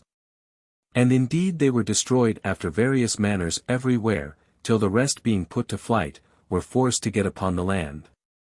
While the vessels encompassed them about, on the sea, but as many of these were repulsed when they were getting ashore, they were killed by the darts upon the lake. And the Romans leaped out of their vessels, and destroyed a great many more upon the land. One might then see the lake all bloody, and full of dead bodies, for not one of them escaped. And a terrible stink, and a very sad sight there was on the following days over that country, for as for the shores, they were full of shipwrecks, and of dead bodies all swelled. And as the dead bodies were inflamed by the sun, and putrefied, they corrupted the air, insomuch that the misery was not only the object of commiseration to the Jews, but to those that hated them, and had been the authors of that misery. This was the upshot of the sea fight. The number of the slain, including those that were killed in the city before, was 6,500. 10. After this fight was over, Vespasian sat upon his tribunal at Tarichae, in order to distinguish the foreigners from the old inhabitants, for those foreigners appear to have begun the war. So he deliberated with the other commanders, whether he ought to save those old inhabitants or not. And when those commanders alleged that the dismission of them would be to his own disadvantage, because, when they were once set at liberty, they would not be at rest, since they would be people destitute of proper habitations, and would be able to compel such as they fled to fight against us, Vespasian acknowledged that they did not deserve to be saved, and that if they had leave given them to fly away, they would make use of it against those that gave them that leave. But still he considered with himself after what manner they should be slain 96, for if he had them slain there, he suspected the people of the country would thereby become his enemies. For that to be sure they would never bear it, that so many that had been supplicants to him should be killed, and to offer violence to them, after he had given them assurances of their lives, he could not himself bear to do it. However, his friends were too hard for him, and pretended that nothing against Jews could be any impiety, and that he ought to prefer what was profitable before what was fit to be done, where both could not be made consistent. So he gave them an ambiguous liberty to do as they advised, and permitted the prisoners to go along no other road than that which led to Tiberias only. So they readily believed what they desired to be true, and went along securely, with their effects, the way which was allowed them, while the Romans seized upon all the road that led to Tiberias, that none of them might go out of it, and shut them up in the city. Then came Vespasian, and ordered them all to stand in the stadium, and commanded them to kill the old men, together with the others that were useless, which were in number 1,200. Out of the young men he chose 6,000 of the strongest, and sent them to Nero, to dig through the isthmus, and sold the remainder for slaves, being 30,400, besides such as he made a present of to Agrippa. For as to those that belonged to his kingdom, he gave him leave to do what he pleased with them. However, the king sold these also for slaves. But for the rest of the multitude, who were Trachonites, and Gaulonites, and of Hippos, and some of Gadara, the greatest part of them were seditious persons and fugitives, who were of such shameful characters, that they preferred war before peace. These prisoners were taken on the 8th day of the month Gorpius, Elul. Book 4. Containing the interval of about 1 year. From the siege of Gamala to the coming of Titus to besiege Jerusalem. Chapter 1. The siege and taking of Gamala. 1. Now all those Galileans who, after the taking of Jotapata, had revolted from the Romans, did, upon the conquest of Tarichae, deliver themselves up to them again. And the Romans received all the fortresses and the cities, excepting Giscala and those that had seized upon Mount Tabor, Gamala also, which is a city over against Tarichae, but on the other side of the lake, conspired with them. This city lay upon the borders of Agrippa's kingdom, as also did Sogana and Seleucia. And these were both parts of Gaulonitis, for Sogana was a part of that called the Upper Gaulonitis, as was Gamala of the Lower. While Seleucia was situated at the lake Semicoitis, which lake is 30 furlongs in breadth, and 60 in length. Its marshes reach as far as the place Daphne, which in other respects is a delicious place, and hath such fountains as supply water to what is called Little Jordan, under the temple of the Golden Calf, 97 where it is sent into Great Jordan. Now Agrippa had united Sogana and Seleucia by leagues to himself, at the very beginning of the revolt from the Romans. Yet did not Gamala accede to them, but relied upon the difficulty of the place, which was greater than that of Jotapata, for it was situated upon a rough ridge of a high mountain, with a kind of neck in the middle, where it begins to ascend. It lengthens itself and declines as much downward before as behind, insomuch that it is like a camel in figure, from whence it is so named, although the people of the country do not pronounce it accurately. Both on the side and the face there are abrupt parts divided from the rest and ending in vast deep valleys, yet are the parts behind, where they are joined to the mountain, somewhat easier of ascent than the other. But then the people belonging to the place have cut an oblique ditch there, and made that hard to be ascended also. On its acclivity, which is straight, houses are built, and those very thick and close to one another. The city also hangs so strangely, that it looks as if it would fall down upon itself, so sharp is it at the top. It is exposed to the south, and its southern mount, which reaches to an immense height, was in the nature of a citadel to the city. And above that was a precipice, not walled about, but extending itself to an immense depth. There was also a spring of water within the wall, at the utmost limits of the city. 2. As this city was naturally hard to be taken, so had Josephus, by building a wall about it, made it still stronger, as also by ditches and mines underground. The people that were in it were made more bold by the nature of the place than the people of Jotapata had been, but it had much fewer fighting men in it. And they had such a confidence in the situation of the place, that they thought the enemy could not be too many for them, for the city had been filled with those that had fled to it for safety, on account of its strength. On which account they had been able to resist those whom Agrippa sent to besiege it for 7 months together. 3. But Vespasian removed from Emmaus, where he had last pitched his camp before the city Tiberias, now Emmaus, if it be interpreted, may be rendered a warm bath, for therein is a spring of warm water, useful for healing, and came to Gamala. Yet was its situation such that he was not able to encompass it all round with soldiers to watch it, but where the places were practicable, he set men to watch it, and seized upon the mountain which was over it. And as the legions, according to their usual custom, were fortifying their camp upon that mountain, he began to cast up banks at the bottom, at the part towards the east, where the highest tower of the whole city was. And where the 15th legion pitched their camp. While the 5th legion did duty over against the midst of the city, and whilst the 10th legion filled up the ditches and the valleys. Now at this time it was that as King Agrippa was come nigh the walls, and was endeavoring to speak to those that were on the walls about a surrender, he was hit with a stone on his right elbow by one of the slingers. He was then immediately surrounded with his own men. But the Romans were excited to set about the siege, by their indignation on the king's account, and by their fear on their own account, as concluding that those men would omit no kinds of barbarity against foreigners and enemies, who were so enraged against one of their own nation, and one that advised them to nothing but what was for their own advantage. For, now when the banks were finished, which was done on the sudden, both by the multitude of hands, and by their being accustomed to such work, they brought the machines. But Chares and Joseph, who were the most potent men in the city, set their armed men in order, though already in a fright, because they did not suppose that the city could hold out long, since they had not a sufficient quantity either of water, or of other necessaries. However, these their leaders encouraged them, and brought them out upon the wall, and for a while indeed they drove away those that were bringing the machines, but when those machines threw darts and stones at them, they retired into the city. Then did the Romans bring battering rams to 3 several places, and made the wall shake, and fall. They then poured in over the parts of the wall that were thrown down, with a mighty sound of trumpets and noise of armor, and with a shout of the soldiers, and brake in by force upon those that were in the city. But these men fell upon the Romans for some time, at their first entrance, and prevented their going any further, and with great courage beat them back. And the Romans were so overpowered by the greater multitude of the people, who beat them on every side, that they were obliged to run into the upper parts of the city. Whereupon the people turned about, and fell upon their enemies, who had attacked them, and thrust them down to the lower parts, and as they were distressed by the narrowness and difficulty of the place, slew them.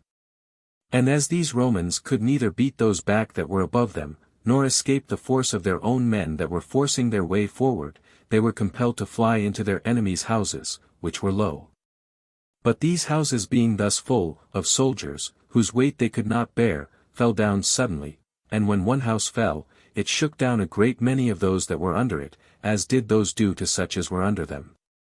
By this means a vast number of the Romans perished, for they were so terribly distressed, that although they saw the houses subsiding, they were compelled to leap upon the tops of them. So that a great many were ground to powder by these ruins, and a great many of those that got from under them lost some of their limbs, but still a greater number were suffocated by the dust that arose from those ruins. The people of Gamala supposed this to be an assistance afforded them by God, and without regarding what damage they suffered themselves, they pressed forward, and thrust the enemy upon the tops of their houses. And when they stumbled in the sharp and narrow streets, and were perpetually falling down, they threw their stones or darts at them, and slew them. Now the very ruins afforded them stones enow. And for iron weapons, the dead men of the enemy's side afforded them what they wanted, for drawing the swords of those that were dead, they made use of them to dispatch such as were only half dead. Nay, there were a great number who, upon their falling down from the tops of the houses, stabbed themselves, and died after that manner, nor indeed was it easy for those that were beaten back to fly away. For they were so unacquainted with the ways, and the dust was so thick, that they wandered about without knowing one another, and fell down dead among the crowd. 5. Those therefore that were able to find the ways out of the city retired. But now Vespasian always stayed among those that were hard set, for he was deeply affected with seeing the ruins of the city falling upon his army, and forgot to take care of his own preservation. He went up gradually towards the highest parts of the city before he was aware, and was left in the midst of dangers, having only a very few with him. For even his son Titus was not with him at that time, having been then sent into Syria to Mucianus. However, he thought it not safe to fly, nor did he esteem it a fit thing for him to do. But calling to mind the actions he had done from his youth, and recollecting his courage, as if he had been excited by a divine fury, he covered himself and those that were with him with their shields, and formed a testudo over both their bodies and their armor, and bore up against the enemy's attacks, who came running down from the top of the city. And without showing any dread at the multitude of the men or of their darts, he endured all, until the enemy took notice of that divine courage that was within him, and remitted of their attacks. And when they pressed less zealously upon him, he retired, though without showing his back to them till he was gotten out of the walls of the city. Now a great number of the Romans fell in this battle, among whom was Abusius, the decurion, a man who appeared not only in this engagement, wherein he fell, but everywhere, and in former engagements, to be of the truest courage, and one that had done very great mischief to the Jews. But there was a centurion whose name was Gallus, who, during this disorder, being encompassed about, he and 10 other soldiers privately crept into the house of a certain person, where he heard them talking at supper. What the people intended to do against the Romans, or about themselves, for both the man himself and those with him were Syrians. So he got up in the night time, and cut all their throats, and escaped, together with his soldiers, to the Romans. 6. And now Vespasian comforted his army, which was much dejected by reflecting on their ill success, and because they had never before fallen into such a calamity, and besides this, because they were greatly ashamed that they had left their general alone in great dangers. As to what concerned himself, he avoided to say anything, that he might by no means seem to complain of it. But he said that, we ought to bear manfully what usually falls out in war, and this, by considering what the nature of war is, and how it can never be that we must conquer without bloodshed on our own side. For there stands about us that fortune which is of its own nature mutable, that while they had killed so many 10,000s of the Jews, they had now paid their small share of the reckoning to fate. And as it is the part of weak people to be too much puffed up with good success, so is it the part of cowards to be too much affrighted at that which is ill, for the change from the one to the other is sudden on both sides. And he is the best warrior who is of a sober mind under misfortunes, that he may continue in that temper, and cheerfully recover what had been lost formerly. And as for what had now happened, it was neither owing to their own effeminacy, nor to the valor of the Jews, but the difficulty of the place was the occasion of their advantage, and of our disappointment. Upon reflecting on which matter one might blame your zeal as perfectly ungovernable. For when the enemy had retired to their highest fastnesses, you ought to have restrained yourselves, and not, by presenting yourselves at the top of the city, to be exposed to dangers. But upon your having obtained the lower parts of the city, you ought to have provoked those that had retired thither to a safe and settled battle, whereas, in rushing so hastily upon victory, you took no care of your safety. But this incautiousness in war, and this madness of zeal, is not a Roman maxim. While we perform all that we attempt by skill and good order, that procedure is the part of barbarians, and is what the Jews chiefly support themselves by. We ought therefore to return to our own virtue, and to be rather angry than any longer dejected at this unlucky misfortune, and let every one seek for his own consolation from his own hand. For by this means he will avenge those that have been destroyed, and punish those that have killed them. For myself, I will endeavor, as I have now done, to go first before you against your enemies in every engagement, and to be the last that retires from it. 7. So Vespasian encouraged his army by this speech. But for the people of Gamala, it happened that they took courage for a little while, upon such great and unaccountable success as they had had. But when they considered with themselves that they had now no hopes of any terms of accommodation, and reflecting upon it that they could not get away, and that their provisions began already to be short, they were exceedingly cast down. And their courage failed them. Yet did they not neglect what might be for their preservation, so far as they were able, but the most courageous among them guarded those parts of the wall that were beaten down. While the more infirm did the same to the rest of the wall that still remained round the city. And as the Romans raised their banks, and attempted to get into the city a second time, a great many of them fled out of the city through impracticable valleys, where no guards were placed, as also through subterraneous caverns. While those that were afraid of being caught, and for that reason stayed in the city, perished for want of food, for what food they had was brought together from all quarters, and reserved for the fighting men. 8. And these were the hard circumstances that the people of Gamala were in. But now Vespasian went about other work by the by, during this siege, and that was to subdue those that had seized upon Mount Tabor, a place that lies in the middle between the great plain and Scythopolis, whose top is elevated as high as 30 furlongs 98 and is hardly to be ascended on its north side. Its top is a plain of 26 furlongs, and all encompassed with a wall. Now Josephus erected this so long a wall in 40 days' time, and furnished it with other materials, and with water from below, for the inhabitants only made use of rain water. As therefore there was a great multitude of people gotten together upon this mountain, Vespasian sent Placidus with 600 horsemen thither. Now, as it was impossible for him to ascend the mountain, he invited many of them to peace, by the offer of his right hand for their security, and of his intercession for them. Accordingly they came down, but with a treacherous design, as well as he had the like treacherous design upon them on the other side, for Placidus spoke mildly to them, as aiming to take them, when he got them into the plain. They also came down, as complying with his proposals, but it was in order to fall upon him when he was not aware of it. However, Placidus's stratagem was too hard for theirs. For when the Jews began to fight, he pretended to run away, and when they were in pursuit of the Romans, he enticed them a great way along the plain, and then made his horsemen turn back. Whereupon he beat them, and slew a great number of them, and cut off the retreat of the rest of the multitude, and hindered their return.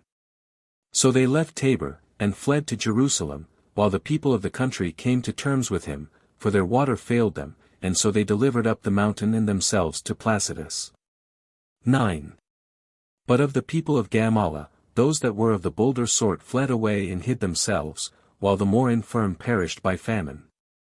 But the men of war sustained the siege till the 22nd day of the month Hyperberetus, Tisri, when 3 soldiers of the 15th legion, about the morning watch, got under a high tower that was near them, and undermined it, without making any noise. Nor when they either came to it, which was in the night time, nor when they were under it, did those that guarded it perceive them. These soldiers then upon their coming avoided making a noise, and when they had rolled away 5 of its strongest stones, they went away hastily. Whereupon the tower fell down on a sudden, with a very great noise, and its guard fell headlong with it, so that those that kept guard at other places were under such disturbance, that they ran away. The Romans also slew many of those that ventured to oppose them, among whom was Joseph, who was slain by a dart, as he was running away over that part of the wall that was broken down. But as those that were in the city were greatly affrighted at the noise, they ran hither and thither, and a great consternation fell upon them, as though all the enemy had fallen in at once upon them. Then it was that Chares, who was ill, and under the physician's hands, gave up the ghost, the fear he was in greatly contributing to make his distemper fatal to him. But the Romans so well remembered their former ill success, that they did not enter the city till the 23rd day of the forementioned month. 10. At which time Titus, who was now returned, out of the indignation he had at the destruction the Romans had undergone while he was absent, took 200 chosen horsemen and some footmen with him, and entered without noise into the city. Now as the watch perceived that he was coming, they made a noise, and betook themselves to their arms. And as that his entrance was presently known to those that were in the city, some of them caught hold of their children and their wives, and drew them after them, and fled away to the citadel, with lamentations and cries. While others of them went to meet Titus, and were killed perpetually. But so many of them as were hindered from running up to the citadel, not knowing what in the world to do, fell among the Roman guards, while the groans of those that were killed were prodigiously great everywhere. And blood ran down over all the lower parts of the city, from the upper. But then Vespasian himself came to his assistance against those that had fled to the citadel, and brought his whole army with him. Now this upper part of the city was every way rocky, and difficult of ascent, and elevated to a vast altitude, and very full of people on all sides, and encompassed with precipices, whereby the Jews cut off those that came up to them, and did much mischief to others by their darts, and the large stones which they rolled down upon them, while they were themselves so high that the enemy's darts could hardly reach them. However, there arose such a divine storm against them as was instrumental to their destruction. This carried the Roman darts upon them, and made those which they threw return back, and drove them obliquely away from them. Nor could the Jews indeed stand upon their precipices, by reason of the violence of the wind, having nothing that was stable to stand upon, nor could they see those that were ascending up to them. So the Romans got up and surrounded them, and some they slew before they could defend themselves, and others as they were delivering up themselves. And the remembrance of those that were slain at their former entrance into the city increased their rage against them now. A great number also of those that were surrounded on every side, and despaired of escaping, threw their children and their wives, and themselves also, down the precipices, into the valley beneath, which, near the citadel, had been dug hollow to a vast depth. But so it happened, that the anger of the Romans appeared not to be so extravagant as was the madness of those that were now taken, while the Romans slew but 4,000. Whereas the number of those that had thrown themselves down was found to be 5,000, nor did any one escape except 2 women, who were the daughters of Philip, and Philip himself was the son of a certain eminent man called Josephus, who had been general of King Agrippa's army. And these did therefore escape, because they lay concealed from the rage of the Romans when the city was taken, for otherwise they spared not so much as the infants, of which many were flung down by them from the citadel. And thus was Gamala taken on the 23rd day of the month Hyperberetus, Tisri, whereas the city had first revolted on the 24th day of the month Gorpius, Elul. Chapter 2. The surrender of Giscala. while John flies away from it to Jerusalem. 1. Now no place of Galilee remained to be taken but the small city of Giscala, whose multitude yet were desirous of peace. For they were generally husbandmen, and always applied themselves to cultivate the fruits of the earth. However, there were a great number that belonged to a band of robbers, that were already corrupted, and had crept in among them, and some of the governing part of the citizens were sick of the same distemper. It was John, the son of a certain man whose name was Levi, that drew them into this rebellion, and encouraged them in it. He was a cunning knave, and of a temper that could put on various shapes. Very rash in expecting great things, and very sagacious in bringing about what he hoped for. It was known to every body that he was fond of war, in order to thrust himself into authority. And the seditious part of the people of Giscala were under his management, by whose means the populace, who seemed ready to send ambassadors in order to surrender, waited for the coming of the Romans in battle array. Vespasian sent against them Titus, with 1,000 horsemen, but withdrew the 10th legion to Scythopolis, while he returned to Caesarea with the 2 other legions, that he might allow them to refresh themselves after their long and hard campaign. Thinking withal that the plenty which was in those cities would improve their bodies and their spirits, against the difficulties they were to go through afterwards. For he saw there would be occasion for great pains about Jerusalem, which was not yet taken, because it was the royal city, and the principal city of the whole nation. And because those that had run away from the war in other places got all together thither. It was also naturally strong, and the walls that were built round it made him not a little concerned about it. Moreover, he esteemed the men that were in it to be so courageous and bold, that even without the consideration of the walls, it would be hard to subdue them. For which reason he took care of and exercised his soldiers beforehand for the work, as they do wrestlers before they begin their undertaking. 2.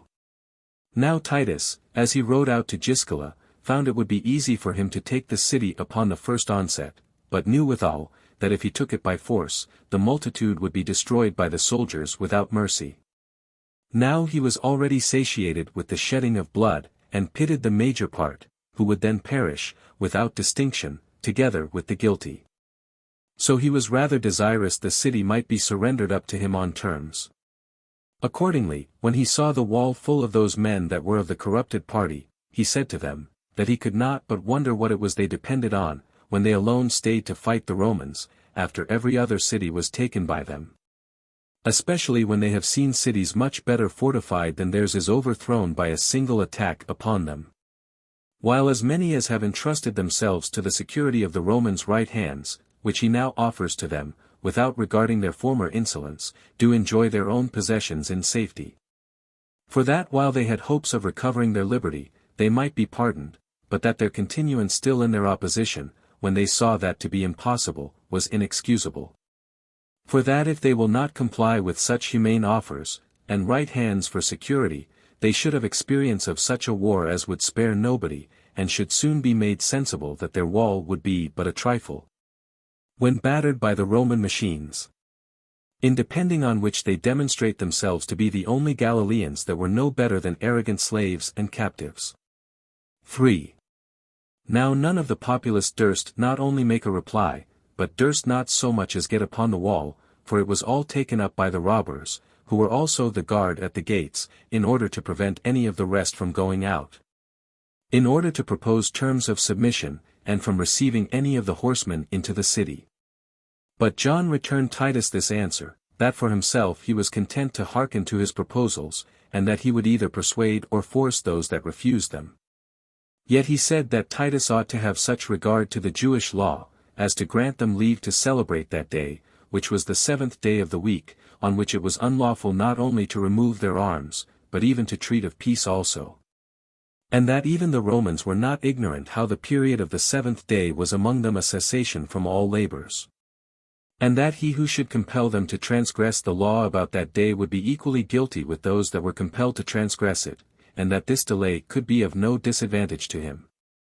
For why should any body think of doing anything in the night, unless it was to fly away?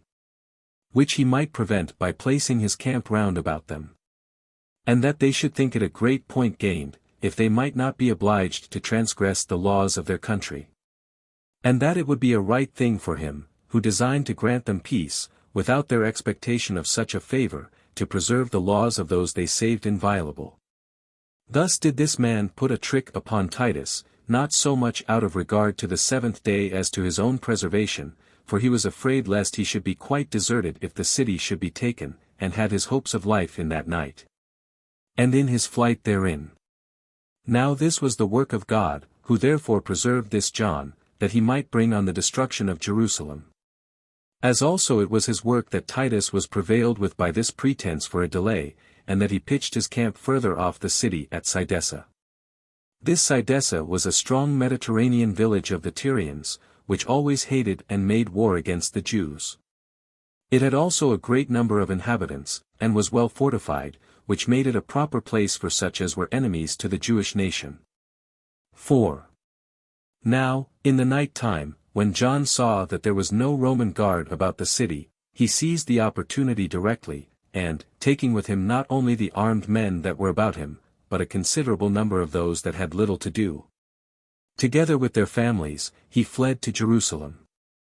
And indeed, though the man was making haste to get away, and was tormented with fears of being a captive, or of losing his life, yet did he prevail with himself to take out of the city along with him a multitude of women and children, as far as 20 furlongs. But there he left them as he proceeded further on his journey, where those that were left behind made sad lamentations, for the farther every one of them was come from his own people, the nearer they thought themselves to be to their enemies.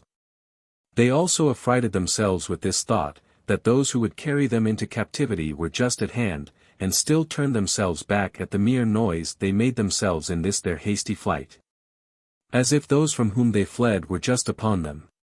Many also of them missed their ways, and the earnestness of such as aimed to outgo the rest threw down many of them. And indeed there was a miserable destruction made of the women and children.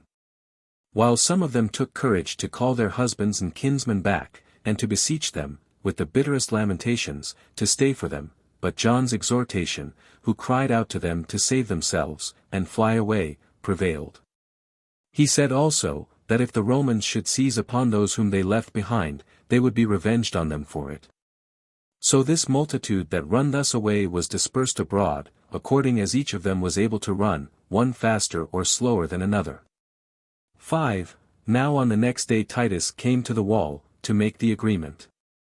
Whereupon the people opened their gates to him, and came out to him, with their children and wives, and made acclamations of joy to him, as to one that had been their benefactor, and had delivered the city out of custody. They also informed him of John's flight, and besought him to spare them, and to come in, and bring the rest of those that were for innovations to punishment. But Titus, not so much regarding the supplications of the people, sent part of his horsemen to pursue after John, but they could not overtake him, for he was gotten to Jerusalem before. They also slew 6,000 of the women and children who went out with him, but returned back, and brought with them almost 3,000. However, Titus was greatly displeased that he had not been able to bring this John, who had deluded him, to punishment, yet he had captives enough, as well as the corrupted part of the city, to satisfy his anger, when it missed of John. So he entered the city in the midst of acclamations of joy. And when he had given orders to the soldiers to pull down a small part of the wall, as of a city taken in war, he repressed those that had disturbed the city rather by threatenings than by executions.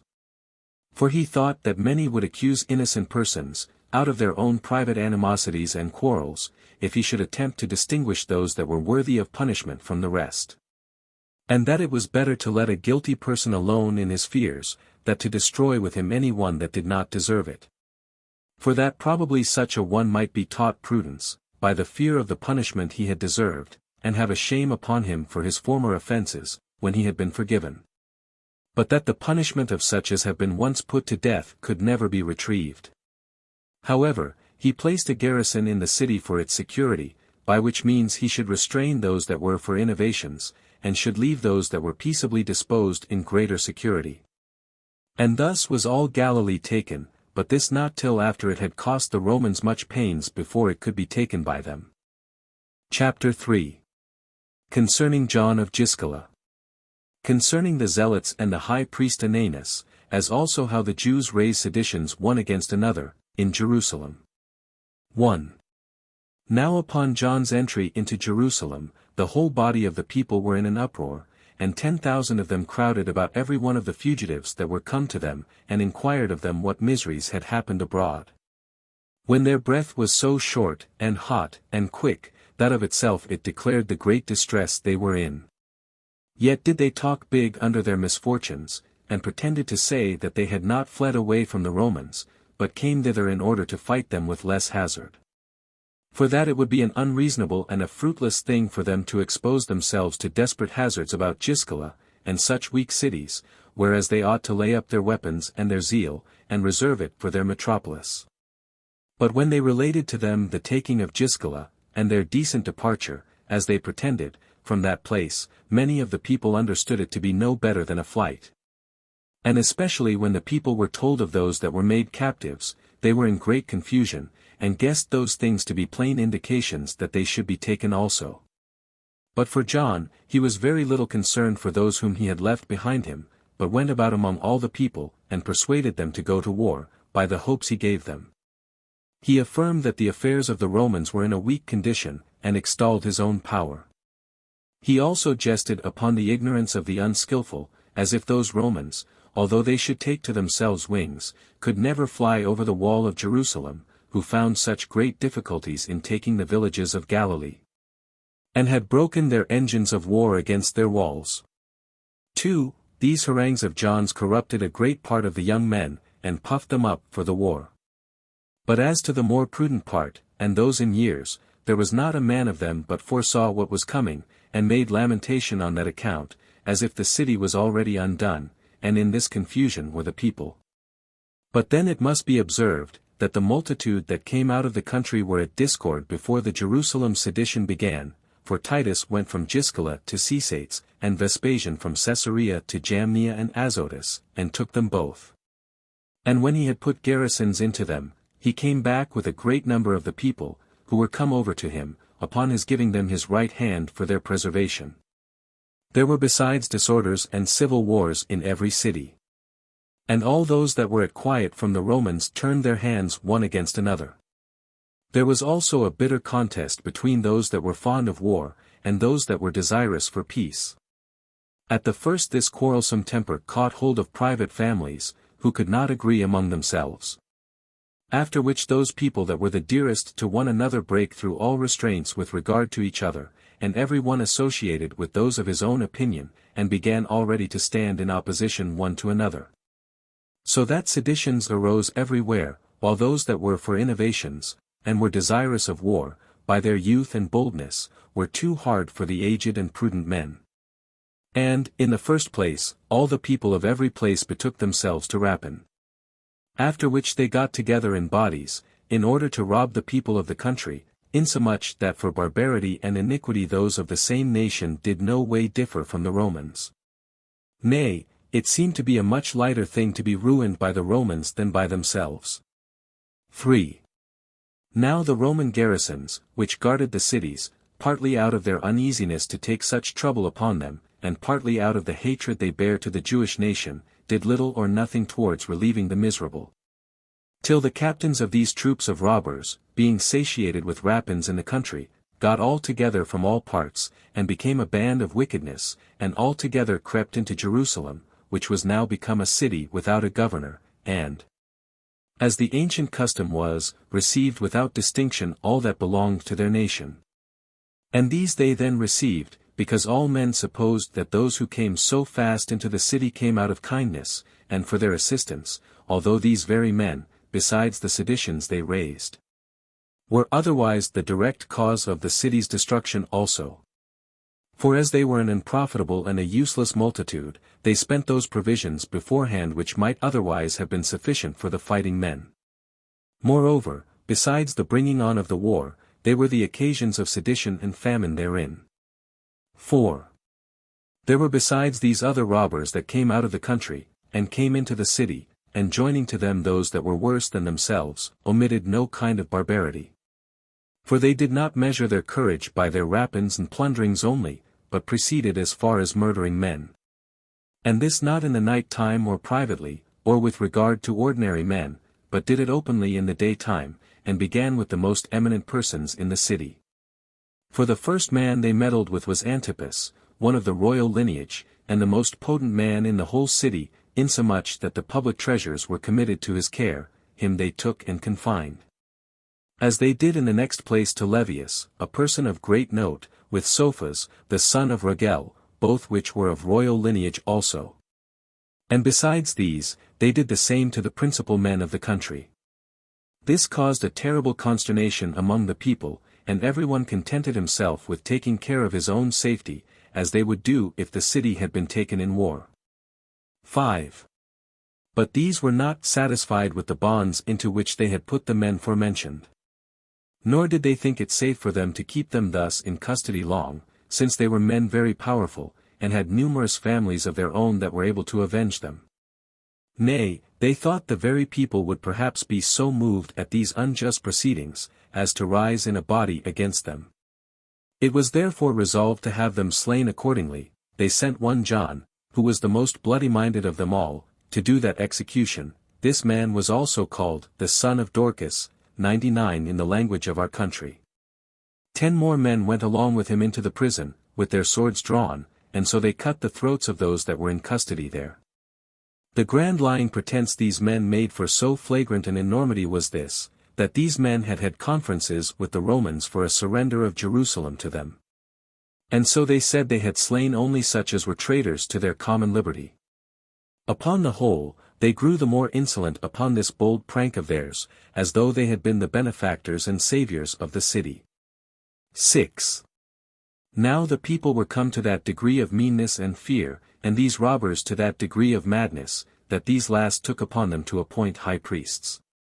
100 so when they had disannulled the succession, according to those families out of which the high priests used to be made, they ordained certain unknown and ignoble persons for that office, that they might have their assistance in their wicked undertakings. For such as obtained this highest of all honors, without any desert, were forced to comply with those that bestowed it on them. They also set the principal men at variance one with another, by several sorts of contrivances and tricks, and gained the opportunity of doing what they pleased, by the mutual quarrels of those who might have obstructed their measures. Till at length, when they were satiated with the unjust actions they had done towards men, they transferred their contumelious behavior to God himself, and came into the sanctuary with polluted feet. 7. And now the multitude were going to rise against them already, for Ananus, the ancientest of the high priests, persuaded them to it. He was a very prudent man, and had perhaps saved the city if he could but have escaped the hands of those that plotted against him. These men made the temple of God a strong hold for them, and a place whither they might resort, in order to avoid the troubles they feared from the people. The sanctuary was now become a refuge, and a shop of tyranny. They also mixed jesting among the miseries they introduced, which was more intolerable than what they did. For in order to try what surprise the people would be under, and how far their own power extended, they undertook to dispose of the high priesthood by casting lots for it, whereas, as we have said already, it was to descend by succession in a family. The pretense they made for this strange attempt was an ancient practice, while they said that of old it was determined by lot. But in truth, it was no better than a dissolution of an undeniable law, and a cunning contrivance to seize upon the government, derived from those that presumed to appoint governors as they themselves pleased. 8. Hereupon they sent for one of the pontifical tribes, which is called Antiochus 101, and cast lots which of it should be the high priest. By fortune the lot so fell as to demonstrate their iniquity after the plainest manner, for it fell upon one whose name was Phaneas, the son of Samuel, of the village Aphtha. He was a man not only unworthy of the high priesthood, but that did not well know what the high priesthood was, such a mere rustic was he. Yet did they hale this man, without his own consent, out of the country, as if they were acting a play upon the stage, and adorned him with a counterfeit tree. They also put upon him the sacred garments, and upon every occasion instructed him what he was to do. This horrid piece of wickedness was sport and pastime with them, but occasioned the other priests, who at a distance saw their law made a jest of, to shed tears, and sorely lament the dissolution of such a sacred dignity. 9. And now the people could no longer bear the insolence of this procedure, but did all together run zealously, in order to overthrow that tyranny. And indeed they were Gorion the son of Josephus, and Simeon the son of Gamaliel 102 who encouraged them, by going up and down when they were assembled together in crowds, and as they saw them alone, to bear no longer, but to inflict punishment upon these pests and plagues of their freedom, and to purge the temple of these bloody polluters of it. The best esteemed also of the high priests, Jesus the son of Gamaliel, and Ananus the son of Ananus when they were at their assemblies, bitterly reproached the people for their sloth, and excited them against the zealots. For that was the name they went by, as if they were zealous in good undertakings, and were not rather zealous in the worst actions, and extravagant in them beyond the example of others. 10. And now, when the multitude were gotten together to an assembly, and every one was in indignation at these men seizing upon the sanctuary, at their rapine and murders, but had not yet begun their attacks upon them, the reason of which was this: that they imagined it to be a difficult thing to suppress these zealots, as indeed the case was. Ananus stood in the midst of them, and casting his eyes frequently at the temple, and having a flood of tears in his eyes, he said, "Certainly it had been good for me to die before I had seen the house of God full of so many abominations, or these sacred places, that ought not to be trodden upon at random, filled with the feet of these blood-shedding villains. Yet do I, who am clothed with the vestments of the high priesthood, and am called by that most venerable name, of high priest, still live, and am but too fond of living, and cannot endure to undergo a death which would be the glory of my old age. And if I were the only person concerned, and as it were in a desert, I would give up my life, and that alone for God's sake. For to what purpose is it to live among a people insensible of their calamities, and where there is no notion remaining of any remedy for the miseries that are upon them? For when you are seized upon, you bear it. And when you are beaten, you are silent. And when the people are murdered, nobody dares so much as send out a groan openly. O bitter tyranny that we are under! But why do I complain of the tyrants? Was it not you, and your sufferance of them, that have nourished them? Was it not you that overlooked those that first of all got together, for they were then but a few, and by your silence made them grow to be many? And by conniving at them when they took arms, in effect armed them against yourselves? You ought to have then prevented their first attempts, when they fell a reproaching your relations. But by neglecting that care in time, you have encouraged these wretches to plunder men. When houses were pillaged, nobody said a word, which was the occasion why they carried off the owners of those houses. And when they were drawn through the midst of the city, nobody came to their assistance. They then proceeded to put those whom you have betrayed into their hands into bonds. I do not say how many and of what characters those men were whom they thus served, but certainly they were such as were accused by none, and condemned by none. And since nobody succored them when they were put into bonds, the consequence was, that you saw the same persons slain. We have seen this also. So that still the best of the herd of brute animals, as it were, have been still led to be sacrificed, when yet nobody said one word, or moved his right hand for their preservation. Will you bear, therefore, will you bear to see your sanctuary trampled on? And will you lay steps for these profane wretches, upon which they may mount to higher degrees of insolence? Will not you pluck them down from their exaltation? For even by this time they had proceeded to higher enormities, if they had been able to overthrow anything greater than the sanctuary. They have seized upon the strongest place of the whole city. You may call it the temple, if you please, though it be like a citadel or fortress.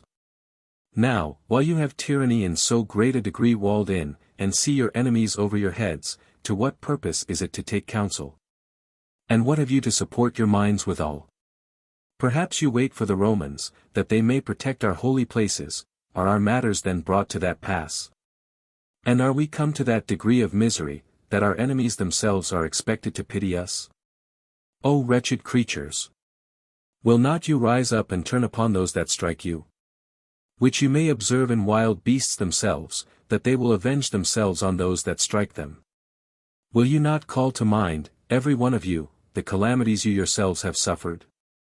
Nor lay before your eyes what afflictions you yourselves have undergone? And will not such things sharpen your souls to revenge? Is therefore that most honorable and most natural of our passions utterly lost, I mean the desire of liberty? Truly we are in love with slavery, and in love with those that lord it over us, as if we had received that principle of subjection from our ancestors. Yet did they undergo many and great wars for the sake of liberty, nor were they so far overcome by the power of the Egyptians, or the Medes, but that still they did what they thought fit, notwithstanding their commands to the contrary. And what occasion is there now for a war with the Romans? I meddle not with determining whether it be an advantageous and profitable war or not. What pretense is there for it? Is it not that we may enjoy our liberty? Besides, shall we not bear the lords of the habitable earth to be lords over us, and yet bear tyrants of our own country? Although I must say that submission to foreigners may be borne, because fortune hath already doomed us to it, while submission to wicked people of our own nation is too unmanly, and brought upon us by our own consent. However, since I have had occasion to mention the Romans, I will not conceal a thing that, as I am speaking, comes into my mind, and affects me considerably. It is this, that though we should be taken by them, God forbid the event should be so. Yet can we undergo nothing that will be harder to be borne than what these men have already brought upon us. How then can we avoid shedding of tears, when we see the Roman donations in our temple, while we withal see those of our own nation taking our spoils, and plundering our glorious metropolis, and slaughtering our men? From which enormities those Romans themselves would have abstained.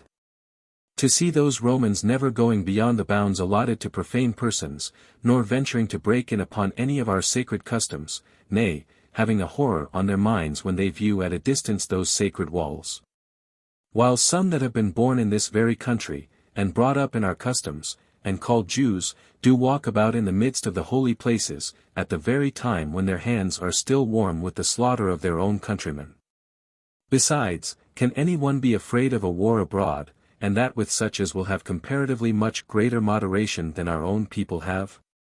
For truly, if we may suit our words to the things they represent, it is probable one may hereafter find the Romans to be the supporters of our laws, and those within ourselves the subverters of them. And now I am persuaded that every one of you here comes satisfied before I speak that these overthrowers of our liberties deserve to be destroyed, and that nobody can so much as devise a punishment that they have not deserved by what they have done. And that you are all provoked against them by those their wicked actions, whence you have suffered so greatly. But perhaps many of you are affrighted at the multitude of those zealots, and at their audaciousness, as well as at the advantage they have over us in their being higher in place than we are. For these circumstances, as they have been occasioned by your negligence, so will they become still greater by being still longer neglected. For their multitude is every day augmented, by every ill man's running away to those that are like to themselves, and their audaciousness is therefore inflamed, because they meet with no obstruction to their designs. And for their higher place, they will make use of it for engines also, if we give them time to do so. But be assured of this, that if we go up to fight them, they will be made tamer by their own consciences, and what advantages they have in the height of their situation they will lose by the opposition of their reason. Perhaps also God himself, who hath been affronted by them, will make what they throw at us return against themselves, and these impious wretches will be killed by their own darts. Let us but make our appearance before them, and they will come to nothing. However, it is a right thing, if there should be any danger in the attempt, to die before these holy gates, and to spend our very lives, if not for the sake of our children and wives, yet for God's sake, and for the sake of his sanctuary. I will assist you both with my counsel and with my hand, nor shall any sagacity of ours be wanting for your support, nor shall you see that I will be sparing of my body neither. 11. By these motives Ananus encouraged the multitude to go against the zealots, although he knew how difficult it would be to disperse them, because of their multitude, and their youth, and the courage of their souls. But chiefly because of their consciousness of what they had done, since they would not yield, as not so much as hoping for pardon at the last for those their enormities. However, Ananus resolved to undergo whatever sufferings might come upon him, rather than overlook things, now they were in such great confusion. So the multitude cried out to him, to lead them on against those whom he had described in his exhortation to them, and every one of them was most readily disposed to run any hazard whatsoever on that account. 12. Now while Ananus was choosing out his men, and putting those that were proper for his purpose in array for fighting, the zealots got information of his undertaking, for there were some who went to them, and told them all that the people were doing. And were irritated at it, and leaping out of the temple in crowds, and by parties, spared none whom they met with. Upon this Ananus got the populace together on the sudden, who were more numerous indeed than the zealots, but inferior to them in arms, because they had not been regularly put into array for fighting. But the alacrity that every body showed supplied all their defects on both sides, the citizens taking up so great a passion as was stronger than arms, and deriving a degree of courage from the temple more forcible than any multitude whatsoever. And indeed these citizens thought it was not possible for them to dwell in the city, unless they could cut off the robbers that were in it. The zealots also thought that unless they prevailed, there would be no punishment so bad but it would be inflicted on them. So their conflicts were conducted by their passions. And at the first they only cast stones at each other in the city, and before the temple, and threw their javelins at a distance, but when either of them were too hard for the other, they made use of their swords. And great slaughter was made on both sides, and a great number were wounded. As for the dead bodies of the people, their relations carried them out to their own houses. But when any of the zealots were wounded, he went up into the temple, and defiled that sacred floor with his blood, insomuch that one may say it was their blood alone that polluted our sanctuary. Now in these conflicts the robbers always sallied out of the temple, and were too hard for their enemies. But the populace grew very angry, and became more and more numerous, and reproached those that gave back, and those behind would not afford room to those that were going off, but forced them on again. Till at length they made their whole body to turn against their adversaries, and the robbers could no longer oppose them, but were forced gradually to retire into the temple. When Ananus and his party fell into it at the same time together with them. 103 This horribly affrighted the robbers, because it deprived them of the first court, so they fled into the inner court immediately, and shut the gates. Now Ananus did not think fit to make any attack against the holy gates, although the other threw their stones and darts at them from above. He also deemed it unlawful to introduce the multitude into that court before they were purified. He therefore chose out of them all by lot 6,000 armed men, and placed them as guards in the cloisters, so there was a succession of such guards one after another, and every one was forced to attend in his course. Although many of the chief of the city were dismissed by those that then took on them the government, upon their hiring some of the poorer sort, and sending them to keep the guard in their stead. 13. Now it was John who, as we told you, ran away from Giscala, and was the occasion of all these being destroyed. He was a man of great craft, and bore about him in his soul a strong passion after tyranny, and at a distance was the adviser in these actions. And indeed at this time he pretended to be of the people's opinion, and went all about with Ananus when he consulted the great men every day, and in the night time also when he went round the watch. But he divulged their secrets to the zealots, and everything that the people deliberated about was by his means known to their enemies, even before it had been well agreed upon by themselves. And by way of contrivance how he might not be brought into suspicion, he cultivated the greatest friendship possible with Ananus, and with the chief of the people. Yet did this overdoing of his turn against him, for he flattered them so extravagantly, that he was but the more suspected. And his constant attendance everywhere, even when he was not invited to be present, made him strongly suspected of betraying their secrets to the enemy. For they plainly perceived that they understood all the resolutions taken against them at their consultations. Nor was there any one whom they had so much reason to suspect of that discovery as this John. Yet was it not easy to get quit of him, so potent was he grown by his wicked practices. He was also supported by many of those eminent men, who were to be consulted upon all considerable affairs. It was therefore thought reasonable to oblige him to give them assurance of his goodwill upon oath. Accordingly John took such an oath readily, that he would be on the people's side, and would not betray any of their counsels or practices to their enemies, and would assist them in overthrowing those that attacked them. And that both by his hand and his advice. So Ananus and his party believed his oath, and did now receive him to their consultations without further suspicion. Nay, so far did they believe him, that they sent him as their ambassador into the temple to the Zealots, with proposals of accommodation. For they were very desirous to avoid the pollution of the temple as much as they possibly could, and that no one of their nation should be slain therein. 14. But now this John, as if his oath had been made to the Zealots, and for confirmation of his good will to them, and not against them, went into the temple, and stood in the midst of them. And spake as follows, that he had run many hazards on their accounts, and in order to let them know of every thing that was secretly contrived against them by Ananus and his party. But that both he and they should be cast into the most imminent danger, unless some providential assistance were afforded them.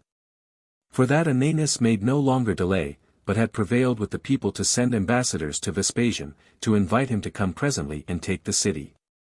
And that he had appointed a fast for the next day against them, that they might obtain admission into the temple on a religious account, or gain it by force, and fight with them there. That he did not see how long they could either endure a siege, or how they could fight against so many enemies. He added further, that it was by the providence of God he was himself sent as an ambassador to them for an accommodation. For that Artemis did therefore offer them such proposals, that he might come upon them when they were unarmed. That they ought to choose one of these two methods, either to intercede with those that guarded them, to save their lives, or to provide some foreign assistance for themselves. That if they fostered themselves with the hopes of pardon, in case they were subdued, they had forgotten what desperate things they had done, or could suppose, that as soon as the actors repented, those that had suffered by them must be presently reconciled to them. While those that have done injuries, though they pretend to repent of them, are frequently hated by the others for that sort of repentance. And that the sufferers, when they get the power into their hands, are usually still more severe upon the actors, that the friends and kindred of those that had been destroyed would always be laying plots against them. And that a large body of people were very angry on account of their gross breaches of their laws, and illegal judicatures, insomuch that although some part might commiserate them, those would be quite overborne by the majority.